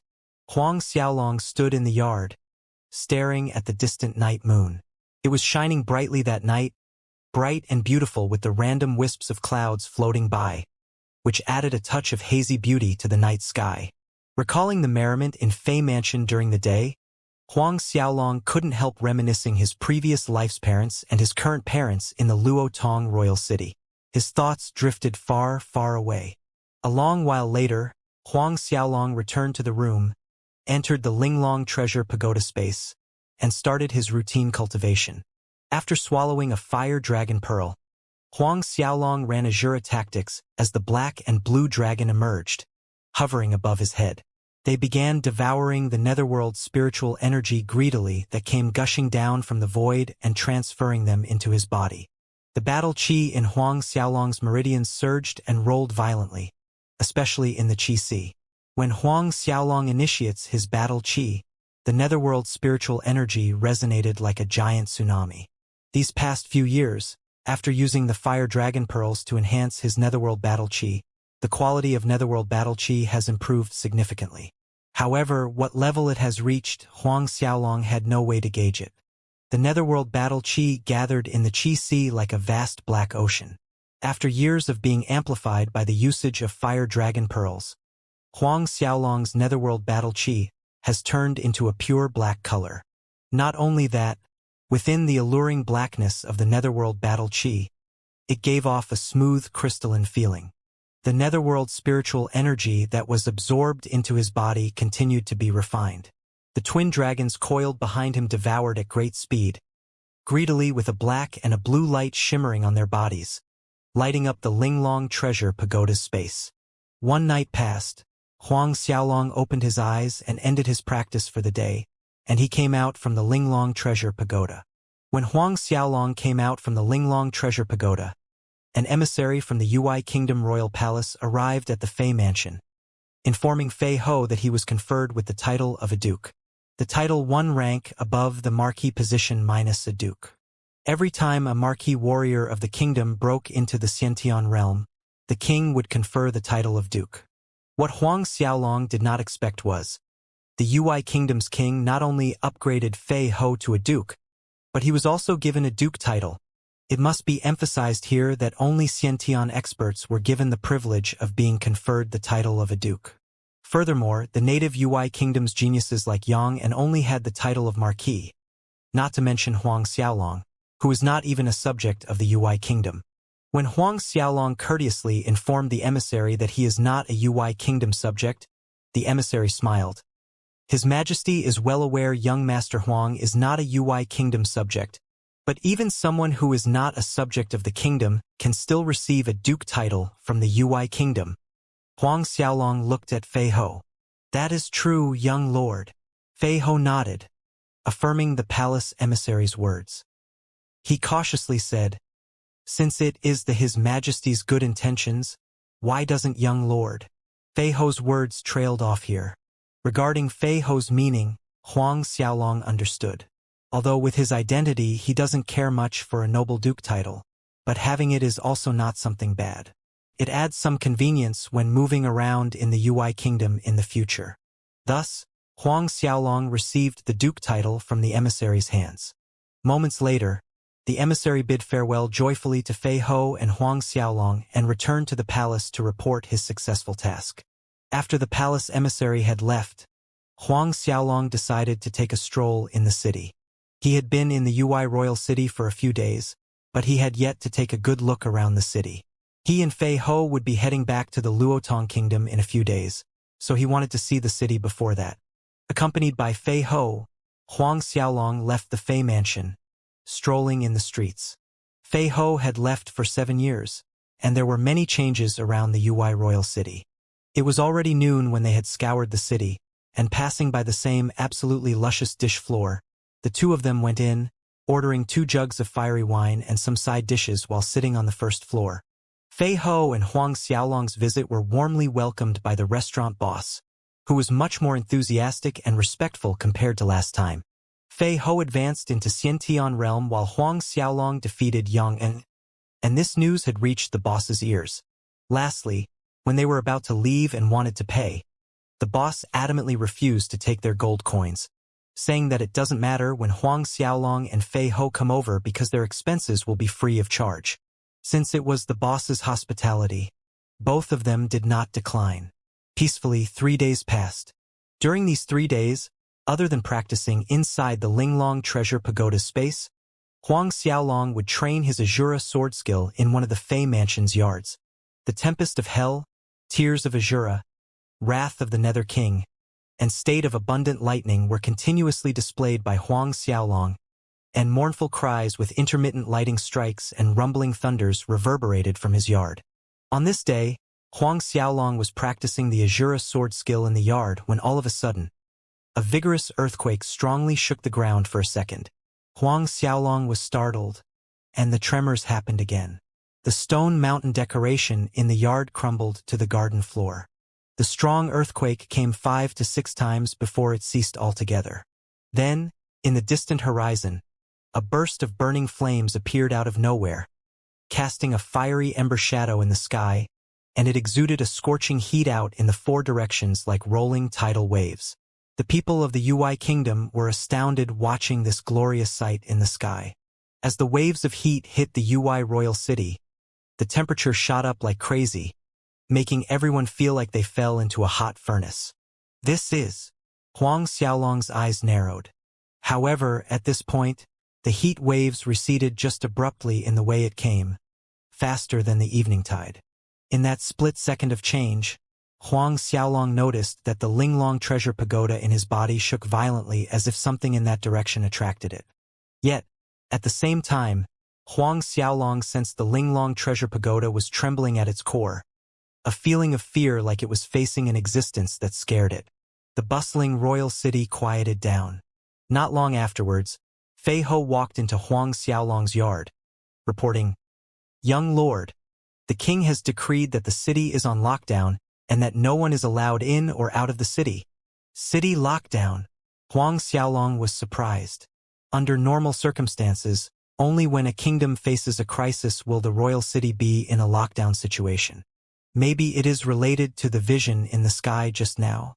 Huang Xiaolong's mind whirled and he asked, Fei Ho, what do you think of the vision earlier? Fei Ho pondered in silence for a moment before answering solemnly. It should a treasure being born that would cause a scene like the one we just saw. The birth of a treasure. Huang Xiaolong thought of the Linglong Treasure Pagoda's strange reaction. Maybe it is a heavenly treasure that is about to appear, and if he guessed correctly, it should be a treasure that has a higher ranking on the heavenly treasure list than the Linglong Treasure Pagoda he possessed.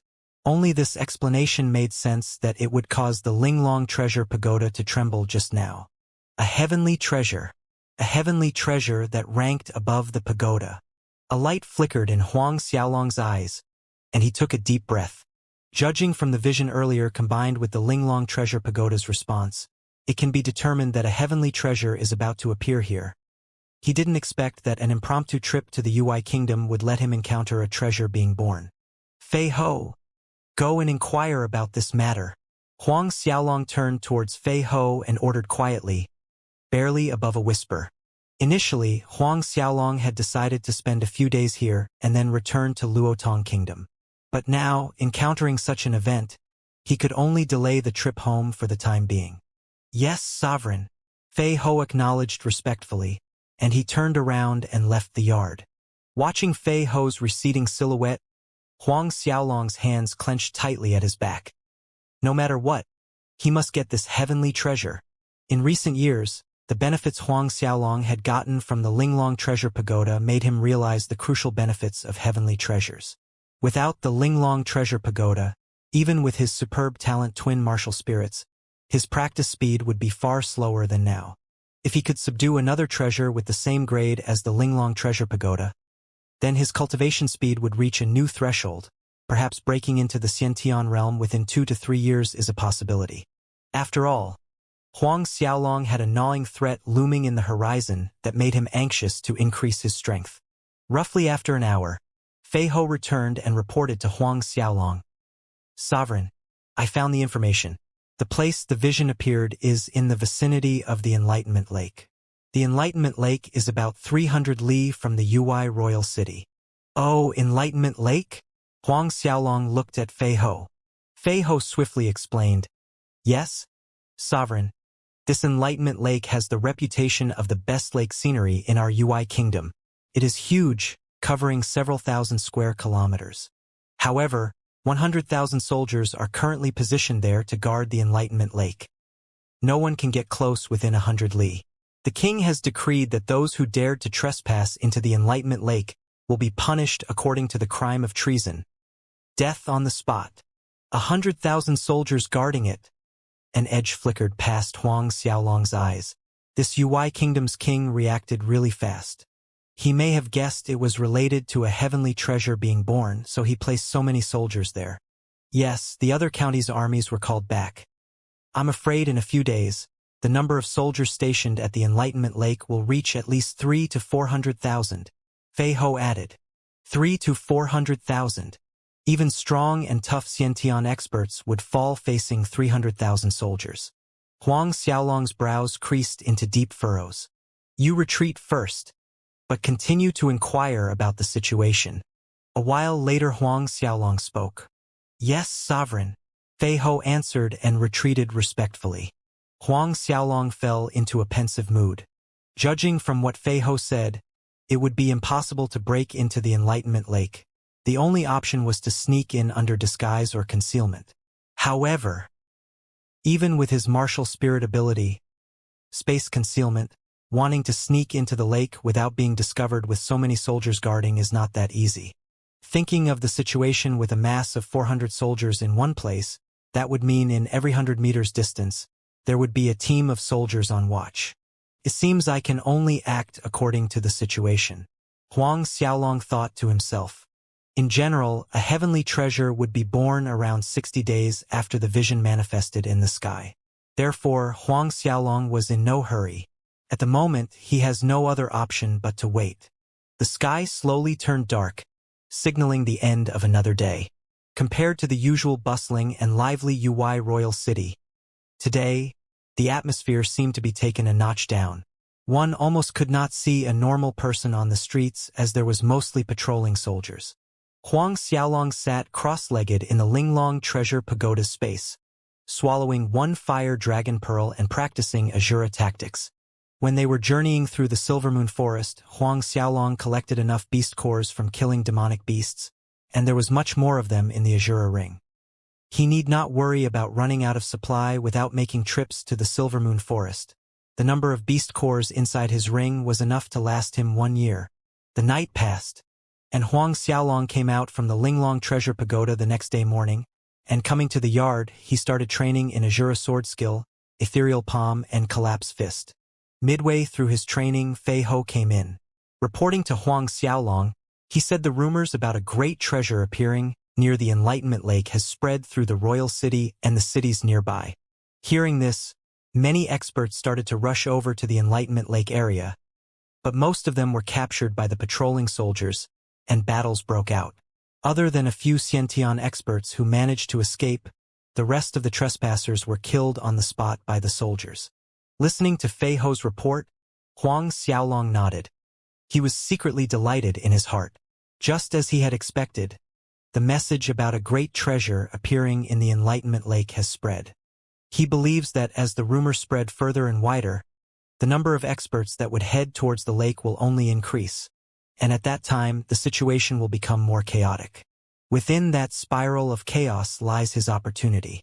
Huang Xiaolong asked Fei Ho some questions about the Enlightenment Lake surroundings and situations and requested Fei Ho to continue keeping a tab on things. Several days passed since then. Every day, Fei Ho would come once to report the latest situation of Enlightenment Lake to Huang Xiaolong. Things happened just as Huang Xiaolong predicted.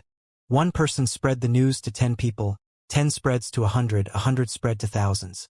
The news about a great treasure appearing in the Enlightenment Lake had exploded, and the entire UI Kingdom had learned about it, and experts were rushing over far and near to the UI Kingdom.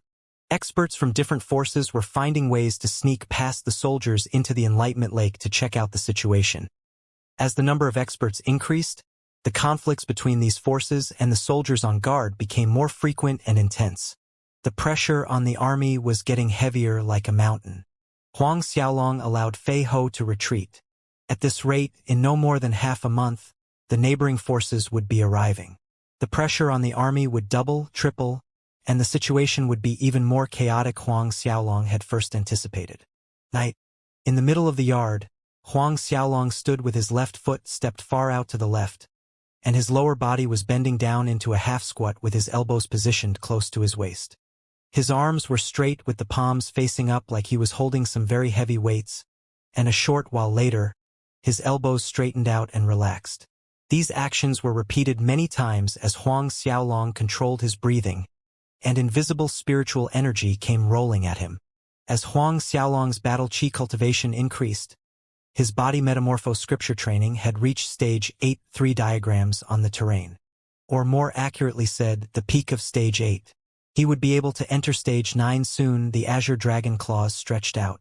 Huang Xiaolong constantly breathed according to a certain rhythm, and there were white fogs swirling above his head, twisting into the shape of a flower, 3 of them to be exact. A large amount of spiritual energy entered Huang Xiaolong's body, accumulating in his dantian close to his navel, and as he gathered the internal force in his dantian, the battle chi in his chi-si and the internal force in his dantian resonated with each other. Now, relying on just his internal force, he could kill an average late 9th order. As Huang Xiaolong breathed, each interval between breaths became longer, as if he immersed into tortoise breathing mode.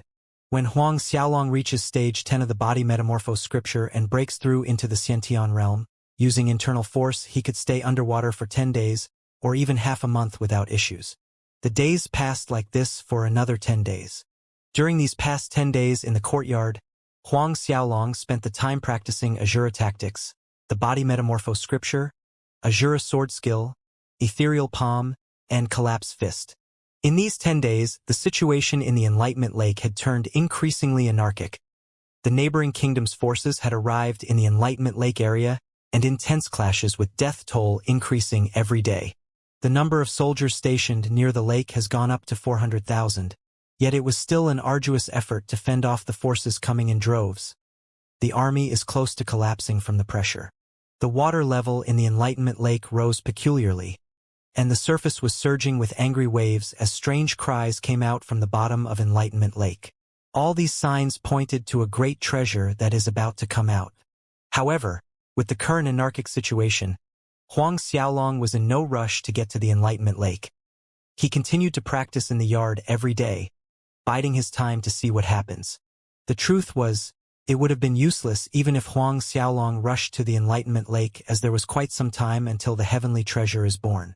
Moreover, the Ui Kingdom's army was still standing guard in the area, and they hadn't withdrawn yet.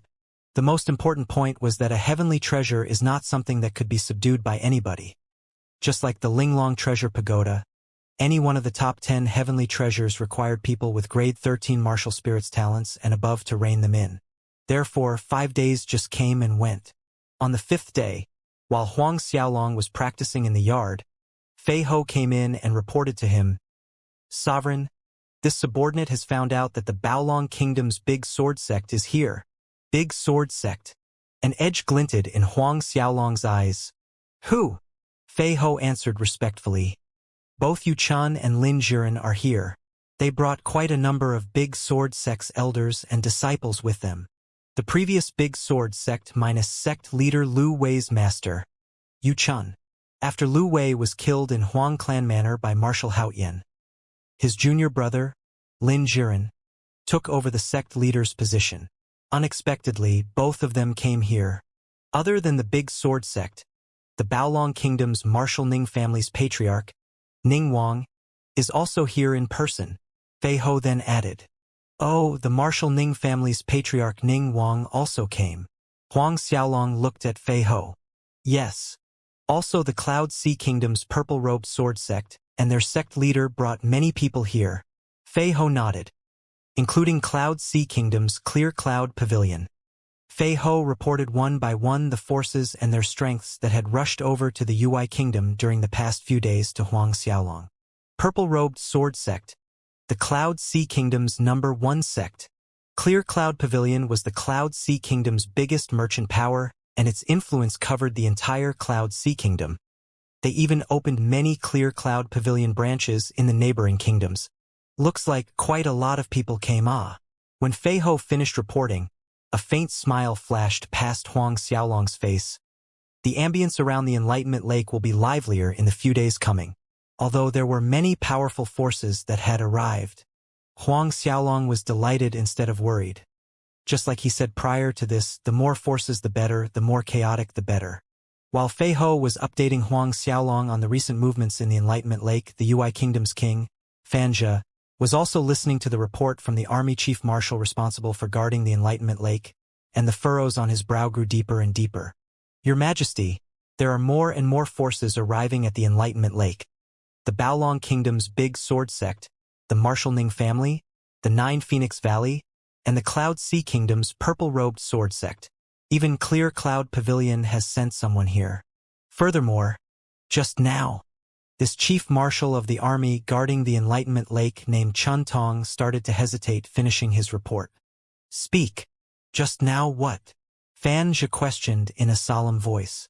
"Just now, the Baolong Kingdom, Cloud Sea Kingdom, For Seasons Kingdom, Big Tusker Kingdom, a number of these kingdoms' envoys allied together and came to us saying that if we do not withdraw the army stationed around the Enlightenment Lake, then the 7 kingdoms will join hands and attack our Ui Kingdom." Chief Marshal Chun Tong reported honestly. "What? They dare? These small kingdoms, if I don't show them some colors, and they will dare to reverse the sky." The prince, Fan Zhe, who was sitting on the prince's throne, was furious when he heard this. Normally, these small kingdoms always displayed a respectful front in front of the Ui Kingdom, not to mention letting out a fart. They dare not even breathe a little louder. Now, they actually have the audacity to band together against the Ui Kingdom. Hearing this, a sharp light gleamed in the Ui Kingdom King Fanja's eyes, exuding the invisible majestic bearing of a king, causing Chief Marshal Chun Tong to bow down his head as beads of sweat appeared on his forehead. Continue to have the army guard the Enlightenment Lake. However, retreat and guard one direction and rescind the military ban. Guard one side and rescind the military ban. Chief Marshal Chintong was flabbergasted. Although the army was not withdrawn, removing the military ban was equivalent to allowing the many different forces to come and go in the Enlightenment Lake as they please. This was a compromise to the 7 small kingdoms in disguise. Royal Father, we cannot rescind the military ban. Prince Fan Asia objected anxiously. The treasure being born in the Enlightenment Lake this time very likely is. Enough, say no more. The Ui king raised a hand to cut off his son's words, and said to Chantong, I will send 3 Xiantian experts from the palace to aid you. No matter what, the great treasure in the Enlightenment Lake cannot fall into another's hand. 3 Xiantian experts. Chantong's eyes lit up, and acknowledged the king respectfully. Yes. Please rest assured, Your Majesty. I will do the utmost best to win the great treasure. And go now. Not long after that, the army soldiers in the vicinity of the Enlightenment Lake retreated in one direction, and news about the military ban being rescinded spread quickly. Fei Ho immediately brought this news to Huang Xiaolong the moment he got it. Oh, the military ban is revoked. Huang Xiaolong was delighted with this message.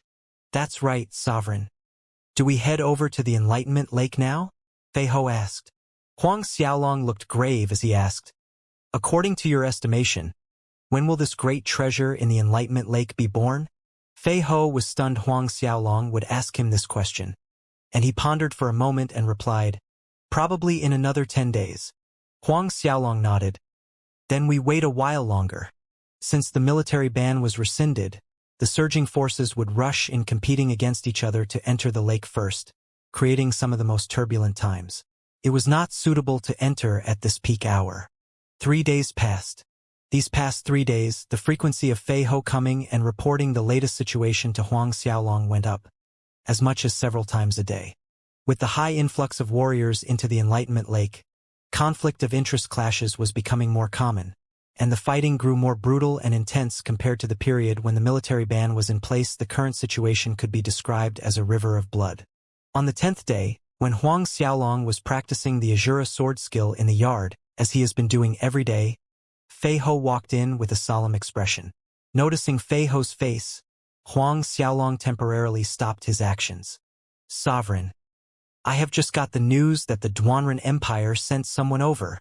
Stopping in front of Huang Xiaolong, Fei Ho reported this new tidbit of information. Duanren Empire. Huang Xiaolong's heart fell with a ka-deng. He was greatly shocked by the news. But the Duanren Empire is situated more than 1,000,000 li away from here. Even considering the speed of a Saint Realm expert, it was hardly possible for them to reach the Ui Kingdom from the Duanren Empire in 1 month's time. Despite that, the people from Duanren Empire had already arrived. What happened? The Duanren Empire Imperial Clan used a Saint-level space-time artifact. Knowing the doubt in Huang Xiaolong's heart, Fei Ho explained further. Saint-level space-time artifact? This was the first time Huang Xiaolong heard of such a thing. Fei Ho nodded in affirmation. Yes, this space-time artifact is a flying tool built by Saint Realm experts. It could shuttle through space and at high speed too. However, in the entire Duanren Empire, only the Imperial Clan has one. Huang Xiaolong frowned tightly. He didn't expect the Duanren Empire Imperial Clan would have a space-time artifact like this. With Duanren Empire's intervention in this matter, things have become trickier. Is there any Saint Realm expert within them? Huang Xiaolong asked. Fei Ho shook his head. I still can't be sure if there are any Saint Realm experts at this point, but it has already been confirmed that the Duanren Empire's second prince is here, Duan Wuhan. Duan Wuhan? Huang Xiaolong looked Fei Ho. Yes, this Duan Wuhan possesses the highest talent amongst the many princes and princesses of the Duanren Empire. The one most favored by the Duanren Emperor. Fei Ho reported. Cultivating only for 200 years. He already is a Xiantian Ninth Order expert. A Xiantian Ninth Order. Although a Xiantian Ninth Order is no Saint Realm, it is very close to the terrifying existence of a Saint Realm. Then, do you know what this Duan Wuhan's martial spirit is? Huang Xiaolong asked another question. Shaking his head, Fei Ho said, "No one knows what Duan Wuhan's martial spirit is. It was said that he never shows his martial spirit in public." Huang Xiaolong contemplated the matter. No one knows about Duan Wuhan's martial spirit? Or he should say the people who knew are already dead, silenced by Duan Wuhan. Thus, no one in the outside world has any clue about his martial spirit. However, this Duan Wuhan could cultivate till Xiantian Ninth Order in a short span of 200 years, so no doubt his martial spirit grade is not low. Grade 12? Or? Seeing Huang Xiaolong in deep thoughts, Fei Ho dared not make a sound to interrupt. "Sovereign, how should we proceed now?" Sometime later, Fei Ho cautiously asked in a low voice. Huang Xiaolong was pulled out of his pensiveness. "Prepare. We'll head out to the Enlightenment Lake tomorrow." Although Duanren Empire's intervention added an undesirable variable to the situation, Huang Xiaolong was determined to get his hands on the heavenly treasure that appeared in the Enlightenment Lake. This was an opportunity for him. Only with the addition of this heavenly treasure could he break through into the Xiantian realm at the fastest speed. And it was another trump card against his senior brother Chun Tianqi. Fei Ho acknowledged Huang Xiaolong's order respectfully and retreated from the yard. After Fei Ho left, Huang Xiaolong entered the Linglong Treasure Pagoda's space, swallowed a fire dragon pearl, and continued practicing. Arxen Mountain, near the Enlightenment Lake. The mountains embraced the Enlightenment Lake in their bosom, and the Arxen Mountain was the tallest and biggest mountain in the vicinity. On the peak of Arxen Mountain stood someone who wore a deep golden yellow robe and looked like a middle-aged man in his 30s. There were 8 lifelike potent dragons embroidered on his dark yellow robes. The middle-aged man stood there quietly with his hands behind his back, looking in the direction of the Enlightenment Lake before him. Standing at the top of Arxen Mountain, one could take in the entire lake in a glance. Even though the middle-aged man just stood there quietly, an amazing momentum came from his body, exuding an invisible noble aura of someone above others, as if he was the sky above and everything else was at his feet. At this time, a group of people reached the peak of Arxen Mountain from the foot of the mountain, and they stopped their steps 10 meters away from the yellow-robed middle-aged man. Each had a respectful expression on their faces as they saluted. "We humble ministers pay respect to His Imperial Highness Second Prince." In the midst of this group of people, the Ui Kingdom's king, Fanjia, was one of them. These people were from the Ui Kingdom as well as envoys from the neighboring kingdoms. The Ui Kingdom, Baolong Kingdom, and the rest that had sworn fealty to the Duanren Empire. That was why, even though Fanjia is the king of a kingdom, they were also subjects of Duanren Empire. When this group of people got wind of Duan Wuhan's arrival in the Enlightenment Lake, everyone dashed there to pay their respects. Duan Wuhan simply stood with his hands clasped behind him. An apathetic voice floated with the soft breeze. "Rise. Much obliged, His Imperial Highness Second Prince." Fanjia and everyone thanked respectfully and slowly got up. "Although I'm here at the Enlightenment Lake, all of you have no reason to worry. When the great treasure appears in the coming few days, I will allow all of you to join in the fray," Duan Wuhan announced. Hearing these words, everyone in the group was secretly happy in their hearts. This was the question they were most worried about. "Much obliged, His Imperial Highness Second Prince." Duan Wuhan waved his hand. "All of you can go now." Acknowledging the command to leave, the group of people retreated out of sight and left the mountain. When all were gone, the expert that followed Duan Wuhan from the empire, Sun Liang, walked up to him saying, "Imperial Highness, you allowed them to fight for the treasure. At that time, won't it be?" Duan Wuhan's stoic face was calm. "So what if I allow them to try their luck at it? Do you think a heavenly treasure is something these clowns can subdue? Letting them have a sliver of hope is nothing bad.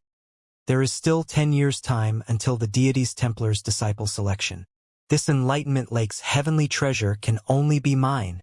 Sun Liang said, "When the heavenly treasure is born, only Imperial Highness has the ability to subdue it, and 10 years later, Imperial Highness absolutely will be selected as a deity's Templar disciple." Duan Wuhan nodded, eyes staring at the faraway horizon. The sky gradually darkened as night descended and receded again when morning came. When the first light dawned, Huang Xiaolong ended his practice and exited the Linglong Treasure Pagoda's space. 1 month of focus training had increased Huang Xiaolong's strength exponentially once again, whereas the state of abundant lightning move was now much more lethal compared to the time it was used to defeat Yang En. Exiting the Linglong Treasure Pagoda, Huang Xiaolong saw that Fei Ho was already waiting for him. Huang Xiaolong and Fei Ho left Fei Mansion and headed straight in the direction of the Enlightenment Lake. Other than Fei Ho, Huang Xiaolong did not bring a single extra person. The more people they have on this trip, the more unnecessary attention they would attract. The military ban on the Enlightenment Lake was rescinded and the martial law in the UI Royal City was also lifted. The two left the city smoothly. 2 hours later, they arrived at the Enlightenment Lake. Standing before the crystal-clear aquamarine lake, Huang Xiaolong felt somewhat rueful. Once the heavenly treasure is born, how many people's blood would color this pure and clear lake a dark crimson red? Sovereign. Let's look for a place to rest for the time being? Fei Ho asked moments later. Huang Xiaolong nodded. Just when they turned around wanting to leave, weird, sorrowful cries came from inside the lake. Sometimes sharp and other times it sounded like someone sighing with lament, laced with a sorrow-filled anger that was waiting to break out, making people uncomfortable hearing it. Ever since the vision manifestation happened 1 month ago, this kind of weird noise started to echo from the Enlightenment Lake, and the frequency grew increasingly more frequent, almost once every hour. Fei Ho explained. Huang Xiaolong turned back, looking at the center of the Enlightenment Lake where the weird cries originated. The initially calm lake surface started to ripple and surge in chaos, akin to a monumental, menacing beast that was about to free itself from the bottom of the lake. And at this point, the Linglong Treasure Pagoda inside Huang Xiaolong's body shook and showed signs of flying out. Huang Xiaolong was stunned. He swiftly utilized the golden Linglong body. Only then did the Linglong Treasure Pagoda grow silent. The surface of the lake also returned to its previous calm after the weird cries stopped. "Let's go," Huang Xiaolong said to Fei Ho. He had a feeling that the heavenly treasure would appear in the next 2 days. The high frequency of the weird cries coming from the lake was one indication of his hunch. Leaving, they found a peak in close proximity to the lake. Finding a spot, both sat down cross-legged as they waited patiently for the heavenly treasure's birth. Scouting down from the mountain peak they were on, they could see most of the Enlightenment Lake's area clearly. It was a good spot. However, almost immediately after Huang Xiaolong and Fei Ho sat down, a group made up of young men and women, roughly 20 people in total that were dressed in soft black robes with a mystical bird totem embroidered on their chests, came up to them. When this group of young men and women stopped in front of Huang Xiaolong and Fei Ho, one of the young men walked out from the group and said to Huang Xiaolong, "This little brother, we took a fancy to this location first before you. We'd trouble you to leave this place now." Fancy first. Huang Xiaolong's expression remained aloof. "What if we refuse to leave? Little rascal. Don't push your luck." Another young man walked out from the group. "Our senior brother Wu tells you to leave, so you should have gratefully kowtowed and left obediently. If you don't scram this very moment, don't blame us for being blunt. What is the use of talking so much with them? Go up and just kill them. Wouldn't the matter settle faster and easier that way?" At this point, another young woman from the group interjected. The first young man who spoke stared at Huang Xiaolong and said, "Little brother, you also heard what they said. My junior brother's and junior sister's temper are not as good as mine. In my opinion, you better leave quickly. It's not worth it to lose your life just for a spot." Huang Xiaolong and Fei Ho exchanged a glance and stood up. A brilliant smile flashed across that senior brother Wu's face seeing Huang Xiaolong and Fei Ho stand up, praising them generously.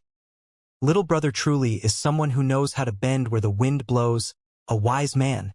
He assumed the two people stood up because Huang Xiaolong had weighed the situation over properly and were planning to leave. "Wait, senior brother Wu, isn't it too generous letting them go so easily?" The tall and skinny young man who spoke earlier suddenly spoke up again. "Right. They cannot leave here just like this." Another young man in the group, a fatty, quipped in support. Senior brother Wu looked at his two junior brothers wryly. "This?" The tall and skinny young man directed his words at Huang Xiaolong and Fei Ho. "For senior brother Wu's sake, we will not embarrass you too much. How about this? Both of you can leave, but you must crawl through here. Then he stood in the middle of the path and spread his legs, one finger pointing below his crotch. The young men and women from the group burst into jeering laughter while watching from the side. Then, Senior Brother Wu turned back towards Huang Xiaolong and Fei Ho with a difficult expression on his face. Little brother, so sorry. My intention was to let you leave this place peacefully, but it seems my junior brother meant for you to leave by crawling beneath his pants. I can only wrong you a little. Even he couldn't resist breaking out in a raucous laughter at the end. How about you say some good words and beg my junior brother? Perhaps this way you might not need to crawl under his pants to leave, he suggested while laughing in an unrestrained manner. However, before the first note of laughter fell, a claw flashed and the sounds of his hearty laughter were abruptly cut short. He looked at Huang Xiaolong in shock and fear. At this point, Huang Xiaolong's hand grasped firmly on his throat, crushing his windpipe as blood slowly spurted out. Who told you that we wanted to leave? Huang Xiaolong's cold eyes bore into the senior brother Wu, and then his hand exerted a little more pressure. Sounds of bones breaking crackled out as loud as thunder. Senior brother Wu's eyes protruded from his eye sockets as he stared fearfully at Huang Xiaolong. In the next moment, his head hung limply to one side and his body fell to the ground. The group of youngsters watched dazedly as Huang Xiaolong crushed senior brother Wu's throat. Their laughter had disappeared. The turn of events was too abrupt. This included the tall, skinny young man standing in the middle of the path with his legs spread out waiting for Huang Xiaolong and Fei Ho to crawl under. He was petrified like a statue, remaining in the same posture. Next, his spread legs started to shake uncontrollably. In the split second that senior brother Wu's soft body fell to the ground, Fei Ho behind Huang Xiaolong flashed, and in an instant reached the tall, skinny young man. Lifting one foot up, Fei Ho sent a ruthless kick down on him. However, the kick wasn't aimed at the chest. Fei Ho's kick went straight to the middle of that young man's crotch. A clear, crisp sound rang out, no different than the sound of an egg breaking. The tall, skinny man let out a tragic howl like a pig squealing while being slaughtered as he clutched at his tool, jumping around in agony. My thing is broken, he screamed nonsensically. At this time, the rest of the group finally recovered their senses. Senior Brother Zhang. The fatty hurried towards the tall, skinny young man and asked anxiously, Senior Brother Zhang, how badly are you hurt? Evidently, his words were superfluous. The tall, skinny young man's tool was crushed. How good could he fare? The rest of them surrounded Huang Xiaolong and Fei Ho in the middle with swift action. You actually dared to kill a disciple of my 9 Phoenix Valley. The young woman that wanted to kill Huang Xiaolong and Fei Ho immediately shouted. So what if I killed him? Huang Xiaolong retorted. In fact, he already knew this group of young men and women were disciples from the 9 Phoenix Valley. Once when he was training in the Silvermoon Forest, he found a cycad tree in an underground cave and had also killed 2 disciples from the 9 Phoenix Valley at that time. He even found a book called Treasure Mirror from one of the bodies. So what if I killed him? The young woman's anger peaked hearing Huang Xiaolong's reply. However, just as she wanted to attack, another young woman behind her held her back and persuaded, Senior Sister Feng, it's not too late to make a move after Master is here. Senior Brother Wu was an early 8th Order, whereas Senior Brother Zhang was the peak of late 7th Order. Despite their strengths, neither one of them managed to dodge Huang Xiaolong and Fei Ho's attack. In that girl's opinion, though they have more people, it was not a guarantee that they could fight these 2 opponents. Senior Sister Feng hesitated when she heard this. Watching their reactions, Huang Xiaolong sent Fei Ho an eye signal, and Fei Ho nodded astutely. A long sword appeared in his hand and it swung out. A ray of sword light flickered and disappeared. The tall, skinny young man, jumping all over the place, clutching the crotch of his pants while howling, suddenly ceased all movements without any indication. His hands loosened, eyes wide as he tumbled to the ground. Bright red blood spurted out like a fountain. Senior Brother Zhang. The 9 Phoenix disciples that surrounded Huang Xiaolong and Fei Ho in a circle shrieked and shouted, terrified. The fatty retreated in fright. But while he was retreating, Fei Ho waved his long sword again and another sword ray fleeted past. Like the tall, skinny young man, the fatty fell limply down. Watching the tall, skinny man and the fatty killed with just one strike from Fei Ho's long sword, the remaining 9 Phoenix Valley disciples turned green. Everyone, don't be afraid, Before she could finish what she wanted to say, she felt her throat being squeezed tightly, and unable to breathe as her pupils shrunk in horrified fear when she saw it was Huang Xiaolong at the end of the arm. Wu oh oh oh. She struggled to say speak. Cold light shone in Huang Xiaolong's eyes, exerting pressure on her throat, and this senior sister Feng died with her mouth agape. You were right. There is no need for nonsense. Directly killing is the best way. Huang Xiaolong muttered an agreement with a cold expression on his face. His right hand released her and the body collapsed to the ground. The 9 Phoenix Valley disciples' screams filled the air, and they were retreating as far back as they could from Huang Xiaolong. Fei Ho remained standing in the same spot. Raising his long sword, he made a move considered very strange in the eyes of the 9 Phoenix Valley disciples. Fei Ho pointed the tip of the sword to the sky and slashed down with an abrupt action. Countless rays of sword light broke out from the long sword like a bright, blooming flower in the air. The flowers of sword rotated at high speed, shuttling besides these 9 Phoenix Valley disciples. Before it dissipated, the group of young men and women tumbled to the ground one by one, each marked by a captivating flower emblem of swords on their necks with red blood oozing out from that flower emblem, dyeing the soil red. Some distance away, an audience that was gloating while enjoying a good show of Huang Xiaolong and Fei Ho's predicament instantly displayed reverence on their faces in view of their strength. Who dares to kill disciples of my 9 Phoenix Valley? The second these disciples tumbled to the ground, from far away, an angry howl cut through the air and a silhouette came piercing towards the mountain where Huang Xiaolong was at. A flood of halberd images spun like a violent gale, aiming at Fei Ho's chest.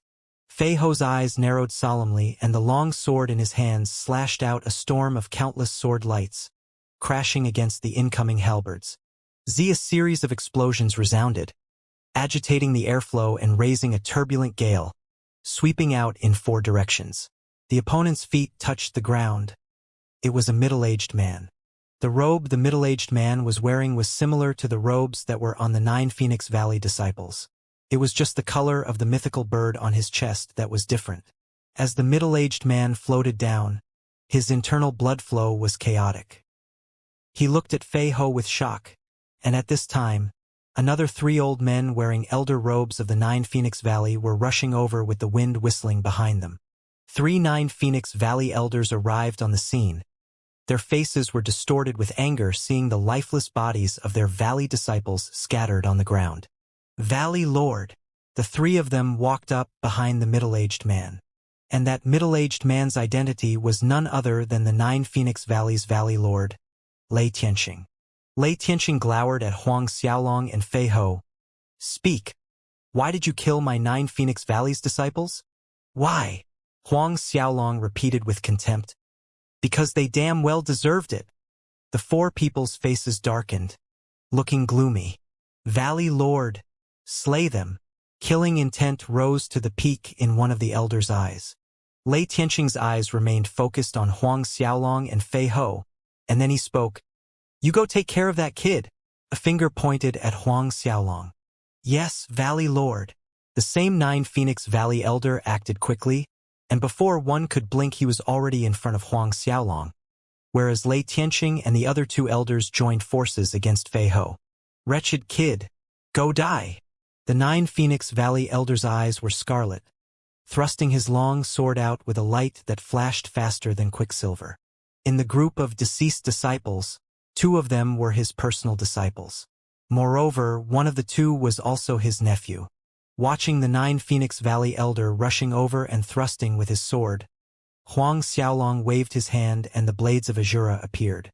With a swing, 2 gale cyclones shot out, twisting and spinning endlessly. This 9 Phoenix Valley elder was a 10th order expert.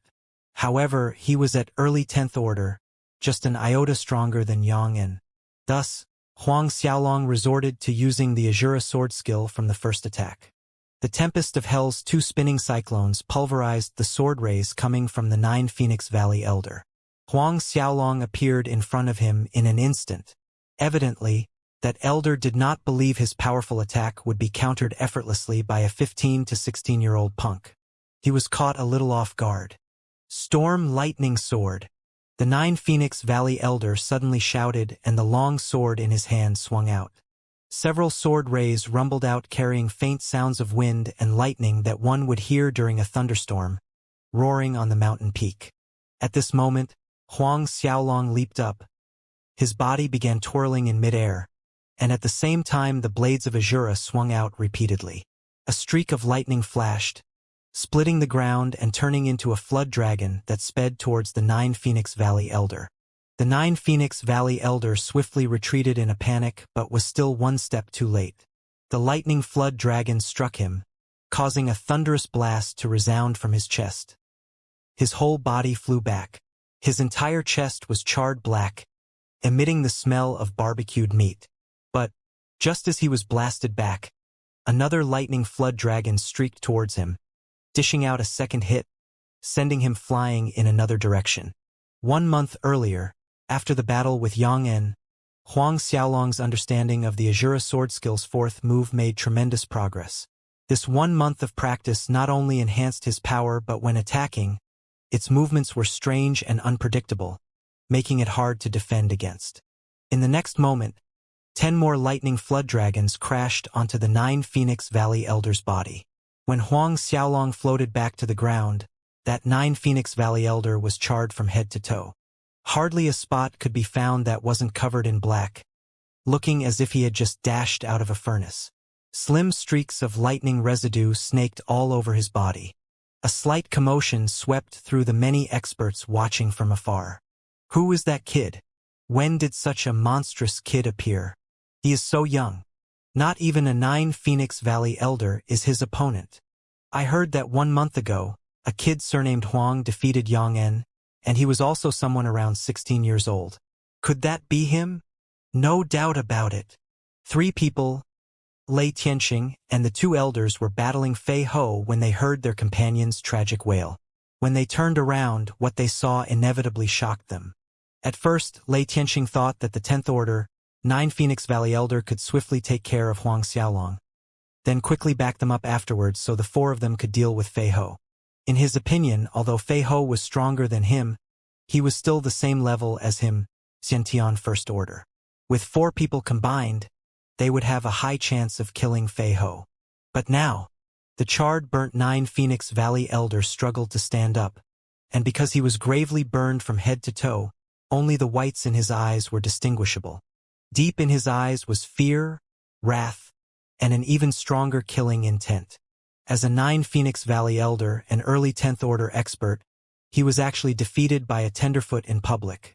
Great Earth Bear, roaring at the top of his lungs, a bright light enshrouded his silhouette as a mammoth of a bear emerged behind him, his martial spirit. In the next moment, as he prepared to soul transform, a coruscating black light rippled out from Huang Xiaolong's physique, exuding a powerful aura of slaughter. 2 mighty black wings erupted from his back and spread out, transforming into a volatile black light that shot towards the 9 Phoenix Valley Elder. Wrath of the Nether King. Huang Xiaolong's eyes were icy as the blades of Azura that were in his hands swung out without mercy. Right away, 2 blade rays rushed out like an angry volcanic eruption, akin to a giant herd of stampeding beasts shaking the earth. Fear and despair reflected in the 9 Phoenix Valley Elder's eyes when he saw the bright blade's lights, and the wrath of the Nether King slammed onto his chest. Knocking him more than 100 meters away, the 9 Phoenix Valley Elder let out a miserable scream. As he landed, his body continued to roll through the dirt due to the immense force. Once he came to a stop, he jerked a few times, then all signs of life dissipated shortly thereafter. 2 enormous bloody holes were seen on his chest, revealing his shattered internal organs. Watching the 9 Phoenix Valley Elder's miserable ending, the spectating warriors in the surrounding area took in a sharp breath of cold air. Lei Tianxing and the remaining 2 elders were furious. The truth was, the 9 Phoenix Valley Elder was too careless. He took Huang Xiaolong as nothing but a 16-year-old tenderfoot. No matter how powerful this punk might be, he could not compare to his strength, so he did not summon his martial spirit right away. If the 9 Phoenix Valley Elder summoned his martial spirit and soul transformed immediately at the beginning, to kill him, Huang Xiaolong would have needed to exert quite a bit of effort. At the very least, the Elder would have lasted much longer than he did. After finishing one of the 9 Phoenix Valley's Elder, Huang Xiaolong turned his attention to the battle on the other side where Lei Tianqing and the other 2 elders were contending with Fei Ho. Huang Xiaolong's silhouette flashed, and his twin blades launched an attack aimed at one of the 9 Phoenix Valley elders. He could see that this particular elder was the weakest amongst the 3, a mid-10th order. As long as he was able to separate one from the group, Fei Ho could then deal with the other 2 quickly. Seeing Huang Xiaolong rushing towards him, that 9 Phoenix Valley elder dared not make the same mistake of underestimating a kid. His long sword attacked Huang Xiaolong first. The pressure on Fei Ho dropped significantly with Huang Xiaolong restraining one of the 9 Phoenix Valley elders. The Silver River martial spirit instantly strengthened 7 times, pushing Fei Ho's strength up. Seconds later, using a heart-shattering fist, Fei Ho shattered the last remaining 9 Phoenix Valley elders' internal organs and subsequently concentrated his attack on Lei Tianqing, the Valley Lord of 9 Phoenix Valley. The 9 Phoenix Valley Lord was also a Xiantian First Order warrior, the same as Fei Ho. However, how could his strength compare to Fei Ho after the martial spirit strengthening ability multiplied 7 times over? That time, Yang Dong, a Xiantian Second Order warrior, only fought to a tie with the boosted Fei Ho. Under Fei Ho's onslaught of aggressive attacks, the 9 Phoenix Valley Lord stumbled back again and again without so much as a chance to catch his breath. He wanted to call a truce, but being barraged with attacks from Fei Ho, there was no time to speak. A short while later, Lei Tianqing wobbled awkwardly after receiving a heart-shattering fist from Fei Ho. "Stop!" the 9 Phoenix Valley Lord cried out urgently. However, Fei Ho already raised his sword, pointing towards the sky, and slashed down in Lei Tianqing's direction. One flowering sword ray after another bloomed in the air, brushing past his body. The 9 Phoenix Valley Lord's actions stagnated. The 9 Phoenix Valley Lord glanced at the locations where sword flowers brushed past. Flower emblems bloomed one after another all over his body, causing blood to spurt out from them. Pooh! The 9 Phoenix Valley Lord spewed a mouthful of fresh blood from his mouth. His knees softened as his strength diminished, dropping to the ground into a kneeling position. Till this very moment, he found it hard to believe that he ended up losing his life here, dying under the hands of a Xiantian First Order, a person with the same level of strength as himself. "Tell me, what's the name of that move you executed just now?" He looked at Fei Ho and asked, his voice hoarse. "Flower of Death." Fei Ho answered icily. "Flower of Death?" The 9 Phoenix Valley Lord repeated the name to himself, and then his body tumbled onto the dirt. With a single twitch, all signs of life dissipated. Seeing this, the last remaining 9 Phoenix Valley Elder battling with Huang Xiaolong was terrified. After swinging a powerful attack with his sword directly at Huang Xiaolong, he turned around and seized the opportunity to escape with his life. Watching his actions, Fei Ho sneered. Summoning his Silver River martial spirit, it turned into a river of swords. Abruptly snaking out like quicksilver, it encompassed the 9 Phoenix Valley Elder's body. The river of swords made a complete loop around the elder, then returned to Fei Ho's side, floating behind him. The 9 Phoenix Valley Elder plummeted from the air, halfway down. His head separated from his shoulder with blood spurting out all over as 2 body parts smashed onto the ground below. With his death, every single person from the 9 Phoenix Valley that came to the Enlightenment Lake was annihilated. The 9 Phoenix Valley was considered one of the bigger sects in the Baolong Kingdom, but they only had one Xiantian expert, and that was their Valley Lord, Lei Tianqing. Now that he was dead, the 9 Phoenix Valley would fall from their ranks in the Baolong Kingdom. The warriors spectating from afar had previously formed a drastically different impression when observing Huang Xiaolong and Fei Ho. In fact, before the 9 Phoenix Valley disciples made their move, There were some other forces that took a fancy to the same spot Huang Xiaolong and Fei Ho were at and had the intention of snatching it away from them. Now, seeing the lifeless bodies of the 9 Phoenix Valley Lord, elders, and the disciples scattered on the ground, cold sweat trickled down from their foreheads, whereas inside their hearts, they were secretly saying a thankful prayer that they did not act rashly. If it wasn't for the 9 Phoenix Valley disciples shielding the calamity in front of them, the ones lying on the ground at this moment would likely be them instead. After solving the problem that was the 9 Phoenix Valley, Huang Xiaolong and Fei Ho ignored the many shocked and fearful looks directed at them. Finding another clean spot some distance away, they sat cross-legged, waiting. Huang Xiaolong and Fei Ho's battle with the 9 Phoenix Valley caught the attention of the big sword sex people. They watched the battle from the very beginning all the way until the very end. At this time, the people from Big Sword watched from a mountain peak several hundred meters away. Yu Chun turned back towards one of the Big Sword sect elders behind him. "That little kid, is that Huang Xiaolong?" The elder answered respectfully, "Yes, old sect leader, he is Huang Xiaolong. The other one is called Fei Ho, and previous sect leader Lu Wei died in the hands of Fei Ho's senior brother Haoyan." Yu Chun nodded.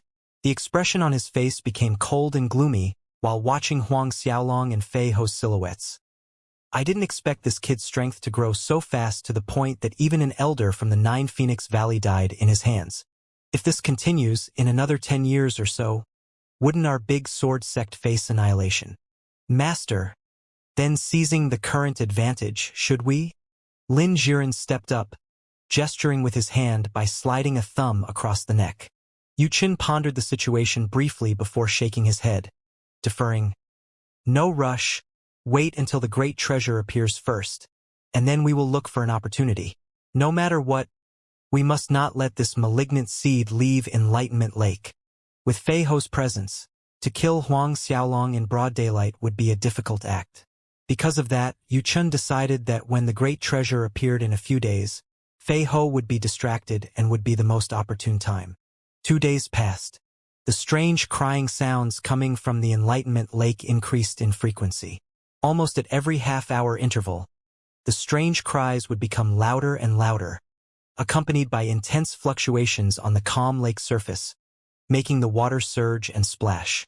Some of the lower peaks around the Enlightenment Lake were swallowed by the rising water levels during these strong fluctuations. By the 3rd day, the Enlightenment Lake's water level actually rose 200 to 300 meters, and it continued to rise even further, albeit slowly, until it reached around 500 meters before it finally ceased. However, this time, unlike many previous times, the water did not recede. At the same time, pillars of resplendent light shot up to the sky from the clear lake surface, which everyone believed was the indication that the great treasure was about to appear. Watching this scene, the gathered forces were in a state of giddy elation. The great treasure is about to appear. Some could not keep their excitement in check and they rushed out, diving head first into the lake. However, when these people touched the water, miserable shrieks echoed in the air, and they saw an enormous bull head emerging from the water. Its deadly angled horns protruding from its head skewered 2 human bodies, piercing into their chests and through their backs, dripping fresh red blood that seeped into the lake, staining it red. This enormous bull head had a pair of glowing red eyes, and its massive physique reached the size of 5 giant boulders combined. "A monster, quickly run!" The rest of the warriors that had jumped into the lake wanting to explore the great treasure were petrified when they saw the enormous bull head. Screaming in fright, they fled from the water in terror. But at this moment, the enormous bull head opened its mouth and let out a shrill, strange roar, shaking the entire Enlightenment Lake. A horrifying, penetrating force came from the roar, striking all the warriors from different sects that were about to flee. As if struck by a hurricane, their bodies limped and started to sink into the lake. In the next moment, the enormous bullhead's jaw stretched open like a whale's mouth, opening wide and flooding with water as it sucked all the warriors' bodies in. There were some expert warriors that still intended to jump into the lake, but they hesitated as they watched this scene. All of their actions halted as cold sweat dripped down their foreheads, and they swiftly retreated in fright. Huang Xiaolong and Fei Ho were astounded. Neither of them imagined that there would be such a strange monster living in the depths of the Enlightenment Lake. It's the guardian spirit beast of the great treasure. Fei Ho's eyes squinted as he spoke his opinion. When demonic beasts broke the shackles of Stage 10 and entered the Xiantian realm, they would be able to speak in the human tongue, becoming a spirit beast. Spirit beast. Huang Xiaolong stared at the massive bull head. Can you recognize what kind of spirit beast this is? It should be the savage green bull python. Fei Ho explained solemnly. Savage green bull pythons are an extremely rare spirit beasts.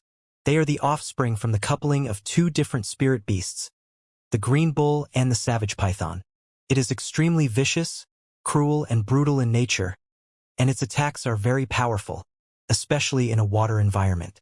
It was said that as long as the savage green bull python remains in the water, it is nearly invincible. Invincible in the water? Huang Xiaolong looked at Fei Ho inquisitively. Fei Ho nodded. The savage green bull python has a unique ability that allows it to recover its strength and injuries rapidly while in the water. The one in front of us should be a Xiantian 4th order or a 5th order, and inside the water, even a human Xiantian 6th order would have difficulties killing it. Huang Xiaolong observed the spirit beast, the savage green bull python. It could quickly recover its strength? This bore some similarity to his martial spirit's 3rd ability, instant recovery. It was just that Huang Xiaolong's instant recovery could only recover his depleted battle chi currently. After swallowing no less than 20 people around it, the savage green bull python's huge head sunk back into the lake. Dead silence lingered in all 4 directions.